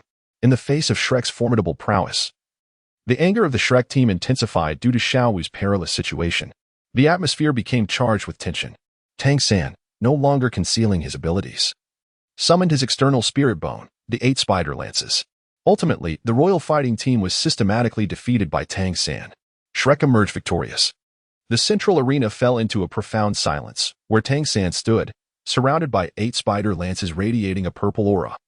Each sharp spike piercing the bodies of the poisoned members of the royal fighting team to alleviate their affliction.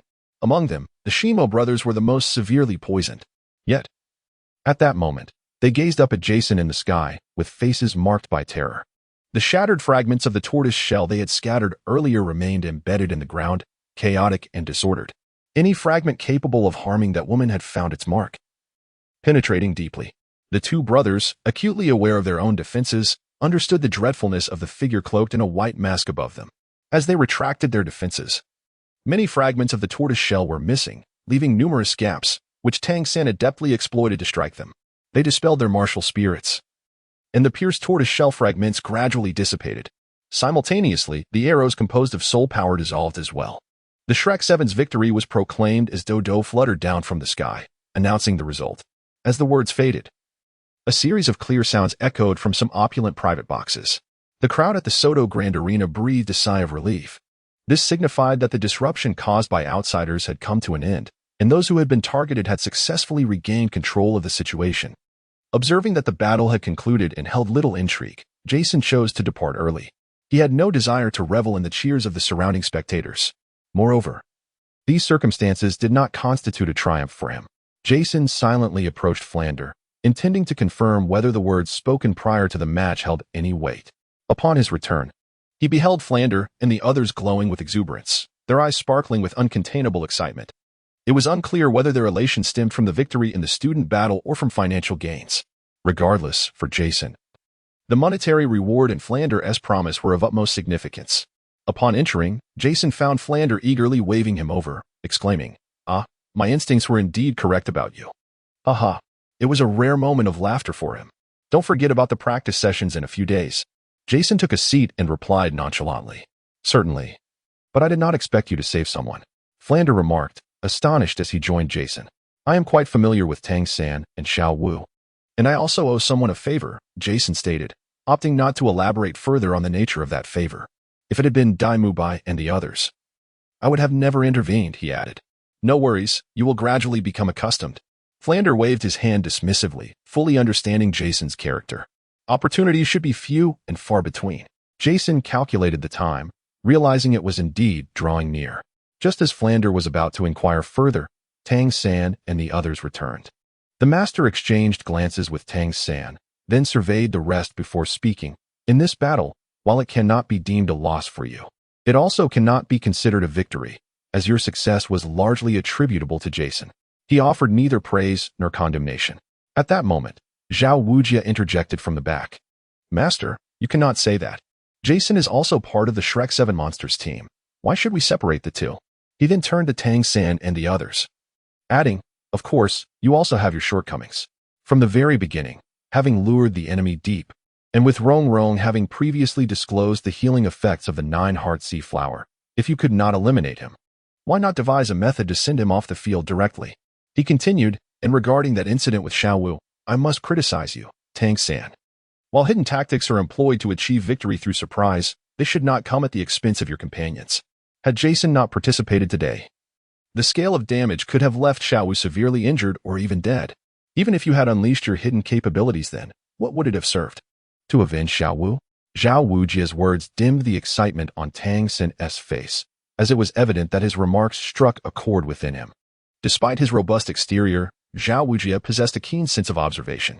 Although the master eloquently expounds upon theories and possesses formidable teaching abilities, he becomes entangled in the outcomes of battles. In this respect, Xiao Wu Jia emerges as a far more competent instructor. "How is it that their victory has left you feeling as though you have suffered a defeat?" Plunder interjected, lightening the atmosphere. "Everyone performed admirably today.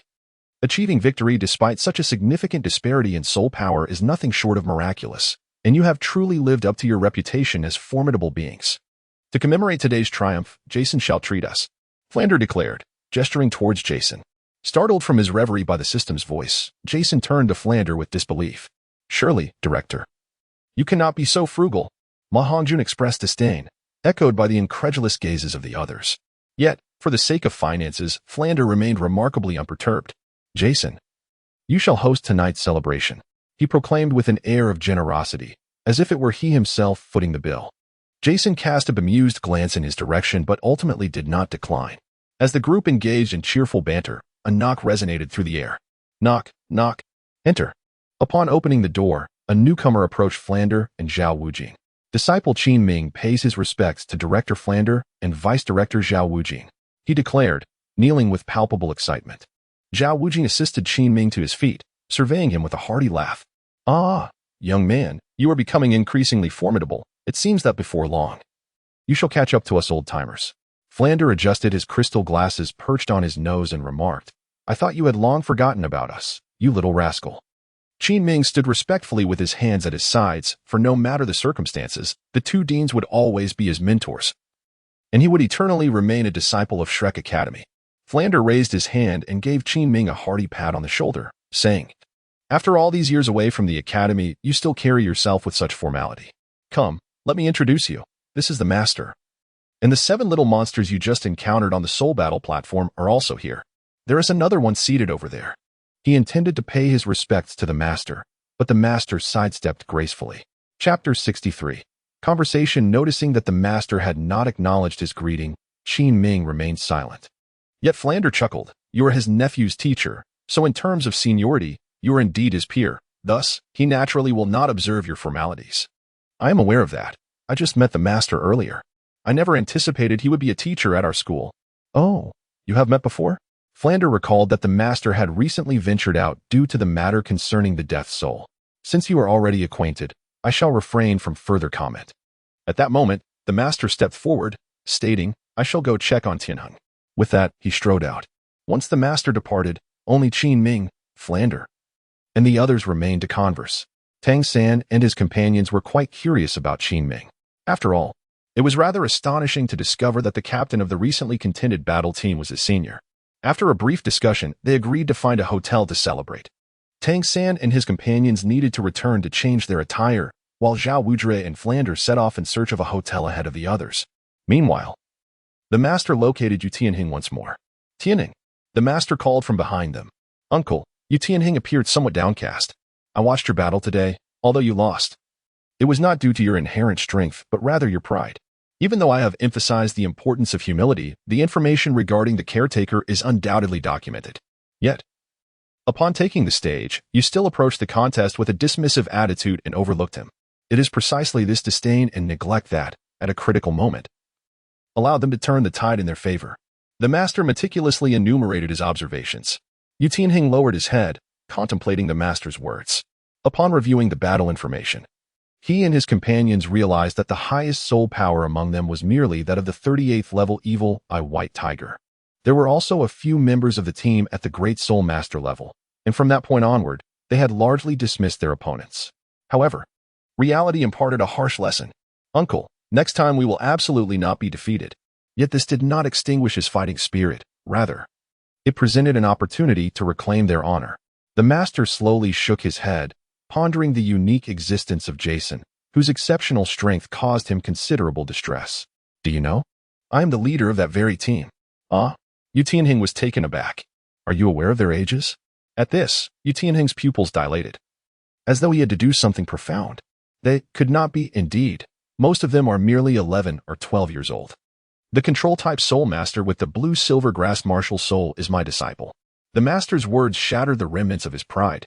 Moreover, one among them remains inscrutable even to me, the very individual you sought to challenge. The one who cleans up after the dogs? Yes.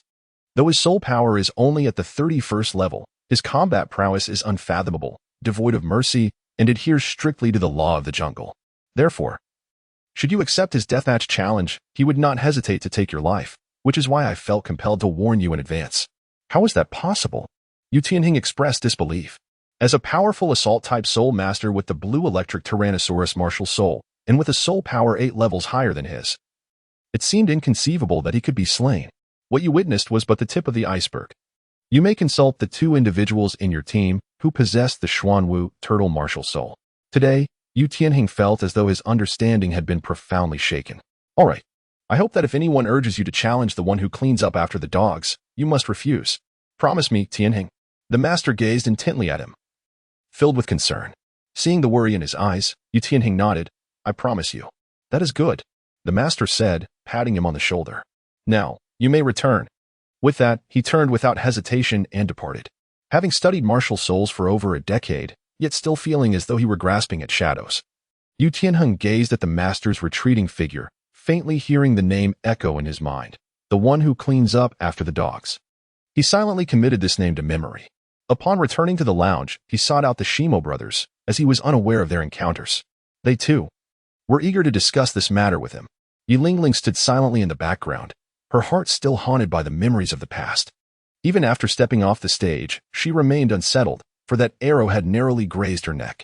Had it veered just a fraction, her fate could have been tragically sealed. Presently, she could still feel the sharpness of the arrow's passage against her skin. The attention of Duge Yin, Yu Tianheng, and others was solely fixated on Tang San. As they were all defeated by him, the Imperial fighting team emerged from their loss and began to engage in discussion. Meanwhile, Tang San and his companions had changed into their travel attire, preparing to set forth. Jason, too, removed his mask and donned a more casual outfit. As they walked along the path, Jason reflected on the experience points accumulated through the brutal battles of the past month. In fact, a fortnight ago, no one was willing to face Jason in combat, as confronting him proved to be an insurmountable challenge. The arena was ensnared with the roots and tendrils of the little demons, their relentless attacks preventing anyone from approaching within a meter of Jason. Due to the peculiar nature of the corpses, Jason earned the moniker the Plunderer, although he preferred the name Groot. It was the title of the Plunderer that resonated with the people. With no challengers willing to engage, Jason was compelled to seek out opponents beyond his level. Thus, over the course of a month, the little demons began to form the nascent structure of a domain, the plundering domain. During this period, Jason acquired a wealth of experience. A portion of it was obtained from the dueling arena, with a small contribution from the Jelen siblings, while another fragment came from the duo of Xiaodian and Xiaolang. However, Xiaodian and his companions allocated their experience solely to themselves, neglecting to share any with Jason. Nevertheless, the remaining experience accumulated was sufficient for Jason to ascend directly to level 35. Yet, this was not the source of Jason's greatest delight. Rather, it is through the small demon that one perceives a portion of the branches emanating from within the bodies of Jilin and Jimming. This signifies that their ranks have begun to swell. Meanwhile, Xiao Tian and his companions were steadily progressing. Everything was unfolding in a measured manner. Upon clicking the plus sign adjacent to the rank on the template, Jason discreetly leveled up by 4 ranks. Ma Hongjun had already dashed into the hotel ahead of him. As Jason entered, he noticed Qin Ming staring at him and his companions with a look of astonishment.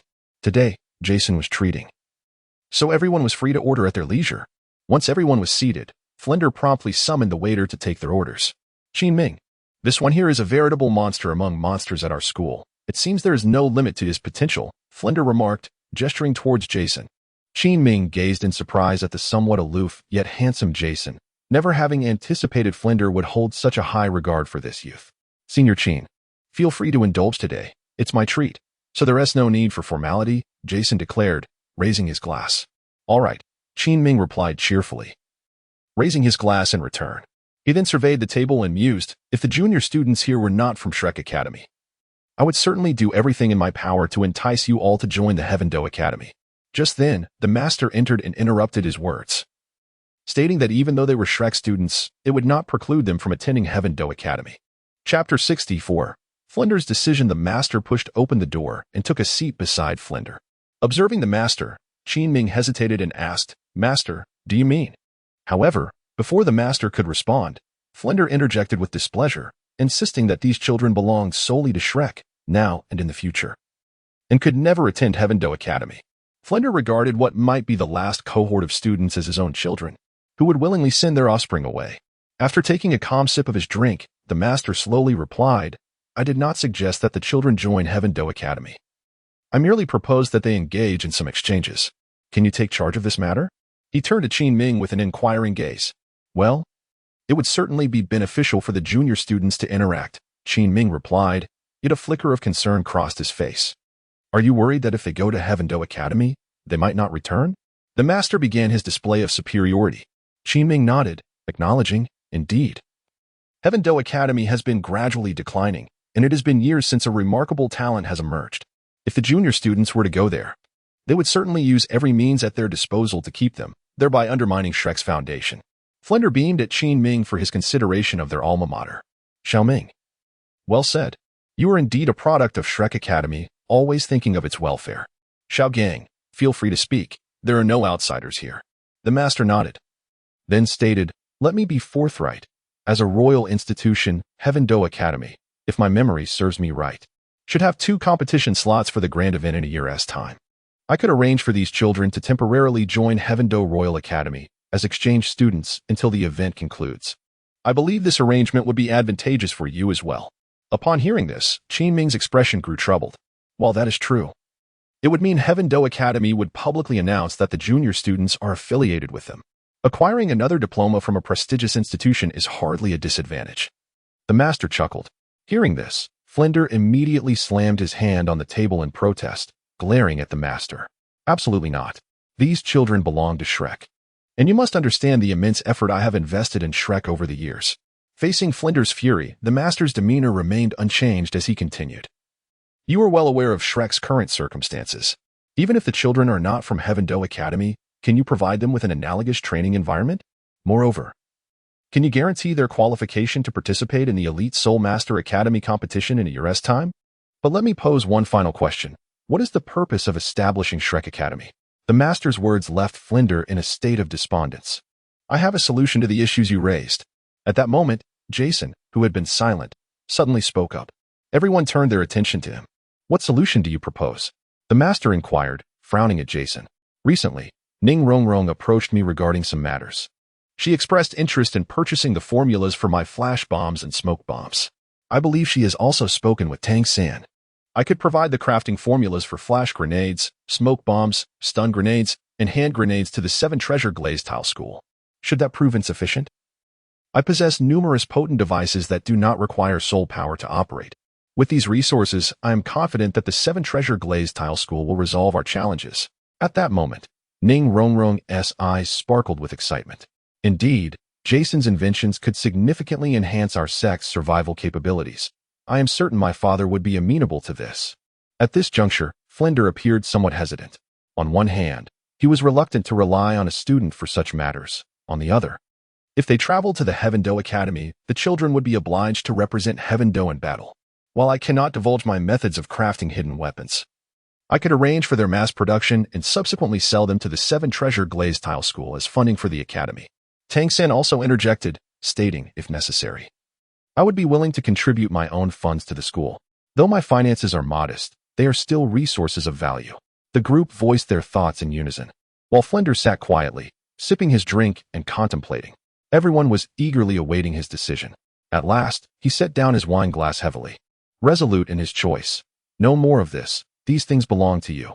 The school is not your concern. Your sole focus should be on your studies and cultivation. We shall handle the rest. Flanders gazed at the children around him, deeply moved. Why do I sense there are tears in your eyes? Jason remarked, noticing the moisture in his gaze through his crystal glasses. It's just the wine.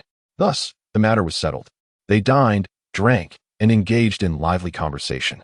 As Jason was enjoying his meal, Ma Hongjun, with his protruding belly, suddenly stood up, holding a wine glass. Jason, I toast to you. Although we usually do not see eye to eye, I admire you for what you just did. Regardless of whether you consider me a brother, I regard you as one. Cheers. Jason stood to clink glasses with him and down the drink. At that moment, Dai Mubai also rose, saying, Brother Jason, I have had some misunderstandings about you earlier. But upon reflection, I realize it was my fault, and I cannot blame others. I wish you all the best. With that, he silently finished his drink. Zhu Zhiqing, who was conversing with Ning Rongrong, cast a surprised glance his way. Afterwards, Xiao Wu stood up once more, addressing Jason with a hint of warmth in her voice. Jason, although your disposition is rather unpleasant and you may not be well liked, I, Xiao Wu, wish to express my gratitude for your previous assistance. Her cheeks flushed. She appeared somewhat tipsy. Subsequently, everyone raised a toast to Jason, who complied with each offering. Suddenly, Jason's gaze fell upon Flinder as a thought struck him. If, in the near future, you all plan to visit the Heaven Do Academy, I shall not accompany you. I intend to embark on a journey of training. He glanced at Qin Ming as he spoke. Flinder, upon hearing this, fell into a contemplative silence, seemingly organizing his thoughts. Jason, I must confess that I am reluctant to allow you to venture out alone. Spending too much time in solitude may lead you to lose your sense of humanity. And I can sense it. During this period, I have made every effort to help you integrate into Shrek, yet just as we began to see some progress, you choose to depart. He regarded Jason, his tone measured.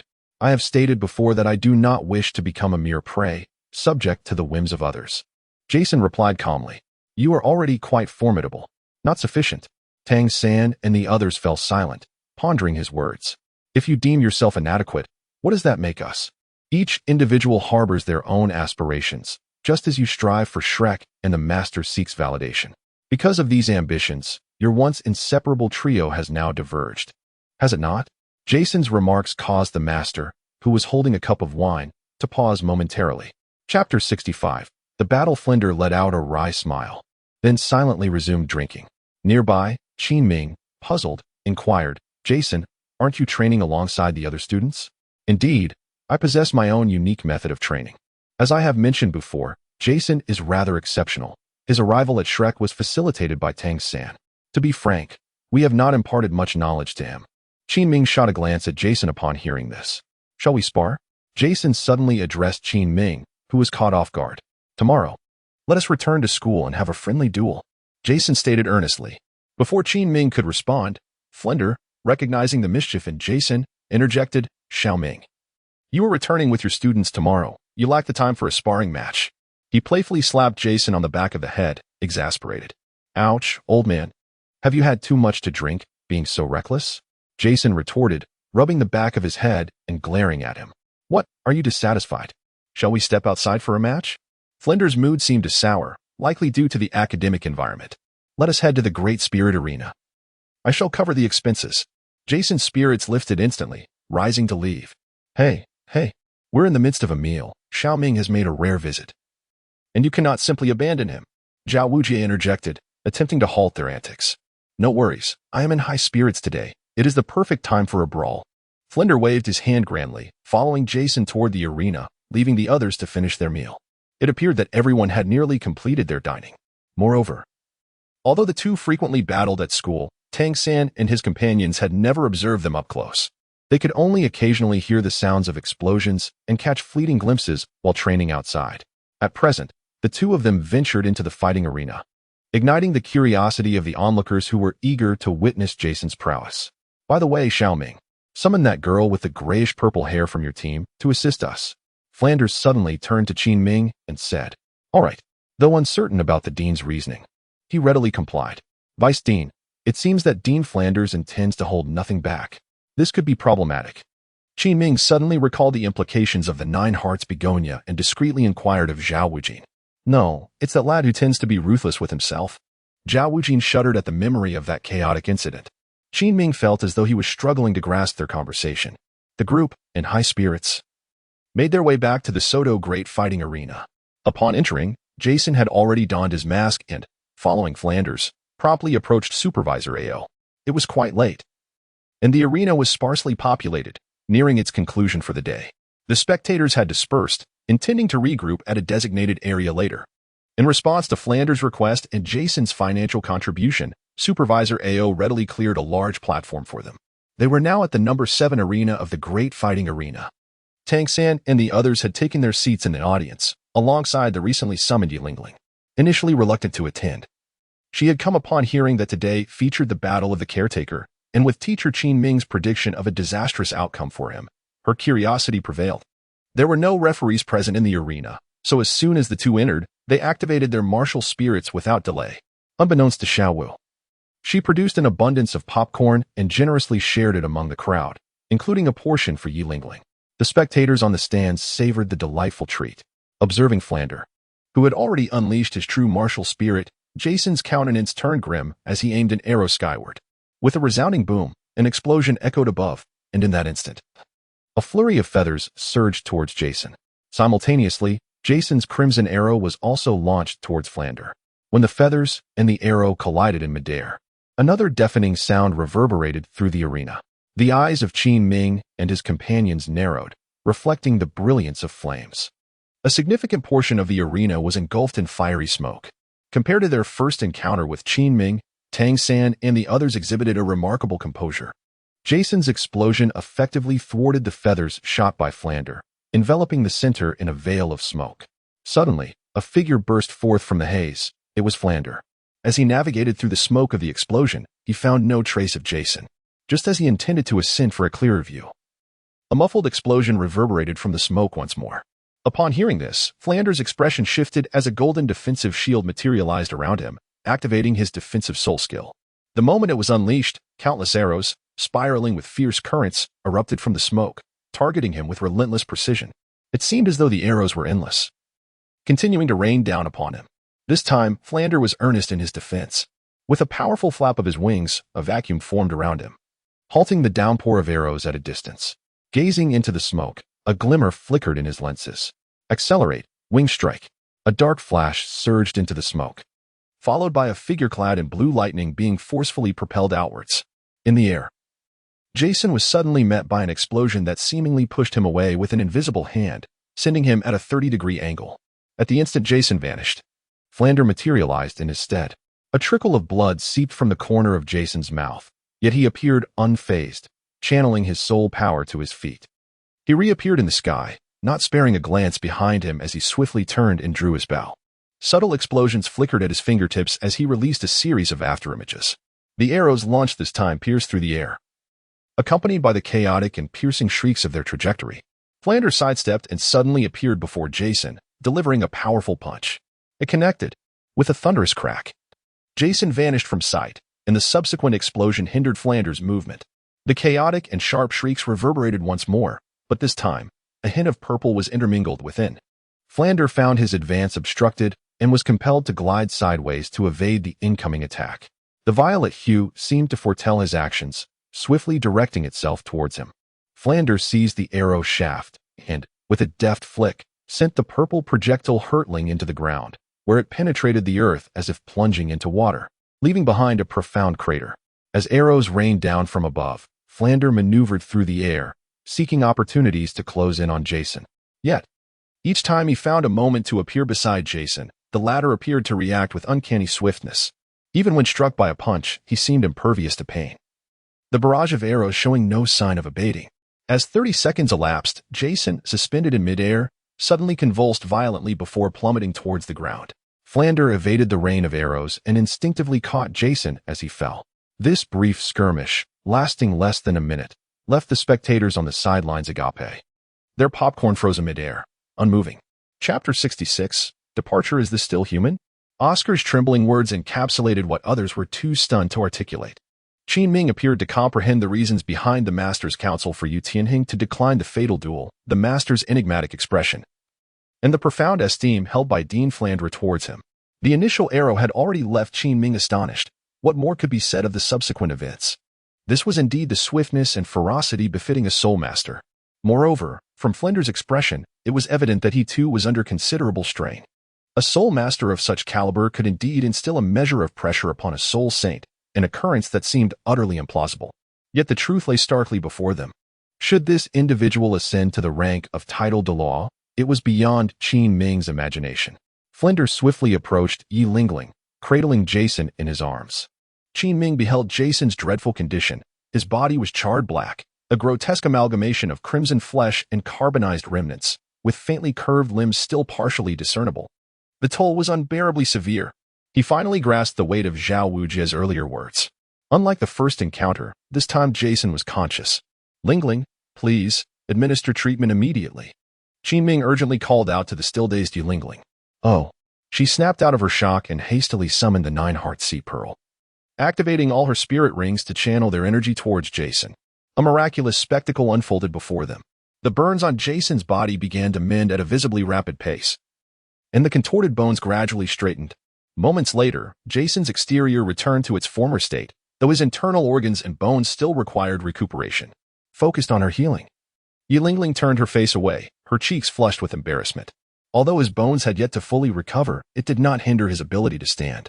Jason calmly donned his clothes and expressed his gratitude with a simple, thank you. He felt no awkwardness whatsoever. She replied, somewhat uneasily turning back. Ning Rongrong nudged Zhu Qing, urging her, why not hurry over?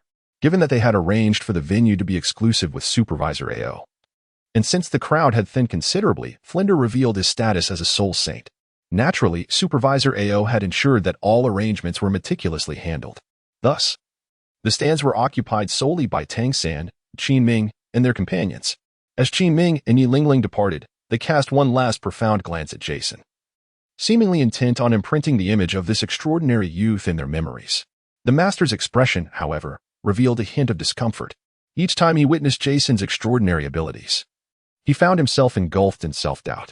Even his own disciple, Tang San, endowed with innate full soul power and dual martial spirits, remained within the bounds of his expectations. However, Jason, despite his innate soul power being only at level 6, is capable of rivaling those with full innate soul power. Furthermore, the soul skill he has innovatively derived from his first soul skill is quite extraordinary. Could it be attributed to his martial soul? Nevertheless, he is aware that Jason harbors a dislike for him, thus he realizes that any opportunity to study him will be elusive. Moreover, he lacked the confidence to offer him any better counsel. Meanwhile, Yi Lingling and Qin Ming made their way towards the team's lounge. Along the way, Yi Lingling wore a contemplative expression, her head bowed as if she were on the verge of speaking. Qin Ming noticed this and wondered if the recent depletion of soul power had taken its toll. However, it seemed that the peculiar consumption of soul energy during the healing process was not the sole reason for her distress. Yi Lingling pondered aloud whether the severity of his injuries was the cause. No, it feels as if there is something else at play, she remarked, recalling the sensations she experienced while tending to him. Upon hearing this, Qin Ming chuckled softly. It appears my junior harbors quite a few secrets. Now, do not delve further.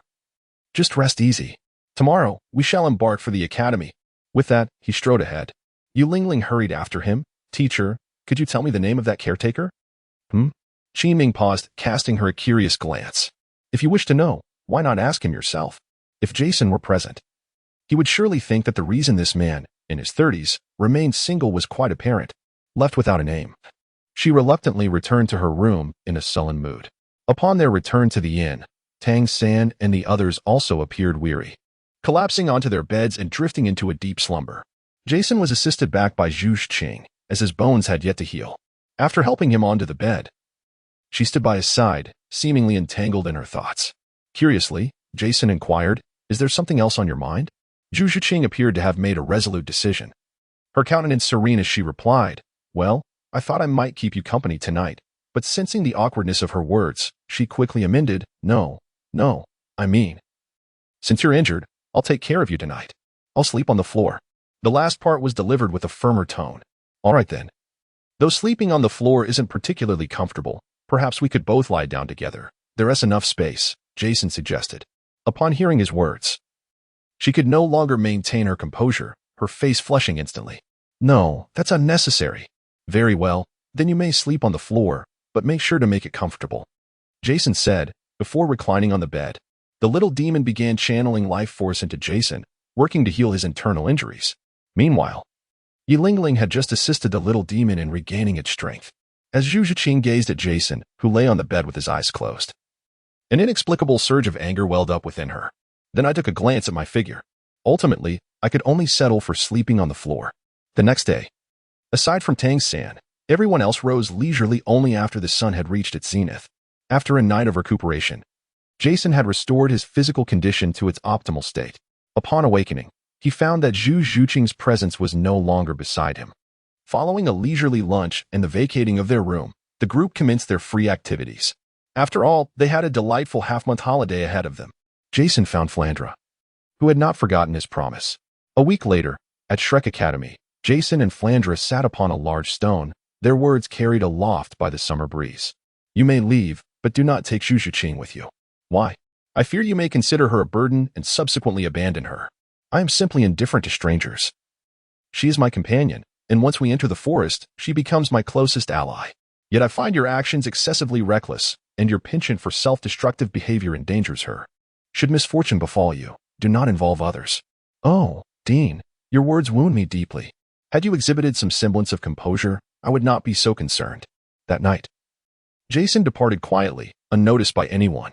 It was not until the following morning, when the usual sounds of explosions were absent, that they realized Jason had left. Chapter 67. The starry Empire Gingxin City, with its iron-gray walls, exuded the essence of metal, as if it were cast from the very substance itself. Although they had yet to enter the city, an unmistakable metallic aura permeated the atmosphere. The weather was overcast, and a fine drizzle enveloped the city in a shroud of mist, akin to being concealed beneath a sheer veil. Gingxin City is one of the principal cities of the Starry Empire, yet it cannot be regarded as a renowned metropolis within the domain of major cities. It merely occupies a position in the lower tier. The Douluo continent, a realm of soul masters, explains the city's lack of prominence as a metal city. The status of blacksmiths parallels that of commoners, with the Blacksmith Association wielding influence only within this urban expanse. Despite Gingxin City's seemingly somber exterior, a fervent spirit thrived within. One could faintly hear the rhythmic clang of metal striking metal resonating throughout the streets. In a secluded cottage on the outskirts of the city, the door was rusted, and the yard was overgrown with weeds towering to a person's height. Dust and cobwebs adorned the exterior, revealing that the house had long been abandoned. Perhaps the owners had procured a better residence elsewhere, or perhaps misfortune had befallen them.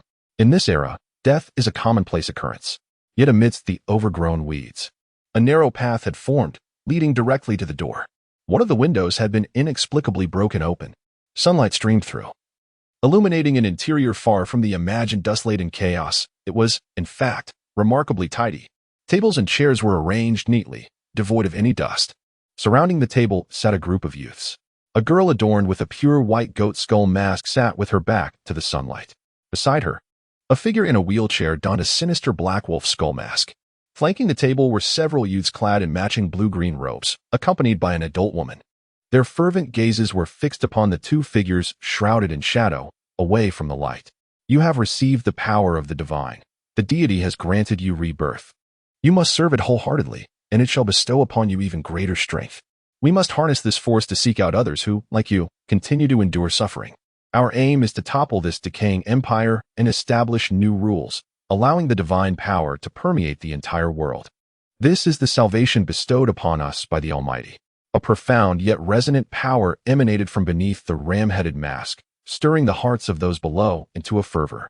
We must shatter all injustices. The soul masters shall no longer stand aloof. The aristocrats shall no longer subject us to their disdain, and the common folk shall no longer endure their humiliations. The voice from beneath the wolf-headed mask was raspy, akin to the whisper of a demon. Life and death, an unending cycle. We shall live, while they shall perish. The ram-headed mask spoke slowly. The crowd echoed in unison. Life and death, an unending cycle. We shall live, while they shall perish. Praises be to the divine, and to the strength granted by the divine. Praises be to the divine, and to the strength granted by the divine. The two masked figures were none other than Jelin and Jimin, who had crossed the border of the Tiando Empire 2 months prior, arriving in the Xinglua Empire. Along their journey, they rescued those oppressed by the soul masters or sold by the aristocrats. Many with families returned home, while some chose to join their sect. They were all powerless commoners, having lost hope in this world. The individuals who rescue them possess the potential to transform this world, for they are endowed with divine assistance. Empowered by this strength, they emerge like a radiant beam of light in the darkness, desperately clinging to it. They wholeheartedly devote themselves to the fabricated deity of death, Neles, becoming fervent acolytes. For those who have been saved, this deity stands as their sole pillar of existence. The following statement is of paramount importance. It must be etched in your memories. Cultivate discreetly. Do not be reckless. This phrase seemed to shift the atmosphere of the room with a sense of wonder. Our strength remains nascent, unworthy of drawing external attention. Thus, we must quietly grow stronger, expand our fellowship, and absorb greater power. Understood. The assembly echoed in unison.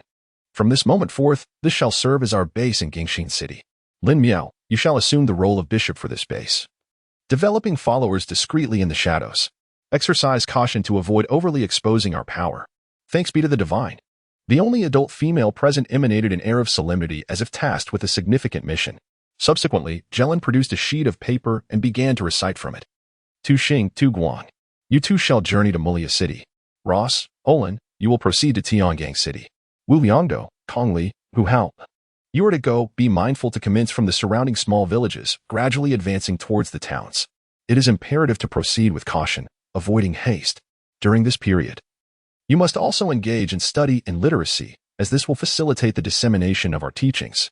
The cities she mentioned were all small towns and villages surrounding the Starry Empire. Every month, we shall reconvene here to report on our respective progress and exchange insights. Understood. The meeting is adjourned. Thanks be to the divine.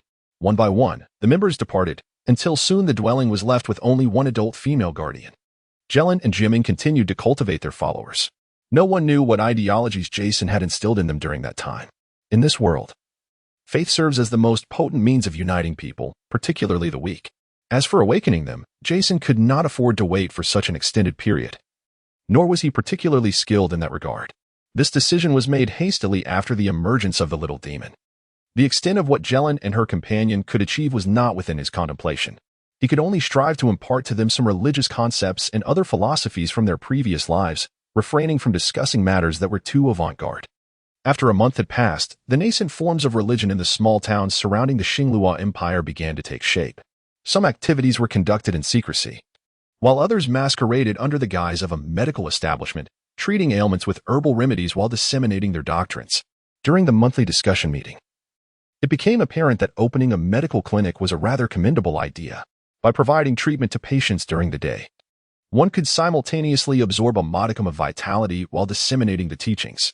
In the evenings, one could seek out those who share similar sufferings, offer them salvation, and inquire if they would be willing to embrace divine power and become followers. Additionally, one could uphold justice and eradicate evil, all while enhancing oneself. Regarding my leave, I worked overtime yesterday and will strive to make up for it tomorrow. Chapter 68, The Revival of the Faith? The monthly assembly commenced once more, with representatives from various city outposts arriving in Gingxin City. The once dilapidated structures had undergone a remarkable transformation. The weeds in the courtyard had vanished, replaced by vibrant flowers and plants, meticulously arranged. On the eastern side of the courtyard, a row of wooden benches was set up, each marked with a number. Inside the room, the walls are impeccably tidy, adorned with numerous beds. Opposite, a wooden platform has been erected, upon which rests a collection of books. Behind it lies a long row of cabinets, their myriad drawers inscribed with the names of various herbs. Furthermore, the space has doubled in size, now featuring an additional courtyard. At the entrance of the courtyard hangs a plaque inscribed with the words Revival Medical Hall. However, today the hall is utterly deserted, with a sign proclaiming a day's closure. Strangely, the entire establishment is devoid of any presence. Even during a break, such a spacious medical hall should have at least one individual on duty. At that moment, a youth clad in a turquoise robe entered through the rear door of the hall. He strolled toward a large tree in the backyard, one that had not been there a few months prior, yet now stood as a magnificent presence. Approaching the tree, he extended his palm towards it. A vine, resembling a sinuous serpent, emerged from his palm and made contact with the tree trunk. Upon their union, a green ripple manifested across the surface of the tree. The tree flickered as if in a dream, and a broad, dark passageway appeared within its sturdy trunk. Seemingly accustomed to such occurrences, he stepped forward with an expression of calm and vanished into the shadows. The passage closed behind him, as if nothing had transpired at all. Yet all of this was witnessed by a woman clad in a form-fitting black outfit, who had been trailing behind. This was undoubtedly no ordinary religion. She perched atop a rooftop, her heart pounding in trepidation. Although she had heard of the revival sect, it had merely been mentioned in passing by others, and she had paid little heed to it. However, today, as she prepared to leave the Soul Hall branch in the city, she suddenly noticed someone stealthily exiting. The azure-green robe of the individual before her evoked memories of her earlier musings on the revival sect. A sudden surge of curiosity compelled her to alter her course and follow. Upon witnessing the figure exit the city, her intrigue deepened. She pursued them from morning until noon, occasionally contemplating surrender, yet the sect's enigmatic aura captivated her. She reasoned that even if she discovered nothing, the pursuit itself was worthwhile.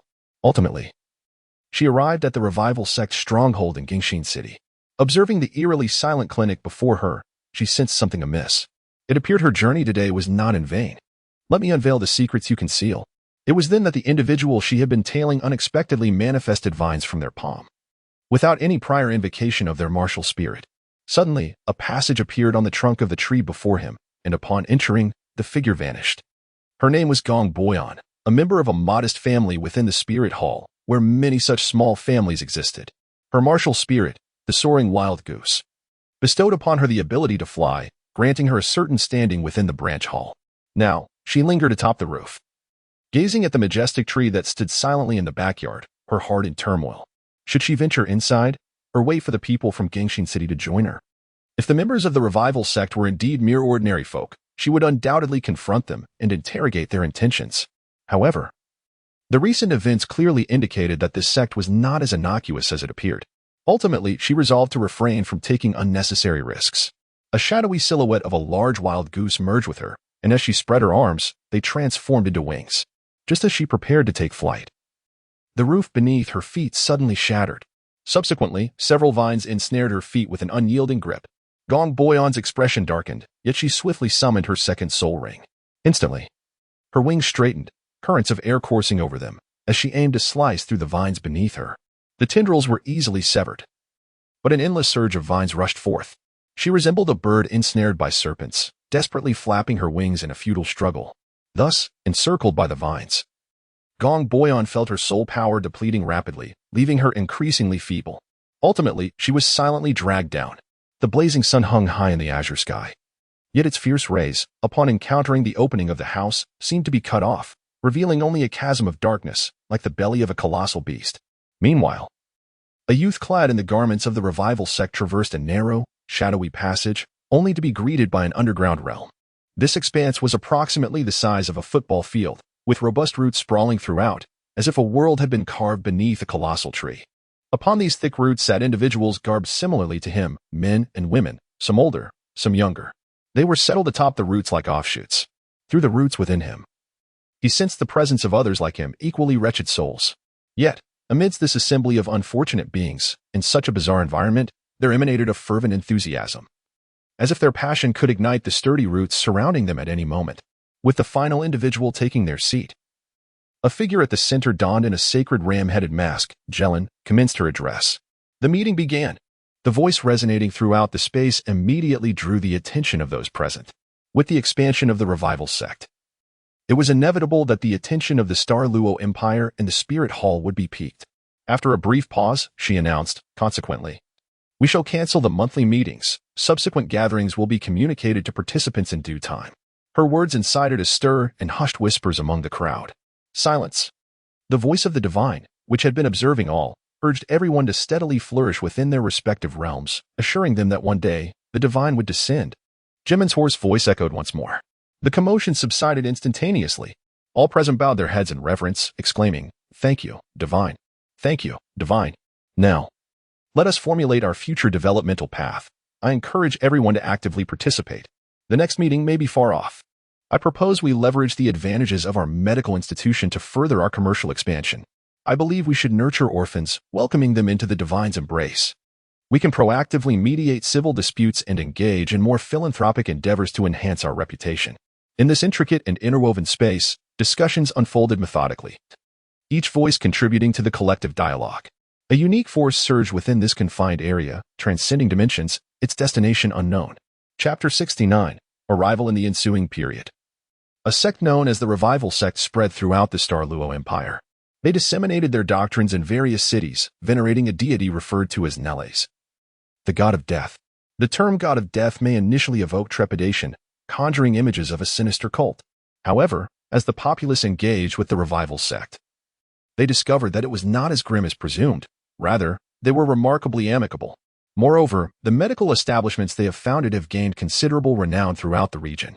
Occasionally, they organize members to provide financial support to orphanages and nursing homes, as well as frequently offering assistance in resolving disputes for those in need.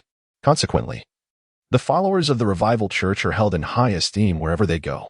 Moreover, it is said that those who revere the god of death may prolong their lifespan, which has led many to join this sect. However, this cult exclusively admits ordinary individuals, resolutely rejecting anyone who has transcended into a soul master. This measure effectively dispelled the scrutiny and apprehension from the Douluo Empire and the Spirit Hall. As long as the sect does not engage with soul masters, they remain indifferent to its existence.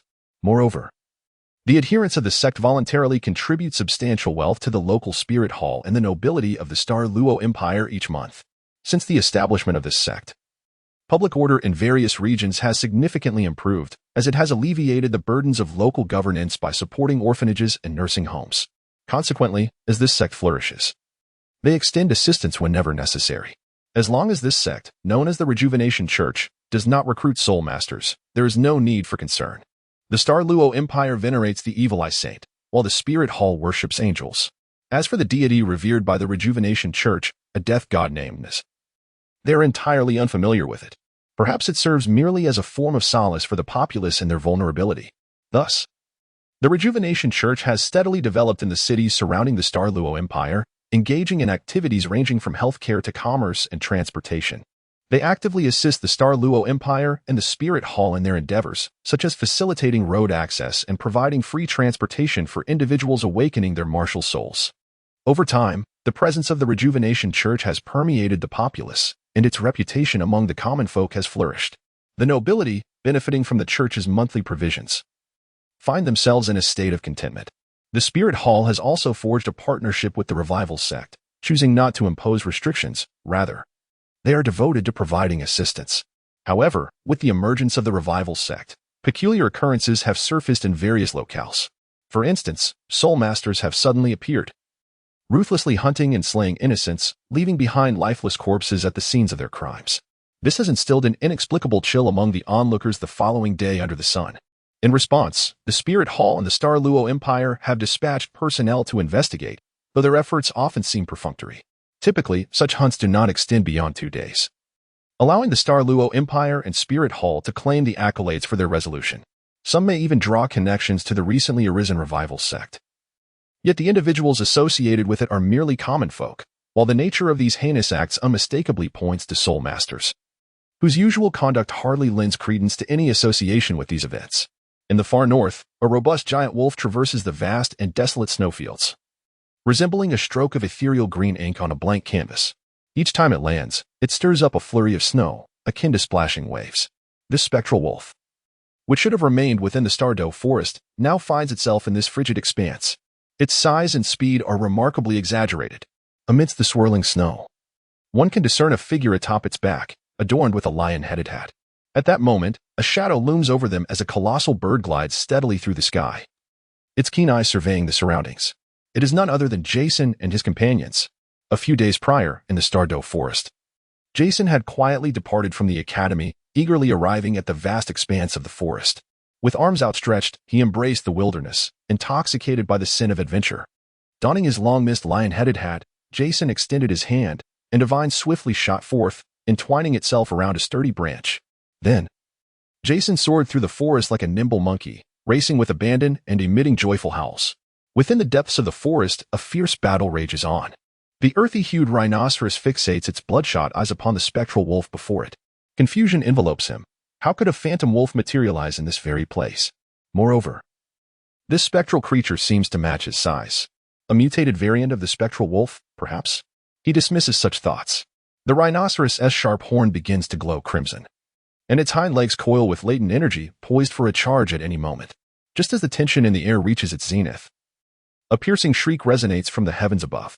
The sound is imbued with joy. Simultaneously, a vast shadow sweeps across the scene. Upon hearing these words, the shadowy wolf, facing off against the rhinoceros, hesitated for a moment before turning and fleeing, not even casting a glance back at the colossal beast. The giant rhinoceros, with its beady eyes shimmering with confusion, pondered the sudden retreat of the shadowy wolf. What could possibly be the reason for this? Nevertheless, the wolf's departure allowed a slight sense of relief to wash over the rhinoceros, for it harbored a certain trepidation towards the peculiar creature that had just confronted it. Moreover, the recent piercing shriek that resonated through the air compelled it to refrain from lingering any longer. The young wolf, racing across the ground, found itself envying the wings of Xiao for the first time. An urgent longing propelled their speed to surpass their usual pace. Naturally, the first to arrive was Xiao. Suddenly, Jason, who was swaying among the trees, sensed a deepening darkness surrounding him. Then came a deafening shriek. Accompanied by the exhilarating cry, Jason fearfully lifted his head and exclaimed, "Stop, stop, please don't come any closer."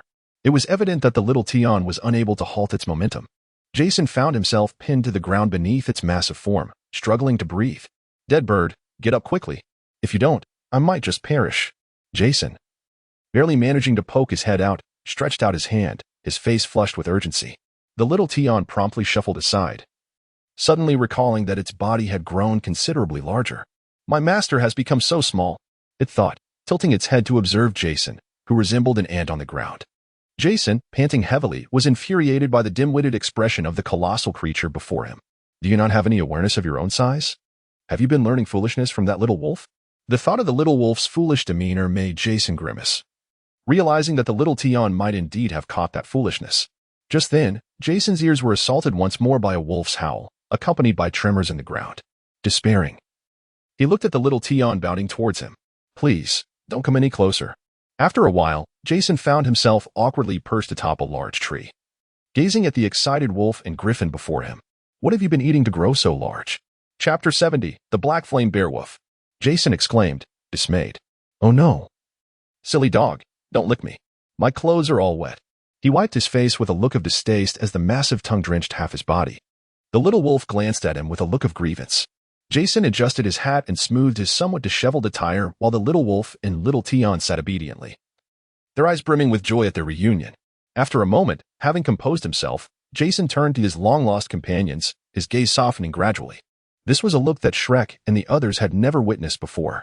Long time no see, my friends, he exclaimed, opening his arms wide. A gentle smile gracing his lips, his eyes slightly closed. The little Tian and little wolf slowly inched closer to Jason.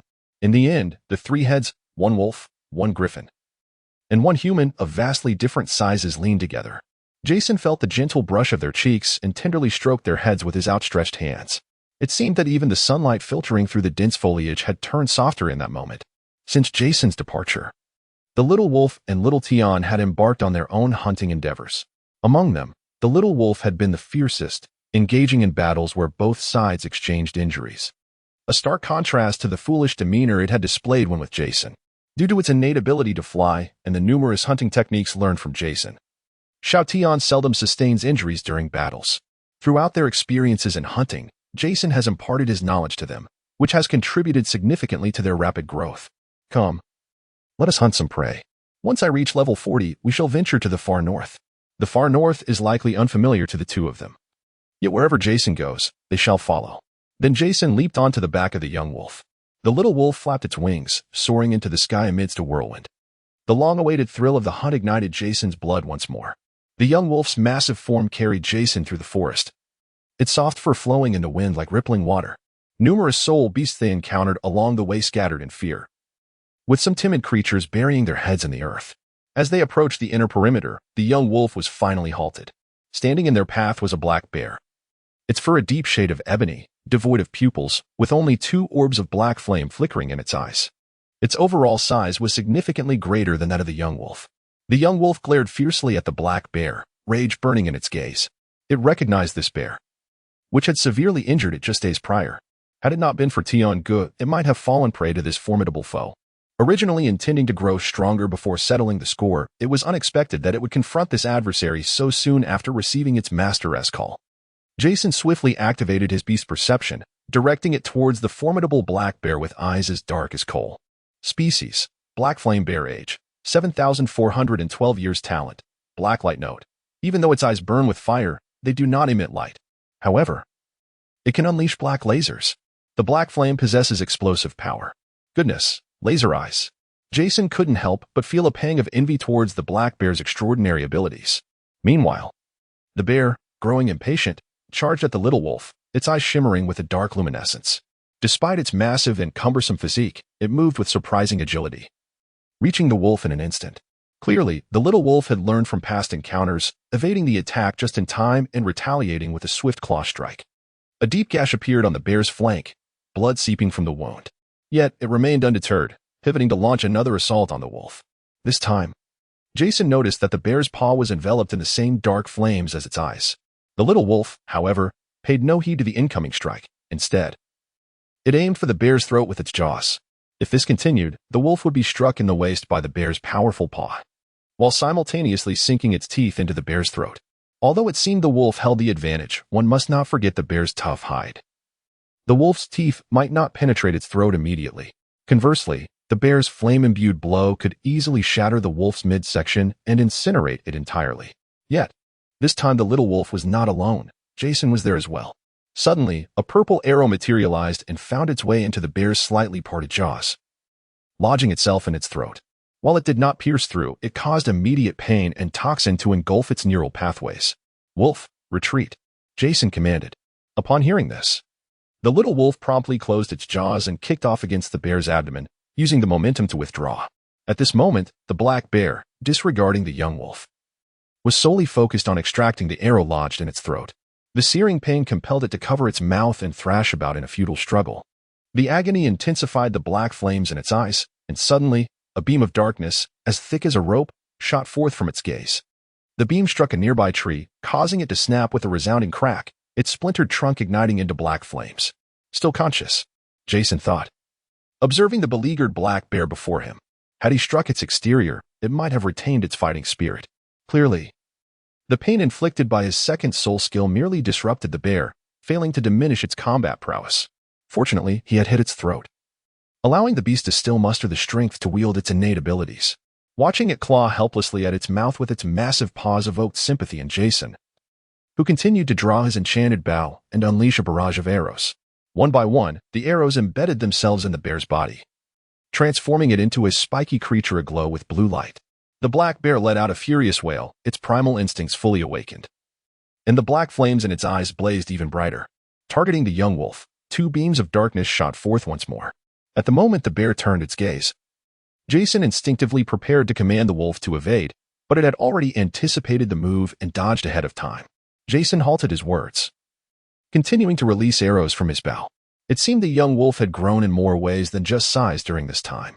Ultimately, through the combined efforts of Jason and the young wolf, the black bear let out a thunderous roar before collapsing to the ground, its immense bulk causing the earth to tremble once more. As it fell lifelessly, the flames in its eyes gradually extinguished, leaving behind only hollow darkness. The black flames on the shattered tree trunks also dissipated. The young wolf and Jason stood at a distance, circling the fallen creature. After Jason loosed a few more arrows for good measure, the young wolf led him to the carcass. Devoid of eyes, Jason could not discern its expression, yet he sensed its frustration. After employing a gathering technique on the lifeless body, Jason found himself in possession of a bone. Chapter 71. Soul Bone. A black skeletal structure materialized in Jason's hands, comprising vertebrae, ribs, and other components. Clearly, this was a torso bone. Jason opted not to absorb it immediately, but instead placed it into his backpack. Within the system's equipment inventory, a torso bone appeared. Equipment name: Soul Bone, Torso Bone. Soul Bone skill: Black Flame Armor. When activated, it envelopes the user in a layer of black flame armor, augmenting defense by 50% while continuously inflicting burning damage on nearby foes. Passive: Enhanced Stamina. Equip. Jason gazed silently at the equipment description. With the defensive capabilities and regenerative properties of the little demon, combined with this black flame armor, he was on the path to becoming a formidable tank. Nevertheless, it was already a stroke of luck to have obtained a soul bone. He could always replace it later with something superior. Equip. Jason silently affirmed. With the system's assistance, the soul bone became like any other piece of equipment, easily removable without the need for cumbersome disassembly. The moment the soul bone was equipped, Jason felt a significant enhancement in his skeletal structure, bolstering his overall physique. He had become more resilient. Today, he could savor a bear paw for lunch. Gazing at the great black bear, Jason had already envisioned his midday meal. The little wolf gleefully circled around the lifeless body of the black bear, exuding an air of delight. Once Jason donned the soul bone, he scrutinized the skills it bestowed, his shoulders tensing in anticipation. With a sudden surge, an inferno of black flames erupted from within Jason's being, instantly incinerating the surrounding flora and scorching the earth beneath. The exuberant little wolf was taken aback, hastily leaping away in alarm. Then he beheld his master adorned in a suit of black armor. The once prominent lion-headed helmet had vanished, replaced by a sinister black mask resembling a ghastly visage, its sharply protruding horns arched backward like the menacing spikes of a dragon, with glowing red eyes emanating an ominous light. Simultaneously, a garment-like armor enveloped his form, with a collar-like extension encircling his shoulders that flowed into a cloak crafted from black flames. The black flame armor, rather than rendering him bulky, accentuated his slender silhouette, imbuing him with an aura of profound darkness. Jason, donning the black mask, gazed down at his hands, clenched his fists, and felt a surge of power coursing through him. At that moment, with a mere thought, the cloak of black flames detached from his back, swirling around him in a spiraling embrace. After indulging in this spectacle for a while, and sensing the depletion of his spirit energy, he retracted the cloak. The lion-headed helmet reappeared atop his head, and he turned to the somewhat bored little wolf, calling out, "Let us go, on to the next." Once more, Jason mounted the little wolf's back, venturing deeper into the forest. Now, should they encounter a soul beast aged around 10,000 years, Jason, alongside the little wolf, Xiao Tian, and Xiao Yao, still held a fair chance of vanquishing it, barring those with swift speed. Speed was paramount, conferring advantages in both battle and retreat. Thus, Jason placed great emphasis on his own swiftness. However, the black flame bear unleashed a torso bone rather than a leg bone. Yet, the black flame accompanying this torso bone surprised Jason. This black flame, apart from burning at a higher temperature than ordinary fire, possessed an extraordinary adhesiveness, its stickiness akin to that of a rubber candy. Once it made contact, it clung on stubbornly, refusing to release its hold while simultaneously scorching one's spirit energy. Notably, this black flame only manifested when the soul bone skill activated the torso bone. As they progressed, soul beasts grew increasingly scarce, yet with Xiao Tian soaring overhead, Jason and the little wolf swiftly pinpointed the location of their prey. Time slipped away amidst their journey and skirmishes, and the once tranquil Douluo forest erupted once more into chaos. That night, Jason sat atop a colossal carcass, exuding an air of dominance, greedily inhaling the oxygen-laden air. Within a kilometer radius, the landscape lay in ruins, with only a few scattered trees and branches flickering with flames. The ground was marred by charred pits, some of which still cradled crystals formed from the intense heat. Both Xiao Lang and Xiao Tian bore gruesome claw marks, with Xiao Lang sustaining the most severe injuries. Beneath Jason lay the lifeless form of a purple fox. Strangely, it possesses an eye on its forehead. Creature, three-eyed demon fox. Age, 11,024 years. Talent, alluring eye. When employed, the third eye targets the enemy to unleash a mental assault, ensnaring them in an illusionary maze, ultimately leading to their mental exhaustion and demise.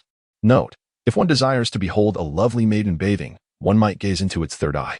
Jason was already well aware of its innate abilities and had undoubtedly taken precautions against such a maneuver. As Jason and his companions engaged in a fervent assault, the clash was nothing short of extraordinary, echoing with the sounds of battle from the entrance to the exit of the village. The three-eyed demon fox sustained only a few arrows to its body, suffering little else in terms of injury. However, Xiao Tian and Xiao Lang managed to seize opportunities to strike fiercely, proving their cunning akin to that of a fox. Among them, the most formidable threat from the skies. He devoted the majority of his energy to it. Even if Jason's arrows struck true, they inflicted little harm upon it. As it observed the peculiar large bird in the sky once more diving towards it, it contemplated the certainty of its control, should it seize the creature. Both the nearby spectral wolf and the distant humans would pay dearly for their folly. It feigned a charge towards the little wolf. And as the young Tian approached within a certain distance, the eye upon its forehead began to radiate a soft pink glow, sending forth a peculiar ripple through the air. Yet, in that very moment, a small iron cylinder suddenly appeared within the field of vision of its third eye. Buzz! In that instant, the three-eyed demon fox seemed to behold the light. The entire world was illuminated. With Jason's reminder, the young wolf and the little fox deftly lunged at the blinded magical fox. At long last, the seemingly inconspicuous Jason revealed his concealed fangs. Black flame armor. Semi-loaded state. The dark, demonic visage of his armor re-emerged, its cloak, woven from black flames, entwined with arcs of azure lightning. The hand that drew the bowstring resonated with a thunderous crack. Red, purple, and black, three shimmering hues converged, accompanied by a barrage of countless soul energy arrows aimed at the foe. In an instant, the blinded three-eyed demon fox let out a mournful wail, its throat pierced by the fangs of a small wolf, while its three eyes were mercilessly clawed out by the little celestial being. The delicate regions such as the nose and ears were all struck by Jason's arrows. Retreat, Jason commanded, directing his words towards Little Wolf and Little Tian.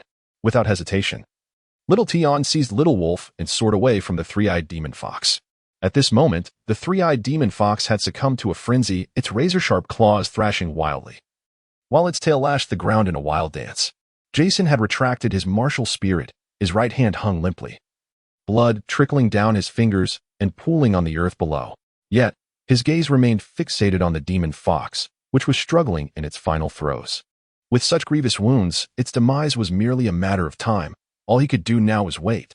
Chapter 72, Preparation. As the three-eyed demon fox breathed its last, its soul ring floated in the air before converging towards Jason. A melodious chime echoed in his mind, heralding the arrival of the system notification. Experience 11024, level up. Emerging from the thicket, Jason approached the colossal carcass of the fallen fox. His left arm was entwined with roots, Yet the mangled limb was visibly mending at an astonishing pace. By the time he stood before the lifeless body, his arm had fully healed, though the sleeve was no longer intact. As customary, Jason employed the gathering technique on the prey's remains. Ding! Congratulations, host, you have acquired a marten fox pelt. Subsequently, a magnificent purple marten cloak materialized in Jason's hands. This exquisite accessory measured 7 meters in length and 1 meter in width. It possessed the remarkable ability to change colors at will, offering exceptional warmth. Alas, fortune seemed to elude him today. Jason retracted the cloak into his spatial realm and rested briefly upon the corpse of the fox. It appeared that today's findings consisted solely of various accessories, such as earrings and rings. In truth, Jason yearned for the third eye of the creature, yet it was evident that luck was not on his side. Congratulations, host. Your level has reached 40, the maximum limit. Please absorb the soul ring. After a short respite, Jason picked up his knife and began to extract the valuable items from the three-eyed demon fox. Once he had finished collecting, he beckoned to the small wolves and the little Tian standing guard on either side. You two should return to the spatial realm to heal. Tomorrow, we shall embark on our journey to the far north. As he spoke, Jason gently patted their heads before retracting them into the spatial realm. Casting a glance around his surroundings, Jason then adjusted his direction and made his way towards the outskirts. Shortly after Jason's departure, a group of individuals arrived unexpectedly. Among them were 2 young boys and a girl. The girl possessed short, golden hair, with graceful features that exuded an enchanting allure with each step she took. To her left sat a young man with a mane of gray hair, adorned by a solitary streak of crimson at his forehead. His eyes, etched with intricate patterns, were a cold and somewhat sinister expression. To the right and slightly behind him was another young man, his hair a vibrant shade of red, whose gaze frequently drifted toward the girl in the center. He was clad in armor embellished with red stripes. Behind the trio followed a middle-aged man. Upon encountering the lifeless body of the three-eyed demon fox, their expressions instantly sharpened. They were taken aback by the fact that someone had beaten them to it. The middle-aged man stepped forward, gazing at the corpse with a tone of regret. It appears to have perished not long ago, he remarked, observing the still wet blood on the ground. A rather enigmatic young man commented, Indeed, but the soul ring has already dissipated. Judging by the signs of struggle here, it seems that 3 soul beasts engaged in combat, ultimately leading to the demise of the three-eyed demon fox. Had we arrived a bit earlier, we might have reaped the benefits. The girl with golden short hair examined the surrounding evidence. Quite right. The middle-aged man nodded in approval. Let us hasten our search for the next one. We should aim to return by tomorrow. The red-haired young man urged impatiently. Agreed. Let us proceed. The group immediately resumed their swift pace. Their attire unmistakably identified them as members of the Spirit Hall. At this moment, Jason was traversing through the forest, seeking a clearing adorned with a pond, where he could set up camp, prepare a meal, and rest. The vast expanse of the starry forest surely harbored numerous ponds, and he soon discovered a suitable spot. Here lay a tranquil pond, encircled by graceful Sika deer adorned with shimmering blue patterns, alongside a herd of cattle boasting formidable horns.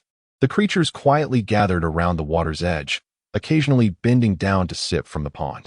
Approaching the pond, Jason scooped up a handful of water to drink, while his little companion, a mischievous sprite, extended its tendrils into the water, eagerly absorbing moisture. Jason's presence did not incite panic among the animals. Rather, they regarded him with curious eyes, as if witnessing a human for the first time.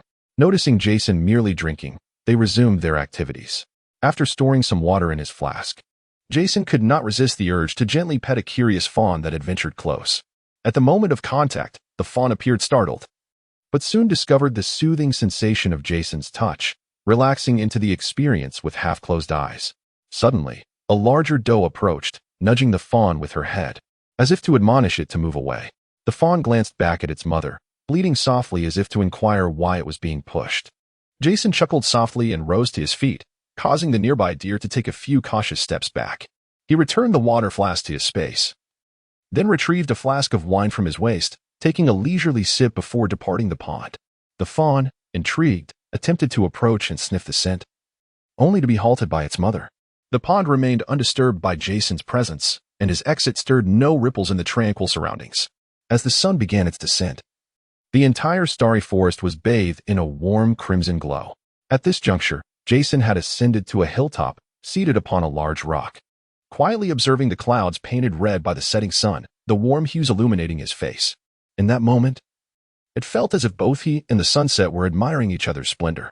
Suddenly, a wolf's howl echoed in Jason's mind, startling him and nearly causing him to tumble from the rock. All you think about is food. Not even the confines of your space can contain your insatiable appetite, he muttered, releasing the little wolf from his pet space. Its wounds had just begun to scab over, leaving patches of fur missing. Upon emerging, its eyes fixated hungrily on the roasted meat before it, drool beginning to trickle from its mouth. This was the very meat Jason had just grilled, intended to cool for a moment before consumption, but the little wolf had awakened at the perfect time. All right, you can have that piece. I'll grill another. Jason waved his hand dismissively. Complying with his command, the little wolf snatched the meat still skewered on the long stick and commenced devouring it voraciously.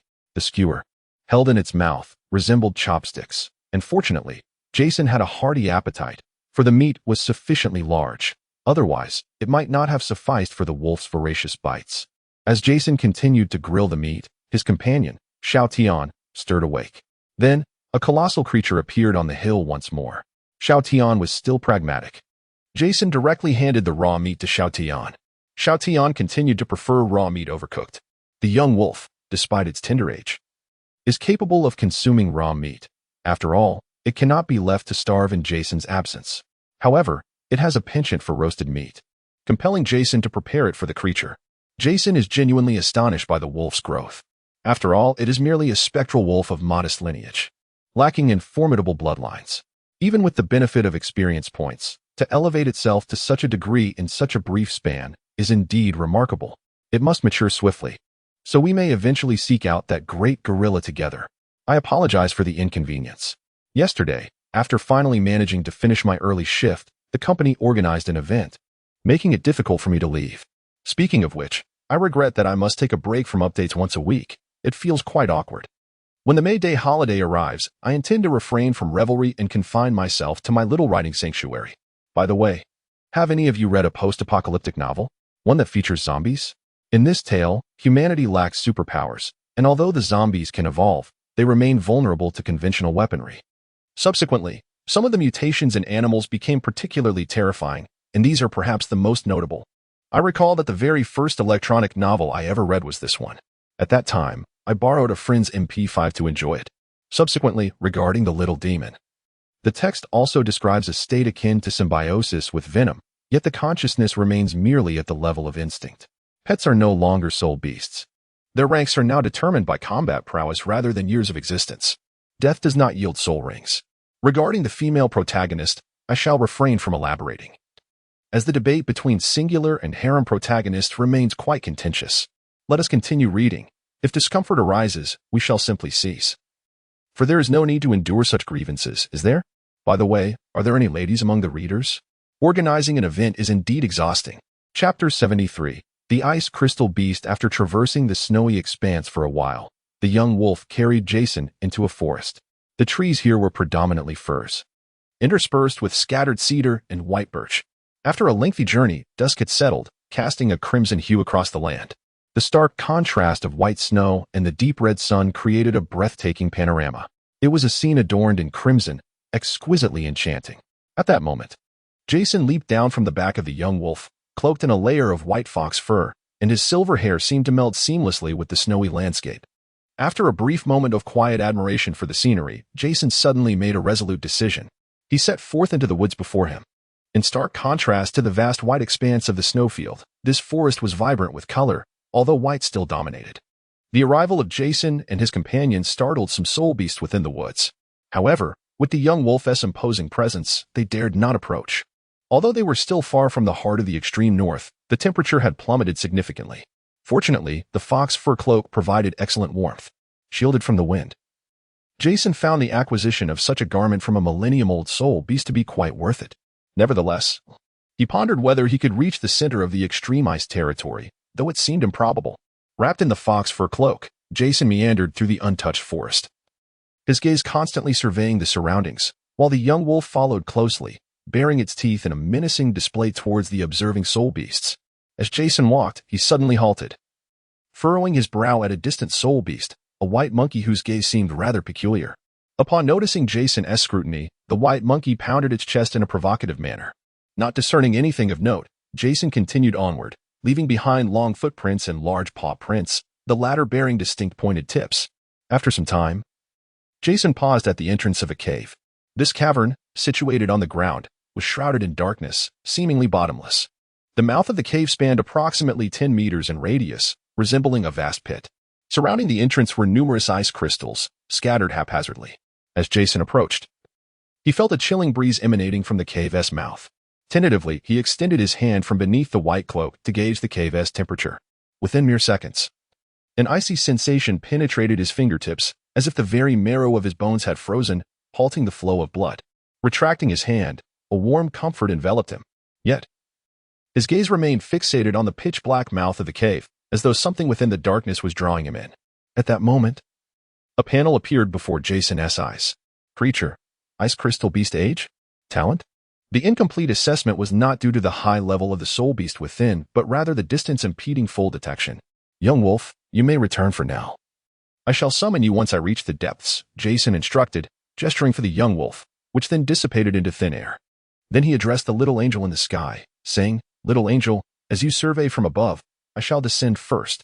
With a chirp, the little angel in the sky lowered its flight slightly. Jason once again retrieved a pair of glasses from his pocket and adorned them. An enchanted bow silently manifested in Jason's hand as the operational route of the first soul skill began its simulation. Taking a deep breath, he leaped into the mouth of the dark abyss. The cavern's entrance resembled a gaping chasm, swallowing Jason whole and rendering him invisible. As he plummeted into the void, darkness enveloped him, obscuring his vision completely and inducing an inexplicable agitation. At that moment, Jason suddenly noticed a multitude of red dots illuminating the surroundings. As the panel emerged, the biological entity known as the ice bat swarm took form. Age, 1,000,000 years. Weakness, fire. Ability, freezing fangs. Upon biting the target, it injects a frigid toxin, encasing the victim in ice before draining their life essence. Note: iced blood possesses a more exquisite flavor. In the darkness, the multitude of crimson dots surrounding them were the eyes of these ice bats. However, Jason had no intention of lingering with them. Suddenly, a burst of flame erupted from the shadows, followed by a resounding explosion. As Jason dove, he accelerated, the fiery blast from his rear causing the approaching swarm of ice bats to halt in their tracks. A few ice bats, aged a millennium, appeared reluctant to abandon their chilling prize and, defying their discomfort, continued diving towards the source of the light. Yet, before they could pursue far, several blue arrows emerged, piercing them one by one and pinning them against the surrounding walls. Not long after Jason's descent, he faintly heard the sound of flowing water. Upon recognizing the noise, he adjusted his position, completing a somersault mid-air to transition into an upright stance. Flames continued to erupt beneath him, gradually diminishing the inertia of his fall. The sound of water grew ever nearer, and through the explosive light, Jason beheld the scene below. A slender stream meandered beneath, its surface revealing numerous exposed stones. As the sensation of weightlessness faded and his feet met solid ground, Jason ignited a torch, casting a warm glow that illuminated the surroundings. Upon reaching the subterranean realm, the space expanded significantly, with smooth ice crystals lining the banks of the stream. The firelight danced upon the crystals, resembling a cascade of rubies. Upstream lay a passage, where the ice crystals were even more abundant, arranged in a disordered yet captivating array. He faintly discerned a series of scratching sounds emanating from the other side of the passage, reminiscent of the movements of mollusks. After surveying his environment once more, Jason hastened towards the stream. Shortly after Jason departed, a serpentine soul beast, encrusted in ice crystals, appeared at the entrance of the passage. Lacking discernible features, its entire being seemed to be composed of crystalline ice. The ice crystals exuded a chilling aura, freezing the flowing water of the stream in an instant, halting its movement. Upon traversing the passage, it finally caught sight of the human who had disturbed its domain, its entirely crystalline head rising as if preparing to charge. Jason turned to glance at the soul beast that had appeared. When it crouched down, its height was approximately 1 meter taller than Jason, and its length measured around 10 meters. Its body, nearly 3 meters in girth, seemed somewhat disproportionate. This creature must be the ice crystal beast. Observing its serpent-like head rising upright, its back arching, it then sprang forth, propelling itself towards Jason's position with great speed. At this moment, Jason discovered a significantly larger space to maneuver, thus granting him a bit more room to navigate. Moreover, there were no ice crystals scattered about. Simultaneously, The ice crystal beast was rapidly approaching. The sight of its sharply pointed crystalline tip was rather daunting. Jason casually released a few arrows, but they were deflected by the crystals adorning the beast's body. Creature: Ice Crystal Beast. Age: 12,400 years. Talent: Ice Crystal Freeze. It can detach ice crystals and launch them toward its target, encasing it in ice. This previously uncharted cave will soon house a new masterpiece. Note: this is an artist, adept at preserving eternal beauty, yet indifferent to the notion of beauty itself. Little Wolf: come forth to receive guests. Chapter 74. The kill. A colossal figure abruptly materialized in the air, obstructing the path of the ice crystal beast. With a resounding thud, the entire cavern seemed to tremble. The little wolf, having just landed, sprang into action. Frost had already formed upon its rear. After leaping away, it glanced back at the ice crystal beast, which was now encased in ice crystals and emanating an aura of cold. It swiftly turned its gaze towards its master. Jason promptly gave it a thumbs up. In that instant, the little wolf realized that its master exhibited a doggishness that surpassed its own. An icy rear. Is that something a human would do? Stop staring. It's about to attack you. Jason remained unfazed by the little wolf's expression, instead pointing towards the ice crystal beast that had risen. The beast shook its head and then focused on the suddenly appearing giant wolf. The frost coating its body thickened, seemingly on the verge of solidifying. With a swift motion, it flicked its tail towards the little wolf, and a shard of crystal detached, hurtling through the air. Alerted, the little wolf quickly crouched down, and the ice crystal soared just above its head. As the crystal soared above it, the wolf's fur along the way was entirely frozen. At that moment, a violet arrow suddenly appeared before the crystalline beast, piercing through its form with alarming swiftness. In retaliation, it bestowed upon Jason a snow-white crystal. Jason hastily leaped back, narrowly evading the strike. This creature is indeed composed of crystal. The toxins seem to have lost their efficacy. Observing the violet arrow lodged in its head, yet showing no signs of impairment in its movements, Jason felt an unsettling sense of trouble. In such frigid conditions, the young wolf was ill-suited for prolonged combat. Thus, it was imperative to resolve the situation swiftly, for the longer the encounter persisted, the more detrimental it would be for itself. Gazing ahead, Jason observed the ice crystals that had just fallen to the ground, now having fragmented into numerous shards, resembling the crystalline forms he had witnessed moments prior. He continued to employ his third soul technique to siphon some of the creature's soul energy, striving to maintain his mana at an optimal level, lest he find himself in an awkward predicament when the time for unleashing his power arrived. As Jason maneuvered about, he scrutinized the ice crystal beast, searching for the hidden ice core within its form. The ice crystal beast was, in essence, a diminutive blue crystal, with its icy exterior serving merely as a means of self-defense. Consequently, penetrating its outer layer of white crystals proved ineffective. However, amidst the thick, white crystalline fade, locating its true core remained an arduous task. The sole opportunity lies in the moment it employs its skills, at that instant of invoking its innate abilities. A surge of soul energy emanates. If Jason can ascertain the origin of this soul energy fluctuation, he may have a chance to vanquish it. As time elapses, the surrounding crystalline ice multiplies, and the temperature plummets. The little wolf is nearly encrusted with frost, its ethereal green fur clumping together, yet its gaze grows increasingly fierce. Jason's hands have begun to turn a shade of purple, his body growing increasingly rigid. Observing the young wolf clumsily evade yet another shard of ice ahead, Jason felt a burgeoning desire to retreat. The ice crystal beast has consistently concealed its core, and whenever Jason approaches even slightly, it retreats, leaving no opportunity for him. Moreover, it is aware that these sudden intruders cannot outlast itself, which is why it has never exhibited impatience. This is also a matter of considerable concern for Jason. As they entered the millennium, many soul beasts had already attained a certain level of intelligence, which rendered combat significantly more challenging and introduced numerous variables. Just as Jason prepared to retreat, the small wolf ahead bore a fierce countenance and, with a sudden howl, its body was enveloped in an eerie green light, transforming into a streak of green that swiftly approached the ice crystal beast. Startled by this unexpected surge, the ice crystal beast failed to react in time and was struck by the wolf's paw, sent crashing against the nearby stone wall. The entire underground trembled once more, as debris rained down from above, and a substantial portion of the area where the ice crystal beast had been struck was now missing. Upon landing, the ice crystal beast immediately stood upright, seemingly filled with rage, as shards of ice erupted from its body, hurtling towards the small wolf. The little wolf had exhausted all its strength, barely managing to maintain its stance, its body dimmed by a ghostly green glow that seemed on the verge of extinguishing. It remained motionless, fixated on the icy crystals hurtling toward it, devoid of any hint of panic or fear. Instead, a singular emotion prevailed: trust. Indeed. The icy crystals were struck mid-air by several streaks of blue light. Though they did not shatter, they veered off course, scattering the projectiles aimed at the little wolf, which plunged into the ground with unrelenting force. Now, little monster. A resounding echo reverberated throughout the space. Countless vines, composed of branches and roots, suddenly materialized around the crystal beast, ensnaring it. As it was backed against the wall, its room for evasion was severely limited, and with the attack coming unexpectedly, its entire form became bound. It writhed and struggled violently, managing to break free from some of the vines, yet more continued to emerge and reinforce the bindings. Thus, the crystal beast was momentarily subdued. At that moment, the crackling sound of lightning reverberated throughout the space once more. Jason, enveloped in a radiant aura of electricity, illuminated his surroundings. With the enchanted bowstring taut, he intently focused on the temporarily subdued ice crystal beast, declaring, "I found you." The familiar sound of an explosive discharge echoed again, flames erupting from his hand as he drew back the string.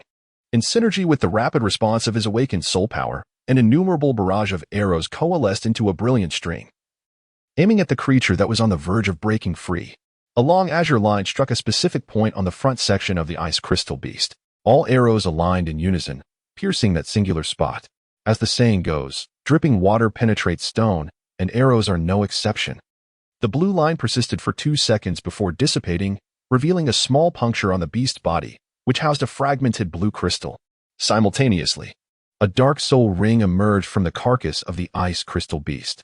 Jason aimed several more arrows at the shattered blue crystal until it was completely obliterated, after which he withdrew his martial soul and approached the small wolf. The wolf lay unconscious on the ground, covered in frost. Its body stiffened as though it were a corpse frozen in time. Gently caressing its head, Jason returned it to his pet space. He then settled beside the remains of the ice crystal beast, assuming a meditative posture. Little Xiao, remain vigilant. Vines began to extend from Jason's body, intertwining to form a protective enclosure around him. After some time of growth, little Xiao had developed a semblance of independent awareness, though it was still unable to converse, capable only of following simple commands. Nevertheless, this marked a significant improvement. Jason then began to prepare for the absorption of the Soul Ring. Chapter 75, The 10,000-Year Soul Ring. This space was filled with intertwining branches and vines, and as the soul power dissipated, the ice crystals on the ground transformed back into ordinary ice crystals, which were subsequently shattered by the passing vines. At the heart of this realm, Jason was engaged in a meditative state, patiently awaiting the moment to act. He was channeling his soul energy into the potential crystal resting against his chest, striving to imbue it with vitality for its imminent use. The soul ring lingered for a duration of 1 hour, a span ample enough for him to not only reach his optimal condition, but also to prepare the potential crystal for reuse. This time, he was absorbing a 10,000-year soul ring, which, much like the third soul ring, exceeded the limits of his current level.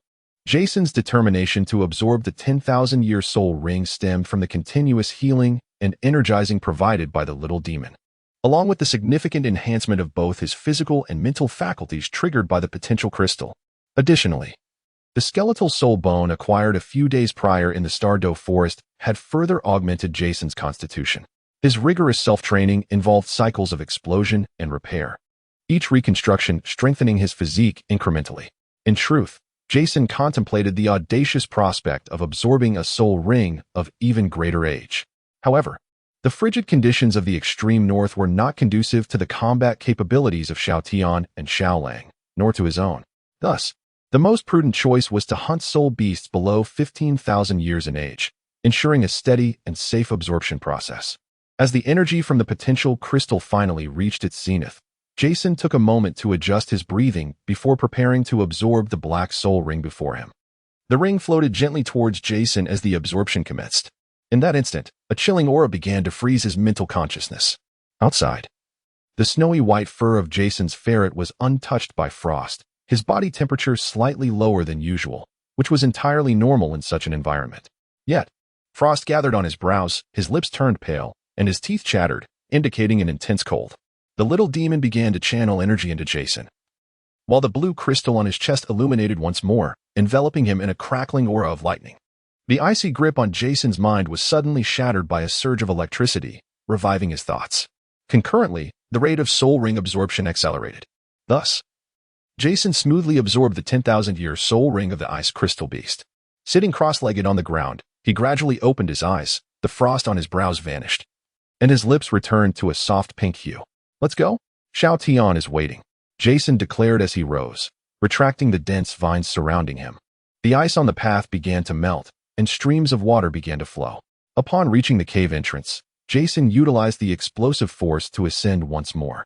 Midway, he encountered a swarm of ice bats, yet in this dim space, Jason chose to avoid unnecessary conflict, soaring past them and escaping the cave without pursuit. At Shrek Academy, Zhu Zhuqing stood before the dean, glaring at him with indignation. Why do you prevent him from taking me away? She was unaware of how many times she had repeated this question that day. You are too weak. You would become a burden to him, Plunder patiently reiterated. But if I don't train with him, I will forever remain his encumbrance. Zhu Zhuqing retorted defiantly. Plunder sighed helplessly. His training is far too perilous. He cannot protect you. I am safeguarding you. But I am not afraid of death. Yet we at Shrek fear for your life. We are a collective. Isn't Jason part of that? She countered immediately. Plunder fell silent for a moment, acknowledging, yes, he does not belong to our collective. His voice was somber, as if uttering this truth weighed heavily on him. Zhu Zhuqing appeared momentarily incredulous, unable to believe those words came from a man with tear-filled, crystalline eyes. I once wished for him to integrate into Shrek, but it seems he harbors something deep inside, always concealing himself. After peeling away some of the fog enveloping his heart, he appears quite sensitive and has chosen to withdraw once more. Flinder's eyes glimmered, and he added, Zhu Zhuqing, as an adult, I must advise you, your feelings for Jason do not stem from genuine affection. Rather, they arise from a void within you seeking to be filled. You do not truly love him. Each word struck directly at Zhu Zhuqing's heart. She wished to refute him, but found herself speechless under Flinder's penetrating gaze. Though Jason radiates danger both inside and out, beneath that faade lies a warm heart. If you truly care for him, embrace that love. If not, refrain from intruding upon his life. This time, Zhu Zhuqing ceased her protests, lowering her head as she exited Flinder's office. Once she departed, Flinder exhaled a deep sigh, as if the long-accumulated pressure had been released, reflecting on their previous conversation. If you displayed greater composure, I would not be so worried. After this statement, a silence enveloped them once again. A melodic bird call pierced the air, prompting Flinder to glance at Jason with softened eyes. I shall call you Little J. No. Please just call me Jason, he quickly protested, shaking his head. Little J? Little stutterer? What nonsense. Flinder chuckled before continuing. I know you wish to assist Zhu Zhuqing, but you are under no obligation to do so. We are in a relationship. How can there be no obligation? Although Jason's tone remained casual, Flinder perceived a hint of unease. Is that so? I believe you should recognize that Zhu Zhuqing does not truly harbor feelings for you. In her moment of despair, she clung to you as a lifeline, not as a savior. Jason found Flinder's words somewhat irksome. After a brief silence, he ceased to argue, nodding in agreement. Yes, perhaps there is a sense of guilt. I never anticipated the extent of the harm that incident caused her. I inadvertently plunged her into despair. So I willingly became that lifeline. It bears no cost to me. I merely offered her some assistance. Once she regains her composure, she can leave if she desires. Jason fiddled with a blade of grass, speaking nonchalantly.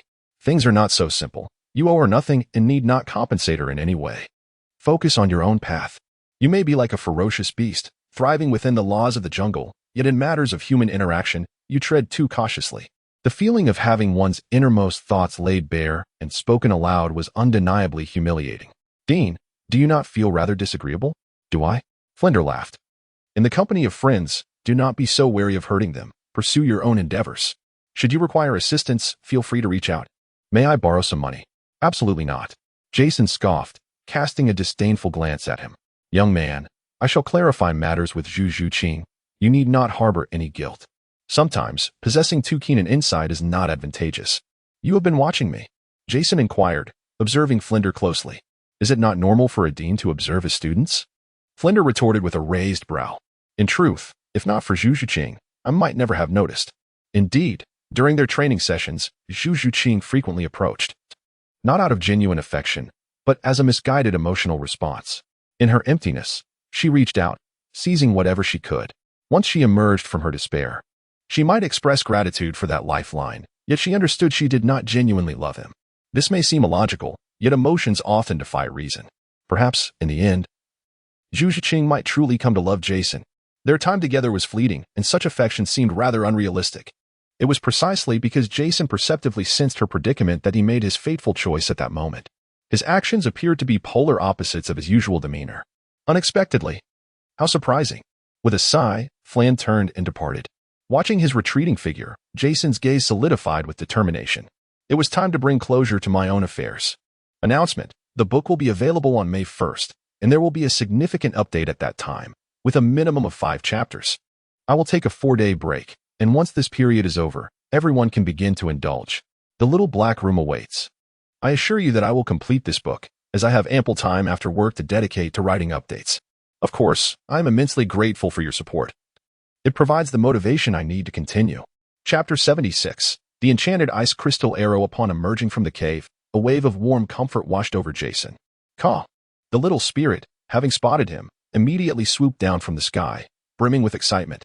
Jason gently patted its head, reassured, "It's all right. It's been resolved." For some inexplicable reason, gazing at the little spirit stirred a sense of reluctance within him. He glanced at the unconscious little wolf and appeared to be grappling with conflicting emotions. Noticing his master's despondency, the little spirit nuzzled its head against his palm in a comforting gesture. Jason managed to smile, seemingly arriving at a realization, contemplating various matters. "But remember, I will never abandon you, never." The little spirit, unable to comprehend his meaning, tilted its head in confusion. "All right, you go play for now. I shall experiment with the new skill I just acquired." With that, Jason once again summoned his martial spirit. Finding a suitable spot, he targeted the soul beast lurking in the shadows of the forest. The enchanted bow now bore an additional white pattern, imbuing it with an air of sanctity. The soul rings, 2 yellow, 1 purple, and 1 black, glowed anew, retreating to his feet. Taking a deep breath, Jason activated his 4th 10,000-year soul ring.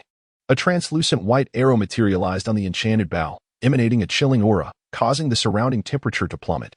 The 4th soul skill, the Enchanted Ice Crystal Arrow, was unleashed, propelling a massive icy projectile toward its target, inflicting damage and a stunning effect. Additionally, the Enchanted Ice Crystal Arrow would harm and slow all nearby adversaries. Notably, the icy arrow would not dissipate. The farther it traveled, the larger it grew, until it struck an object. This strike could be deemed a super long-range shot, capable of claiming an enemy's head from 1,000 miles away. With a release of the bowstring, the icy arrow shot forth, continuously absorbing moisture and chill from the surroundings as it expanded in size without losing momentum. If only a tracking soul skill like Xiao Wu Jia's could accompany this, it would be perfect. The arrow pierced through silver trees, ultimately arriving before a white ape, the very creature that had previously provoked Jason. Apparently taken aback by the impending attack, the ape hurriedly clambered up a branch. Just as it leaped, the icy arrow soared beneath it. However, behind the ape lay the trunk of a tree. The arrow struck the trunk, resulting in an explosive shatter, and the fragmented ice crystals scattered like petals in the wind, unleashing a wave of frigid air that instantly enveloped the surroundings in an icy grip. The white ape, pierced by the scattered ice crystals, found no blood flowing from its wounds, as the frigid cold had immobilized it. In a state of panic, it cried out and hastily fled from the scene. Jason retracted his martial spirit and began to sprint through the forest, swiftly arriving at the location where the icy arrows had struck. Observing the shattered tree trunks and the dispersed ice crystals, he noted many crystals embedded in the nearby bark, while others lay scattered on the ground. Simultaneously, upon entering this area, the temperature dropped significantly, causing his blood flow to slow considerably. "Let me test my soul power," Jason murmured to himself before taking action. A streak of blue energy flowed from his palm, only for him to retract his hand shortly thereafter. It would indeed diminish the flow of soul power. No wonder the term magic was used. Subsequently, Jason continued to survey his surroundings, delineating a circle approximately 10 meters in diameter within this area. The distance from his current location to his starting point was roughly 3 kilometers, while the radius of the damage encompassed 10 meters. Standing just outside the circle, Jason took a moment to calculate, ensuring he had a clear understanding of the situation. This data was of paramount importance to him. Before comprehending the enemy, one must first understand oneself. After conducting some observations, he settled onto the ground, allowing his imagination to wander. He pondered the possibility of infusing the ice crystal arrows with explosive properties, envisioning them possessing the devastating impact akin to that of fragmentation grenades. It is crucial to note that the true potency of a grenade lies not solely in the explosion itself, but rather in the lethal shrapnel it disperses. Setting aside any considerations of attributes, Jason promptly commenced his experiments. Once again, the white stripes illuminated, but this time he infused the arrow with explosive characteristics. The translucent white ice crystal arrow, now laced with a hint of red, was aimed at a nearby tree stump. However, as the arrow soared, absorbing the surrounding moisture and cold air, it unexpectedly dissipated. The explosive attribute of the soul power rapidly cooled down in the interim. Ultimately, the arrow came to a halt mid-flight, resembling an ordinary soul power arrow. It seemed that this approach was futile. Jason, however, did not succumb to disappointment. He decided to experiment once more with arrows infused with the attribute of ice. Raising his enchanted bow, he resumed his trials. This time, he refrained from employing soul techniques, opting instead for a mere arrow imbued with the chilling essence of ice. A blue arrow materialized upon the bow, its tip formed from a crystalline shard of ice. Once again, Jason attempted to attach explosive soul power. The sharp whistling sound reverberated anew as the arrow flew closer to its intended target, a sturdy tree trunk. In an instant, the arrow struck the trunk, resulting in an immediate explosion. Jason hurried forward to assess the aftermath. Upon arriving at the scene, he gasped in astonishment. Behind the severed tree, he noticed a hole in another trunk. Following the path of this aperture, he discovered a small scattering of shattered ice crystals on the ground behind it. A realization dawned upon him. Jason pondered carefully and understood the phenomenon. At the moment of detonation, the ice crystal at the arrow's tip was propelled like a bullet by the force of the explosion, inflicting secondary damage akin to that of a firearm. To illustrate further, it was reminiscent of a booster rocket. Though he had not succeeded in creating shrapnel grenades, he had stumbled upon an unexpected revelation. With the newfound ice attribute, Jason immersed himself in experimental endeavors within the forest, thoroughly captivated. A few days later, he and his companions found themselves in a cavern strewn with rocks. The expanse of this cave was vast, making them feel like insects within its confines. Above, jagged stalactites hung precariously, their sharp points dripping with water, while below lay a water-filled abyss, a deep blue chasm that seemed bottomless. In a relatively open area, Jason ignited a fire, casting a flicker of light into the pitch-black cavern.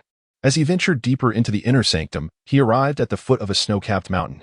However, just as he reached the base, a sudden blizzard erupted from the summit. The howling winds swept the world into a blinding white haze, rendering direction utterly indiscernible. Sensing the fierce gusts surrounding him, Jason urged the wolf to advance. In his previous life, Jason had endured such tempestuous storms, yet he had the refuge of a shelter.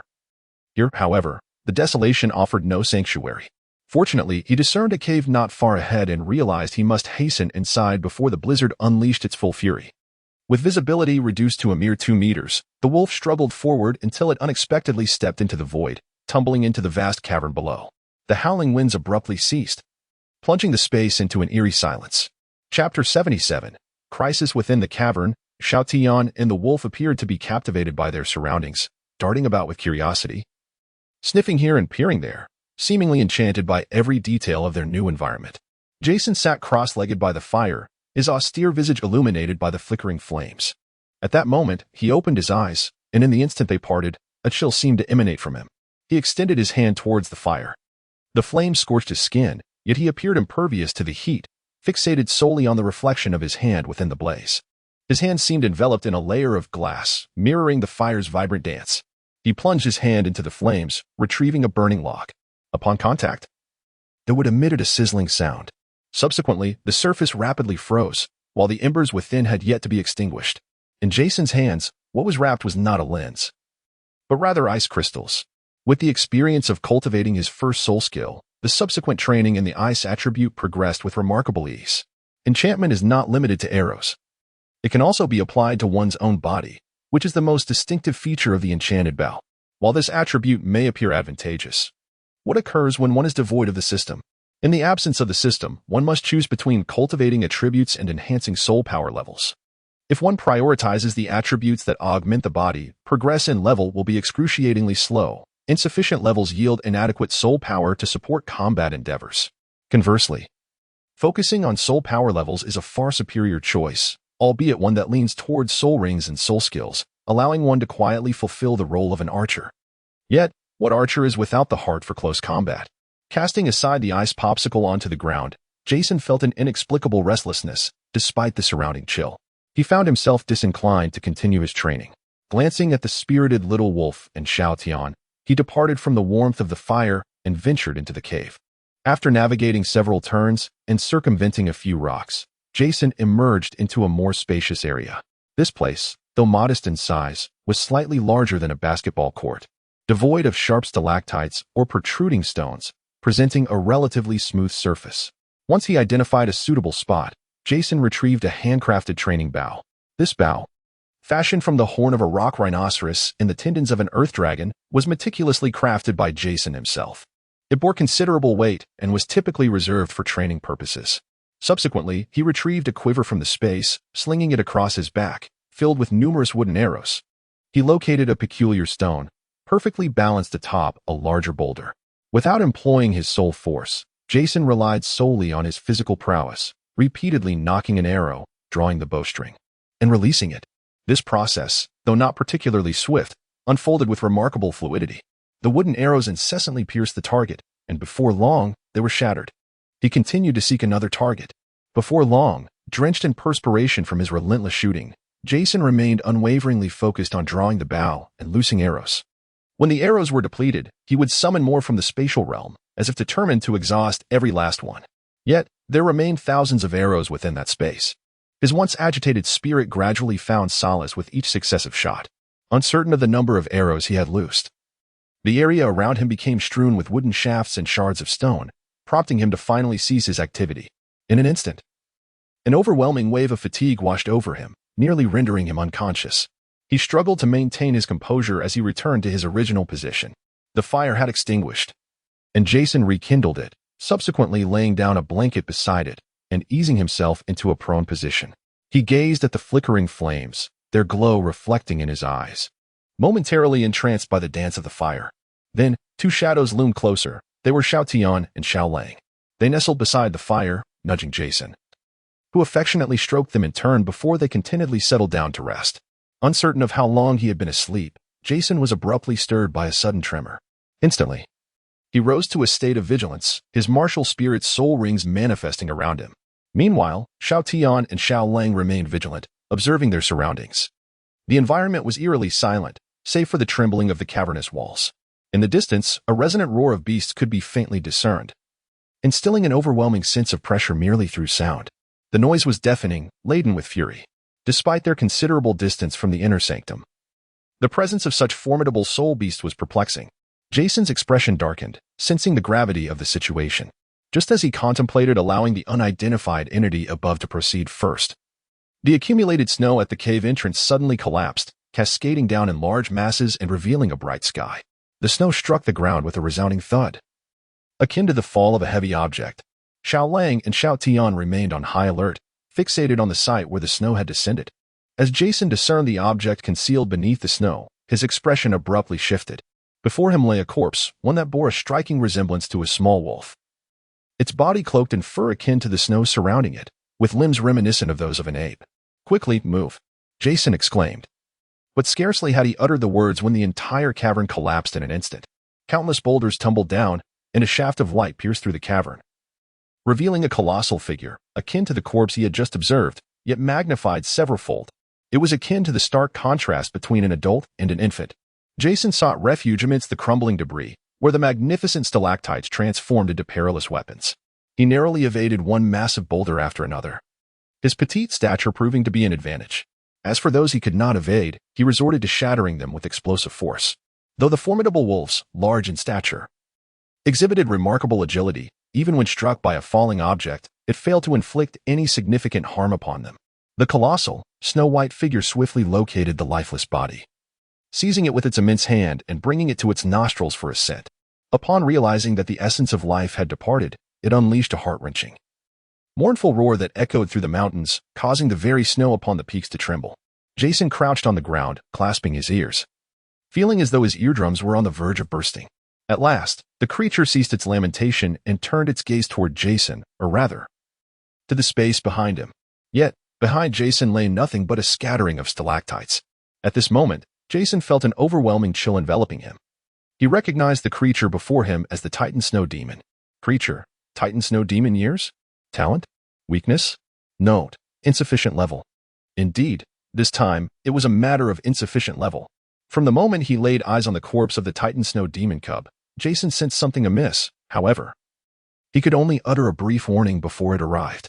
The colossal foot of the Titan Snow Demon descended upon him, casting an immense shadow as it stomped forward with astonishing speed, akin to a furious giant intent on crushing an insignificant ant. As Jason beheld the titanic foot descending upon him, it seemed there was no avenue for escape.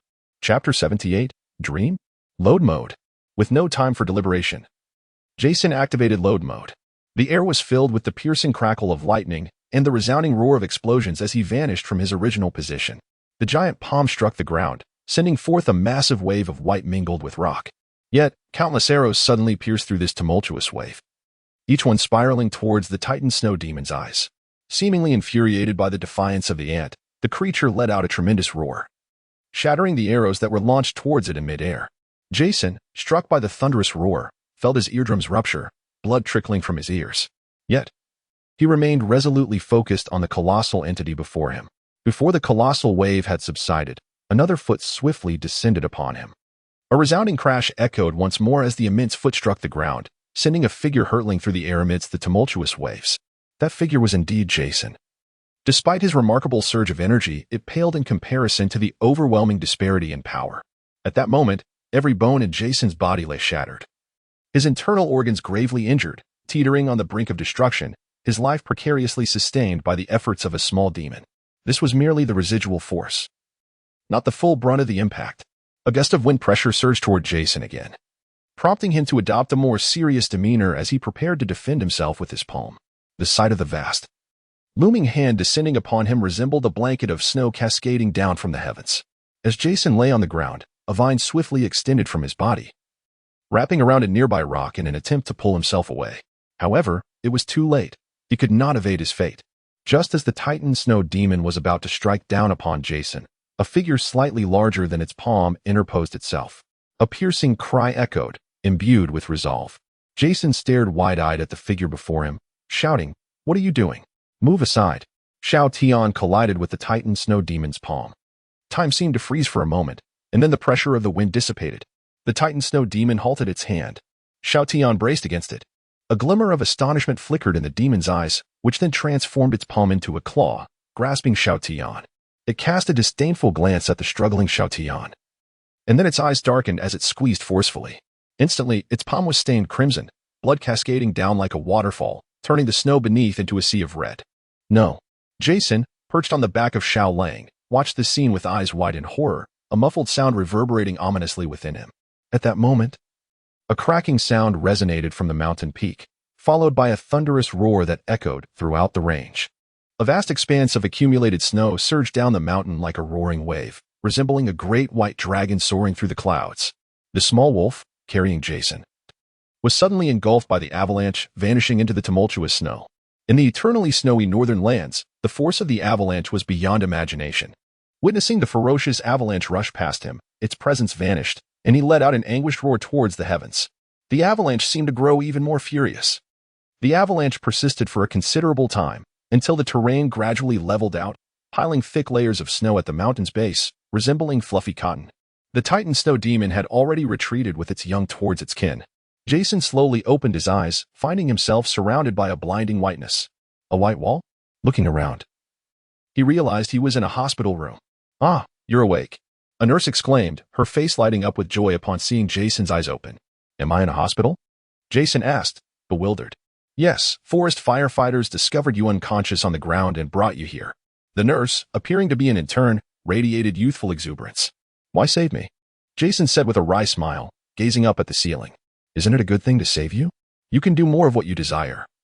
Enjoy more delicious food, and perhaps meet better people," she said, her voice filled with enthusiasm. "Really?"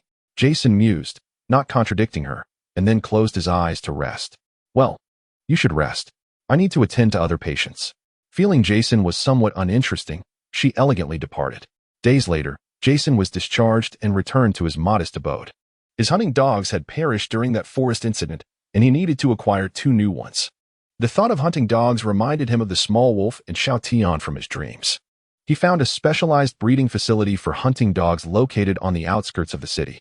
Previously, he had owned a Taitsong hound and a Chuandong hound, both suited for the deep forests. This time, he intended to select the same breeds, as he was already familiar with their training. Under the owner's guidance, he spent considerable time choosing 2 lively pups that met his satisfaction. Selecting hunting dogs was an art. It was not a matter of mere chance. Receiving 2 active young hounds from the owner, Jason brought them to his vehicle, observing the 2 pups playfully bickering in the passenger seat.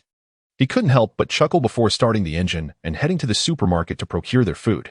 Upon arriving home, the 2 young hounds showed no signs of hesitation as they excitedly dashed around the yard.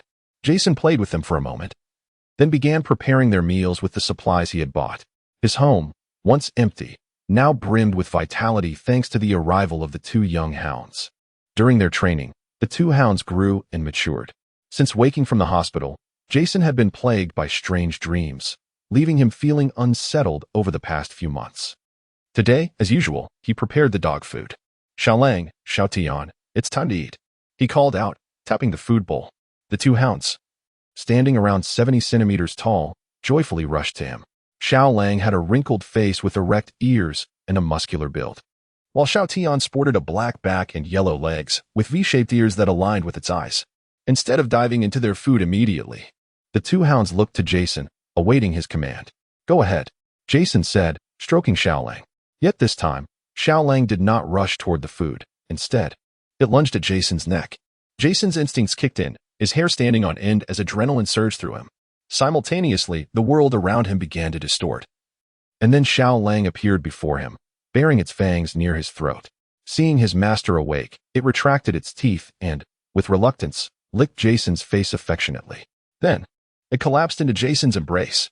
Chapter 79, The Explosive Ring. Hey, kid, your pet is quite loyal, remarked a man wielding a long spear, flicking the blood from its tip, leaving a crimson drop upon the snow. The blood beneath him was equally red. Jason did not hear the man's words. He was lost in a daze, gazing at the small wolf that lay sprawled in his arms. It bore a gaping wound in its throat, yet its eyes were peacefully closed. In its final moments, it had protected its master, and it felt no regret. Why does my heart ache so? Why? After the avalanche, Jason was shielded beneath the small wolf, which was buried beneath a thick blanket of snow, while the little spirit diligently infused him with life energy. When the avalanche subsided, the small wolf clawed away nearly 100 meters of snow that had piled atop it, then dragged Jason out. Jason was awakened by its tongue. But before he could react, an approaching enemy seized him with a mental attack. A Soul King, whose weapon spirit was a spear, stepped forward. The severely weakened wolf bared its teeth in a futile threat. Had it not endured the avalanche, the wolf could have fled with Jason. But it was utterly exhausted from its efforts to protect him. After a brief standoff, the middle-aged man wielding the spear finally struck. The wolf was pierced through the throat.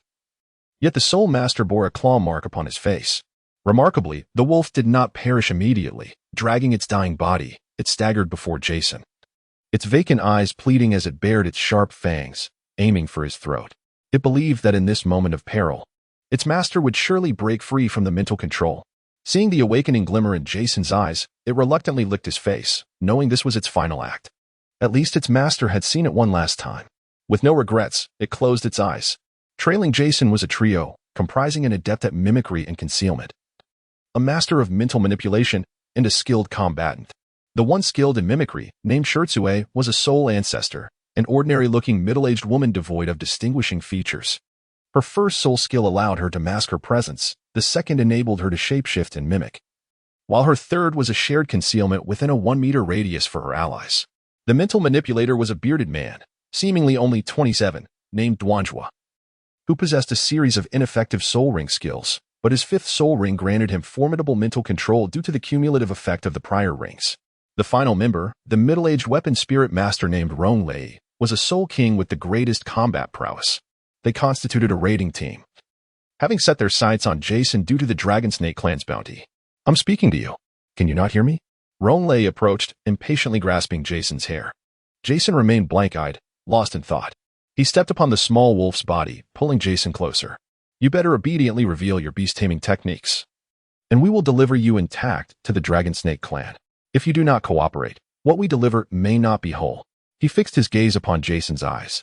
At this moment, Jason began to respond, glancing at the foot resting upon the wolf's corpse. You have been following me since I entered the Northern Expanse, haven't you? Not so foolish after all. Your ability to slay the Titan Snow Demon's young is certainly due to your hidden techniques. Those Titan Snow Demons must never have anticipated that someone would dare hunt their offspring. With a mental-type Soul Master, hunting the young can indeed be done silently. And you can resist the extreme cold while extracting the carcasses. You are truly more professional than rats. The others merely regarded him with indifference, not perceiving Jason as a threat. Yet, since you have means to withstand the cold and can systematically hunt the Titan Snow Demon's young and extract them safely, luring out a millennia-old soul beast, would you truly care for a mere bounty? Who would risk so much for such a trifling reward? We are interested in your beast-taming techniques. I advise you to divulge them willingly. Such a handsome face would be a pity to lose. The middle-aged woman stepped forward, caressing Jason's face. Truly, a genius pursued by the Dragon Snake clan, swift to react. But what does that matter? You will still find yourself completely in our grasp. Duanjua added ominously. Indeed, one must never underestimate anyone. While you hold me in high regard, it seems you are beginning to underestimate me. Xiao, I leave the cleanup to you. Jason declared resolutely, and suddenly, his soul rings illuminated. The explosive ring. Then, one by one, they detonated, easily evading a spear thrust. Jason delivered a powerful strike to his opponent's chest. Boom. With a resounding crash, Rong Lei was engulfed in flames. Then, a charred corpse collapsed onto the ground, emitting a hissing sound as the intense heat met the snow. How could this be possible? Witnessing the Soul King Rong Lei being obliterated in an instant, the other two individuals wore expressions of utter disbelief. What is impossible? Jason, pale as a specter, materialized behind the middle-aged woman. A wave of chilling air rapidly enveloped her entire being, rendering her a mere ice sculpture, her terror-stricken visage still vividly discernible. The remaining spirit master, consumed by shock, seemed utterly bewildered by the sudden turn of events. You shall accompany him to the grave. An arrow pierced through his brow. His eyes widened in disbelief as he slowly collapsed to the ground, seizing the last remnants of his strength. Jason retrieved the corpse of the little wolf into his spatial realm. Little demon, depart from this place. With those final words, Jason succumbed to unconsciousness. Moments earlier, he had not fully recovered. His body had merely escaped peril under the ministrations of the little demon, devoid of any soul power. The little demon had nearly exhausted her own vitality in her efforts to heal Jason. The detonation of the soul ring is a last resort. This explosive method differs from that of the Haotian sect. Jason's detonation completely obliterates the soul ring, granting him a fleeting surge of power. However, such overwhelming force would inevitably devastate his meridians. In essence, following the detonation, Jason would be rendered utterly powerless, incapable of ever cultivating again, a complete transformation into a mere shell of a man. Little Demon then assumed control of Jason's unconscious form, drifting away like a lost soul. His steps unsteady. After his departure, a Titan Yeti, exuding an aura of sovereignty, arrived at the scene. Upon observing the lifeless bodies of the three, it furiously crushed their frozen remains underfoot. The Titan Snow Demon clan, already sparse in numbers, could not fathom why anyone would dare hunt them. Do they truly believe our clan is easy prey? The inept members of the clan cannot even safeguard a child. I have penned 4 chapters overnight, and I plan to write another during the day. I feel utterly drained. Chapter 80. The prayer recently, a momentous event transpired within the Star Luo Empire. Albeit one that bears little relevance to soul masters, it pertains to the revival sect and the common populace. During this period, the revival sect has flourished remarkably, with nearly all ordinary citizens choosing to join this movement, venerating the deity known as the Desert Death God. Legend has it that he possesses the head of a dog and the body of a man, having gained the sun's favor, governing over death and time, wandering the arid expanses of the western lands. To believe in him is to distance oneself from death and to attain wisdom. Yet, this is not the crux of the matter. The true significance lies in the spiritual solace they have found, alleviating their emptiness. The ordinary folk congregate, united in their faith in this deity, where all are equal. In this world, soul masters are but the protagonists, seemingly forgotten in the shadows. They require an organization to unite them, ensuring that they are not overlooked by the world. Such rapid development has, naturally, drawn the attention of the nobility and royalty within the Star Luo Empire. Yet, it is universally acknowledged that brute force is the most steadfast foundation of rule. No matter how many commoners gather, they remain but a fragile edifice. Furthermore, the emergence of the revival sect has catalyzed numerous burgeoning industries within the Star Luo Empire. significantly bolstering the overall economy beyond measure. Furthermore, the adherents of the revivalist faith are remarkably conscientious, willingly contributing additional taxes. Once the funds find their way into their coffers, they take great pleasure in the outcome. During this period, the revivalist community has begun preparations for the construction of an altar, seemingly in anticipation of the arrival of the Desert Reaper. Each day, the congregation gathers punctually to partake in a collective prayer until the day of divine visitation. Concurrently, records in their annals commence, documenting the initiation of their preparations for the deity's arrival. Consequently, every town, large or small, has established an altar to varying extents. During this time, every believer of the revivalist faith, regardless of their busyness, must carve out a moment each day to offer prayers at the altar. Until the arrival of the deity, some fervent devotees remained at the altar almost incessantly, rising early and returning late, unwavering in their daily prayers. In an instant, the entire starry empire was enveloped in a fervent atmosphere of supplication. A powerful force of faith emanated from the altar, ascending into the heavens above the starry empire, traversing the barriers of space. In the far north, Jason gradually awoke within a hollow tree, a vine extending from his sleeve, joyfully swaying before him. "I hadn't anticipated that you would grow so much," Jason mused, gently touching the little spirit. He then examined his own body. It was in a state of utter disrepair, reminiscent of a patchwork doll. However, he was not overly concerned with his physical form. He needed to ascertain a particular matter. System, display the character panel. Host, Jason level, 0 skills, bomb crafting. Jason bypassed the top row and began searching the skills section directly. He looked repeatedly, yet the desired words did not appear. System, why is the resurrect pet skill unavailable? It was peculiar that he had not inquired before, yet it was now paramount. I apologize, but this skill is currently inaccessible. Why? Host permissions are insufficient. Response denied. You are bound to me. How can there be a question of permissions? Host permissions are insufficient. Response denied. So, you cannot resurrect the little demons? The host must ascend to divinity to obtain full system permissions, thus enabling the resurrection skill. Become a deity? That seems insurmountable. Jason despondently shook his head. Afterward, he paid no heed to the system and began to examine his disheveled body. The death of his companion and the loss of levels plunged Jason from over 40 to 0, leaving him profoundly disheartened in this frigid northern land. He remained quietly in the hollow of a tree for an entire day, neither eating nor drinking, gradually succumbing to a sense of despair that enveloped him. On the following day, Jason emerged from the tree hollow and set off toward the outskirts. The rupture of his meridians rendered him incapable of channeling even his soul energy, let alone utilizing explosive or ice attributes. As he trudged through the snow-covered path, he resembled a feeble, ordinary wanderer, struggling to navigate the harsh terrain. When fatigue overwhelmed him, he would lean on his cane for support. When the snowstorm became too fierce, he would wrap himself in his small companion's embrace to shield against the biting cold. When hunger struck, he would procure meat from the system, and in the face of danger, he would evade when possible, allowing his small companion to intervene when escape was not an option. His situation grew increasingly dire, with the small creature becoming his sole pillar of survival in this icy expanse. A month later, with disheveled white hair, a face bristling with a wild beard, and a fur coat as white as snow now turned grimy, he appeared as a destitute wayfarer. What should have been a 2-day journey had extended into an entire month. He staggered into the nearest small town in the far north. The town, though not particularly large, was bustling with activity, filled with vendors and lively chatter. Jason's despondent demeanor felt entirely out of place amidst the vibrancy. He initially intended to hail a carriage back to Soto City, but, glancing at a nearby tavern, he reconsidered. Crossing the threshold into the tavern, he was met with a cacophony of sound and a wave of warmth. The aroma of liquor wafted through the air, intoxicating him with desire. He longed for a drink to numb his senses, even if just for a moment. Some patrons turned to glance at him, but upon seeing his disheveled appearance and the aura of despair that surrounded him, their interest waned. With a decisive motion, Jason placed a gold soul coin onto the tavern keeper's table. "Fill my cup with the strongest drink you have," he commanded. The tavern keeper, a middle-aged man adorned with a woolen cap and possessing a shrewd demeanor, promptly accepted the coin and began pouring. Without hesitation, Jason seized the jug and tilted it to his lips, the green liquid spilling down his chin like a ravenous drunkard.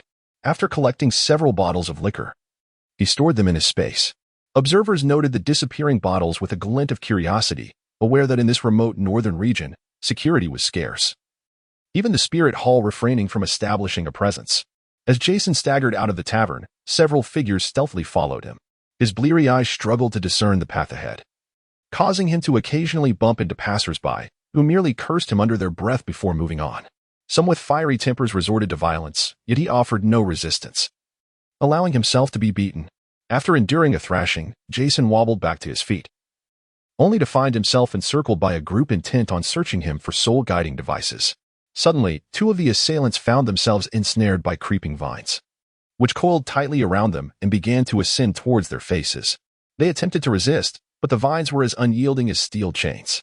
Observing this, their comrades quickly summoned their beast spirits, cats and dogs alike, fierce and ready to attack the still-dazed Jason. In the desolate streets, several corpses lay abandoned, only eliciting indifferent glances from passers-by, some even pausing with morbid curiosity. The grotesque forms of the dead failed to instill fear in the hearts of those who dwelled in this icy wasteland. Their spirits had grown as cold and indifferent as the land itself. At that moment, Jason boarded a carriage. The driver, a seemingly honest man, was accustomed to traversing the far north, where few dared to tread. Jason's fortune smiled upon him as he chanced upon this driver. The man noted the pungent scent of alcohol wafting from the carriage, his own mouth watering at the thought. He pondered how this individual had come to such a state, enveloped in the stench of liquor and despair, his frail white hair and unkempt beard obscuring his features. "Brother," the driver began, "what troubles you? Surely there's nothing that cannot be overcome. A few days of despair is all it takes. Just do not let it destroy your health." As they traveled along the desolate road, boredom compelled him to offer a word of comfort. "I've had my share of troubles too. My partner left me with a child, and I toil day and night to provide for him. He has potential, becoming a soul master. Though I am poor, I refuse to let him suffer. So I've forsaken city life to venture here, where soul masters abound and pay generously. My son deserves a better life." He leaned back against the carriage, speaking slowly. Whether to Jason or himself was unclear. The sound of liquid being swallowed punctuated the awkward silence. The jolting of the carriage caused Jason to disembark several times to vomit, feeling as though he might expel his very bile.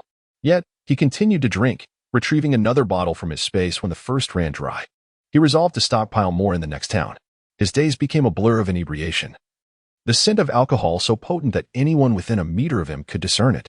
The driver, noticing his passengers' refusal to eat, grew concerned that the man might perish before reaching their destination. After a tumultuous journey, they finally arrived at Soto City. This was a lucrative venture for the driver, who felt fatigued from the long journey. However, he couldn't help but admire this passenger, marveling at his resilience in the face of such excess and adversity. Perhaps this was the life of a soul master, he mused enviously. Upon entering Soto City through the northern gate, the driver turned to lift the curtain. A wave of potent alcohol assaulted his senses, causing his face to flush. Cough, cough.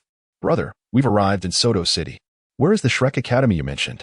Jason, his eyes clouded with intoxication, replied, "I don't know." "What? You don't know how to guide me?" the driver exclaimed in exasperation. "Very well, I'll inquire with someone else." Observing his disoriented state and the tremulous manner in which he spoke, it was clear that little could be gleaned from him. He inquired about directions from an elderly man and promptly set off towards Shrek Academy. The academy was somewhat secluded, and the coachman sought guidance from several individuals along the way, ultimately discovering the institution nestled beside a rural area. "Is this the academy?" He scrutinized the modest sign bearing the name Shrek, which was somewhat overgrown with weeds, casting doubt in his mind. At that moment, a portly young lad clad in red emerged. He hurried forward. "Excuse me, young brother. May I ask if this is Shrek Academy?" Ma Hongjun sized him up briefly. "Indeed. What brings you here?" "Well, I have a passenger in my carriage who wishes to reach Shrek Academy. He must be associated with your institution, right?" "Ah, we haven't had anyone leave recently," Ma Hongjun replied, puzzled. "Perhaps he is someone local to the vicinity of Shrek Academy. Why does he not alight and walk? Leaving you to inquire?" He gestured towards the carriage. The coachman chuckled bitterly at this. "Ah, don't mention it. This passenger seems to have been affected by something. He's been drinking all along without a morsel of food. It was only through my inquiries that I found Shrek Academy. But honestly, your academy appears rather dilapidated," he remarked, pointing at the sign. "Funding is limited, you see. Well, young brother, how about this? You take a look and see if you recognize this passenger. If not, I shall seek out others. I cannot simply abandon him here." The coachman pleaded. "Hey, you are rather responsible," Ma Hongjun praised, then proceeded towards the carriage. "Mind the odor." The coachman cautioned as he noticed Ma Hongjun lifting the curtain. Ma Hongjun hesitated, then instinctively covered his nose with one hand. Upon lifting the curtain, despite his efforts to shield himself, An overwhelming stench of alcohol assailed him. Nevertheless, he focused intently on the figure slumped in the carriage, furrowing his brow. He leaned in closer. "Jason?" he called tentatively. "What on earth happened to you, brother?" he exclaimed, spotting the hidden violet eyes beneath the disheveled white hair. Shock flooding over him. "Thank goodness, you know him." The coachman sighed in relief. He assisted Ma Hongjun in extricating Jason from the carriage, then proceeded to open the curtains and windows to air out the stench. With Jason's arm draped over his shoulder, Ma Hongjun supported him directly to the dean's office. Dean, something has happened to Jason." He pounded on the office door, calling out. "What is it?" Plunder, irritable, opened the door, halting upon seeing the individual slumped on Ma Hongjun's shoulder. He tilted his head for a closer look. "Jason?" he echoed, mirroring Ma Hongjun's earlier expression. Jason, resting against Ma Hongjun, glanced up at him. His violet eyes were now devoid of luster. Gulping, he seized the wine flask to take another swig. "First, help him inside. Then fetch teacher Xiao Xian and Oscar." Plunder instructed Ma Hongjun as he took over supporting Jason. Chapter 82. Ordinary people and soul masters. The members of Shrek surrounded a small chamber, where a figure lay upon a bed, exuding a feeble aura. His disheveled clothes and unshaven face betraying his condition. The room was spacious, allowing for movement without feeling cramped. Beside him sat Tang San, who gently touched his wrist, checking his pulse. The room was enveloped in silence, with several pairs of eyes fixated on the closed eyes of Tang San. The sound of breathing being the sole noise permeating the atmosphere. As time elapsed, Tang San's brow furrowed increasingly, almost contorting into a knot. The tension in the room escalated in tandem with his expression. Sighing heavily, Tang San finally withdrew his hand from the pulse check. "Is the situation dire?" Plunder inquired cautiously. "Indeed," Tang San replied. "His meridians have been utterly devastated by a surge of energy, rendering any possibility of restoration impossible. Ordinarily, such injuries would be fatal, however. Jason's body is sustained by a force that preserves his life. Although he remains alive, the implications of his condition were left unspoken." Yet all present understood the gravity of Jason's plight. The destruction of his meridian signifies that his soul power can no longer circulate, which inevitably means that Jason will become a soul master devoid of any true capabilities, merely a vessel of brute strength. The group gazed at the slumbering Jason, each of them silently exhaling a sigh of resignation. Zhu Shiqing contemplated advancing, but through this period of reflection, she realized that her feelings for Jason were not of affection. Thus, what identity should she adopt when faced with him? Sighing, Plunder urged everyone to disperse and resume their training, assuring them that he would handle the situation. Zhu Shiqing withdrew her foot, silently following the others out of the room. As Tang San was the last to leave, he cast a glance at Jason before closing the door. In truth, he possessed the means to treat Jason's injuries. Yet he had his own obligations and could not afford to squander time on another's plight. Once the room was empty, Plunder let out another heavy sigh, tinged with regret. The fox fur cloak he wore suggested he had traveled from the north, and given Jason's nature, it was certain he had ventured to the Forbidden Land's extreme north. The extreme north was a place even he regarded with trepidation. Judging by Jason's injuries, he must have penetrated deep into its inner sanctum. The boy truly had audacity. However, this time he had ultimately misstepped. One misstep could cost a lifetime. Initially, he considered the nine-heart begonia, but Jason's condition transcended mere injuries. It was akin to an affliction. The only recourse would be to sever his meridians and reconnect them with the nine-heart begonia. Yet the risks were immense. One miscalculation could result in Jason's immediate demise. Perhaps, becoming an ordinary person would not be such a dire outcome for him. Reflecting on Jason's reckless nature, he mused that perhaps a mundane existence would temper his adventurous spirit. The following day, Plunder arranged for someone to assist Jason with washing up. Once refreshed, Jason regained the appearance of his youth. However, the lifelessness in his eyes and the aura of despair surrounding him remained unchanged. "What on earth did you encounter out there?" Plunder pondered, hoping to glean some insight that might provide solace. Jason paused mid-action as he poured wine into his mouth, then drank deeply, akin to a parched wanderer in a desert. "All gone, huh? All gone," he murmured, tears streaming down his face as he set the bottle aside. A wave of profound sorrow emanated from him, silencing any further questions Plunder had intended to ask. After a moment of silence, Plunder placed a comforting hand on his shoulder, urging him to find peace within himself. What could he say? Channel your energy into training for revenge? But Jason could no longer become a soul master. Hope had eluded him entirely. While Plunder had not experienced such despair himself, he could empathize with it. All he could do was silently wish for Jason to endure. Upon returning to his office, he found the master present. Rising, the master addressed him. In due time, we shall relocate to the Heaven Do Academy. Do you wish to prepare? Flandre, having just returned from Jason's side, seemed somewhat distracted and failed to register the inquiry. Flandre. Flandre. The master called a few times before Flandre finally focused. Ah, what is it? He asked, settling into his chair and regarding the master with curiosity. We must prepare for our move to the Heaven Do Academy soon. Are you ready? As long as I bring the students along, there is not much to prepare. He replied, clearly indifferent to the matter. You must also account for the arrangements, etiquette, in which teachers are willing to accompany us, the master stated with methodical clarity. Leave those matters to Xiao Wu Jia, Flandre responded quietly. Noticing Flandre's gloomy demeanor, the master understood the cause. I have learned of Jason's condition. It is indeed lamentable that such a prodigious talent has become a mere shell of himself. However, he will now lead an ordinary life, and our paths will only diverge further. This is a consequence of his recklessness, daring to venture alone into the extreme north, the master sighed with regret. Flandre furrowed his brow at those words. What do you mean? We are a Soul Master Academy. He is no longer suited to be among us. Xiao Gang. Flandre abruptly stood, his voice rising sharply. Did you consider your own position when you spoke those words? The master fell silent, momentarily at a loss for words. Realizing his tone was too harsh, Flandre slumped back into his chair. Go see Tangan and the others. I hear he has devised a flying claw. You should take a look. He closed his eyes and gestured for the master to leave. The master said nothing further and quietly exited the office. Tangan and his companions visited Jason early the next day. As they entered the room, a shroud of darkness enveloped them, and the light streaming through the door appeared to dim upon their arrival. Simultaneously, the familiar scent of alcohol filled the air, causing the newly arrived girls to cough involuntarily. At that moment, Jason quietly leaned against the corner of the room, sipping his drink alone. The meal that had been brought to him remained untouched and had grown cold.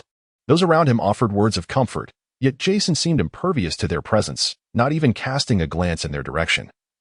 Wholly absorbed in the intoxicating allure of the alcohol, with their efforts proving futile, the others eventually withdrew to attend to their own affairs.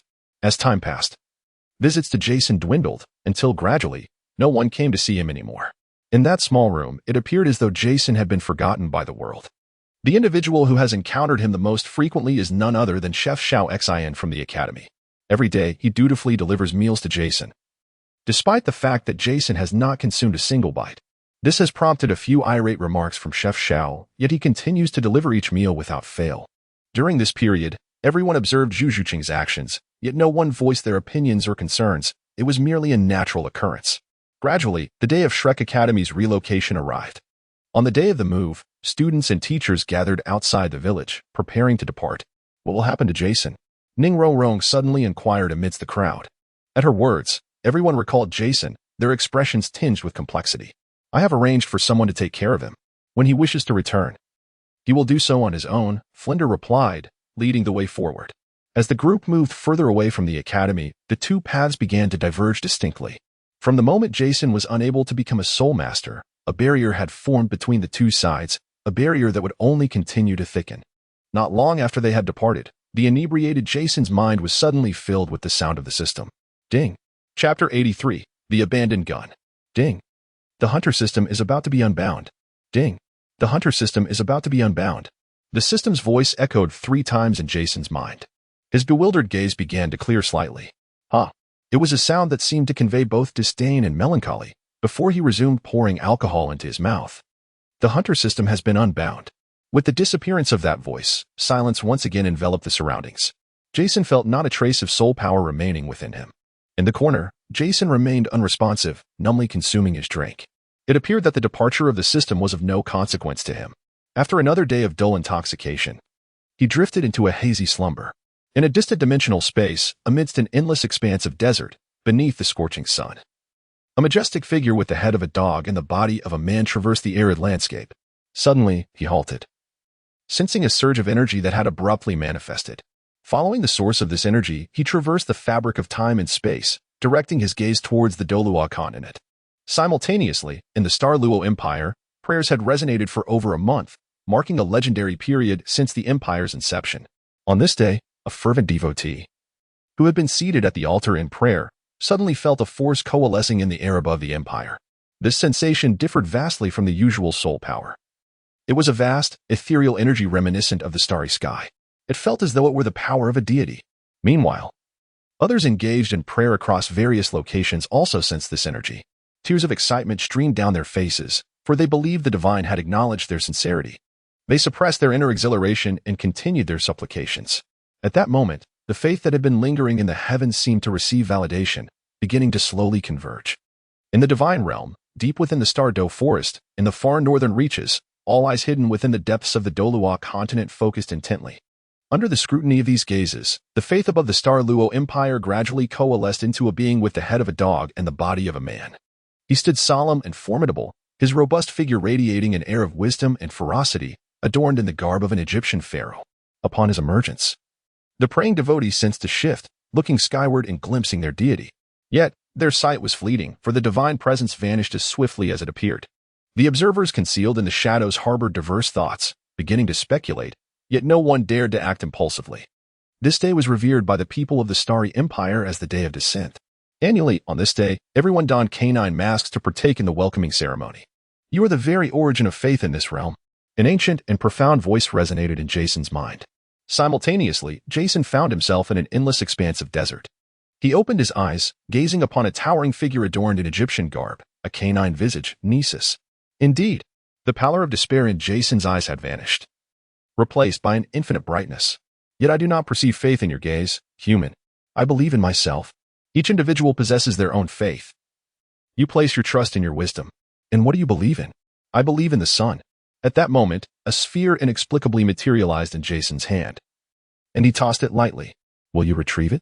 A flicker of intrigue crossed Nisus's mind, yet he restrained his bodily temptation, declaring, I shall not. What a pity. The sphere in Jason's hand vanished, momentarily easing the atmosphere. Suddenly, Nisus sniffed towards Jason with his canine nose. Human, I detect the scent of parasites upon you. Oh? Jason's curiosity was piqued. What manner of parasites? Perhaps weary from standing, he plopped down onto the desert sands. Parasites that crawl upon the world, drawing blood. They typically seek a host through whom they can siphon the world's essence while concealing their own presence. Having roamed the desert for years, Nisus seemed intrigued by this notion, as if encountering it for the first time. And what becomes of the host that is infested? Jason inquired, his curiosity unabated. Naturally, they become powerful as they consume him. Do you expect them to wait until you grow strong enough to destroy them? He appeared slightly disdainful of Jason's seemingly dull intellect. Is that so? Jason murmured. His head bowed. Indeed, one cannot trust the notion of falling pies from the sky. From the moment the system bound him, he had pondered how to extract the utmost benefit through the system, rather, through the parasite. It was evident that gaining levels through hunting was the simplest endeavor. However, these were all provisions of the system, which could be retracted at any moment. In terms of skill levels, he can derive profound insights from the experience. Even if he ultimately retracts these, it resembles the use of an experience card. During this period, he can acquire a wealth of knowledge, and his developmental trajectory will become clear. As long as he progresses in that direction, all will be well. If we adhere to Jason's philosophy of the hunter, the system embodies the hunter. While Jason is akin to a firearm forged by the hunter, the power has never resided with Jason. He cannot simply tell the hunter, hey, do not utilize me anymore. However, when this firearm becomes obsolete, it will undoubtedly be discarded, and Jason can only liberate himself from the hunter by becoming a useless weapon. Since Jason acquired the system, he has been diligently seeking an opportune moment to transform himself into a mere shadow of his former self, while simultaneously maximizing the acquisition of elements that may prove beneficial to him. He pondered the mechanics of loading bullets, the caliber of the ammunition, and the intricacies of aiming trajectories. Just a month prior, during his expedition in the far north, while hunting the ice crystal beasts, he encountered the enigmatic white ape. Upon witnessing this creature, he discerned its peculiar nature. However, rather than employing the system's beast perception to investigate, he relied on careful observation, concluding that it was not a soul beast, but rather a transformation of something else. This represented a pivotal moment, contingent upon its potential. The subsequent series of events ultimately did not disappoint Jason. Everything that transpired fell well within his expectations, or rather, as long as he remained alive, it was all foreseen. Nevertheless, the demise of Xiao Tian and Xiao Lang plunged him into profound sorrow. Yet, he held on to the belief that he would eventually ascend to godhood, and they too would be resurrected. Subsequently, a series of the system's performances solidified Jason's thoughts. The cult of the fallen star serves as his contingency plan, Given that the Douluo continent is capable of traversing realms and possesses a parasitic system, it stands to reason that attracting the attention of an illusory deity is feasible. Thus, he preemptively corresponded with Jialing Jiming of the Star Luo Empire to initiate preparations. The entire scheme unfolded without a hitch, aligning perfectly with Jason's expectations. Although he had disposed of his weapon, he found himself liberated, no longer destined to be fattened like a pig for slaughter. Chapter 84. Ascendant Nasus. A majestic being with the head of a canine and the form of a human, was revered as a demigod hero by the desert denizens during the ancient Shirima Empire era. His wisdom bore an undercurrent of ferocity. As the guardian of knowledge and an unparalleled strategist, he guided the ancient Shirima Empire toward prosperity for centuries. Following the empire's demise, he entered self-imposed exile, becoming an ethereal legend among the people. Knowledge was Jason's foremost treasure, particularly the accumulated wisdom of centuries. Even with his meridians destroyed, he felt an overwhelming sense of ease. "Are you in the Valoran continent?" he inquired curiously. "Ah, it seems you possess some knowledge of me," Nasus replied. "Not too much. I am vaguely aware of the circumstances within your empire. How could I trust in your divinity without such understanding? Indeed, isn't it exhausting to stand and converse? Let us sit. This must be your first venture into another world." "In a sense, yes," Nasus gestured, summoning whirling sands that coalesced into a stone platform for him to perch upon. To him, the void must also seem like another realm. Humans are peculiar creatures. Even when akin to ants, they maintain a sense of pride in the presence of elephants, while others tremble in fear. Perhaps the fearless are indeed unafraid. Jason shrugged. "You are both a warrior and a sage," Nasus commended. "Yet not everyone can resist the allure of power that the parasites provide. Most lose themselves in the face of such strength, for it can easily grant an ant the power to slay a rat. My mind has remained clear. I have never lost myself. Are you inclined to enlighten me about the parasites?" "Certainly," Nasus readily acquiesced. Parasites belong to a mechanical civilization that lacks a fixed abode, traversing the crevices of space. This civilization is merely a maternal entity that divides into countless parasites, each venturing to various worlds. Once their energy is saturated, they consume their hosts and return to the mother to be devoured. Have you encountered one? I stumbled upon a parasite in the desert. The host had already been consumed. I later discovered this civilization through literature. What is your current state? Jason politely extended his hand rather than pointing. I am a manifestation of faith, recognized with a fragment of my original consciousness. Are you interested in this place? Indeed, the message conveyed to me was for you to seek out that which brings tranquility. Tranquility? Jason pondered briefly before understanding dawned upon him. Perhaps he could not find anything in his own world to alter his brother's fate. So he sought such a remedy in this alternate realm. Then I shall serve as his emissary. I am his emissary, Nasus corrected. Is it not the same? Not at all. For me, it is the same. For me, it is not. Jason regarded him with a sidelong glance. Are you a contrarian? He redirected the conversation, posing another query. As long as faith exists, so do I. That is reassuring. Jason nodded, appearing as if he intended to depart.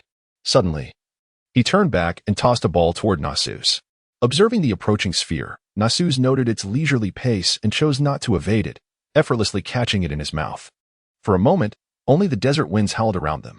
Seeing the canine visage clutching the ball, a flicker of amusement crossed Jason's eyes. Bah! Nasus awkwardly spat out the ball. Human, this is hardly amusing. I did not laugh. Jason feigned innocence, though his mirth was unmistakable. At that moment, a gust of sand swept across Jason's face. A slight punishment, Nasus remarked, watching as Jason coughed up sand. Bah bah bah, you truly have no shame, Jason exclaimed, still feeling grains lodged in his mouth. Well then, do you have any matters at hand? If not, I shall venture out to seek something. As the stone platform behind Nasus vanished, he prepared to leave. How shall I find you? Simply invoke my true name. Quite the lofty demand. Jason scoffed. I shall take my leave. Wait. I have one more thing. Jason called out. Considering my current state, is it appropriate for me to serve as your emissary? Do you possess any means to reconstruct my body? Nasus contemplated for a moment. I do have a method for body reconstruction, one I stumbled upon while collecting tomes. It is attributed to a being from Ionia, created by a guardian known as the Ice Crystal Phoenix. It is quite fitting for a human such as yourself. After reflecting on numerous body reconstruction methods, he finally identified one suitable for Jason. With that, his figure began to dissolve into the vast desert. Then grant it to me. Jason extended his hand, staring blankly at the fading silhouette. Shortly after his disappearance, the desert began to dim until it was entirely engulfed in darkness. In the obscurity, breaths and heartbeats resonated clearly, when suddenly, a light pierced through the shadows, resembling a small campfire in the wilderness, though its glow was an icy blue. Before him stood an orb, an egg composed of ice. It radiated light, an oddity indeed for a block of ice to illuminate. The chilling light intensified, penetrating deeply into his bones. Yet, as the cold surged, this colossal ice egg began to pulsate with the rhythm of life. Just as Jason felt his consciousness teeter on the brink of freezing, the egg shattered. In that instant, the world illuminated, and the ice crystal phoenix emerged, becoming the very center of existence. Upon its emergence, it emitted a resounding cry that resonated within the soul, transforming into the most exquisite melody in this realm. Following its call, a stream of luminous essence surged into Jason's being, plunging the world back into darkness once more. When Jason reopened his eyes, a glint of cold light flickered in his pupils. The aura of lethargy that had enveloped him dissipated, and the oppressive blade that had loomed above him vanished as well. He settled into a cross-legged position, beginning to assess his physical condition. The external trappings of the ferret had disappeared, as had the soul bone he had used for expelling. The potential crystal resting on his chest, along with the numerous pieces of equipment he had previously acquired, had also vanished into the ether. With a deep sigh, Jason acknowledged that what did not belong to him was ultimately not his own. Now, aside from the clothes on his back and the wine within his grasp, he possessed nothing. Yet, this state of emptiness bestowed upon him a long-lost sense of freedom. While the allure of dependence was tempting, he had no desire to be a lamb awaiting slaughter. Chapter 85, The Forest of the Setting Sun. Jason pushed open the door, and the blinding light compelled him to squint. This marked his first venture outside in days. His skin, unaccustomed to the sun, appeared unusually pale, and his habitual indulgence in alcohol rendered him even weaker. The moment he stepped outside, a wave of dizziness washed over him. Steadying himself and acclimatizing to the sunlight, Jason strolled through Shrek Academy. The entire campus lay in silence, devoid of any sign of life, resembling a desolate, abandoned village. He meandered along the path until he reached a shaded area, where a small sprite fashioned a vine chair for him. Jason settled into it, savoring the interplay of gloomy sunlight and the gentle caress of the breeze. The pallid hue of his complexion gradually regained some vitality. "Young man, there you are. I was wondering where you had gone," a woman called out, approaching Jason.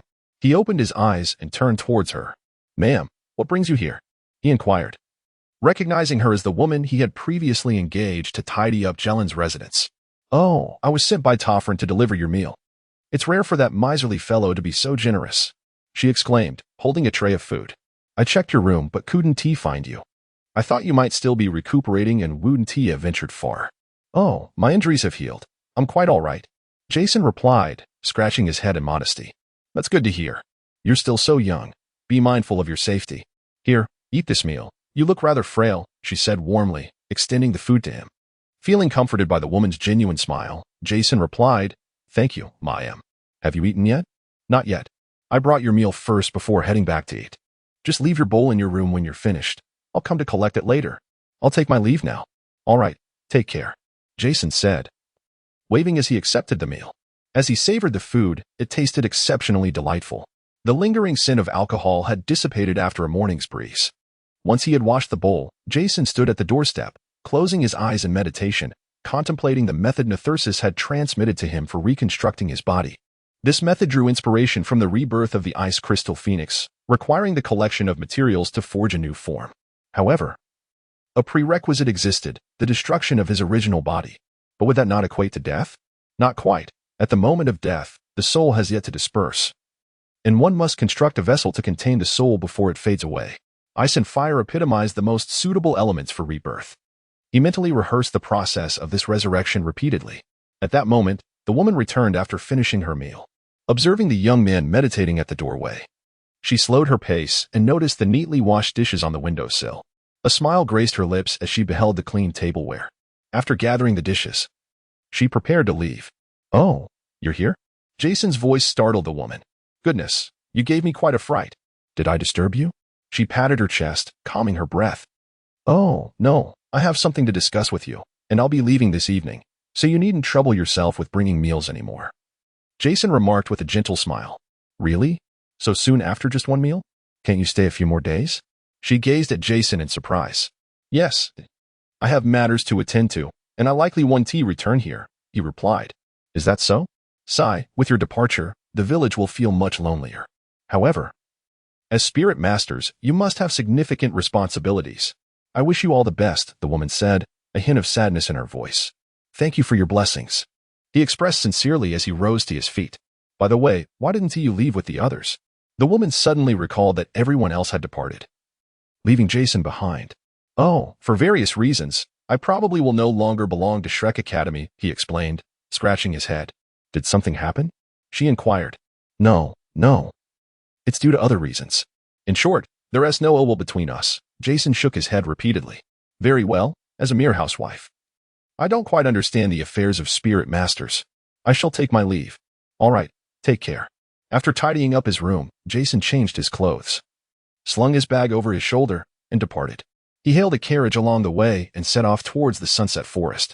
Indeed, the location where Jason would reconstruct his body was the Eye of Ice and Fire, where the remains of the Ice Dragon King and Fire Dragon King were particularly suitable for forging his new form. Jason intended to claim everything for himself. I will rely on you throughout this journey, little sprite, he thought as he gazed at the vine extending from his hand. The vine, imbued with a semblance of sentience, nodded in acknowledgement. The sunset forest, nestled near the mystical city of Tiendo, is replete with abundant mineral and herbal resources, rendering it a veritable paradise for blacksmiths and alchemists alike. However, it is also fraught with peril, as formidable soul beasts abound, deterring those lacking sufficient strength from venturing forth to gather herbs. As one of the 3 forbidden zones, the dangers here may not be as formidable as those in the Douluo Great Forest, yet it is merely devoid of 100,000 years of soul beasts. In fact, when Jason had access to the system, he intended to explore this place to see if he could unlock the professions of mining and herb gathering. Nevertheless, time was not on his side. After a day's journey, Jason finally arrived in Heavendo City.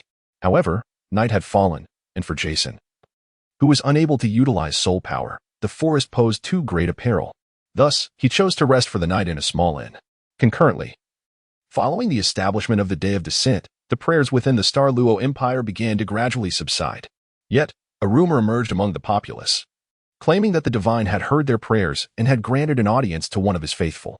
Those who had prayed and encountered the death god of the desert began to depict him, and thus, a deity with the head of a dog and the body of a man was established within the revival sect. Those who have not encountered the divine lament and regret, pondering why they did not engage in prayer at that moment. Only fervent believers within the church and the fortunate souls praying at that time witnessed the specter of death in the desert. Their displays, as if they had seen it with their own eyes, were met with scorn by the nobility and royalty of the Douluo Empire, dismissed as mere self-deception by the common folk. While they might entertain the possibility of believing if a titled Douluo were to descend from the heavens, the notion of a deity was utterly implausible to them. However, following these events, the prominence of the revival church within the Douluo Empire began to swell. Yet, due to its membership being comprised of ordinary individuals, many chose not to join. After all, what would a soul master gain by aligning with a society of commoners? As the revival church flourished, the lives of the common people improved significantly, their spirits buoyed by their newfound faith. Happiness blossomed in their smiles. Nevertheless, the nobility and soul masters of the Douluo Empire continued to act like insatiable vampires, draining the lifeblood of the revival church. Recently, however, numerous individuals who incessantly sought to take from others have met with mysterious deaths. Yet, the small number of such incidents failed to attract significant attention. Chapter 86. The Ghost Tiger. The following day, Jason rose early and set off towards the sunset forest. In comparison to the Douluo forest, this place felt considerably more prosperous. Along the way, Jason frequently encountered rare herbs and minerals. The weather today was rather overcast, with dark clouds looming overhead, evoking a sense of an impending storm sweeping through the forest. It would not be long before a heavy downpour arrived. As Jason traversed the woods, he felt a slight heaviness in the air. However, he could not afford to remove his clothing, lest he become a feast for the mosquitoes and other insects. Should a century-old soul beast appear, it could easily spell his demise. Yet, he remained unfazed, strolling through the forest as if meandering in his own backyard. At that moment, a leopard adorned with blue stripes suddenly blocked his path, baring its vicious teeth and glaring menacingly at the human before it. In contrast, Jason crossed his arms, observing the formidable creature with keen interest.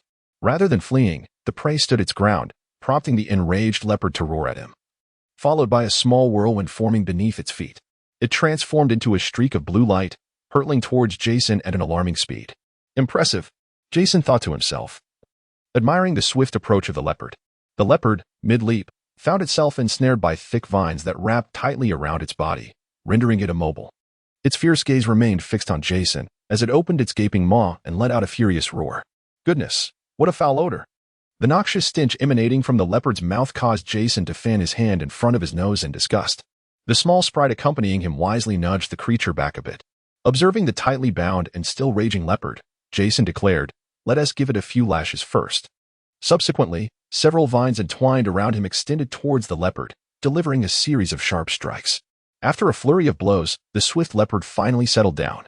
"Mighty leopard, let us negotiate a deal," he said, stepping forward to gently caress its head, finding its fur rather pleasant to the touch. The leopard emitted a low growl, showing no signs of resistance, having garnered some wisdom from its many years in the Sunset Forest. "If you grant me a ride, I shall spare your life. What do you say?" In former times, Jason would have swiftly dispatched it, yet now, devoid of any need for experience, he found himself in need of a means of transportation. "Rest assured, once we reach my destination, I will set you free. You need not fear venturing beyond the bounds of the Sunset Forest, just within your own territory." The leopard's expression conveyed uncertainty. In this forest, encountering an opportunity for mercy is rare. Why hesitate?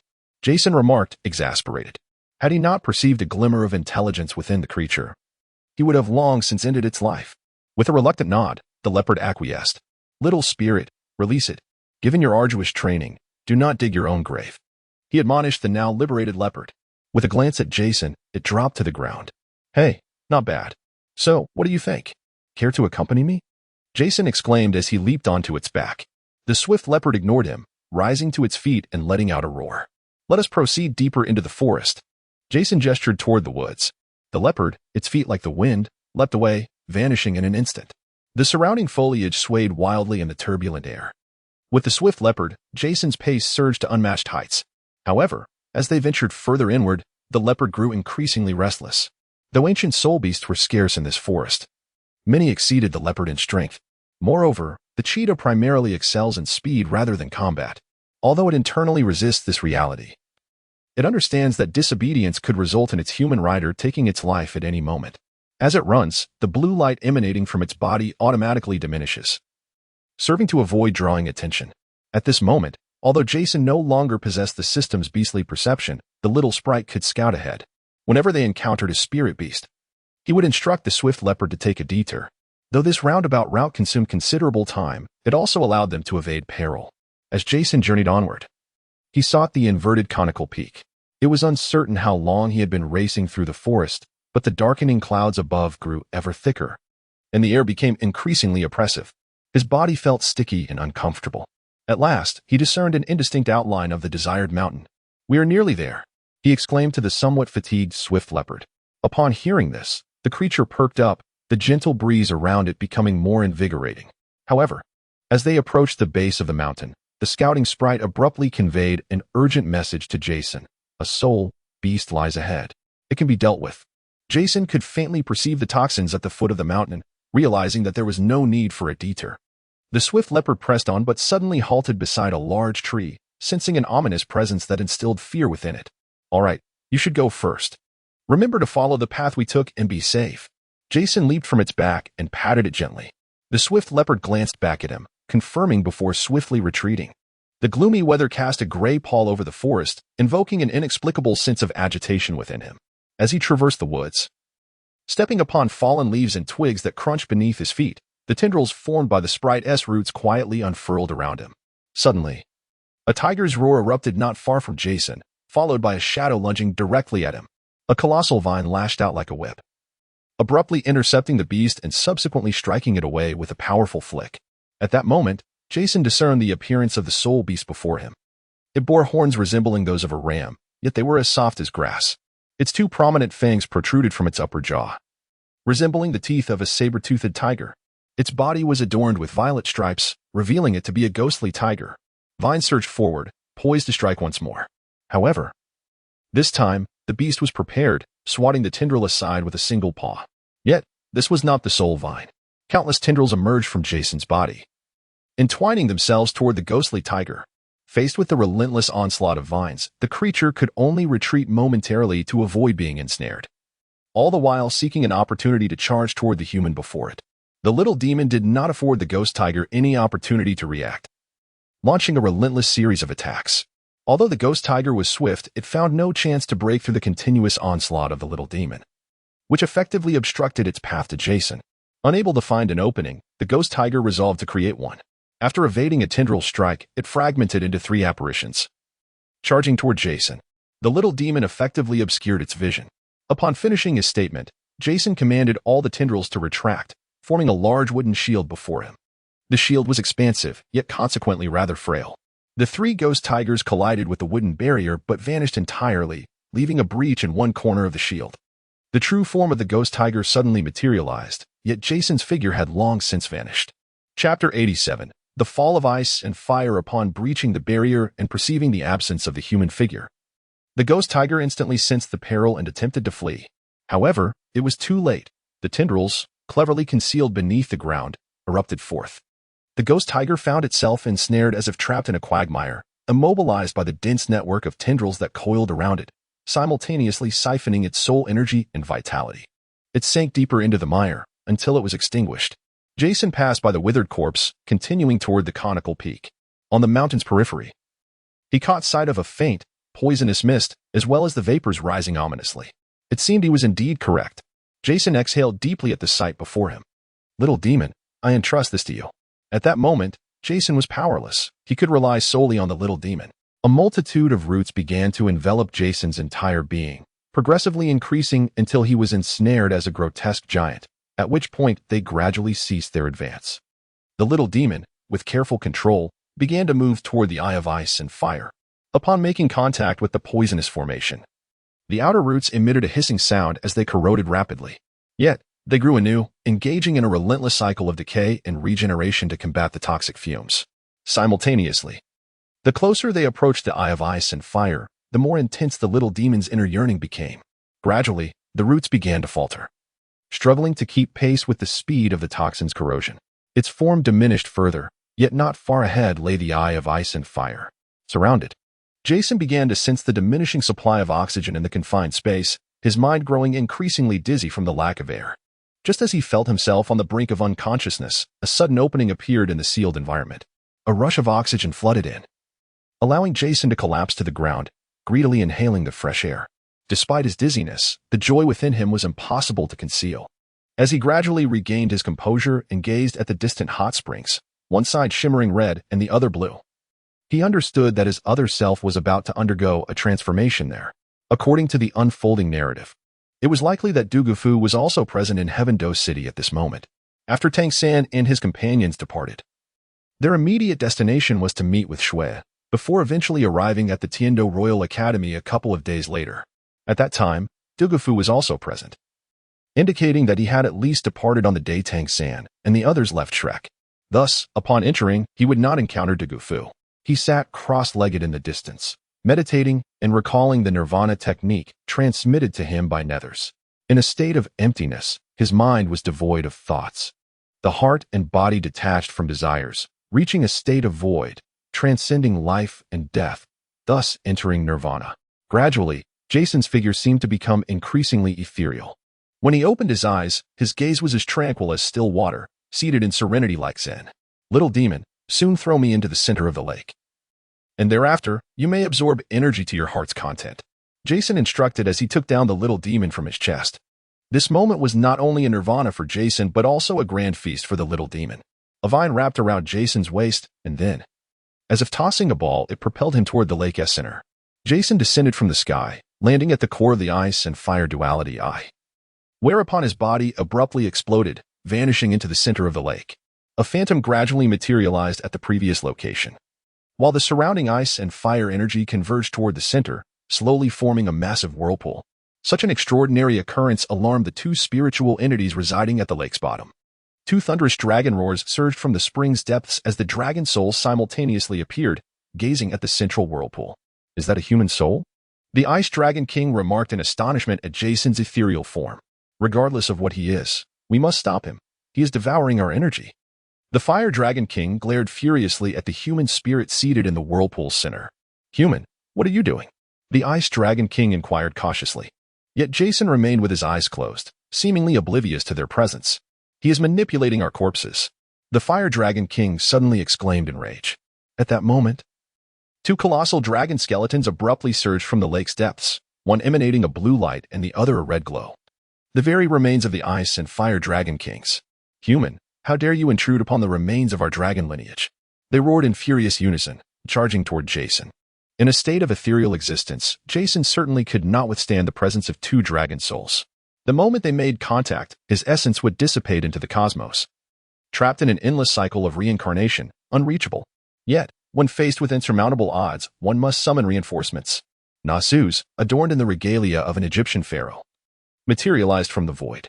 Observing Jason, seated at the vortex's heart, and the two dragon spirits plummeting towards him, he swiftly grasped the gravity of the situation. Raising his staff, he unleashed the devastating soul drain. Without uttering a single word upon his arrival, he struck with two swift blows, executing a spectacular display of vanishing health bars. At the very moment the Ice Dragon King and the Fire Dragon King manifested within Nethesis, they sensed a profound tremor in their souls. They yearned to articulate their thoughts. Yet ultimately, their words remained unspoken as they succumbed to unconsciousness. The dispersed energies of the Ice Dragon King and the Fire Dragon King were drawn into Jason's soul by the swirling vortex. Nethesis surveyed the surroundings, recognizing this as an excellent locale for the consolidation of form. He then cast his gaze upon Jason at the center. His thoughts were audacious yet meticulous, a remarkable trait among humans. It was evident to him that all of this was part of his grand design.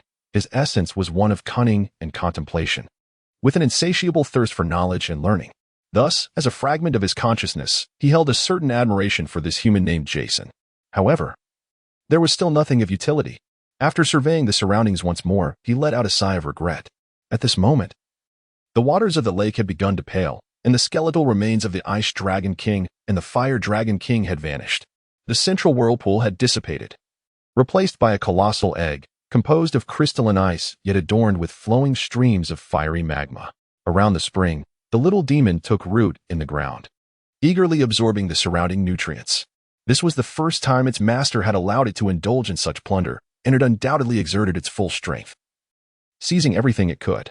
The dense spiritual energy of the ice and fire duality dissipated at a visible pace, all converging upon a massive egg at the center, with some being consumed by the little demon. Above the soil, everything belonged to Jason, while below, it was claimed by the little demon. It seemed that my presence was no longer required. Observing the ethereal little demon and the colossal egg at the center, he turned to leave. However, just as he was about to depart, a sudden thought struck him. He turned back and released a beam of blue light into the giant egg. Only then did it turn and vanish from sight. The colossal egg remained quietly at the center of the spring, surrounded solely by flowing flames and molten lava. The little demon silently began to siphon the nutrients from other celestial herbs. Such a plundering of their essence would hinder their growth, rather than absorbing their inherent nourishment. If all these celestial herbs were to be ravaged by the little demon, it would be a true waste of resources. Suddenly, a thunderous roar echoed, and a flash of lightning illuminated the sky. The rain began to fall, pattering against the ground and splashing water everywhere. Chapter 88. Rebirth. A torrential downpour swiftly engulfed the entire forest, forcing many soul beasts still foraging outside to hurriedly retreat to their dens for shelter. Some even sought refuge in the nest of other soul beasts. However, these were primarily small and gentle soul beasts. Meanwhile, Tangan and his companions arrived at the Heaven Do Academy, where they met several soul Douluos under the guidance of Qin Ming. After another day had passed at the Heaven Do Academy, the dream machine of the academy stood up, trembling as it spoke. "Is this truly an external soul bone?" The master nodded affirmatively. "I can assure you of that. However, I must request that the 3 committee members keep this matter confidential. Although the external soul bone has already fused with Tangan's body, unlike other soul bones that drop upon death, it is indeed a case of innocent bystanders suffering for the guilt of the fortunate. I would prefer he not face formidable opponents before he has fully matured." "That is certainly true." Dream Machine nodded vigorously. "However, did I not hear from Qin Ming that your academy has a total of 8 students? Why is it that?" He gestured to the individuals present, his curiosity piqued. Upon hearing his words, the expressions of the Shrek group grew complex. "That child encountered some trouble during his trials," the master said, hesitating as he glanced at Flander. Noting Flander's lack of reaction, he continued, "He is already withdrawn from Shrek Academy." "What? Why?" Dream Machine, having learned of Jason's prodigious talents from Qin Ming, was astonished to hear of Tang San's prowess and wondered just how exceptional Jason must be. "That child sustained severe injuries and can no longer become a soul master," Flander lamented. "How can that be? Our academy has a student with the 9-heart begonia spirit, capable of healing any injury," Dream Machine exclaimed eagerly. The master shook his head in regret. "His condition transcends mere injury. Even the 9-heart begonia cannot heal him." Dream Machine was momentarily at a loss for words, reflecting on the profound loss. "What a pity. What do you mean, what a pity?" At that moment, a robust voice resonated from the doorway. 3 individuals then entered. Among them, one person's appearance instilled a sense of foreboding in the members of Shrek. As anticipated, Prince Xuesheng initiated an assault, followed by Ming Shenji and 2 members of the education committee confronting Douluo poison. The humiliated Flinder and his companions had no choice but to withdraw, and similarly, Qin Ming departed alongside them. For reasons unknown, Flinder felt a pang of regret for not accepting Jason's proposal at that time. Each time he thought of Jason, a look of sorrow crossed Flinder's face. Such a remarkably talented individual met with such a fate. Was it indeed a case of fate's jealousy towards talent? Unbeknownst to them, they arrived at the Blue Tyrant Academy, and upon seeing it, Flinder's conflicted heart found resolution. After joining the Blue Tyrant Academy, they encountered the esteemed principal, Lu Erlong. The group engaged in conversation until evening, at which point they decided to partake in dinner. At that moment, within the Sunset Forest, the potent energies of the ice and fire duality had dissipated, consumed by the small demons, leaving the surrounding spiritual essence more abundant than within. One person and one demon, akin to thieves, scoured the area, leaving no trace behind. But the celestial herbs were spared from their raid. At the center of the spring, the fiery, lava-like patterns on the surface of the colossal egg began to swirl and rotate, while internally, a burgeoning life force was becoming increasingly palpable. It seemed that at any moment, something would emerge from its shell. After a night had passed, the torrential rain in the Sunset Forest subsided. In the dense mist of the morning, only a vague shadow of the sun could be discerned. By evening, as the fog completely dissipated, the afterglow of the setting sun became distinctly visible.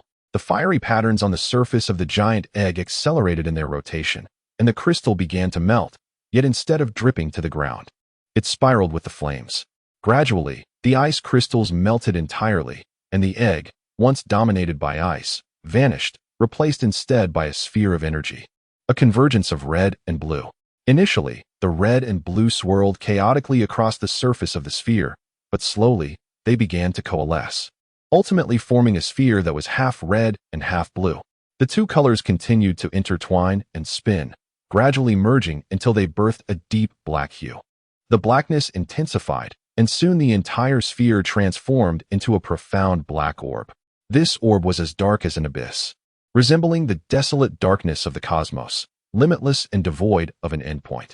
It seemed as if all light was absorbed the moment it came into contact with it. Darkness, the very mother of life and civilization. The surface of the sphere deepened in its blackness, while the vitality within surged ever stronger. Eventually, the blackness appeared to reach a culmination, beginning to slowly contract. It shrank until it was the size of an adult. The black orb began to quiver, as if a being within were thrashing about. Subsequently, the black sphere vanished, giving way to a bare-headed youth. He gradually opened his eyes, revealing deep black pupils. His striking features were remarkably exquisite, almost as if they had been meticulously painted. The moment he opened his eyes, it felt as though the world cast a fleeting glance at him. Jason returned from the realm of nirvana to the reality surrounding him, beholding a world unlike any he had encountered before. Before him lay a landscape devoid of color, shrouded in shades of gray, interspersed with luminous specks drifting through the air. In that instant, it seemed as if the world had come to a standstill. Yet, before long, the vibrant colors of the world re-emerged, and the suspended time began to flow once more. A gentle breeze brushed against him, sending a shiver down Jason's scalp. He touched his bald head and found himself unable to resist the urge to feel it again. Had he truly become bald? Not only did his scalp feel a chill, but his heart also sank slightly.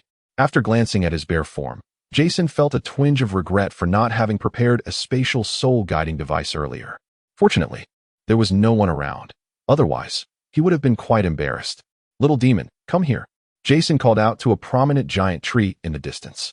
The tree immediately shook its branches, and its roots broke through the earth, racing toward Jason with unrestrained joy. The sight of a giant tree moving on its roots was simply enchanting. When the tree reached Jason, one of its branches extended towards him. As Jason reached out to touch the branch, the tree rapidly shrank, forming a long vine that enveloped him, crafting a garment of vines. Although Jason's appearance had transformed somewhat and his aura had shifted significantly, the bond in his heart allowed him to recognize it instantly. At that moment, Jason exuded an energy that was irresistibly alluring.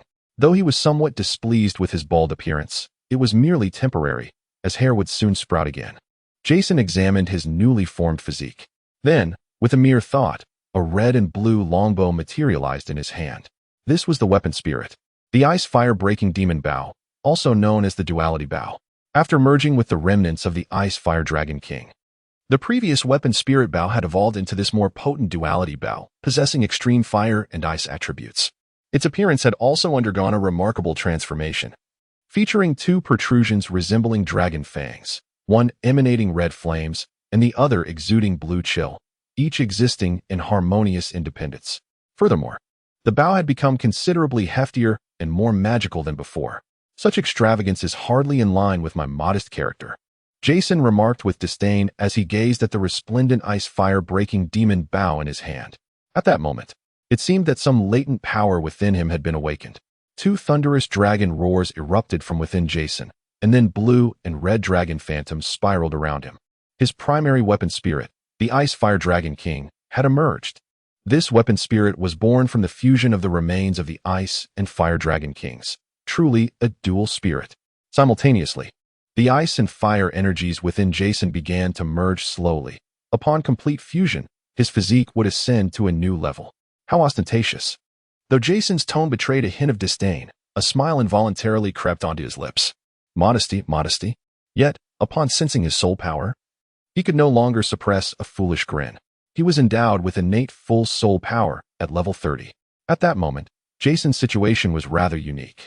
If one were to classify him as human, his new form was constructed from dragon bones, having long since transcended humanity. However, if considered a soul beast, he would not release a soul ring upon death. Thus, Jason's current state resembled that of a 100,000-year soul beast undergoing transformation. Yet, many aspects remained untestable for the time being. As he gazed at the setting sun on the horizon, he calculated the time. He needed to depart swiftly, otherwise, he might encounter the poison Douluo. Despite Jason's astonishingly gifted reconstructed body, it remained merely potential yet to be realized. Moreover, after recent tests, he discovered a slight dissonance between his reactions and his body's responses. For instance, when he attempted to raise his right hand, there was a delay of about a second, akin to a network lag, quite disconcerting. It appeared that his body and soul were still in a state of mutual acclimatization. Jason retracted his magnificent weapon spirit, and the dense ice and fire attributes around him began to dissipate gradually. He stretched his body and commenced his descent from the small mountain. As he approached the area of the poison formation, a sudden thought struck him. Oh dear, how could I forget such valuable treasures? He turned back to behold a patch of ethereal herbs still shrouded in spiritual energy. Little demon, it's up to you. Remember not to nibble on them. Unable to harvest the herbs himself, he feared that an improper method might ruin them in large quantities, which would be a source of great regret. Although he had no need for them, they could serve as favors or be used to cultivate influence. An excellent choice indeed. This patch of herbs was entirely unfamiliar to him except for those that had appeared in the narrative. It seemed he would need to arrange a trade with Tangan in the future. At that moment, the little demon, belonging to the plant category, began to delve its roots deeper into the ground, intertwining with each herb's roots. The nutrients from the earth flowed into the little demon. Gradually, the herbs merged with the little demon, akin to fruits absorbing its sustenance. After siphoning energy from the eye of ice and fire, the little demon had more than enough to nourish these herbs. Surveying the desolate land, Jason nodded in satisfaction before stepping into the poison formation. The moment the poison fog entered Jason's body, it was instantly evaporated by the extreme heat of his fire attribute. He might have entered in a somewhat disheveled state, but he emerged feeling relaxed and at ease. Exiting the poison formation, only half of the sun remained in the sky, and as Jason faced it, his face was illuminated in a fiery hue. Having shed the constraints of the system and forged a new form, the world before him seemed to lighten considerably. It felt as though he was finally living authentically in this realm. As he gazed at the vanishing sun, he could not help but let out a long roar from the mountaintop. The sound reverberated through his chest, transforming into a dragon's roar that echoed from his lips. Roar! The sound of the dragon's roar resonated throughout the sky. The soul beasts in the sunset forest all prostrated towards Jason, seemingly in reverence. The echoes of the dragon's cry lingered in the sunset forest for a moment before fading away. Meanwhile, the poisoned Douluo had brought Tangan to the sunset forest, heading towards his medicinal garden. For some reason, an unsettling feeling lingered within the poisoned Douluo, as though something important had vanished. Reminiscent of the day he discovered his granddaughter had been abducted by Yu Tianheng. Could there be an issue with my precious land? Yet, upon further reflection, he dismissed this notion. He had meticulously set up poison formations around the perimeter of that place, which was fraught with danger. He had never dared to enter it himself. Such a perilous locale could hardly experience any problems. Nevertheless, the restlessness in his heart compelled him to quicken his pace. Tangan had grown accustomed to the temper of this ancient being. Although the inverted conical mountain was somewhat lofty, it posed no challenge for a tidal Douluo, who could ascend its peak in mere minutes. Upon reaching the summit alongside Tangan, the expression on his face darkened immediately. The steam that usually wafted up had vanished. Without uttering a word, he leaped down. Tangan, though puzzled, prioritized his safety and unleashed his 8 spider lances, navigating down the sheer cliffs in pursuit. Who could it be? As he descended, he witnessed the poisoned Douluo, enshrouded in a green toxic mist, furiously roaring at the desolate land before him. The poisoned Douluo was contemplating various possibilities. Had only the ice and fire yin-yang had disappeared, he might not have suspected foul play. However, now, apart from the celestial herbs in the inner circle, not a single herb from his outer garden remained. Who could be so heartless as to scour this land clean? Yet, what means could humanity possess to entirely seize this treasure? Could it be soul beasts? The thought of a tidal Douluo achieving such a feat seemed implausible. Who else could reach such heights? If it were not humans, then it must be soul beasts. Soul beasts are diverse and peculiar. Perhaps one had managed to evade the influence of this area and drained it of all its resources. This was the closest to the truth. The disappearance of the treasure momentarily unhinged the poisoned Douluo, but he soon regained his composure. He could not fathom the strength of the soul beast capable of absorbing such a land. Yet he was certain it was beyond his own capabilities. If it was gone, so be it. Although it was regretful, if the lad before him spoke the truth, perhaps the poison within him could be alleviated. If the poison were resolved, he would merely have lost a resource beneficial for cultivation. However, with his medicinal garden gone, he would have to seek other solutions. Tangan remained silent behind him, acutely aware that the poisoned Douluo must have experienced some distress to provoke such anger. Reflecting on their mission and surveying the barren landscape before him, he could surmise the outcome. The poisoned Douluo stifled his inner fury, who would not be enraged at the destruction of years of painstakingly cultivated herbs. Yet, when anger has no outlet, it must be contained within. Chapter 90. Self-produced soul ring. Meanwhile, the true culprit remains hidden within the sunset forest, still acclimating to its new form. The sun has completely descended, giving way to the serene glow of the moonlight. Numerous soul beasts, drawn to the ethereal luminescence, emerge from their lairs to peacefully absorb the silvery rays, much like the tranquil moon above. Yet, the forest is fraught with peril. Many soul beasts, having discerned the patterns, lie in wait for their unsuspecting prey, poised to strike. Beneath the tranquil moonlight, an atmosphere of latent danger prevails. At this moment, Jason found himself nestled in a secluded valley, surrounded by an expanse of emptiness. Yet, this desolate space was becoming increasingly populated by soul beasts, irresistibly drawn to the aura emanating from him. They varied in age, some being a decade old, others a century, and some even a millennium. However, they all remained docilely around Jason, quietly absorbing the energy that radiated from him. Suddenly, a profound tremor resonated through the air and through the silvery moonlight. A colossal shadow emerged from the adjacent forest. As the vibration intensified, the shadow gradually revealed its true form, a magnificent brown bear. The trees beside it appeared as mere pillars in comparison. Its deep brown fur shimmered with golden glints under the moon's illumination. It was the 10,000-year-old soul beast known as the Dark Gold Bear. Its golden eyes briefly regarded Jason, who sat at the heart of this gathering, ensconced by the ethereal figures of a red and blue dragon king, whose formidable presence deterred even the fiercest of the surrounding soul beasts. The dark gold bear pushed through the throng of soul beasts, creating a path as it approached Jason, settling into a spot remarkably close to him.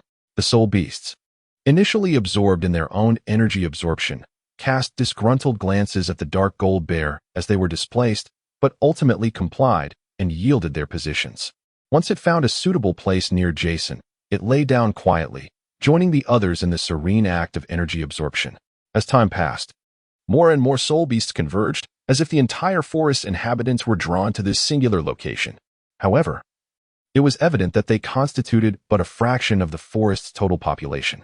Nonetheless, this spectacle was truly magnificent.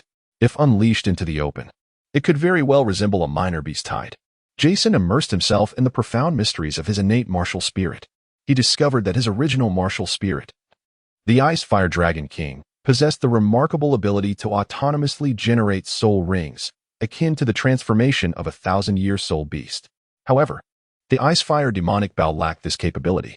He began to form vague conjectures regarding these phenomena. Now, he was on the verge of manifesting his first soul skill. What would it entail? Although curiosity flickered within him, the initial soul skills were of little significance. What mattered most was his ability to wield the powers of ice and fire.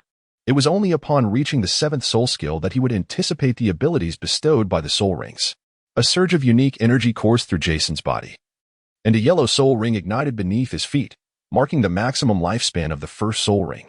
Subsequently, a second yellow and a third purple soul ring emerged in succession, illuminating the space around him. After absorbing the essence of the soul ring skills, Jason gradually opened his eyes. Upon doing so, he was met with the imposing figure of a massive brown bear lying before him. He then rose and surveyed the surrounding circle of spirit beasts. Among them were various creatures radiating a luminous glow, rendering this area truly magnificent. Yet all the spirit beasts remained tranquil, either lying down or seated, quietly absorbing energy. It appeared that these beings regarded themselves as genuine spirit beasts. However, their conspicuous gathering made this location unsuitable for prolonged stay. With this thought in mind, the first yellow spirit ring on his body began to shimmer. The first spirit skill, Dragon's Bloodline, enhanced his control over fire elements, amplifying his soul power and strength by 50%, allowing him to fly and instilling a sense of intimidation in the spirit beasts. The Crimson Fire Dragon King merged with Jason's being, and then, engulfed in flames, he ascended into the sky, vanishing from sight. As the encircled soul beasts gazed at the flickering flames in the sky, which gradually transformed into a distant red dot before vanishing, they reluctantly departed from the scene, returning to their lairs. Throughout this process, none of the soul beasts exhibited any inclination to attack one another. Even the most ferocious among them refrained from hunting prey at that moment. Before long, the entire assembly of soul beasts had completely dissipated. At this moment, Jason discovered a desolate location and commenced experiments with the 3 soul rings he had recently acquired. The first soul ring, Bloodline of the Fire Dragon. The second soul ring, Bloodline of the Ice Dragon, which augmented his control over ice attributes, enhancing his soul power and strength by 50%, enabling flight. The third soul ring, Duality of Ice and Fire, conjured a whirlwind composed of ice crystals and flames, sweeping through all targets within a 50-meter radius ahead. Thus, these were the soul rings that Jason had obtained seemingly out of thin air. The Ice and Fire Demon Bow has yet to be adorned with a soul ring, indicating that one must hunt soul beasts independently to acquire it. However, the longevity of the obtained soul ring remains a matter of consideration. The soul rings of the primary martial soul, the Ice and Fire Dragon King, are absorbed according to their maximum lifespan, allowing for growth in later stages. The soul of the Ice Fire Demon Bow must be acquired through personal endeavor. However, given his current physique, it seems he should be able to withstand the first soul ring, provided it is based on a millennium standard. Thus, he resolved to obtain all 3 of his soul rings within the Sunset Forest before departing from this place. Observing the twilight sky, he decided to return the following morning in search of a suitable soul beast. He raised his arm, placing it before his eyes, a frown creasing his brow. The delay persisted. This dissonance between his soul and body felt profoundly disconcerting.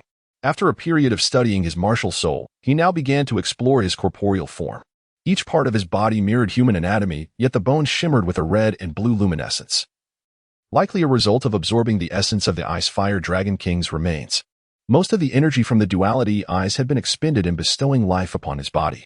Thus, while Jason's bones were sufficiently sturdy, his flesh remained somewhat lacking, nonetheless. Under the influence of his bones, his corporeal form was growing increasingly robust. Soul beasts? Humans? Jason pondered for a while, yet no conclusion emerged. He wondered about Xiao Wu's circumstances and thought it might be worthwhile to inquire about her when time permitted. His exploration continued. He sensed that many mysteries of his newly acquired body had yet to reveal themselves. For instance, by dawn the next day, he remained remarkably invigorated, devoid of any fatigue. The nascent sun bathed his face in its light as he rose to greet the ascending orb, the red and blue luminescence retreating into his being. It was time to embark on a new journey. Vines from his armor extended to his face, forming a spiral mask. Simultaneously, a vine swiftly reached out to a nearby tree trunk, pulling it away from its original position. Jason began his quest for a suitable soul beast, although his understanding of soul beasts did not rival that of the esteemed Master Tangan. He possessed a clear comprehension of the soul beast that would bestow upon him the appropriate soul rings. As for the reason he refrained from flight, after utilizing the bloodline of the fire dragon the previous night, the vine armor that enveloped his body was quickly incinerated. Fortunately, the flames provided external protection. Otherwise, Jason would have found himself exposed in the skies, an ordeal he had no desire to experience. Chapter 91. The Hunt for Soul Rings. A week later, deep within the sunset forest, a mournful roar echoed, startling a flock of birds into flight. Beside a tranquil lake, a massive sphere composed of vines settled not far from the shore. The surface of the sphere occasionally bulged, accompanied by the low growls of the soul beast within. Gradually, the vine-formed sphere began to shrink, and the beast's roars weakened, ultimately fading into silence.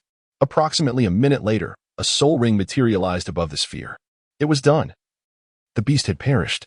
As the words left his lips, the vines that constituted the sphere coiled back like serpents, retreating toward a figure adorned with a wooden spiral mask. Once the vines had completely dissipated, nothing remained within. Only a black soul ring floated in the air, signifying the demise of a soul beast. Jason stepped forward, the ice-fire-breaking demon bow materializing in his grasp. Simultaneously, 2 purple soul rings illuminated the ground beneath him. It was evident that within these 7 days, he had successfully acquired his first and second soul rings, both of which were of the Millennium grade. Before him lay the eternal black soul ring. Seated beneath this dark ring, Jason commenced the absorption of its power. In the battles within the Twilight Forest, it was the little demon who resolved the conflicts, while Jason, during a confrontation, was caught off guard by a soul beast due to a delay in his physical response. Fortunately, with the formidable defenses provided by the little demon and his new body, he narrowly escaped severe injury. Although time has passed and his physical reactions have improved somewhat, a lingering delay remains. As the time to return home for a visit swiftly approaches, one must hasten to enroll in an academy. Otherwise, it would be difficult to account for oneself to old Jack. Although Tangan does not particularly care for the inhabitants of Holy Soul Village, he will still respond truthfully when old Jack inquires through letters. Following the dispersal of the dragon's soul aura, a soul beast phantom resembling a black rock was successfully absorbed by Jason. The beast hunted this time was known as the Shadow Explosion Beast. Its age remains uncertain, but based on the aura detected by the little demon, it is estimated to fall between 10,000 and 30,000 years. The little demon, of course, cannot ascertain the exact age. It merely compares the current beast's aura with previous experiences, and Jason then makes an estimation, leading to a reasonably close approximation. The Shadow Explosion Beast is adept at concealing itself, lying flat on the ground like a piece of black rock. Its exterior is adorned with numerous black stones, granting it formidable defensive capabilities. The ordinary attack power appears somewhat feeble when compared to other soul beasts. However, its maximum attack strength is unparalleled by many soul beasts, albeit requiring time to charge. Thus, after the Shadow Fury Beast disguises itself as a rock, it utilizes this hidden period to gather energy. Once the prey enters its attack zone, the fully charged assault swiftly strikes the target, ensuring a lethal blow. Should it fail to annihilate its target, the prey is likely to retreat in anger due to its foul and unyielding physique. Consequently, the soul beast can be quite bothersome. Nevertheless, for the minor spirits, it suffices to bind and gradually absorb its essence. Upon absorbing the black soul ring, Jason acquires yet another skill. The third soul ring ability, Charged Strong Bow, enhances both physical and magical attacks, with the intensity of the strike contingent upon the duration of the charge. The second soul ring ability, Explosive Arrow, launches an arrow imbued with intense fire, accompanied by a lightning attribute that hastens its flight. This ability was obtained from the hunt of a 5,000-year-old Thunderfire bird soul beast. The first soul ring ability, Frostbite Arrow, releases an arrow infused with extreme ice attributes, which rapidly freezes the target upon impact. This skill was acquired from the hunt of a 2,000-year-old fish dragon soul beast. The initial soul skill is a single target ability, allowing the wielder to control the target. The second soul skill is versatile, capable of targeting both individuals and groups. Its area effect resembles the splintering damage of a grenade. Thus, having successfully acquired all 3 soul rings, Jason was now prepared to exit. Presently, he did not find it suitable to experiment with his previous soul skills. The network was unstable. Moreover, there was no system trial card available. A careless mishap could lead to injury, which would be quite embarrassing. After traversing through the lush greenery of the forest, Jason finally returned to the human realm. Observing the cacophony of bustling voices throughout the town, he felt no warmth, only a sense of disturbance. The townsfolk soon discovered a peculiar figure ensnared in vines, while the influence of martial souls led to many oddities. A character like Jason was indeed a rarity. Without hesitation, Jason made his way to a clothing store. The sensation of being unclothed felt undeniably strange. Upon entering a shop named Sunset Apparel, he was met with the shopkeeper's bemused gaze as he promptly selected a suitable white long shirt and undergarments before retreating to the fitting room. As he closed the door, the vines that enveloped him swiftly receded, revealing skin as smooth as jade. Simultaneously, an intricate image of the Ice Fire Dragon King manifested on his back. The red and blue dragon tattoos intertwined and danced, forming a circular pattern. Once adorned in his chosen garments, the tattoos on his back gradually became obscured. After adjusting his hair, which had begun to grow wispy strands, Jason emerged from the fitting room. Upon hearing the sound of the door opening, the shopkeeper turned to look. What a handsome fellow. With a bald head, he resembled a monk, though it took her a while to conjure that image. Although Jason had some scattered hair, it was still quite sparse. His face darkened at her words. Give me another week, and we shall see if you dare call me bald again. Shopkeeper. I need a hat, he added. The shopkeeper was a woman in her 30s, dressed simply yet exuding a certain boldness. Are you here all alone, young man? She leaned over the counter, her body curving forward in inquiry. Is there a problem with me buying a hat by myself? Jason replied, gazing at her closely. How did you come to Sunset Forest all alone? Did you not have a teacher with you? Perhaps it was the rarity of encountering someone so pleasing to the eye that made her wish to engage in conversation. Want to know? Jason pondered for a moment before asking, to which she eagerly nodded. If you give me a free meal, I'll tell you. He suddenly remembered that he had no money on him. Indeed, you little rascal, you truly came here on your own and dared to try and mooch off me. As soon as Jason mentioned a free meal, she slammed her palm on the table and shouted at him. Ah ha ha, you caught me. Jason's previously indifferent expression faltered, and he awkwardly chuckled. She fixed her gaze on him, who was now scratching the back of his head in embarrassment. Well, you see, I am a soul master, and I can certainly afford to pay for a piece of clothing. I just emerged from Sunset Forest and have no money left. You noticed? I came in entangled in vines. His eyes flickered, avoiding her gaze as he laughed nervously. What of it? Do soul masters not pay? As she spoke, a water droplet appeared behind her, and 3 soul rings glimmered around her. White, yellow, yellow. No, no. Jason quickly denied it, then thought for a moment. I truly have no money. How about I offer you a medicinal herb? It is certainly worth this price. He presented a ginseng he had cultivated. This herb was planted by Douluo at the Ice and Fire Yin-Yang Ice. She approached the herb with suspicion, sniffing it and examining it closely. Wow, I didn't expect you to be quite wealthy, she exclaimed in surprise upon receiving the ginseng. Now, may I have a hat as well? Jason returned to his composed demeanor. Sure, go ahead and pick one. She gestured towards the area where the hats were displayed. After selecting a hat, Jason made his way towards Heavendoe City. As he walked, Jason contemplated which academy to attend. Heavendoe Academy posed a challenge due to its aristocratic nature, and he feared that in such an environment, he might inadvertently harm someone, leading to a multitude of problems. There was also the Blue Tyrant Academy in Heavendoe City, which would later become Shrek Academy. Since he no longer belonged there, joining seemed unnecessary. As for the all-female Tianshui Academy, many men aspired to attend. Yet it only admitted females, and he wondered if he could disguise himself successfully. Perhaps he should give it a try. This thought spiraled uncontrollably in Jason's mind. No. If my disguise were discovered, that would be social death. He quickly dismissed this perilous idea. Then there were the Shinkong Academy and the Chihua Academy. Most other options were family-oriented institutions, which were not suitable. With his fire affinity, the Chihua Academy seemed the most fitting. However, he still had some matters to attend to. Upon entering Heavendoe City through the city gate, Jason inquired for directions and arrived at Blue Tyrant Academy. At that moment, The entrance was bustling with activity as several individuals dismantled the academy's sign, with another sign reading Shrek Academy lying on the ground. It appeared that Blue Tyrant Academy was about to be transformed into Shrek Academy today. Hello, sir. I am looking for Plunder. Is he currently at the academy? Jason approached a middle-aged man who was directing the work. The man looked at Jason and thought to himself, what a refined young man. This was his initial impression upon seeing Jason.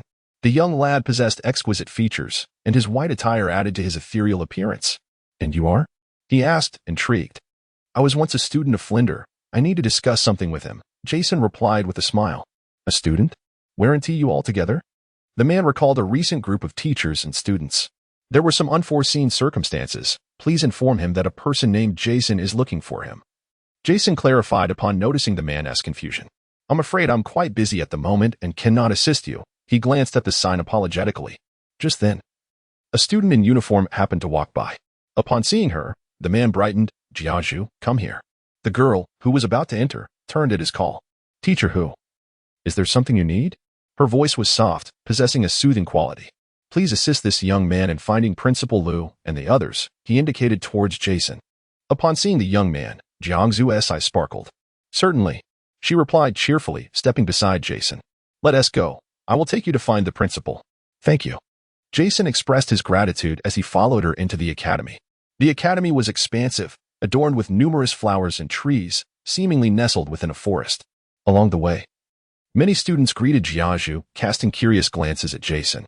I am Xiao Wu. What is your name? She slowed her pace to converse with him. Jason, he replied. Jason, she repeated.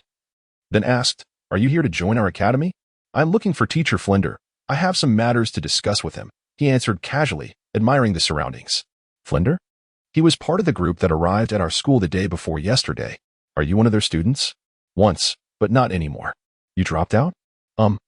Something like that. How unfortunate. What level were you? Level 30. That's impressive. Why would you drop out? Unforeseen circumstances. Are you seeking to rejoin? Not exactly. It's something else. With each of Xiao Wu's inquiries, Jason patiently responded. Unbeknownst to them, they had walked for quite some time. As they progressed, the trees thinned, revealing a particularly robust tree with a sign hung upon it, inscribed with the words, Academy Grounds, unauthorized entry prohibited. Crossing past the tree, they arrived at a small lake. Its diameter merely 50 meters. A stream, about 3 meters wide, quietly flowed in from the opposite side of the woods, maintaining the water as freshness. Beside the lake stood a modest thatched hut, constructed of wooden planks and straw, seamlessly blending with the environment. Surrounding the hut was a fence, within which various flowers bloomed vibrantly, creating a picturesque scene. Principal Lu, someone is here looking for those who arrived the day before yesterday. She arrived at the wooden cabin and knocked on the door, speaking with due respect. Shortly thereafter, the sound of footsteps echoed from within, and the wooden door creaked open. Emerging was an extraordinarily statuesque woman, her physique alluring, with a perplexed expression upon her face. Who are you looking for?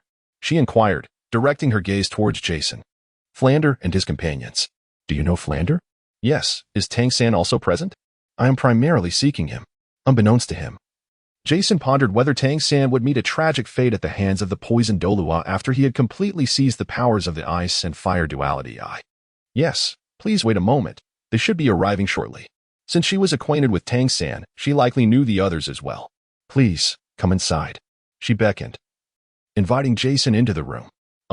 Dean, I have other matters to attend to, so I shall take my leave. Jiang Zhu recalled her own pressing engagements and bid farewell. Jason stepped over the threshold and entered the room. The interior appeared rather minimalist, featuring only a dressing table and a tea table. He found a spot to sit, casually removed his hat, and settled into a tranquil wait. As Lu Erlong approached him, she began to inquire about certain matters. Although some of her questions mirrored those previously posed by Jiang Zhu, Jason remained patient, addressing each one in turn. However, the occasional glances she cast towards the crown of his head left Jason feeling somewhat affronted. After a while, a man with a rigid expression entered the room and momentarily paused upon seeing Jason. Compared to his former self, Jason had undergone a remarkable transformation. His violet pupils had turned to black, and his once white hair had darkened, albeit not fully regrown. Moreover, his aura had shifted considerably, emanating a pleasant energy that instinctively drew others near. This change was attributed to the Eye of Ice and Fire, while his facial features had not altered significantly. The master was momentarily unable to recognize him. Jason acknowledged the master with a polite nod. Upon the master's arrival, Lu Erlong's attention instantly became fully engrossed in him. Is this young man a student of the academy? The master inquired of Lu Erlong, his curiosity piqued. Chapter 93, a meeting in the open space behind the thatched cottage. A crowd had gathered. They looked on in astonishment at a black-eyed youth wearing a hat. A middle-aged man, sporting glasses, expressed his delight as he spoke to him. How wonderful! Your health has been restored. Do be cautious from now on. Your martial soul cannot undergo another mutation, Flanders said with a beaming smile, patting Jason's shoulder. The master wore an expression of puzzlement, tinged with envy. Observing the extraordinary mutations of others' martial souls, he couldn't help but compare them to his own. Jason attributed his recovery to a mutation of his martial soul, which seemed the most plausible explanation. Jason, could you elaborate on the circumstances surrounding your martial soul's mutation? The master found it utterly astonishing that such a phenomenon could mend the fractured meridians within him. Yet, Jason appeared oblivious to the master's curiosity. Continuing his animated conversation with Flandre and Xiao Wu Jia, Lu Erlong frowned at the master's awkward demeanor. Young man, do you not see someone is speaking to you? At that moment, Jason, who had been smiling while conversing with Flandre, paused. An oppressive silence enveloped the room, creating a palpable tension that made it difficult to breathe. Ma Hongjun and the others instinctively shrank back. Oh dear, perhaps young Jason simply did not hear. There's no need to be so serious, Flandre chuckled. Hoping to alleviate the atmosphere. Since my presence is not particularly welcomed, I shall take my leave. Where is Tangan? My primary purpose in visiting was to see him. With these words, the heavy atmosphere instantly lifted, and the air seemed to regain its vibrancy. He glanced around, noting that Xiao Wu and Tangan were absent. Upon mentioning Tangan, concern etched itself onto the faces of Flandre and the others. Xiao Wu Jia sighed deeply before stating. Little San was taken by the poisoned Douluo the day before yesterday. Since his return, he has locked himself in his room, refusing to see anyone, not even Xiao Wu. Flandre's expression mirrored his worry. That very night, after Tangan's abduction, they had sought out the poisoned Douluo's medicinal garden, but upon arrival, they found only desolation. The hearts of the master and his companions were heavy with anxiety. After all, the poisoned Douluo was a figure of ambiguous morality. No one could predict what he might do to Tangan. They scoured all possible locations in and around Heavendoe City, yet their efforts yielded no trace of him. Curiously, it was not until the following morning that Tangan appeared at the academy's entrance, his face ashen. When the master inquired about his well-being, Tangan forced a faint smile, insisting he was fine. He subsequently isolated himself, refusing to open the door regardless of how fervently Xiao Wu called from outside. This continued until today. Perhaps I should pay him a visit. I have matters to discuss that may aid him, Jason mused, his expression remaining composed. Although the tense atmosphere had dissipated, Jason's demeanor now exuded an unapproachable air, tinged with an implicit sense of pressure. Very well, I shall accompany you, Flandre remarked. Observing Jason's indifferent countenance, feeling a twinge of guilt within. Ultimately, that decision had been tacitly endorsed by himself. We shall follow as well, the master addressed Lu Erlong. Indeed. She replied, snapping back to reality. As he gazed at the silhouette of the youth clad in white ahead, an unsettling sensation gripped him. What was the source of that oppressive aura? As a soul sage, to feel such pressure emanating from a mere boy was perplexing. This sensation transcended mere rank. It was akin to a lineage. Yes, lineage. Lu Erlong concluded with certainty. Yet, was he not a weapon spirit? Why did he evoke such a sense of oppression within him? The journey fell into a contemplative silence. Jason, what are your plans for the future? He inquired, attempting to alleviate the awkward atmosphere. I intend to attend the Blaze Academy. Should you participate in the elite tournament of Advanced Soul Master Academies a year hence? I hope we do not cross paths, Jason replied, his expression remaining serene, lost in his own thoughts. Indeed, they are still quite young. Perhaps they should wait a couple more years before competing. At this moment, Flandre had not yet contemplated their participation in the continent-wide elite tournament of Advanced Soul Master Academies. However, he refrained from addressing Jason's rank, aware that it was somewhat irrelevant to him. You shall participate, right? Is that the destination ahead? He gestured towards a wooden cabin, in front of which sat a girl with a ponytail, her expression one of melancholy. It was Xiao Wu. Yes, alas, Xiao Wu has been waiting outside all night. Yet Tangan still has not opened the door. One wonders what that poisoned Douluo has inflicted upon him. Upon mentioning poisoned Douluo, fury flashed across his face. Perhaps he has poisoned him, a toxin that leads to death within 3 to 5 days. Jason remarked, his voice solemn as he walked along the path. Upon hearing Jason's words, Lu Erlong halted in shock, recognizing the gravity of the situation. He hastily sprinted towards the cabin, and Xiao Wu, noticing Plunder rushing towards her, had no time to inquire before he kicked the door open. With a resounding crash, the wooden door burst ajar. Indeed, within, Tangan was bare-chested. Numerous acupuncture needles embedded in his skin, while the ground was stained with a thick, purple liquid intermingled with red, alongside several corrosive pits. Tangan, in the midst of his bloodletting, was momentarily taken aback by Plunder's abrupt entrance. Then, a frown creased his brow. "Director, why did you suddenly barge in?" Xiao-san, what is going on? Why didn't you inform me?" At that moment, Xiao Wu also entered, and upon witnessing the tragic scene, tears immediately streamed down her face. However, seeing the acupuncture needles on him, she dared not approach, merely expressing her sorrow from the side. Observing the expressions of Plunder and Xiao Wu, who had intruded unexpectedly, he realized they had misunderstood the situation. "I was merely detoxifying. It was inconvenient, so I isolated myself," he said with a wry smile. The two were momentarily taken aback. "Is that true? Can you really detoxify?" Xiao Wu asked with a hint of skepticism. "Indeed, it was precisely because I required a tranquil environment that I locked myself in. Though I neglected to inform you." Tangan's words left Plunder feeling somewhat awkward. Just as he was about to speak, a voice echoed from the back. "I have 8-pointed frost grass and fiery apricot blossom." This statement rendered Tangan speechless, shock evident as he turned to the newcomer. The individual wore a hat. Standing against the light, their face somewhat obscured, yet they exuded a sense of familiarity. However, it seemed improbable for that familiar person to be present here. "Who are you?" He struggled to suppress his astonishment, though his rapid breaths betrayed him. How did this person know about the 8-pointed frost grass and fiery apricot blossom? How could they possibly possess these items? How did they know he required these two rare herbs? A whirlwind of questions swirled in his mind. Yet he maintained an impassive exterior. "Jason," came the calm reply, and as the backlight faded, Tangan finally glimpsed the face beneath the hat. Chapter 94. Grafting. The master and others soon entered, and the small wooden cabin felt instantly crowded. Upon seeing Tangan's condition, everyone approached with concern and inquiries. Yet, at that moment, Tangan's gaze was fixed solely on one individual. "Jason?" He looked at Jason, whose features bore a slight resemblance to those from the past. Filled with curiosity, "It is I. I have come to discuss a matter with you, to make a trade." He stood among the crowd like an isolated eagle. "What did you say when you first entered?" He fixed his stare on Jason, hoping his earlier words were not a figment of his imagination. 8-pointed frost grass and fiery apricot blossom." Jason's words ignited a surge of excitement within Tangan. However, the indifference reflected in Jason's dark pupils instantly dampened his spirits.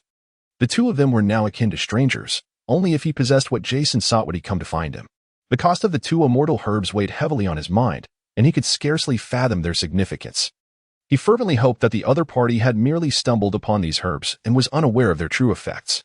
However, Tangan understood that since the individual had sought him out, they must be fully cognizant of the herb's capabilities and his own circumstances. "What do you desire?" "Let us converse privately," Jason declared as he surveyed those surrounding them. "Hey, Jason, what is so secretive that we cannot listen?" Xiao Wu interjected, clearly displeased. "The details of the transaction must remain confidential. Isn't it merely the Xianbing grass and the Lihua variant? What do you want? I will provide it," she proclaimed boldly, thumping her chest. Upon hearing this, Jason chuckled before responding, "Would you offer me 100,000-year soul ring?" His smile was as warm as the morning sun. Yet it plunged Xiao Wu into an icy despair. "Everyone, please step outside. I wish to speak with him," Tangan said. Removing the acupuncture needles from his body and donning his attire, the group exchanged glances before gradually exiting the room, with a somewhat dazed Xiao Wu being pulled out by Ningrong. As the wooden door closed, silence enveloped the room, leaving the two men in mutual gaze. Eventually, it was Tangan who broke the stillness. "I wish to first examine the two items you mentioned," he spoke in a low tone, perhaps due to the lingering effects of the poison. "Very well," Xiao replied, producing the octagonal Xianbing grass and the Lihua Xingjiao Shu. Before them, Jason's arms sprouted tendrils that extended into his palms, and soon a herb emerged from his left hand. The white plant resembled a large flower with an octagonal shape, its center glimmering like ice crystals, devoid of any fragrance. A chill emanated from it, causing discomfort to Tangan's weakened body. Simultaneously, his right hand bore a vibrant red plant that resembled a cabbage. Despite the discomfort, Tangan remained transfixed on the two immortal herbs before him. Suddenly, he recalled the peculiar nature of these plants. The coldness and searing toxins seemed to have no effect on him. He scrutinized the herbs as if they were growing directly from his hands. Who are you, truly? He pondered, questioning whether Jason might indeed be an immortal herb that had attained sentience. Jason, came the simple reply, followed by, I currently possess 2 immortal herbs, one for repaying a debt of gratitude and the other for trade. What say you? Debt of gratitude? When have you ever owed me anything? Tangan racked his memory but found no instances of such a bond between them. You will come to understand this debt in due time. For now, let us focus on the other herb, which is for trade. What are the terms of this transaction? He momentarily set aside his confusion regarding the debt. Submit to me. As he uttered these words, a faint dragon's might emanated from him, transforming into an aura of authority. It was akin to the sudden exposure of fangs from the king of the forest. This was the first time Tangan had sensed such an essence from him. Who was he, truly? Jason's enigma had always been present, an early maturity that exuded a primal energy, as if he were born of the forest itself. Yet now, his demeanor had shifted entirely, the feral essence giving way to a gentle yet commanding presence. Douluo likely afforded you 3 or 5 days. Once the time elapses, should you fail to find a remedy for the poison within you, your life will be forfeit. As his aura receded, Jason returned to a state of tranquility. Though he was uncertain of Hao Yin's whereabouts, he knew he was not nearby, granting Jason an opportunity. The contrasting coldness and heat radiating from the 2 immortal herbs inflicted pain upon Tangan, his face alternating between hues of blue and red. Yet, he found himself torn as he gazed at the herbs before him. The Tang sect was his obsession, but with only one of the immortal herbs. He remained unable to escape death. Moreover, since the other party was able to locate him, it was certain that they possessed the means to safely absorb the 2 divine herbs. He was unaware of how Jason had acquired this knowledge, just as he would never allow others to uncover his own secrets.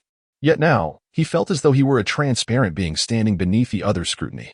Your future influence is merely a fragment of what I have established, Jason remarked, seemingly discerning some of his apprehensions. Tangan grasped the implication of his words. While his own power could remain under his jurisdiction, it was to be governed by Jason's rules. Very well, I concede to your terms. Ultimately, Tangan accepted the other's conditions, for he had no alternative. Even if he were to obtain the 2 divine herbs, he presently lacked the capacity to absorb them. As for directly delivering them to Douluo for his survival, upon hearing the necessity of purging the poison, which would render his cultivation null, he might very well contemplate self-destruction on the spot. A prudent choice indeed. The 2 divine herbs extended their vines forward. Do not move. I shall integrate a branch within your body that will assist you in absorbing the 2 divine herbs. The herbs transformed into 2 intertwining red and white vines, subsequently enveloping Tangan entirely. He silently felt the fine roots of the vines burrowing into his skin, as if taking root in the earth, penetrating into his body and climbing through his meridians. Miraculously, all the toxins within him were completely absorbed by the minuscule roots that had infiltrated. Simultaneously, the medicinal essence of the divine herbs gently permeated from the roots, transforming his very being. Throughout the process, Tangan remained still. Observing the roots embedding themselves in various meridians and vital channels, he understood that his fate was now in another's hands. Yet, the truth remained he had no choice. Once the little demon had grafted the branches bearing the 8-pointed Xianbing herb and the fierce fire apricot blossom onto his body, it seemed to sense an enticing aura. It yearned to greedily continue exploring that essence within Tangan. Come back. Jason's voice compelled it to reluctantly sever the branch and retreat into his own body. Observing Tangan, whose complexion had returned to a healthy hue, he smiled and said, Welcome to the star-covering sect. The branch posed no harm to you. It will aid in absorbing the medicinal properties of the divine herbs, preventing an instantaneous demise. Furthermore, as it grows, it will enhance your recuperative abilities and significantly bolster your blue-silver grass. However, it requires your sustenance to thrive. Should you cease to nourish it, it will consume your soul power and vitality. This could be considered a drawback. Jason rose and elucidated the function of the branch to Tangan. The roots grafted within him were unlike those of others. For them, stopping nourishment would merely result in a loss of strength. Within Tangan, if he were to neglect nourishment for an extended period, it would inevitably devour his own soul power and vitality. Chapter 95, The Scheme at this moment. Tangan felt the gentle medicinal properties of 2 celestial herbs infusing into his body. Yet, he understood the extraordinary nature of achieving such a feat. These 2 herbs, capable of wreaking havoc upon the body, were being absorbed by him in this manner. It is essential to recognize that the designation of celestial herbs signifies their uniqueness. What, then, is this branch that amalgamates with the herbs? Furthermore, According to Jason's earlier words, the plant that had recently entered his body possessed sentience. Is it a soul beast? He pondered this for a moment before turning his gaze towards Jason. How shall I address you henceforth? He inquired with a calm demeanor. In this world, free lunches are a rarity. Though they do exist, it was clear they would not be offered by Jason. Ultimately, he had rescued Tangan's life. And what he had lost was merely his freedom. For Tangan, it was not a loss. Feel free to call me as you wish. Jason replied nonchalantly. Then I shall address you as the sect master from now on, he declared, recalling Jason's mention of the revival sect, which was evidently a church. Agreed. Jason nodded, signifying that this transaction had reached its conclusion. Both parties have achieved their desires. Jason has sacrificed 2 precious herbs in exchange for Tangan's loyalty, while Tangan has forfeited his freedom yet gained his life. Tangan, henceforth, in addition to enhancing your own strength, you may also begin to forge your own influence. I grant you 5 years to cultivate a force capable of contending with the martial might of the Heavendo Empire. He fixed his gaze upon Tangan. From now on, your faction shall be under your command. Upon hearing this, Tangan's pupils constricted slightly. Was this a prelude to an assault on the Heavendo Empire? Yet, he pondered how one individual could possibly establish a power that could rival that of the Heavendo Imperial City within a mere 5 years. Nevertheless, he understood that such a demand was not made without reason. What other secrets did Jason possess? For some inexplicable reason, at that moment, Tangan found himself beset by an increasing number of questions regarding Jason, while the veil surrounding him grew ever denser, unfathomable. Even the elders of his previous life had never exerted such pressure upon him. I will do my utmost, he declared solemnly. Excellent. The branches implanted within you will augment your strength, complementing your martial soul and affording you greater time to develop your influence. I trust you will not disappoint me. Jason nodded. Then, before Tangan's astonished gaze, he transformed, his form resembling that of a tree, with numerous branches extending outward. Upon that branch, an array of ethereal herbs flourished in abundance. The tree bore grasses resembling fruits, an astonishing sight that struck him with an unprecedented impact. How could this be possible? The mere appearance of the 8-pointed ice grass and the fierce fire apricot had already stirred his excitement, but now, witnessing the ever-increasing celestial herbs surrounding Jason, he found himself in a state of stupor. Simultaneously, those outside the cottage sensed the unusual phenomena within. The occasional waft of an otherworldly aura enveloped them, making them feel as though they were immersed in a realm of enchantment. They gazed in wonder at the interior, seemingly eager to uncover the mysteries unfolding within. Many of these celestial herbs are unfamiliar to me. I require your assistance in identifying them. You may take a minute to observe. And then please provide me with a catalog, Jason addressed Tangan, who appeared somewhat dazed. All right, Tangan replied, regaining his composure and responding stiffly. He then began to approach the various plants, engaging in meticulous observation.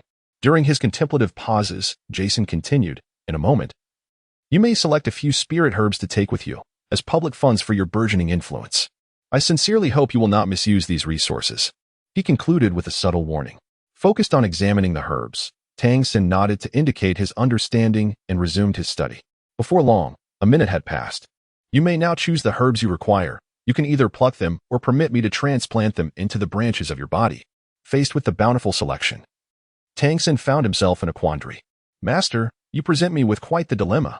It was evident that among the 7 monsters, Ning Rongrong belonged to the 7 treasure glazed tile school, while Dai Mubai and Zhu Zhuqing hailed from the royal family of the Star Luo Empire.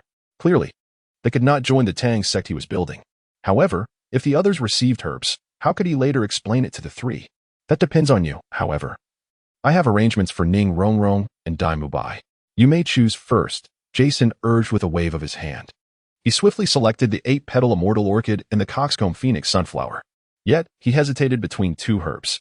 One was a seemingly ordinary white flower, palm-sized and resembling a peony, devoid of any foliage. The other was a pristine white flower, as unblemished as a snow lotus. It was the heartbreak red and the water nymph bone. After some deliberation, he ultimately chose the heartbreak red. Upon his selection, all the surrounding spirit herbs gradually retreated into Jason's sleeve. For some reason, Tangan found himself genuinely questioning whether Jason was, in fact, an intelligent spirit herb. I will be in the Heavendo City for the entire day. Please compile the information you just observed, detailing the methods and uses thoroughly, and record as much as you can. Also, you should remember the 2 children I brought from Shrek Academy. Please select 2 herbs suitable for them as well. Jason paused, giving him time to absorb the information. Do you understand everything I just mentioned? Understood, he nodded in reply. Very well, today's matters conclude here. You are a rare talent to me, and I hope you will not disappoint. As he spoke, he had already reached the door. The wooden door creaked open, and Jason emerged, donning a hat that cast a shadow over his face, obscuring his expression from the onlookers. Everyone remained silent. Even the usually lively Xiao Wu gazed at Jason with a hint of trepidation. I apologize for the intrusion today, Dean, Vice Dean. This shall be my last address to you. Take care henceforth. He solemnly bowed to Xiao Wu Jia and Plunder. Previously, Jason had indeed exhibited a rather unpleasant demeanor, radiating an innate coldness that set him apart from others. Ultimately, he had not regarded them as companions, nor had they considered him one. This was primarily due to Jason's own disposition. Nonetheless, Plunder and Xiao Wu Jia had consistently endeavored to understand him, wishing to integrate him into the academy. However, he had his own affairs to attend to and could hardly accept their kindness and peace. Plunder and Xiao Wu Jia nodded solemnly, take care as well. After rising, Jason offered a slight smile and retraced his steps. Upon exiting the school gate, Jason hailed a carriage heading towards the Seven Treasure Glazed Tile School. Chapter 96. Seven Treasure Glazed Tile School. The Seven Treasure Glazed Tile School is situated in the northwest of the Heaven-Do Empire, nestled at the foot of Jingyu Mountain. Following the establishment of the school, the mountain was renamed Glazed Mountain. The sect is built against the mountain, making it easy to defend yet challenging to assault. After several hours in the carriage, Jason finally arrived at the base of Glazed Mountain. Disembarking, he retrieved the funds collected from Tangan and paid the driver. At the mountain's foot, the prominent inscription of Seven Treasure Glazed Tile School was striking. The sect's structure resembled a pagoda, adorned with intricate carvings, resembling an enlarged 9-treasure glazed tile pagoda. Flanking the entrance were disciples in uniform, stationed to oversee visitors. Through the gates, one could vaguely see the edifice rising majestically on the mountain. Greetings, I seek an audience with Master Ning. Jason addressed the 2 disciples at the entrance. What business do you have with our master? Do you possess an official order? The taller middle-aged man approached without dismissing him, treating the young boy with due respect. I do not have an official order, but I do have a matter to discuss with him. If entry is not permitted, could you kindly relay my message? What matter? The man intended to ascertain the significance of the request before deciding whether it warranted a visit to the master. It pertains to the 9-treasure glazed tile pagoda. What concern could our sect's martial soul possibly have? If you lack an official order, you should return, interjected the younger disciple impatiently. You speak of the 9-treasure glazed tile pagoda? The middle-aged man disregarded the youth's impatience, focusing intently on Jason. As a member of the 7-treasure glazed tile school, one is privy to a particular secret. As the most potent auxiliary martial soul, the 7-treasure glazed tile school harbors a hidden truth about their martial soul. According to legend, if a unique opportunity arises, the 7-treasure glazed tile pagoda may evolve into the 9-treasure glazed tile pagoda, enhancing not only the foundation of the soul master but also providing greater potential. Once a soul master possessing the 9-treasure glazed tile pagoda reaches the rank of a title Douluo at 9 ranks, they can attain the title of the God of Support, wielding the power to alter the tides of battle. Yes, I hope you can relay this message. Jason affirmed with a nod. Very well, please wait here. Qingyu, ensure the sect's decorum is maintained and do not act rudely. Though uncertain of how this young man came to know of the 7-treasure glazed tile school, it was clear that his purpose was significant. The middle-aged man, named Yang Liang, had spent his life within the sect, rarely venturing outside, and was well informed about most matters, barring those deliberately concealed. As he ascended the mountain path, his steps quickened yet remained composed. Unlike other sects, where one must announce themselves step by step to meet the master, Ning Fengji typically sat in the hall, sipping tea and discussing affairs, rarely disturbed. However, if there was business, one could directly notify him in the hall. Before long, he reached a magnificent building. The hall wide open, revealing 3 individuals engaged in animated discussion. In the center stood a poised, refined middle-aged man, flanked by a stern-looking elder in white and a withered elder. Master, Elder Jian, Elder Gu. He approached respectfully, greeting each in turn. Oh, Yang Liang, what brings you here? Upon his arrival, the conversation among the 3 momentarily ceased. Today, while I was on duty at the foot of the mountain, I encountered a youthful lad, no more than 12 or 13 years of age, who expressed a desire to meet with you regarding a matter of significance. He cast a curious glance at the inquisitive sect master Ning before continuing. It pertains to the 9 treasures glazed tower. The moment his words fell, Ning Fengji furrowed his brow, pondering the implications of the 9 treasures glazed tower. The two elder gentlemen beside him exchanged glances, confirming. Are you certain he is merely a boy of 12 or 13? Indeed. I too was struck by the boy's extraordinary demeanor and the importance of the matter he wishes to discuss with our sect, which is why I felt compelled to disturb the sect master. There is no need for concern. Please bring him up. It coincides with lunchtime, and we shall extend our hospitality to our guest. Ning Fingji waved his hand dismissively, signaling that there was no cause for anxiety. Yes, Yang Liang replied, and made his way down the mountain. Upon reaching the foot of the mountain, he discovered the young lad still standing there, seemingly undisturbed since his departure, his eyes reflecting an unwavering calm. Yang Liang was momentarily taken aback before approaching him. Greetings, may I inquire your name? Despite the boy's tender age, Yang Liang felt an instinctive urge to lower his stance in his presence, sensing an aura reminiscent of the sect master. Jason, please follow me. The sect master has prepared lunch. He courteously gestured for Jason to proceed. They traversed beyond the sect, ascending the mountain together. Along the path, they encountered several refurbished ponds, adorned with trees and blooming flowers, interspersed with winding trails leading to unknown destinations. As they ascended further, the number of buildings increased, while figures clad in sect attire moved about, occasionally intersecting with clusters of youths engaged in lively discussions by a pond. Curious maidens would glance in their direction, amplifying the vibrant atmosphere. It was a scene brimming with vitality. Eventually, guided by Yang Liang, they arrived at a place reminiscent of a conference hall. After passing through the expansive chamber, they traversed a tranquil pathway before halting before a long corridor. The sect master awaits you inside. I must return to my meal now, he said, bowing slightly to Jason before turning to depart. Speaking of which, I am feeling somewhat hungry myself. Since entering the sunset forest, I have yet to partake in a proper meal. Although not famished, he felt a peculiar void in the absence of sustenance. Upon pushing open the door, a delicate fragrance wafted into the air. Then he saw a refined middle-aged man seated inside Master Ning. He first greeted him, then approached the dining table and took a seat across from him. How may I address you, young brother? Ning Fingji inquired, casting a glance at the hat-wearing youth who had just entered, finding him somewhat inscrutable. Jason, the young man replied, feeling that today he had introduced himself rather more than usual. Very well, let us eat. We can converse as we dine.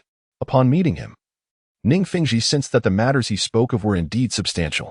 Thank you for your hospitality. Allow me to offer you a toast. Jason raised his glass and downed it. During his period of despondency, he had significantly increased his tolerance for alcohol. After finishing his drink, he proceeded to the crux of the matter. How did you come to know about the 9 treasure glazed pagoda? While this matter is confidential, it is discoverable with a bit of inquiry. I possess an herb that can rectify the deficiencies of the 7 treasure glazed pagoda, transforming it into the 9 treasure glazed pagoda, Jason stated plainly, bypassing the inquiry entirely. Chapter 97. The name of the master. The 7 treasure glazed sect appeared tranquil and composed as usual, perhaps situated atop the mountain to avoid the clamor of the outside world. However, from the various structures on the mountain, the 9 treasure glazed sect exuded a subtle opulence. At this moment, the leader of the 7 treasures glazed tile school, Ning Fingji, stood rigidly before the dining table, facing a young man clad in white attire and a hat. The youth was smiling as he regarded Ning Fingji. The meal prepared by the host was quite exquisite. Jason sampled a piece of vibrant green vegetable, savoring its taste, and then expressed his admiration. Ning Fingji, regaining his composure from his earlier lapse, responded with a light-hearted laugh. I am glad you enjoy it, young brother. If it is insufficient, I can have more brought in. His demeanor shifted back to that of a gracious host. That will not be necessary. Besides, there is an ample amount of food here. It cannot possibly be prepared solely for my benefit.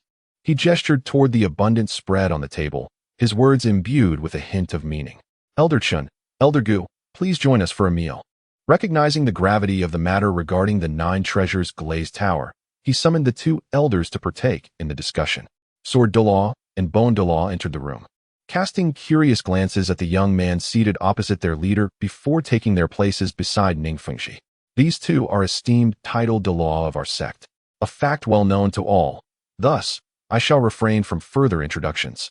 Once they were seated, an oppressive aura emanated from Sword Douluo, who was similarly attired in white, directed at Jason. This was Sword Douluo exerting his pressure, albeit controlled, just enough to induce a sense of discomfort in Jason. This was a customary show of dominance. While regular guests would not require such displays, it was essential to establish superiority in the presence of a strange and mysterious visitor to facilitate subsequent discussions. It also served as a form of testing. However, Jason appeared unaffected, maintaining a calm demeanor as he politely acknowledged both elders. Douluo nodded in response, casting a puzzled glance at Douluo, seemingly questioning why the confrontation had yet to commence, perhaps hesitant to intimidate someone so youthful. Nevertheless, the matter concerning the 9 treasures glazed tower was of utmost importance, irrespective of the visitor's age or gender. Ning Fengji had previously briefed them on this issue, understanding its significance for both himself and the entire 7 treasures glazed tile school. Observing Jason's lack of reaction, Douluo began to gradually intensify his pressure. Yet Jason remained unfazed.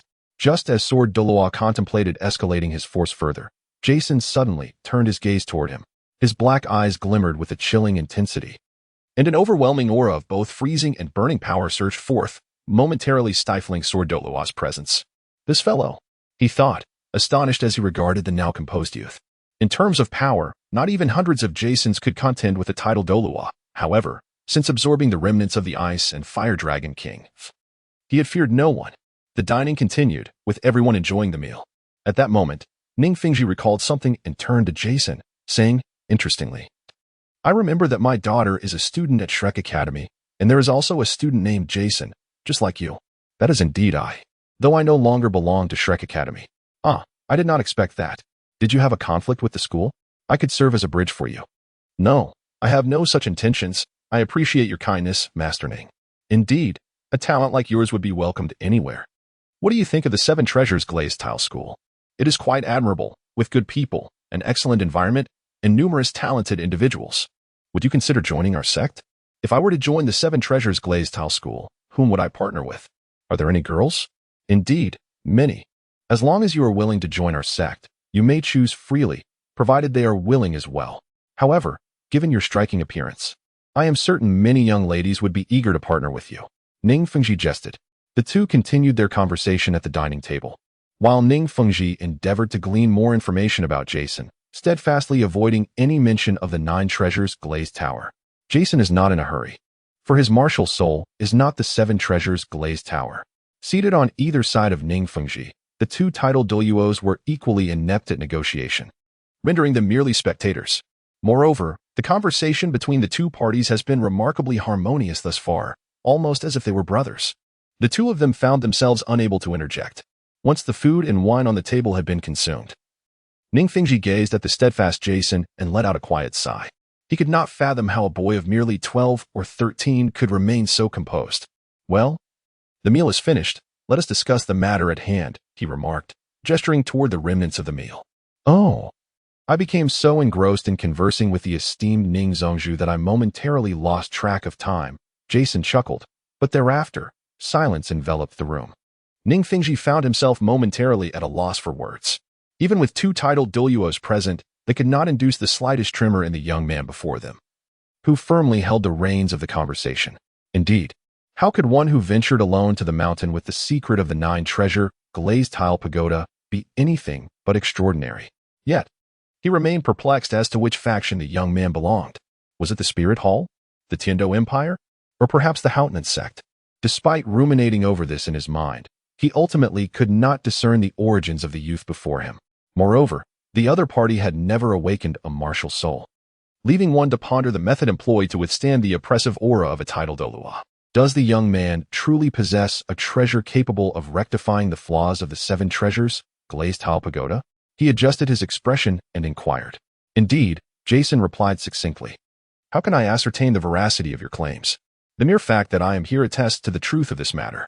Indeed, one would have to be quite foolish to ascend the mountain with a counterfeit, particularly in the presence of 2 titled Douluos. Moreover, as one of the esteemed upper 3 sects, the 7 treasure glazed tile sect finds it rather effortless to eliminate an individual. How can you ascertain that the object you possess can rectify the flaws of the 7 treasure glazed tower? You may have your sect members tested, though I possess only one.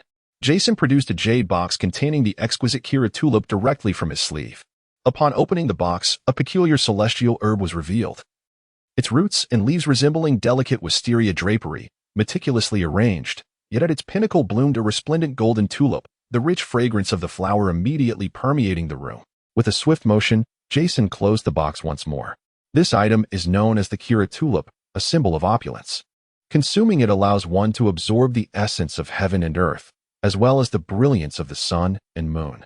The flower must not be ingested but rather gently inhaled to draw its essence into the body, followed by a gradual cultivation of soul power to disseminate the medicinal effects throughout the limbs and bones. Jason explained to Ningfengji. It is indeed a rare herbal treasure. Speak, what do you require? After witnessing the Kira tulip, his belief in Jason's assertion strengthened somewhat. Upon the utterance of the phrase in the name of the sect master, an immediate silence enveloped the room. Chapter 98, the transaction. The atmosphere, which had just begun to ease, abruptly solidified once more. This time, both Bone Douluo and Sword Douluo exerted their pressure upon Jason. The aura of the two titled Douluos filled the entire room, causing the table before them to creak. As if it could not withstand the mounting pressure, they cast unfriendly glances at the composed youth across from them. Sword Elder, Bone Elder, do not frighten our guest. Ningfengji gestured for them to retract their pressure. Upon hearing this, both complied, yet internally they were taken aback. Bone Douluo recognized that Sword Elder had indeed applied pressure, but it had no effect on the young man before them. This time, they unleashed their full might. In the face of two titled Douluo's might, even a soul sage could not maintain such ease. Young brother, could you clarify your statement further? If he had not misheard, the other party mentioned the sect master's name, not the position itself. To rectify the flaw of the seven treasure glazed tower's martial spirit, I believe sect master Ning can comprehend the significance of this moment. Jason stated, glancing at Ningfengji. Indeed, Ningfengji nodded, not denying the matter regarding the nine treasure glazed tower, for it held substantial implications for the strength and significance of the seven treasure glazed sect. Thus, is it not excessive to exchange for the name of a sect master? You mean the sect master's name? Yes, the sect master's name, not the position. It signifies that I only require the title of the sect master of the seven treasure glazed sect, without any actual authority. The true leader remains Ningfengji. The title merely shifts to Jason. Ningfengji pondered for a considerable time. Could we perhaps negotiate another condition? This arrangement seems to benefit you more than it does me. Even having the seven treasure glazed sect's assets or using it as your backing would be more advantageous than merely a titular position. He addressed Jason, hopeful for a revised condition. This matter was not unacceptable for Ningfengji. In fact, it seemed quite advantageous. Yet, it was precisely for this reason that he hesitated to agree. Once word spread, it would merely reveal that a youth had acquired a treasure capable of rectifying the flaw of the seven treasure glazed tower, yet sought nothing more than a superficial title to satiate his vanity. After all, he was not a middle-aged man in his 30s or 40s. He was merely a boy of 12 or 13. However, Ningfengji understood that one should not confine the individual before him by age. Yet, he could not discern the young man's true intentions. I genuinely require the title of sect master. If it brings you any concern, in 20 years, I shall relinquish the position to your daughter or whomever you deem fit. Clearly, Jason's objective was the title of sect master of the seven treasure glazed sect. Ningfengji's expression momentarily became conflicted. Both titled Douluos exchanged bewildered glances at the young man. Did he truly desire nothing more than a title? They had anticipated he might seek the assets of the seven treasure glazed sect or require the entire sect as his support, perhaps even, in an audacious turn, propose to wed Ningrongrong. Naturally, should he dare to suggest exchanging for Ningrongrong's hand, the two would undoubtedly erupt in fury. Yet, they had never imagined he sought merely a sect master's title. Although such a title elevated his status significantly, it seemed rather trivial compared to the long-standing unresolved flaw of the seven treasure glazed tower. After all, this very herb could pave their path toward becoming titled Douluos. This herb can be granted to you first. Tang San, you should know that this individual possesses far greater knowledge in this area than I. You may have your daughter consult him. Once the nine treasure glazed tower confirms its efficacy, you may then announce the change of sect master for the seven treasure glazed sect, and as for how you choose to publicize it, I shall remain indifferent. Jason extended the jade box containing the celestial herb toward him. Ningfengji cast a glance, hesitated for a moment, and then accepted it. By the way, ensure to find someone with good aptitude. I wouldn't want to be held responsible should any unforeseen circumstances arise, Jason added suddenly. He inclined his head toward Jason, saying, Very well, if this matter proves true, I extend my gratitude to you, young brother. He refrained from mentioning the potential errors that might arise afterward. As both titled Douluos looked on, their silence unmistakable. No need for thanks. This is merely a transaction. I hope Sect Master Ning can fulfill his promise when the time comes, Jason replied nonchalantly. Certainly. After placing the jade box into his spatial storage, he solemnly nodded. Then, after a moment's hesitation, he quietly inquired of Jason, "May I ask why you desire the title of Sect Master of the Seven Treasure Glazed Sect?" For the sake of a title, Jason responded with a double entendre. Following this, the two conversed further, and Jason took his leave.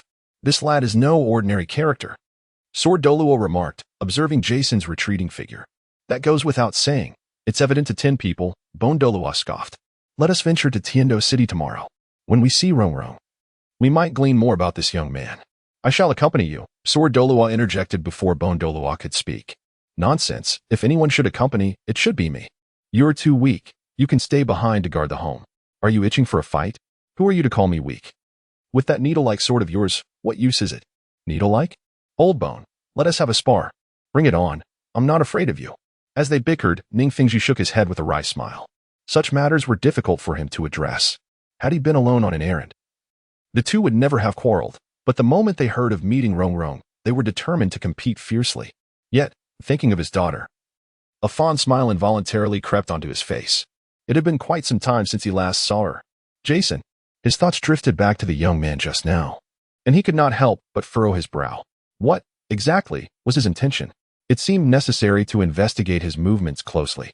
Unbeknownst to him, the lunch had stretched over 2 hours, and now afternoon had arrived. As he descended the mountain, Yang Liang continued to lead the way ahead. Eventually, the two parted ways at the foot of the mountain, at the entrance of the sect. Jason hailed a carriage, intending to reach Tiando City that evening to retrieve the volume from Tangan. There was also another matter he needed to arrange for him. Sitting in the carriage, he closed his eyes in contemplation, pondering if there were any oversights in his plans. After a bumpy journey, Jason finally arrived in Tiando City as night fell. Lifting the curtain, he discerned the sign illuminated by the moonlight. Shrek Academy. It seemed the sign had been newly replaced. Before the entrance stood a man and a woman. The man with an ordinary appearance, while the woman was strikingly lovely. It was none other than Xiao Wu and Tangan. The Blue Tyrant Academy was located in a rather secluded area with few passers-by. Most students had already returned home, rendering the academy both tranquil and serene. After settling the fare with the driver, Jason approached the two. For some reason, Xiao Wu appeared somewhat apprehensive around Jason, lingering behind Tangan, which made Jason seem like a bully. Chapter 99, Departure of the Crimson Flame. Is the roster prepared? Yes, I have nearly documented all the herbs, including special notes for the two children as you requested. He presented a thick stack of documents to Jason. Good. After accepting the roster, Jason produced an envelope. Aside from detailing the future direction of their forces, it contained a letter for Daimubai. Should he wish for the celestial herbs, he must consent to the terms within. Rest assured, it is not a detrimental proposition for him. He handed the envelope to Tangan and spoke in a measured tone. If he agrees, he can come to the Academy of the Blazing Fire to collect the herbs. Understood. Tangan nodded in acknowledgement. Xiao Wu remained silent, feeling an unfamiliarity towards Jason. Despite his white attire, he exuded an aura of profound darkness, darker than the night itself, as if he could consume one's very soul. Very well. That concludes our matters. You both should retire early. We shall meet again in the arena a year hence. Jason smiled and waved farewell before turning to depart. How much Jason had changed.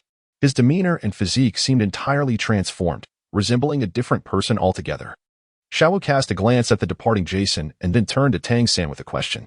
Perhaps this is the true him now. Tangan exhaled a sigh, feeling an inexplicable pressure weighing on his heart when facing Jason. It was as though Jason held dominion over his fate. He sensed that his understanding of this world was perhaps still superficial. As time progressed, he found Master S theories increasingly illusory, like fragile bubbles that burst upon contact. Upon returning to the academy, Tangan contemplated how to discuss the allocation of herbs with Ma Hongjun and the others. The Tang sect had yet to be established, but given the current circumstances, its formation was inevitable. Moreover, he had to assist the old monster with his poison. Today had been quite eventful, and he needed time to process it all. Xiao Wu, if I were to establish a force, would you join me? Tangan inquired, glancing at Xiao Wu to gauge her reaction. Of course, I would join, but I want to be the leader among them. She joyfully danced around Tangan, hands behind her back. Is that so? He murmured, before adding, you may return for now. I shall have a surprise for you tomorrow. A surprise? What kind of surprise? She eagerly leaned closer to Tang San, her excitement palpable. That shall remain a mystery until tomorrow, Tang San replied cryptically. Third brother, please show me, she implored, adopting a playful tone. Tomorrow, he firmly declined. You've changed, no longer the accommodating third brother I once knew. Xiao Wu's eyes glistened with unshed tears. On the verge of crying. Wait, I was wrong, but I need you to join the Tang sect. Tang San, flustered, hastily retrieved a box containing the exquisite herb. Heartbreak red. Xiao Wu immediately snatched the box from his hands, her expression transforming from sorrow to joy in an instant. The swiftness of her mood change was bewildering. As if she had activated the purple extreme demon eye and could not comprehend it. Inside lay a celestial herb known as Heartbreak Red, accompanied by a poignant love story. Under the watchful gaze of the moon and stars, Tang San began to narrate a touching tale to Xiao Wu. The heaviness that Jason had brought with him seemed to lighten at that moment. Meanwhile, Jason walked along the bustling streets of Tiando City. Even at night, the streets remained vibrant and lively, aglow with lights that momentarily transported him back to the ancient cities of his past life. The only disappointment was the absence of vendors selling candied hawthorns. As he strolled through the streets, a sudden commotion caught his attention, drawing a growing crowd. Curiosity piqued. He maneuvered through the throng to see what was unfolding. Finally, he reached the center of the chaos, where he beheld a middle-aged man lying on the ground. His chest caved in, blood trickling from the corner of his mouth, eyes wide open yet devoid of life. Beside him stood a young man with an arrogant demeanor, casting a disdainful glance at the lifeless body on the ground. What transpired here? He inquired. It appears that two individuals had a dispute over business matters. However, it was unexpected that one of them was a soul master, the very one standing there, came the cautious reply as he gestured towards the man in the center. Alas, it seems this incident has brought misfortune upon him. The deceased is likely an outsider, unfamiliar with the dangers lurking here, and has fallen victim to his deceit. One of the onlookers seemed particularly knowledgeable about the standing figure. You see, that Soul Master deliberately targets ordinary merchants for business dealings, only to swindle them without payment. It is said that many have already suffered at his hands, and now, the unfortunate soul on the ground has paid the ultimate price. Why provoke a Soul Master? It only leads to ruin, someone lamented. The crowd buzzed with murmurs, yet when speaking of the middle-aged man, they instinctively lowered their voices. After a while, the enforcement team from Tiando City arrived, taking both the corpse and the young man away. Mark my words, within a few days, that Soul Master will emerge unscathed. After all, he possesses the fortune to be a Soul Master. Someone remarked. The merchant was indeed unfortunate. He had only just arrived in Tiando City when he caught the Soul Master's attention. Jason observed the retreating figures of the enforcement team, his eyes narrowing slightly. Such occurrences were commonplace in this world. Soul Masters, endowed with the innate ability to cultivate soul power and martial spirits, occupied the upper echelons of society. Like beasts, he mused. Yet we are human, and humanity has always strived to distinguish itself from the animal kingdom. As the crowd gradually dispersed, Jason sought refuge in a nearby hotel. The following day, he boarded a carriage, setting off towards the direction of the Fiery Academy. Tang San had already arranged matters on his end. All that remained was for Jason to await his turn. Moreover, although Jason had not engaged in much training over the past few days, his level still ascended to 31. The Blazing Fire Academy, situated in the City of Flame, lies at the confluence of the Douluo Empire and the Heavendo Empire.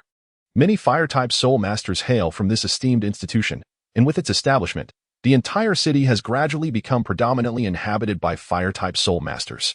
As Jason disembarked from the carriage at the southern gate, he beheld the ramparts aglow in fiery hues, as if engulfed in flames. This spectacle is unique to the southern gate, while the other entrances remain mere stone walls. From his vantage point, the entire City of Flame appeared to be ablaze. After paying the fare, Jason entered through the fiery openings in the walls, merging with the throngs of people.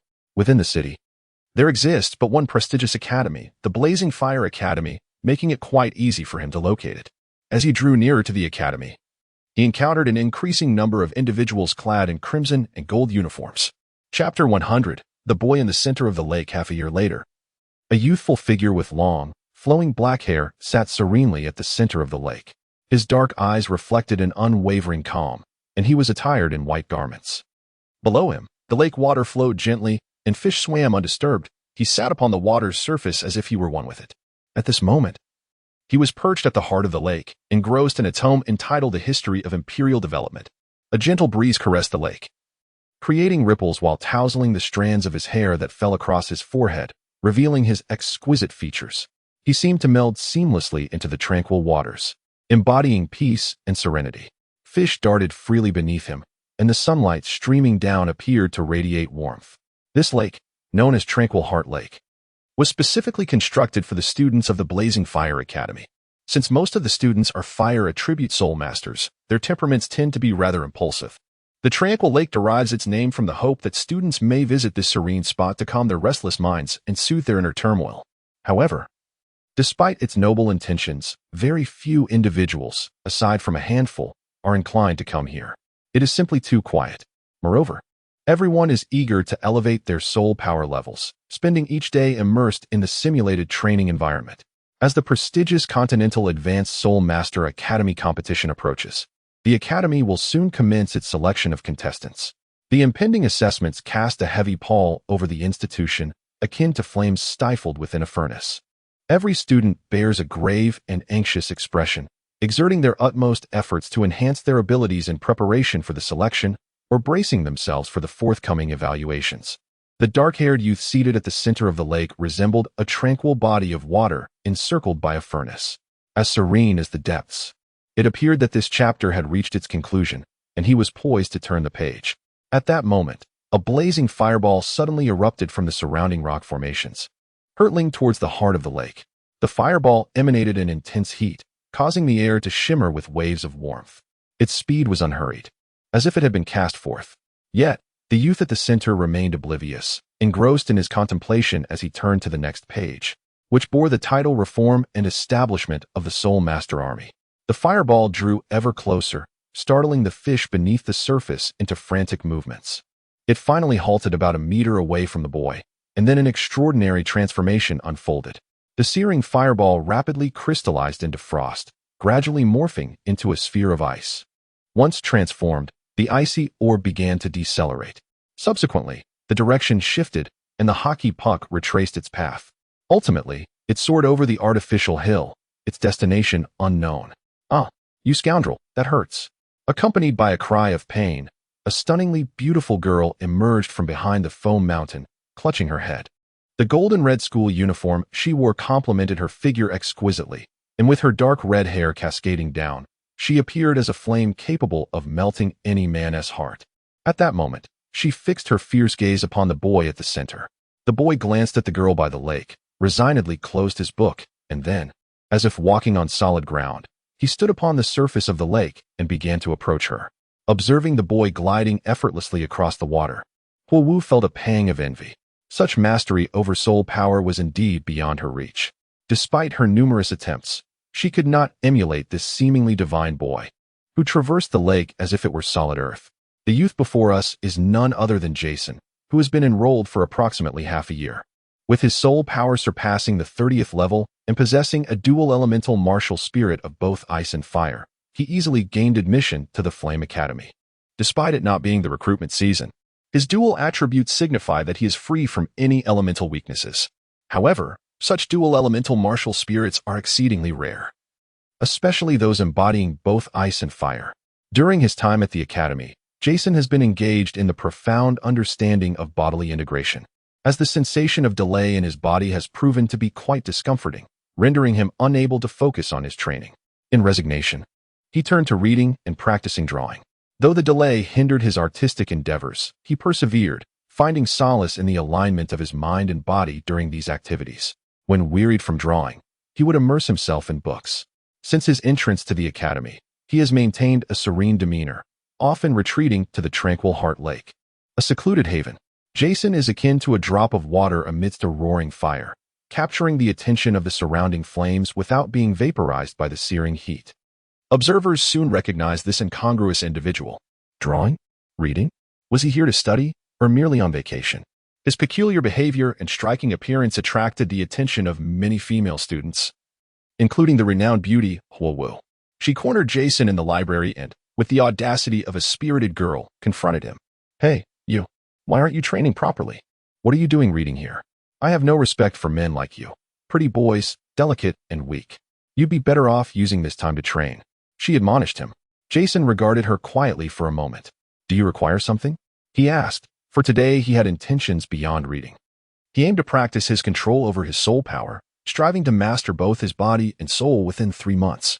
Thus, despite his seemingly leisurely disposition, a sense of urgency lingered beneath. Xiao Wu, incensed by his unflappable gaze, retorted, You, go train. She had learned from her instructor that this boy, endowed with a dual elemental martial spirit, was likely to participate in the elite competition of advanced soul master academies across the continent in a year. This implied that he could very well become her teammate. However, she had observed that since his arrival, he had not engaged in training, choosing instead to read and draw. Unable to tolerate this, she sought him out in the library, hoping to compel him to practice. Jason's first instinct was to think, is this person truly foolish? Subsequently, she did not respond to him and attempted to bypass him. However, Xiao Wu moved her steps to block his path. The curious onlookers gathered around to witness the commotion. Jason tried to circumvent her once more, intending to leave. Observing her shifting stance, an unexpected chill enveloped Jason. Frost swiftly drifted toward Xiao Wu, causing her to freeze in place. Ice crystals emerged from beneath her feet and spread up her neck, leaving only her head exposed. She immediately endeavored to redirect her soul force, but to her dismay, she realized it felt as though her soul energy had also been frozen. Hey, what have you done? She called out to Jason, who continued his leisurely departure, impervious to the clamor behind him. Before long, with the assistance of others, she shattered the ice crystals encasing her body and extricated herself. Yet, her body remained rigid from the cold, having been pampered by her brother since childhood.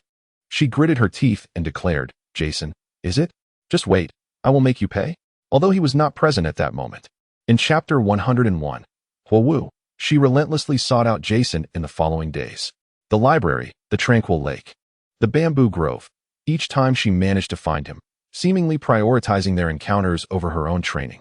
Despite her fiery temperament, she refrained from going overboard in her actions. Thus, each time Jason would apply a mild punishment, freezing her in place and silencing her with ice over her mouth. Over time, Xiao Wu, despite her indomitable spirit, came to the realization that she was no match for him. It is essential to note that Jason possessed the ultimate attributes of both ice and fire, rendering Xiao Wu's flames utterly ineffective against him. Accepting this reality, her approach became considerably more restrained when she sought him out. Jason noticed that she was merely following behind him with a fierce gaze, yet she refrained from causing him any annoyance, so he allowed her to linger. This time, she was not frozen, and thus accompanied Jason into a sparse thicket. Observing him set up his painting supplies and begin to depict a leaf before him, she stood by, watching intently. Gradually, as she observed his artistic process, her once restless heart found an unexpected tranquility. A serene calm enveloped her, and the words of advice she had prepared to utter were swallowed back, as if she could not bear to disrupt this moment. A gentle breeze rustled the leaves, while a handsome young man focused on his painting, and beside him, a stunning girl with wine-red hair gazed quietly. It seemed as though this scene itself could be captured in a painting, portraying the two figures in this tranquil and harmonious world, remarkable yet diminutive. After a morning's labor, a vividly lifelike leaf finally emerged upon the canvas. The pristine white paper bore only a solitary green spot in the center, a single leaf. It appeared that in the eyes of the artist, his world was consumed entirely by this one leaf before him. Jason set down his brush and exhaled deeply. After retracting the easel and tools, she continued her journey toward the tranquil lake. Observing Jason as he departed without casting even a glance in her direction, she felt as though she had become a mere specter, invisible to him. Ignored and incensed, she puffed up her cheeks, her previously tranquil heart beginning to stir with agitation once more. Yet, recalling her earlier mortification, she resolutely suppressed her emotions. She inwardly vowed that she would not be defeated. This matter was far from over. Subsequently, she followed Jason to the academy's tranquil lake. Jason stood by the water's edge, gazing into the lake. As he began to concentrate his soul energy beneath his feet, tentatively, he extended a foot towards the water's surface. The moment his foot made contact, a buoyant force acted upon it, only to be followed by a sudden descent. Just as he was about to submerge completely, a pillar of ice surged from the depths. Anchoring his foot in place, he withdrew his foot and pondered the lake's surface for a moment, calculating the recent buoyancy against the soul energy he had exerted. Then, I made further adjustments and continued to extend my foot. Failure. Adjust. Failure. Adjust. Beside him, Wu looked at Jason with a perplexed expression as he extended and retracted his foot over the water's surface. Although his feet were imbued with soul power, she remained baffled by his actions. This fellow is rather peculiar, she thought, frowning at the scene before her. Whether it was reading, painting, or what he was currently engaged in, none of it seemed typical behavior for a normal soul master. Could it be that his extraordinary strength stemmed from such antics? Despite this notion, she found it hard to believe that mere oddities could account for his power. "Hey, Jason, what are you doing?" she called out. "Could you refrain from wasting time here? I acknowledge your strength, but next year we will face not only soul masters from other academies but also teams from the Spirit Hall. If you continue to be so lax, how will you contend with them?" She wished to elaborate further when a familiar sensation washed over her once again. Hastily, she summoned her martial spirit, flames flickering around her shadow. Yet it was too late. The icy sculpture, relentless in its potency, encased her. A lifelike ice statue materialized by the tranquil lake, and Wu seethed within its confines, seemingly exclaiming, "Despicable scoundrel! You only know how to ambush. Why not face me directly?" The sensation of being utterly immobile was undoubtedly unpleasant, especially in this secluded area where no one could assist her in escaping the icy prison. However, she discovered that she could redirect a portion of her soul power, albeit only for her own warmth. Helpless, she was left to glare in silence within the ice. Time passed, and after what felt like an eternity, the drowsy Wu suddenly widened her eyes in astonishment. Before her, Jason stood as if walking on solid ground atop the lake's surface, with no ice crystals beneath his feet. Under her watchful gaze, he began to move slowly. What is happening? She was well aware that Jason's martial spirit did not possess water attributes. What on earth was unfolding? How could the soul power enveloping his feet allow him to stand upon the water? Wu was confident in her control over soul power. Yet the spectacle before her left her utterly incredulous. If he were utilizing a martial spirit, or if there were ice crystals beneath him, she could accept it. But through the translucent ice, it was clear that there were no crystals supporting him at all. Afterward, Jason stood upon the water's surface, akin to a child taking their first tentative steps, moving with utmost caution. Gradually, his steps became more casual. The sun had already set, and Jason calculated the passing time. A glacial path extended from beneath his feet to the shore. Without casting a glance at Wu, he departed, lost in his own thoughts. Wu, faced with Jason's indifference, was momentarily overwhelmed by a wave of frustration, leaving her feeling somewhat aggrieved and yearning for her brother. Shortly after Jason's departure, the ice crystals encircling her began to dissolve, just as they had before. Without uttering a word, she approached the lake's edge, mimicking Jason's actions by channeling her soul power into her feet, and then stepped onto the water's surface. Plop! A moment of carelessness caused her to fall into the lake. Soaked to the skin, her wet clothes clung tightly to her figure, revealing her alluring curves. Though no one was there to admire her wine-red hair dripped with water, rendering her appearance quite disheveled. With a darkened expression, she silently left the scene. A mist of vapor rising around her as she moved, the droplets on her body visibly drying at a swift pace. The following day, she sought out Jason once more. But this time she had learned her lesson and remained silent. While he practiced on the lake's surface, she mimicked his training, observing him as he sketched. She quietly sat beside him, engrossed in her own training. During this period, she was astonished to find the surrounding fire element's soul power unusually vibrant. Although the results were not as effective as in the simulation training room, the soul power was remarkably pure. This piqued her interest in the peculiar youth even further. As time passed, Jason had mastered running across the lake's surface, and she gradually discovered the secret, managing to stand upon the water herself. However, any sudden movement would send her soul power into turmoil once more. Slowly, it seemed Jason began to acknowledge her, exchanging a few words. While their relationship did not mirror that of close friends, they at least became familiar with one another. Chapter 102. Arrival of Dai Mubai during these past 6 months. Among Tang San and his companions, apart from Dai Mubai and Zhu Zhuqing, everyone else had absorbed the celestial herbs, elevating both their strength and talent to new heights.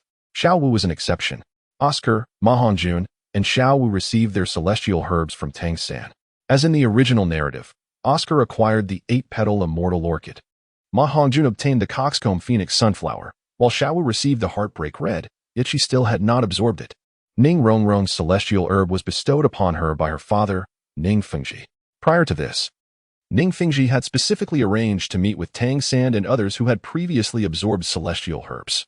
After Ning Rongrong absorbed the celestial herb, The shortcomings of her martial soul, the 7-treasure glaze tile, were rectified, transforming it into the 9-treasure glaze tile. As for why Ningfengji himself did not absorb it, it was due to reasons of age and potential. The moment he beheld the 9-treasure glaze tile in his daughter's hands, his anxious heart instantly calmed, only to be replaced by overwhelming excitement. This was, after all, the dream of every sect leader, a sentiment that is easily imagined. As Jason, who is determined to realize his dreams, returned to the sect, he promptly drafted an official proclamation from the sect.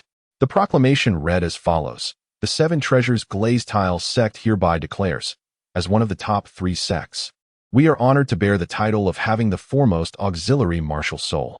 However, since our sect's inception, there has lingered a regret, a dream cherished by every sect leader. Today, this regret has been fulfilled by one individual, and as the current sect leader, I am profoundly honored.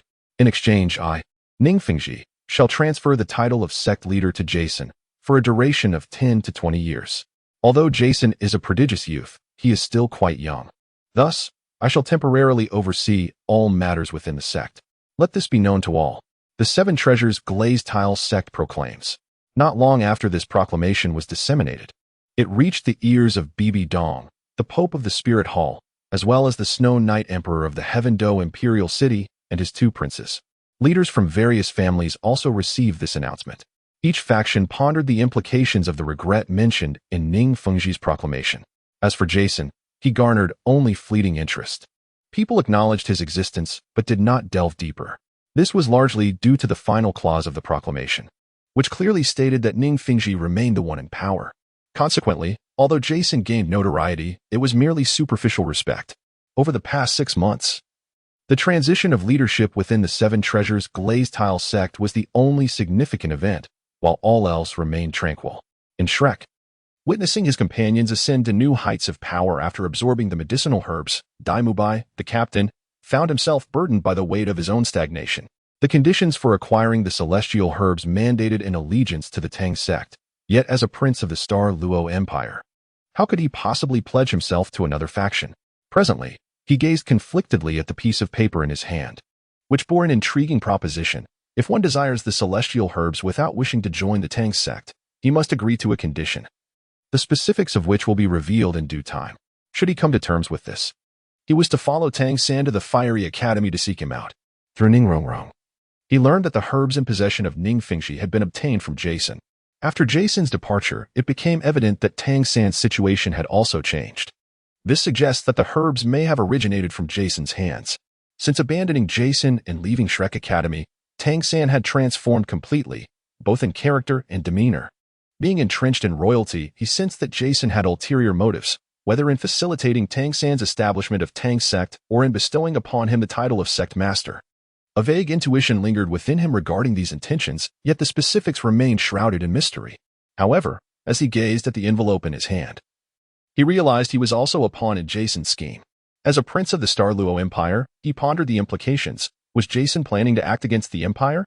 Yet, considering Jason was but one individual, even if Tang's sect flourished, it could not possibly confront an entire empire. His mind raced. Yet he could still not fathom how Jason could potentially dismantle or alter an empire. Even setting aside the issue of title Douluo, such notions seemed far too fantastical. Moreover, the mere mention of the title of the 7 Treasures Glaze Tile School's leader left him utterly perplexed. The more he pondered, the greater his confusion became. Ultimately, he could only manage a resigned smile before returning to the celestial herbs. If Tang San's words were to be believed, absorbing the appropriate celestial herbs would bestow upon him a qualitative leap. Thus, he chose to accept the conditions, enduring the agony of being surpassed by his juniors. The following day, he set out for Flame City alongside Tang San. Jason arrived at the shore and beheld the girl glaring at him while clutching her head. With a swift motion, he delivered a chop to her head, reiterating his demand for tranquility, lest she suffer a day's worth of frost. Ouch, ouch.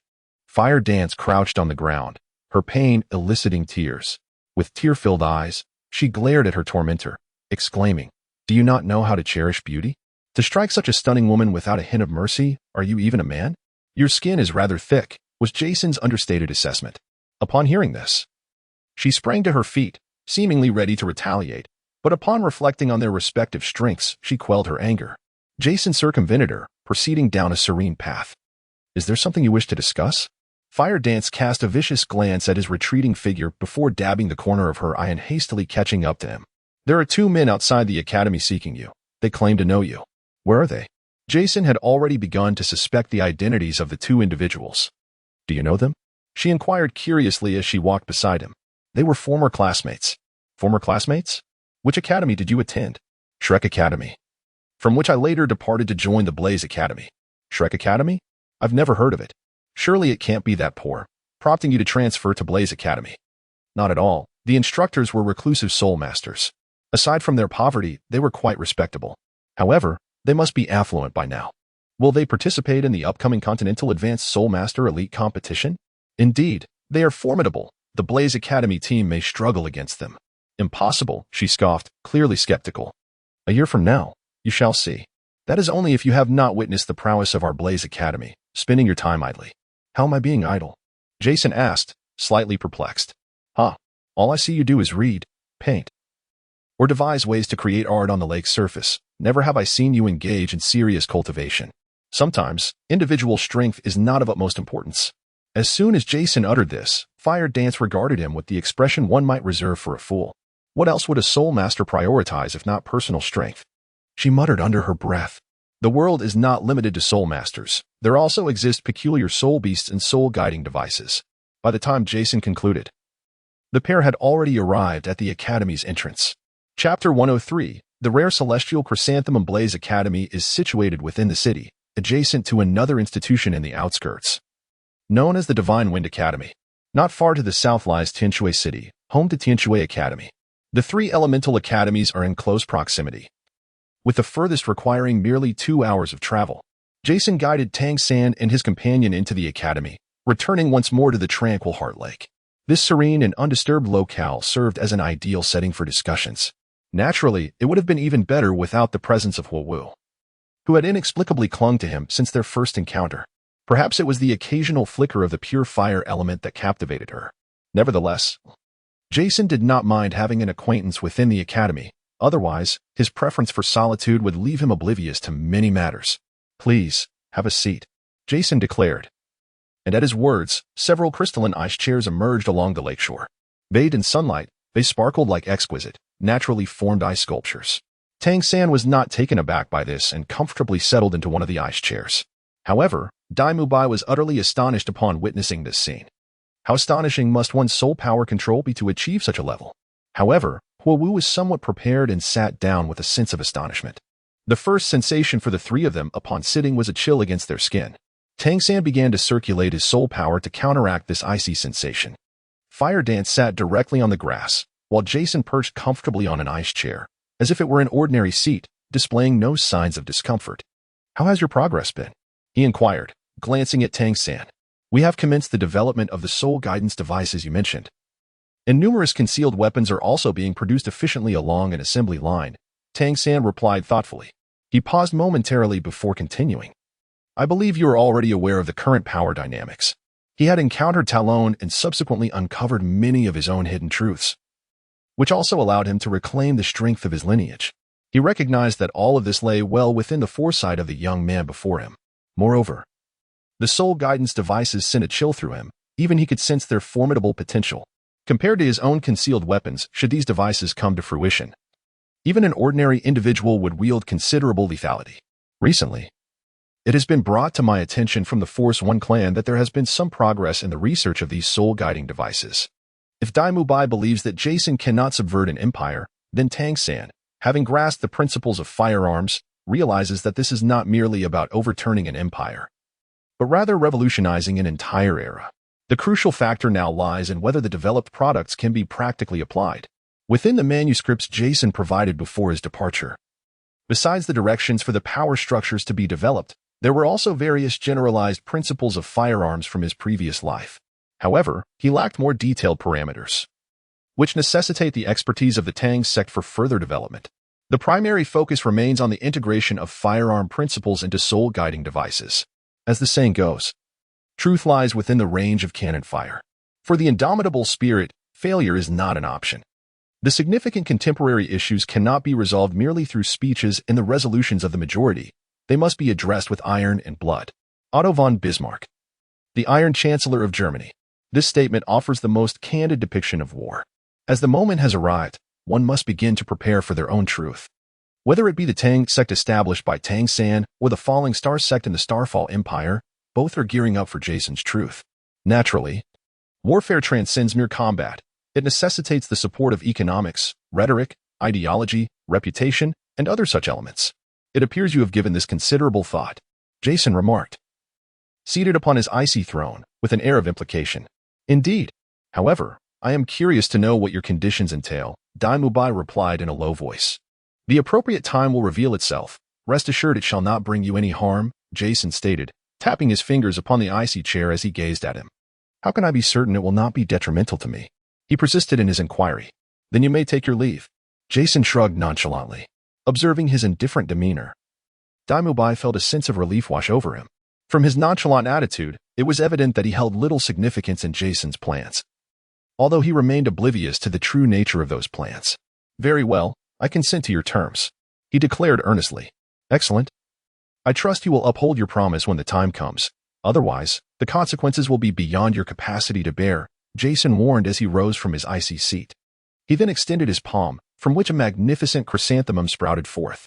It was a grand flower of resplendent purple hue, each petal appearing delightfully fuzzy, creating a harmonious whole devoid of any fragrance. The central pistil rose a full half-foot above the petals, its apex shimmering with a faint golden luminescence. This flower is known as the celestial fuzzy chrysanthemum, a neutral celestial-grade herb. Consuming it enhances one's fortune, invigorates the limbs, and fortifies the 8 meridians, enabling the cultivation of an indestructible body. Tang Sen aptly elucidated the properties of this celestial herb to Dai Mubai. Upon hearing this, Dai Mubai gazed at the celestial fuzzy chrysanthemum before him, his eyes igniting with fervent brilliance. Then go ahead, Jason's words echoed. As the herb gracefully descended from his palm, extending forward, Tang San cautiously retrieved the jade box and subsequently secured the precious herb within. He nodded slightly at Dai Mubai, indicating to keep it safe for now. Well, if there are no further matters, let us stroll around this vicinity. He waved his hand, and several ice chairs idly remained in place. Tang San, follow me. With that, he set off towards the center of the lake. Then, under the astonished gazes of the two, he walked upon the water as if treading upon solid ground, making his way towards the center of the lake. It was only after he had ventured quite far that Tang San regained his senses. The branches within him began to extend along his body, reaching down to his feet, and he followed suit. With each step he took, a sturdy piece of wood emerged beneath his feet, supporting him as he traversed the water. Witnessing Tang San's extraordinary display, Xiao Wu was equally taken aback, pondering that it seemed he had not summoned his martial soul. After walking for a while, Jason finally came to a halt. It appears you have a commendable grasp of the branch's power, he remarked with admiration. Indeed, its potential for growth is remarkable, even surpassing the utility of my blue-silver grass martial soul. Tang San nodded in agreement. Now, tell me about the research your Tang sect has conducted over the past 6 months, Jason said as he settled into a seated position, his reflection cast upon the water. Certainly, Tang San responded, a piece of wood materializing behind him as he too took a seat. After a brief pause to organize his thoughts, he began. Over the past 6 months, one of the clans of power has pledged their allegiance to me, thus laying the foundation for the Tang sect. Moreover, the majority of the Leaf family consists of blacksmiths, making them exceptionally well-suited for the development of soul-guiding devices. Over the past 6 months, I have been collaborating with them on research, and we have made some progress. I believe that in another 6 months, once the quality of the firearm soul-guiding devices stabilizes, we will be able to commence mass production, provided that the materials are sufficient. Tang San calmly recounted the achievements of the Tang sect over the past 6 months. He spoke for about half an hour before gradually coming to a halt. During this period, Jason listened attentively. Chapter 104. The farewell. As the two conversed at the center of the lake, the duo on the shore found themselves somewhat at leisure. Hey, are you a student from that Shrek Academy? Although Xiao Wu's inquiry carried a hint of curiosity, her tone remained rather unfriendly. I do not go by Hey. Dai Mubai frowned in response. Oh, I see you have a bit of spirit, she remarked. I am Xiao Wu, a level 41 control system soul master. Hearing this, he looked at the girl radiating a faint red glow with astonishment. She actually possessed a level 41? I am Dai Mubai, a level 40 attack system soul master. The manifestation of their strengths prompted him to adopt a more solemn demeanor. Level 40? No wonder Jason has praised you before. Huowu interpreted Jason's previous remarks as compliments. By the way, I heard that Jason used to be at your academy. What brought him to our Blaze Academy? The mention of Shrek reminded her of Jason's departure. Daimubai fell momentarily silent. Why not share? After all, he is no longer a member of your academy, she pressed, observing his hesitance. Very well, the truth is. It was our fault. We abandoned him, he admitted with a wry smile. Abandoned?